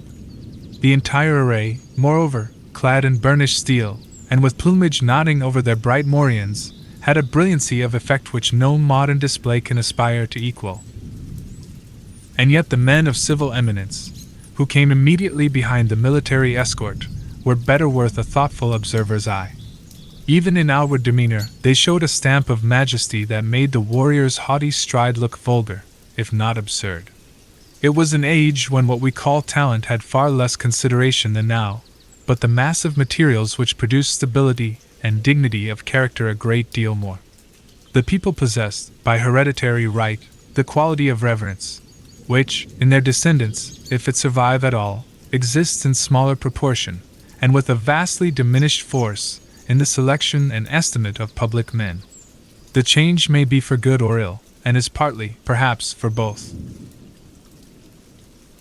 In that old day, the English settler on these rude shores, having left king, nobles, and all degrees of awful rank behind, while still the faculty and necessity of reverence were strong in him, bestowed it on the white hair and venerable brow of age, on long-tried integrity, on solid wisdom and sad-colored experience, on endowments of that grave and weighty order which gives the idea of permanence, and comes under the general definition of respectability. These primitive statesmen, therefore, Bradstreet, Endicott, Dudley, Bellingham, and their compeers, who were elevated to power by the early choice of the people, seem to have been not often brilliant, but distinguished by a ponderous 291 sobriety, rather than activity of intellect. They had fortitude and self-reliance, and in time of difficulty or peril, stood up for the welfare of the state like a line of cliffs against a tempestuous tide. The traits of character here indicated were well represented in the square cast of countenance and large physical development of the new colonial magistrates. So far as the demeanor of natural authority was concerned, the mother country need not have been ashamed to see these foremost men of an actual democracy adopted into the House of Peers, or made the privy council of the sovereign. Next in order to the magistrates came the young and eminently distinguished divine, from whose lips the religious discourse of the anniversary was expected. His was the profession, at that era, in which intellectual ability displayed itself far more than in political life, for, leaving a higher motive out of the question, it offered inducements powerful enough, in the almost worshipping respect of the community, to win the most aspiring ambition into its service. Even political power, as in the case of Increase Mather, was within the grasp of a successful priest. It was the observation of those who beheld him now that never, since Mr. Dimmesdale first set his foot on the New England shore, had he exhibited such energy as was seen in the gait and air with which he kept his pace in the procession. There was no feebleness of step, as at other times. His frame was not bent, nor did his hand rest ominously upon his heart. Yet, if the clergyman were rightly viewed, his strength seemed not of the body. It might be spiritual, and imparted to him by angelic ministrations. It might be the exhilaration of that potent cordial, which is distilled only in the furnace glow of earnest and long-continued thought. Or, perchance, his sensitive, 292. Temperament was invigorated by the loud and piercing music that swelled heavenward, and uplifted him on its ascending wave. Nevertheless, so abstracted was his look, it might be questioned whether Mr. Dimmesdale even heard the music. There was his body, moving onward, and with an unaccustomed force. But where was his mind? Far and deep in its own region, busying itself, with preternatural activity, to marshal a procession of stately thoughts that were soon to issue thence. And so he saw nothing, heard nothing, knew nothing, of what was around him. But the spiritual element took up the feeble frame, and carried it along, unconscious of the burden, and converting it to spirit like itself. Men of uncommon intellect, who have grown morbid, possess this occasional power of mighty effort, into which they throw the life of many days, and then are lifeless for as many more. Hester Prynne, gazing steadfastly at the clergyman, felt a dreary influence come over her, but wherefore or whence she knew not, unless that he seemed so remote from her own sphere, and utterly beyond her reach. One glance of recognition, she had imagined, must needs pass between them. She thought of the dim forest, with its little dell of solitude, and love, and anguish, and the mossy tree trunk, where, sitting hand in hand, they had mingled their sad and passionate talk with the melancholy murmur of the brook. How deeply had they known each other then? And was this the man? She hardly knew him now. He, moving proudly past, enveloped, as it were, in the rich music, with the procession of majestic and venerable fathers, he, so unattainable in his worldly position, and still more so in that far vista of his unsympathizing thoughts, through which she now beheld him. Her spirit sank, 293. With the idea that all must have been a delusion, and that, vividly as she had dreamed it, there could be no real bond betwixt the clergyman and herself. And thus much of woman was there in Hester, that she could scarcely forgive him, least of all now, when the heavy footstep of their approaching fate might be heard, nearer, nearer, nearer, for being able so completely to withdraw himself from their mutual world, while she groped darkly, and stretched forth her cold hands, and found him not. Pearl either saw and responded to her mother's feelings, or herself felt the remoteness and intangibility that had fallen around the minister. While the procession passed, the child was uneasy, fluttering up and down, like a bird on the point of taking flight. When the whole had gone by, she looked up into Hester's face. "Mother," said she, "was that the same minister that kissed me by the brook?" "Hold thy peace, dear little Pearl," whispered her mother. "We must not always talk in the marketplace of what happens to us in the forest. I could not be sure that it was he, so strange he looked," continued the child. "Else I would have run to him, and bid him kiss me now, before all the people, even as he did yonder among the dark old trees. What would the minister have said, mother? Would he have clapped his hand over his heart, and scowled on me, and bid me begone?" "What should he say, Pearl?" answered Hester, "save that it was no time to kiss, and that kisses are not to be given in the marketplace? Well for thee, foolish child, that thou didst not speak to him. 294. Another shade of the same sentiment, in reference to Mr. Dimmesdale, was expressed by a person whose eccentricities, or insanity, as we should term it, led her to do what few of the townspeople would have ventured on, to begin a conversation with the wearer of the Scarlet Letter, in public. It was Mistress Hibbins, who, arrayed in great magnificence, with a triple ruff, a broidered stomacher, a gown of rich velvet, and a gold-headed cane, had come forth to see the procession. As this ancient lady had the renown, which subsequently cost her no less a price than her life, of being a principal actor in all the works of necromancy that were continually going forward, the crowd gave way before her, and seemed to fear the touch of her garment, as if it carried the plague among its gorgeous folds. Seen in conjunction with Hester Prynne, kindly as so many now felt towards the latter, the dread inspired by Mistress Hibbins was doubled, and caused a general movement from that part of the marketplace in which the two women stood. "Now, what mortal imagination could conceive it?" whispered the old lady, confidentially, to Hester. "Yonder divine man! That saint on earth, as the people uphold him to be, and as, I must needs say, he really looks. Who, now, that saw him pass in the procession, would think how little while it is since he went forth out of his study, chewing a Hebrew text of Scripture in his mouth, I warrant, to take an airing in the forest. Aha! We know what that means, Hester Prynne. But truly, forsooth, I find it hard to believe him the same man. Many a church member saw I, walking behind the music, that has danced in the same measure with me, when somebody was fiddler, and it might be an Indian powwow or a Lapland, 295, wizard changing hands with us. That is but a trifle, when a woman knows the world. But this minister, couldst thou surely tell, Hester, whether he was the same man that encountered thee on the forest path? Madam, I know not of what you speak, answered Hester Prynne, feeling Mistress Hibbins to be of infirm mind, yet strangely startled and awe-stricken by the confidence with which she affirmed a personal connection between so many persons, herself among them, and the evil one.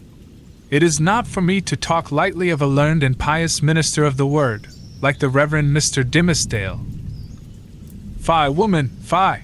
Cried the old lady, shaking her finger at Hester. Dost thou think I have been to the forest so many times, and have yet no skill to judge who else has been there? Yea, though no leaf of the wild garlands, which they wore while they danced, be left in their hair. I know thee, Hester, for I behold the token. We may all see it in the sunshine, and it glows like a red flame in the dark. Thou wearest it openly, so there need be no question about that. But this minister, let me tell thee, in thine ear, when the black man sees one of his own servants, signed and sealed, so shy of owning to the bond as is the Reverend Mr. Dimmesdale, he hath a way of ordering matters so that the mark shall be disclosed in open daylight to the eyes of all the world. What is it that the minister seeks to hide, with his hand always over his heart? Ha, Hester Prynne! What is it, good Mistress Hibbins? Eagerly asked little Pearl. Hast thou seen it? No matter, darling, responded Mistress Hibbins, making Pearl a profound reverence. Thou thyself wilt see it, one time, 296 or another. They say, child, thou art of the lineage of the Prince of the Air. Wilt thou ride with me, some fine night, to see thy father? Then thou shalt know wherefore the minister keeps his hand over his heart. Laughing so shrilly that all the marketplace could hear her, the weird old gentlewoman took her departure. By this time the preliminary prayer had been offered in the meeting-house, and the accents of the Reverend Mr. Dimmesdale were heard commencing his discourse. An irresistible feeling kept Hester near the spot. As the sacred edifice was too much thronged to admit another auditor, she took up her position close beside the scaffold of the pillory. It was in sufficient proximity to bring the whole sermon to her ears, in the shape of an indistinct, but varied, murmur and flow of the minister's very peculiar voice. This vocal organ was in itself a rich endowment, insomuch that a listener, comprehending nothing of the language in which the preacher spoke, might still have been swayed to and fro by the mere tone and cadence. Like all other music, it breathed passion and pathos, and emotions high or tender, in a tongue native to the human heart, wherever educated. Muffled as the sound was by its passage through the church walls, Hester Prynne listened with such intentness, and sympathized so intimately, that the sermon had throughout a meaning for her, entirely apart from its indistinguishable words. These, perhaps, if more distinctly heard, might have been only a grosser medium, and have clogged the spiritual sense.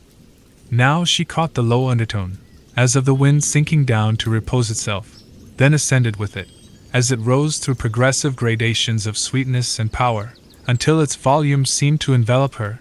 297. With an atmosphere of awe and solemn grandeur. And yet, majestic as the voice sometimes became, there was forever in it an essential character of plaintiveness. A loud or low expression of anguish, the whisper or the shriek, as it might be conceived, of suffering humanity, that touched a sensibility in every bosom. At times this deep strain of pathos was all that could be heard, and scarcely heard, sighing amid a desolate silence.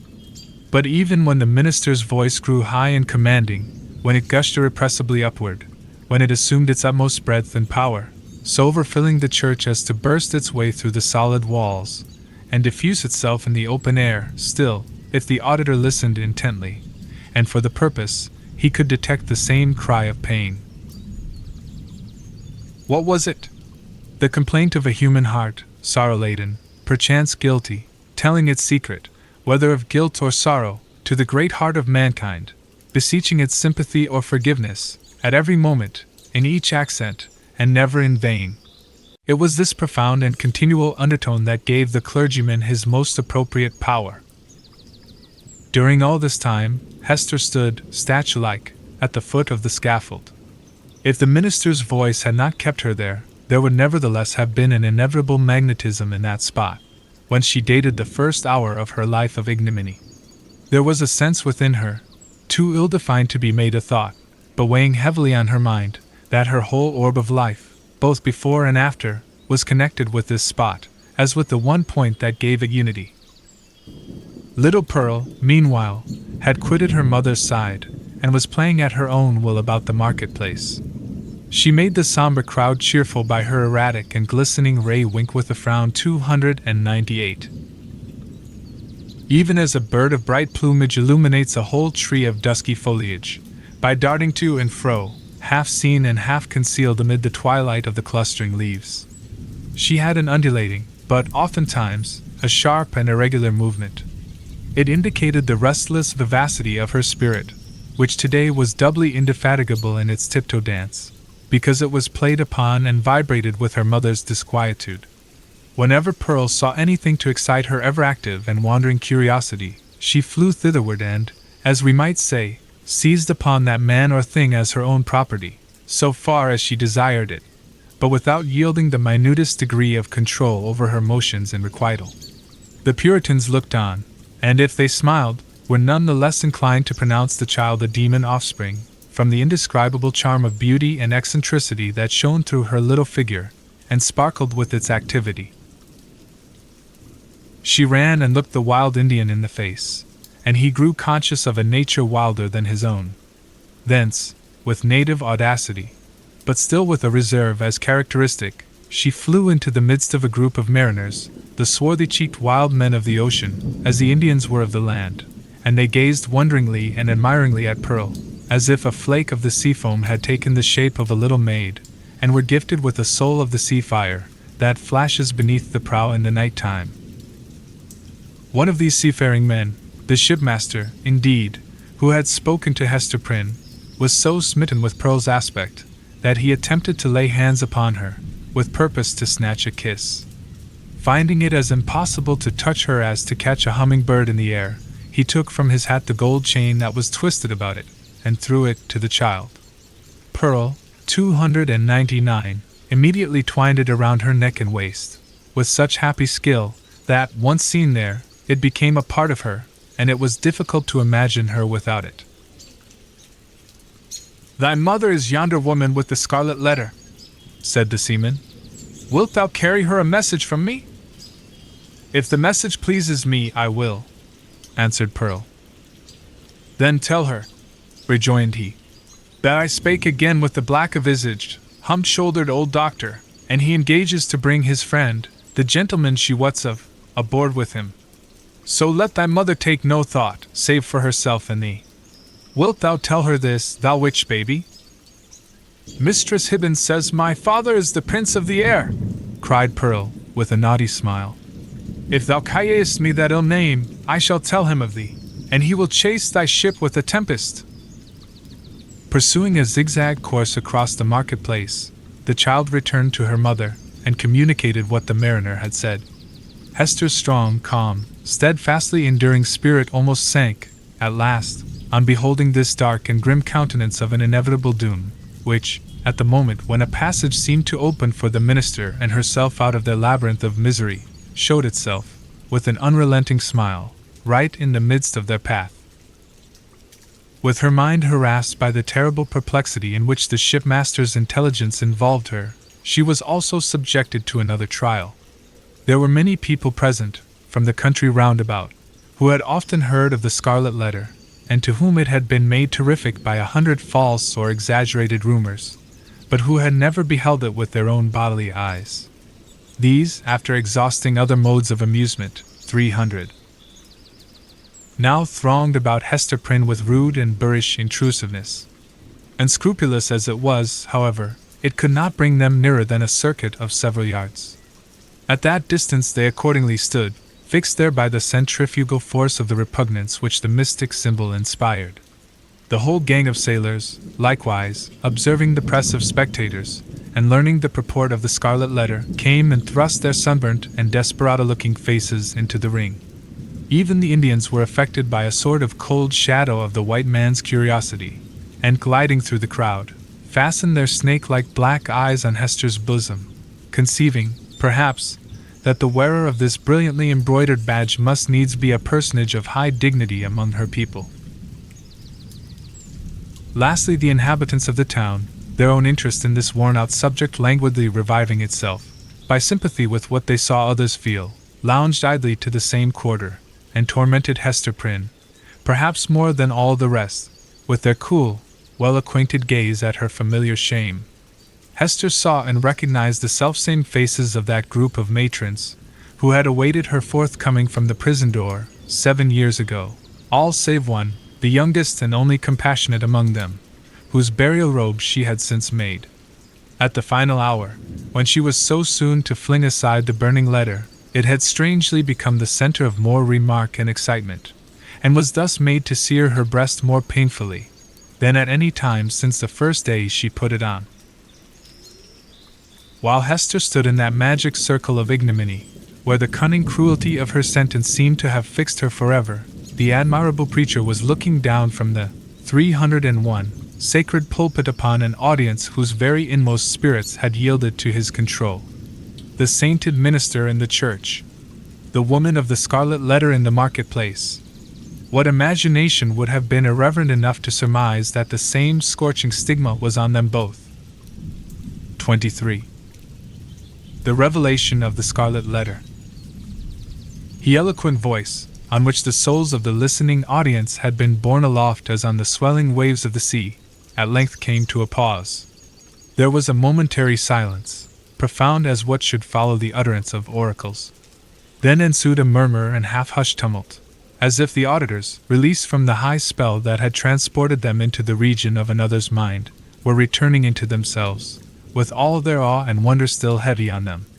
In a moment more, the crowd began to gush forth from the doors of the church.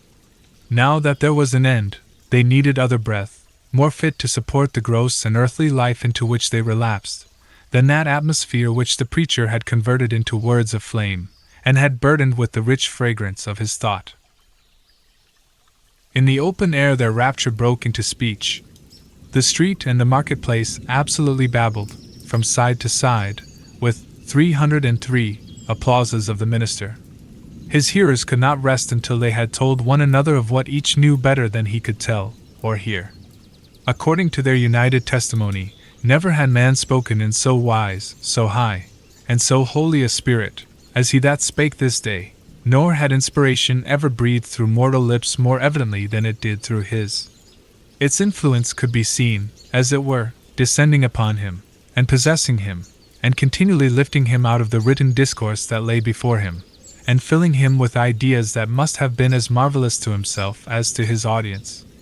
His subject, it appeared, had been the relation between the deity and the communities of mankind, with a special reference to the New England which they were here planting in the wilderness. And, as he drew towards the close, a spirit as of prophecy had come upon him, constraining him to its purpose as mightily as the old prophets of Israel were constrained, only with this difference, that, whereas the Jewish seers had denounced judgments and ruin on their country, it was his mission to foretell a high and glorious destiny for the newly gathered people of the Lord. But throughout it all, and through the whole discourse, there had been a certain deep, sad undertone of pathos, which could not be interpreted otherwise than as the natural regret of one soon to pass away. Yes, their minister whom they so loved, and who so loved them all, that he could not depart heavenward without a sigh, had the foreboding of untimely death upon him, and would soon leave them in their tears. This idea of his transitory stay on earth gave the last emphasis to the effect which the preacher had produced. It was as if an angel, in his passage to the skies, had shaken his bright wings over the people for an instant, at once a shadow, 304, and a splendor, and had shed down a shower of golden truths upon them. Thus, there had come to the Reverend Mr. Dimmesdale, as to most men, in their various spheres, though seldom recognized until they see it far behind them, an epoch of life more brilliant and full of triumph than any previous one, or than any which could hereafter be. He stood, at this moment, on the very proudest eminence of superiority, to which the gifts of intellect, rich lore, prevailing eloquence, and a reputation of widest sanctity could exalt a clergyman in New England's earliest days, when the professional character was of itself a lofty pedestal. Such was the position which the minister occupied, as he bowed his head forward on the cushions of the pulpit, at the close of his election sermon. Meanwhile Hester Prynne was standing beside the scaffold of the pillory, with the Scarlet Letter still burning on her breast. Now was heard again the clangor of the music, and the measured tramp of the military escort, issuing from the church door. The procession was to be marshaled thence to the town hall, where a solemn banquet would complete the ceremonies of the day. Once more, therefore, the train of venerable and majestic fathers was seen moving through a broad pathway of the people, who drew back reverently, on either side, as the governor and magistrates, the old and wise men, the holy ministers, and all that were eminent and renowned, advanced into the midst of them. When they were fairly in the marketplace, their presence was greeted by a shout. This, though doubtless it might acquire additional force and volume from the childlike loyalty which the age awarded to its rulers, was felt to be in 305. Irrepressible outburst of enthusiasm kindled in the auditors by that high strain of eloquence which was yet reverberating in their ears. Each felt the impulse in himself, and, in the same breath, caught it from his neighbor. Within the church, it had hardly been kept down. Beneath the sky, it pealed upward to the zenith. There were human beings enough, and enough of highly wrought and symphonious feeling, to produce that more impressive sound than the organ tones of the blast, or the thunder, or the roar of the sea, even that mighty swell of many voices, blended into one great voice by the universal impulse which makes likewise one vast heart out of the many. Never, from the soil of New England, had gone up such a shout. Never, on New England's soil, had stood the man so honored by his mortal brethren as the preacher. How fared it with him then? Were there not the brilliant particles of a halo in the air about his head? So etherealized by spirit as he was, and so apatheized by worshipping admirers, did his footsteps, in the procession, really tread upon the dust of earth? As the ranks of military men and civil fathers moved onward, all eyes were turned towards the point where the minister was seen to approach among them.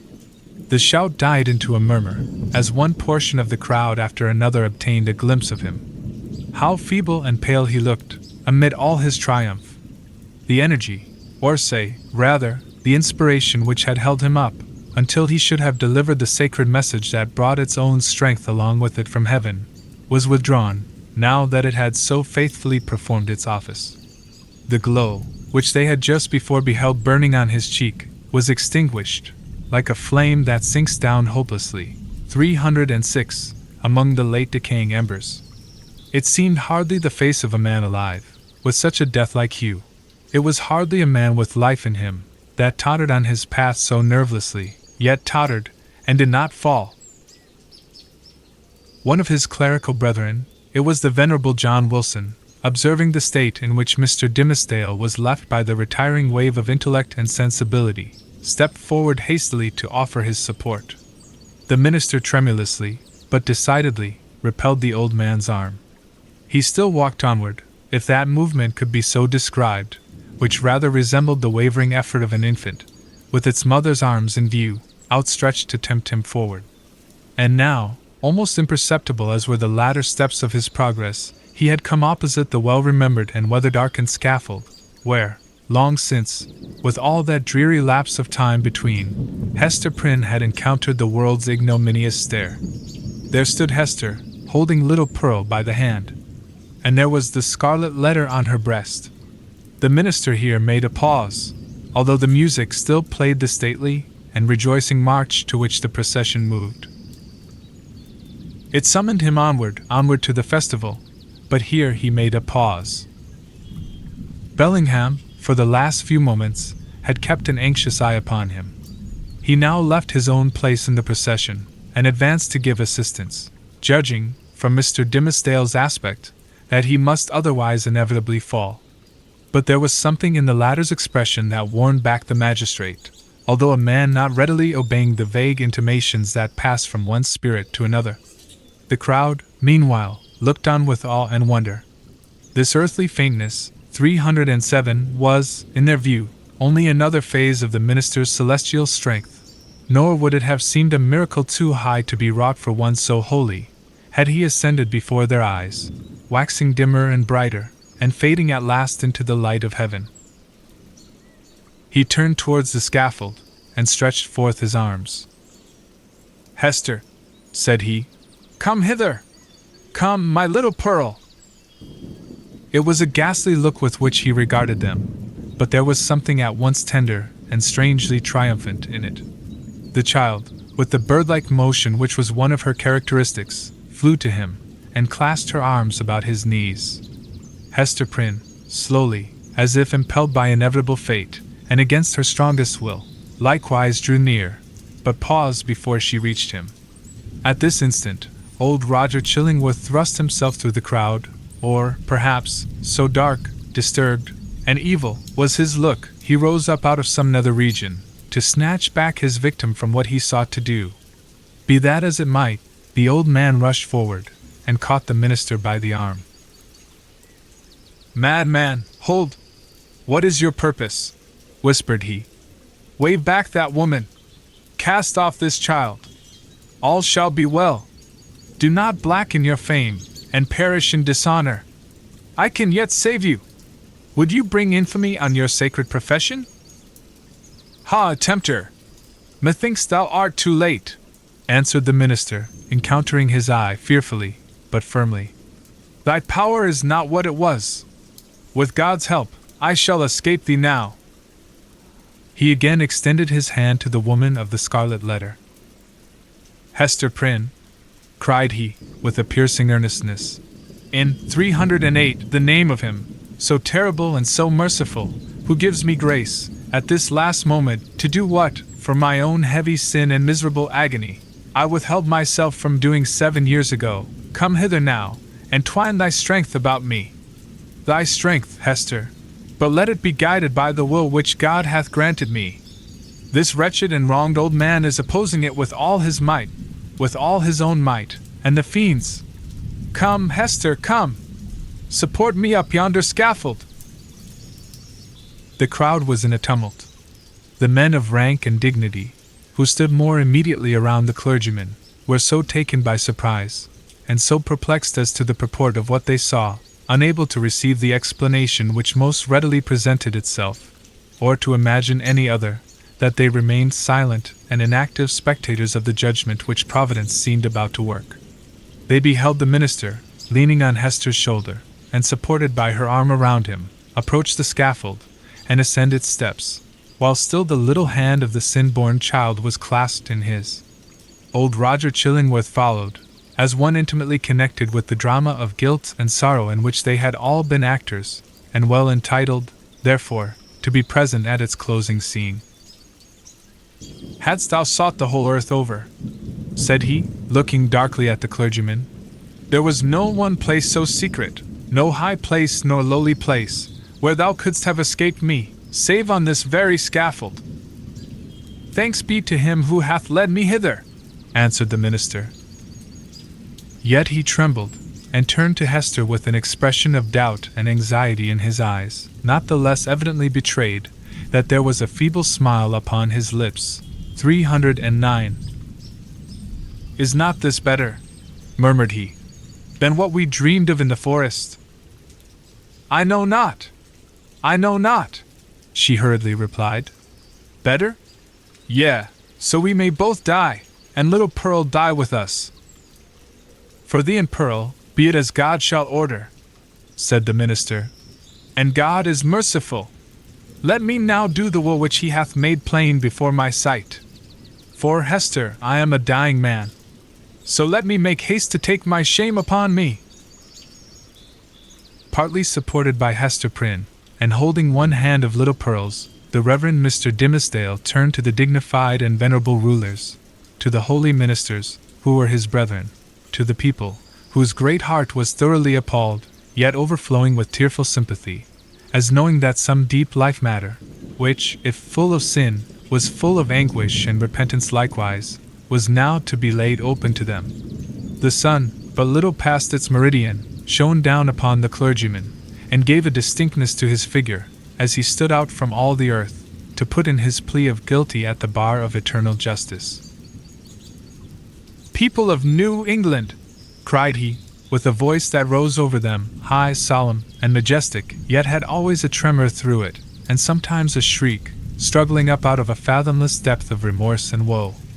"Ye that have loved me, ye that have deemed me holy, behold me here, the one sinner of the world. At last, I stand upon the spot where, 7 years since, I should have stood, here, with this woman, whose arm, more than the little strength wherewith I have crept hitherward, sustains me, at this dreadful moment, from groveling down upon my face. Lo, the scarlet letter which Hester wears. Ye have all shuddered at it.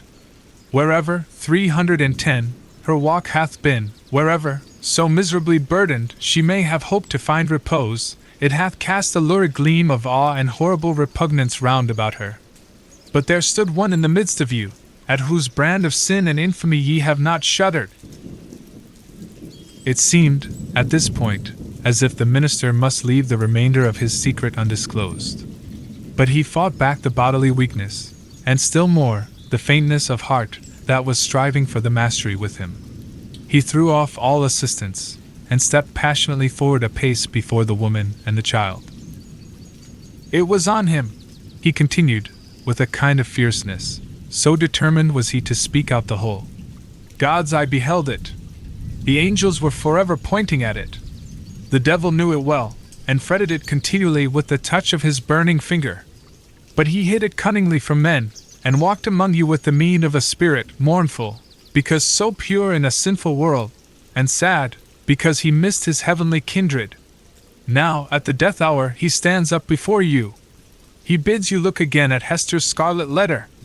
He tells you that, with all its mysterious horror, it is but the shadow of what he bears on his own breast, and that even this, his own red stigma, is no more than the type of what has seared his inmost heart.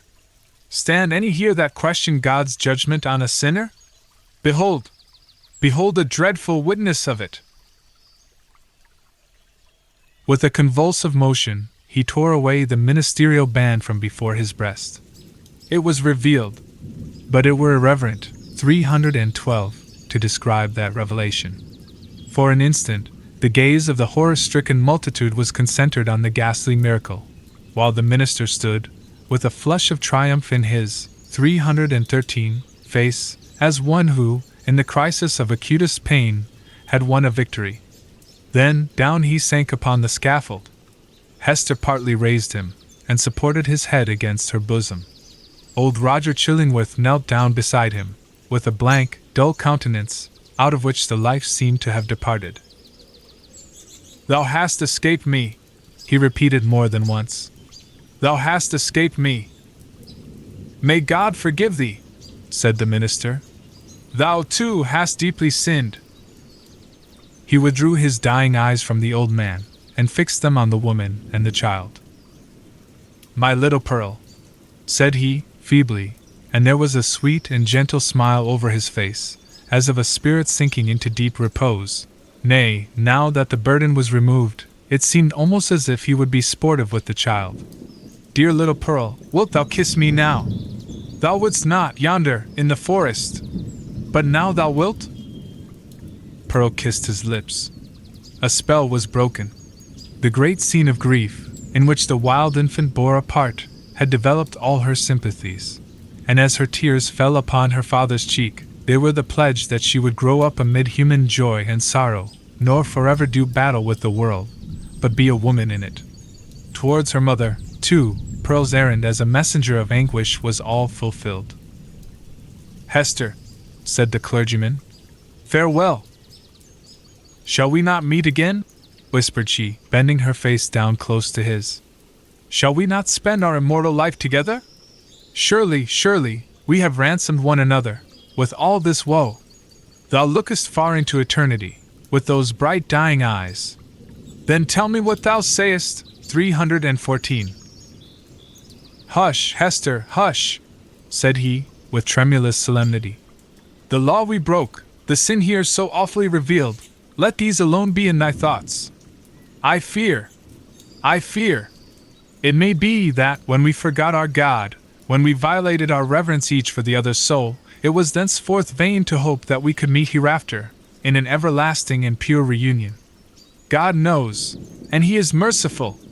He hath proved His mercy, most of all, in my afflictions, by giving me this burning torture to bear upon my breast, by sending yonder dark and terrible old man to keep the torture always at red heat, by bringing me hither to die this death of triumphant ignominy before the people. Had either of these agonies been wanting, I had been lost forever. Praised be His name. His will be done. Farewell." That final word came forth with the minister's expiring breath. The multitude, silent till then, broke out in a strange, deep voice of awe and wonder, which could not as yet find utterance, save in this murmur that rolled so heavily after the departed spirit. 24. Conclusion. After many days, when time sufficed for the people to arrange their thoughts in reference to the foregoing scene, there was more than one account of what had been witnessed on the scaffold. Most of the spectators testified to having seen, on the breast of the unhappy minister, a scarlet letter, the very semblance of that worn by Hester Prynne, imprinted in the flesh. As regarded its origin, there were various explanations, all of which must necessarily have been conjectural. Some affirmed that the Reverend Mr. Dimmesdale, on the very day when Hester Prynne first wore her ignominious badge, had begun a course of penance, which he afterwards, in so many futile methods, followed out, by inflicting a hideous torture on himself. Others contended that the stigma had not been produced until a long time subsequent, when old Roger Chillingworth, being a potent necromancer, had caused it to appear, through the agency of magic and poisonous drugs. 316.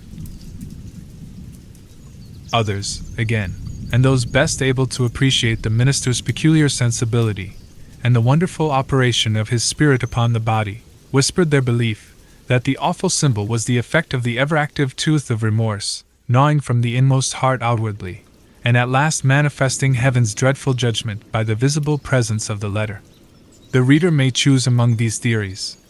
We have thrown all the light we could acquire upon the portent, and would gladly, now that it has done its office, erase its deep print out of our own brain, where long meditation has fixed it in very undesirable distinctness. It is singular, nevertheless, that certain persons, who were spectators of the whole scene, and professed never once to have removed their eyes from the Reverend Mr. Dimmesdale, denied that there was any mark whatever on his breast, more than on a newborn infant's.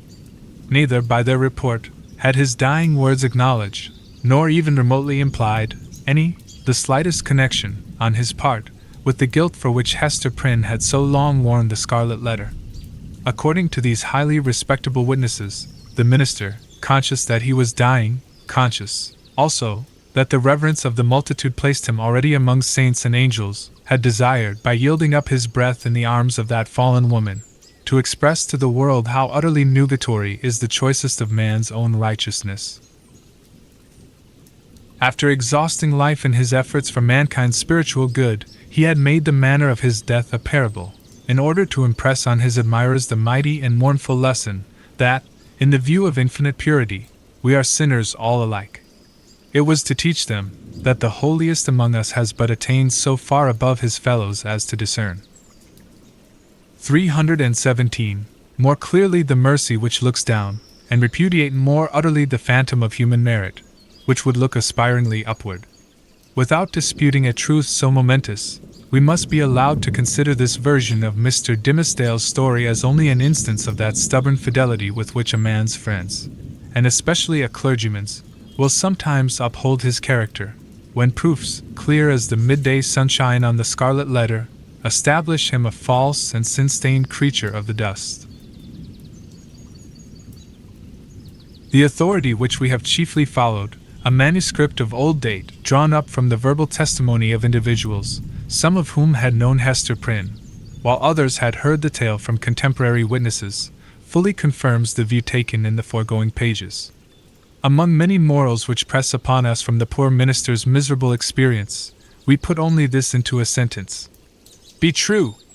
Be true! Be true! Show freely to the world, if not your worst, yet some trait whereby the worst may be inferred. Nothing was more remarkable than the change which took place, almost immediately after Mr. Dimmesdale's death, in the appearance and demeanor of the old man known as Roger Chillingworth. All his strength and energy, all his vital and intellectual force, seemed at once to desert him, insomuch that he positively withered up, shriveled away, and almost vanished from mortal sight, like an uprooted weed that lies wilting in the sun. This unhappy man had made the very principle of his life to consist in the pursuit and systematic exercise of revenge, and when, by its completest triumph and consummation, that evil principle was left with no further material to support it, when, in short, there was no more devil's work, 318, on earth for him to do, it only remained for the unhumanized mortal to betake himself whither his master would find him tasks enough, and pay him his wages duly. But to all these shadowy beings, so long our near acquaintances, as well Roger Chillingworth as his companions, we would fain be merciful. It is a curious subject of observation and inquiry, whether hatred and love be not the same thing at bottom. Each, in its utmost development, supposes a high degree of intimacy and heart knowledge. Each renders one individual dependent for the food of his affections and spiritual life upon another. Each leaves the passionate lover, or the no less passionate hater, forlorn and desolate by the withdrawal of his subject. Philosophically considered, therefore, the two passions seem essentially the same, except that one happens to be seen in a celestial radiance, and the other in a dusky and lurid glow. In the spiritual world, the old physician and the minister, mutual victims as they have been, may, unawares, have found their earthly stock of hatred and antipathy transmuted into golden love. Leaving this discussion apart, we have a matter of business to communicate to the reader. At old Roger Chillingworth's decease, which took place within the year, and by his last will and testament, of which Governor Bellingham and the Reverend Mr. Wilson were executors, he bequeathed a very considerable amount of property, both here and in England, to little Pearl, the daughter of Hester Prynne. So Pearl, the elf child, the demon offspring, as some people, up to that epoch, persisted in considering her, became the richest heiress of her day in the New World. Not improbably, this circumstance wrought a very material change in the 319 public estimation, And had the mother and child remained here, little Pearl, at a marriageable period of life, might have mingled her wild blood with the lineage of the devoutest Puritan among them all. But in no long time after the physician's death, the wearer of the Scarlet Letter disappeared, and Pearl along with her. For many years, though a vague report would now and then find its way across the sea, like a shapeless piece of driftwood tossed ashore, with the initials of a name upon it, yet no tidings of them unquestionably authentic were received. The story of the Scarlet Letter grew into a legend. Its spell, however, was still potent, and kept the scaffold awful where the poor minister had died, and likewise the cottage by the seashore, where Hester Prynne had dwelt. Near this latter spot, one afternoon, some children were at play, when they beheld a tall woman, in a grey robe, approach the cottage door. In all those years it had never once been opened, but either she unlocked it, or the decaying wood and iron yielded to her hand, or she glided shadow-like through these impediments, and, at all events, went in. On the threshold she paused, turned partly round, for, perchance, the idea of entering all alone, and all so changed, the home of so intense a former life, was more dreary and desolate than even she could bear. But her hesitation was only for an instant, though long enough to display a scarlet letter on her breast. And Hester Prynne had returned, and taken up her long-forsaken shame. But where was little Pearl? If still alive, she must now have been in the flush and bloom of early womanhood. None knew, nor ever learned, with the fullness of perfect certainty, whether the elf-child had gone thus untimely to a maiden grave, or whether her wild, rich nature had been softened and subdued, and made capable of a woman's gentle happiness. But through the remainder of Hester's life, there were indications that the recluse of the Scarlet Letter was the object of love and interest with some inhabitant of another land. Letters came, with armorial seals upon them, though of bearings unknown to English heraldry. In the cottage there were articles of comfort and luxury such as Hester never cared to use, but which only wealth could have purchased, and affection have, 321. Imagined for her. There were trifles, too, little ornaments, beautiful tokens of a continual remembrance, that must have been wrought by delicate fingers, at the impulse of a fond heart. And once, Hester was seen embroidering a baby garment, with such a lavish richness of gold and fancy as would have raised a public tumult, had any infant, thus apparelled, been shown to our sober-hued community. In fine, the gossips of that day believed, and Mr. Surveyor Pugh, who made investigations a century later, believed, and one of his recent successors in office, moreover, faithfully believes, that Pearl was not only alive, but married, and happy, and mindful of her mother, and that she would most joyfully have entertained that sad and lonely mother at her fireside. But there was a more real life for Hester Prynne here, in New England, than in that unknown region where Pearl had found a home. Here had been her sin, here her sorrow, and here was yet to be her penitence. She had returned, therefore, and resumed, of her own free will, for not the sternest magistrate of that iron period would have imposed it, resumed the symbol of which we have related so dark a tale. Never afterwards did it quit her bosom.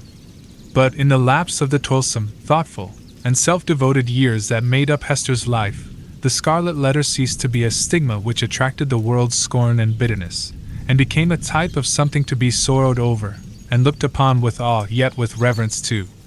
And, as Hester Prynne had no selfish ends, nor lived in any measure for her own profit and enjoyment, people brought all their sorrows and perplexities, and besought her counsel, as one who had herself gone through a mighty trouble. Women, 322. More especially, in the continually recurring trials of wounded, wasted, wronged, misplaced, or erring in sinful passion, or with the dreary burden of a heart unyielded, because unvalued and unsought, came to Hester's cottage, demanding why they were so wretched, and what the remedy. Hester comforted and counseled them as best she might. She assured them, too, of her firm belief, that, at some brighter period, when the world should have grown ripe for it, in heaven's own time, a new truth would be revealed, in order to establish the whole relation between man and woman on a sure ground of mutual happiness. Earlier in life, Hester had vainly imagined that she herself might be the destined prophetess, but had long since recognized the impossibility that any mission of divine and mysterious truth should be confided to a woman stained with sin, bowed down with shame, or even burdened with a lifelong sorrow. The angel and apostle of the coming revelation must be a woman, indeed, but lofty, pure, and beautiful, and wise, moreover, not through dusky grief, but the ethereal medium of joy, and showing how sacred love should make us happy, by the truest test of a life successful to such an end. So said Hester Prynne, and glanced her sad eyes downward at the Scarlet Letter. And after many, many years, a new grave was delved, near an old and sunken one, in that burial ground beside which King's Chapel has since been built. It was near that old and sunken grave, yet with a space between, as if the dust of the two sleepers had no right to mingle. Yet one tombstone served for both. All around, there were monuments carved with armorial bearings, and on this simple slab of slate, as the curious investigator may still discern, and 323, perplex himself with the purport, there appeared the semblance of an engraved escutcheon. It bore a device, a herald's wording of which might serve for a motto and brief description of our now concluded legend. So somber is it, and relieved only by one ever-glowing point of light gloomier than the shadow. On a field, sable, the letter A gules. Please subscribe Enchanting Audiobooks for more.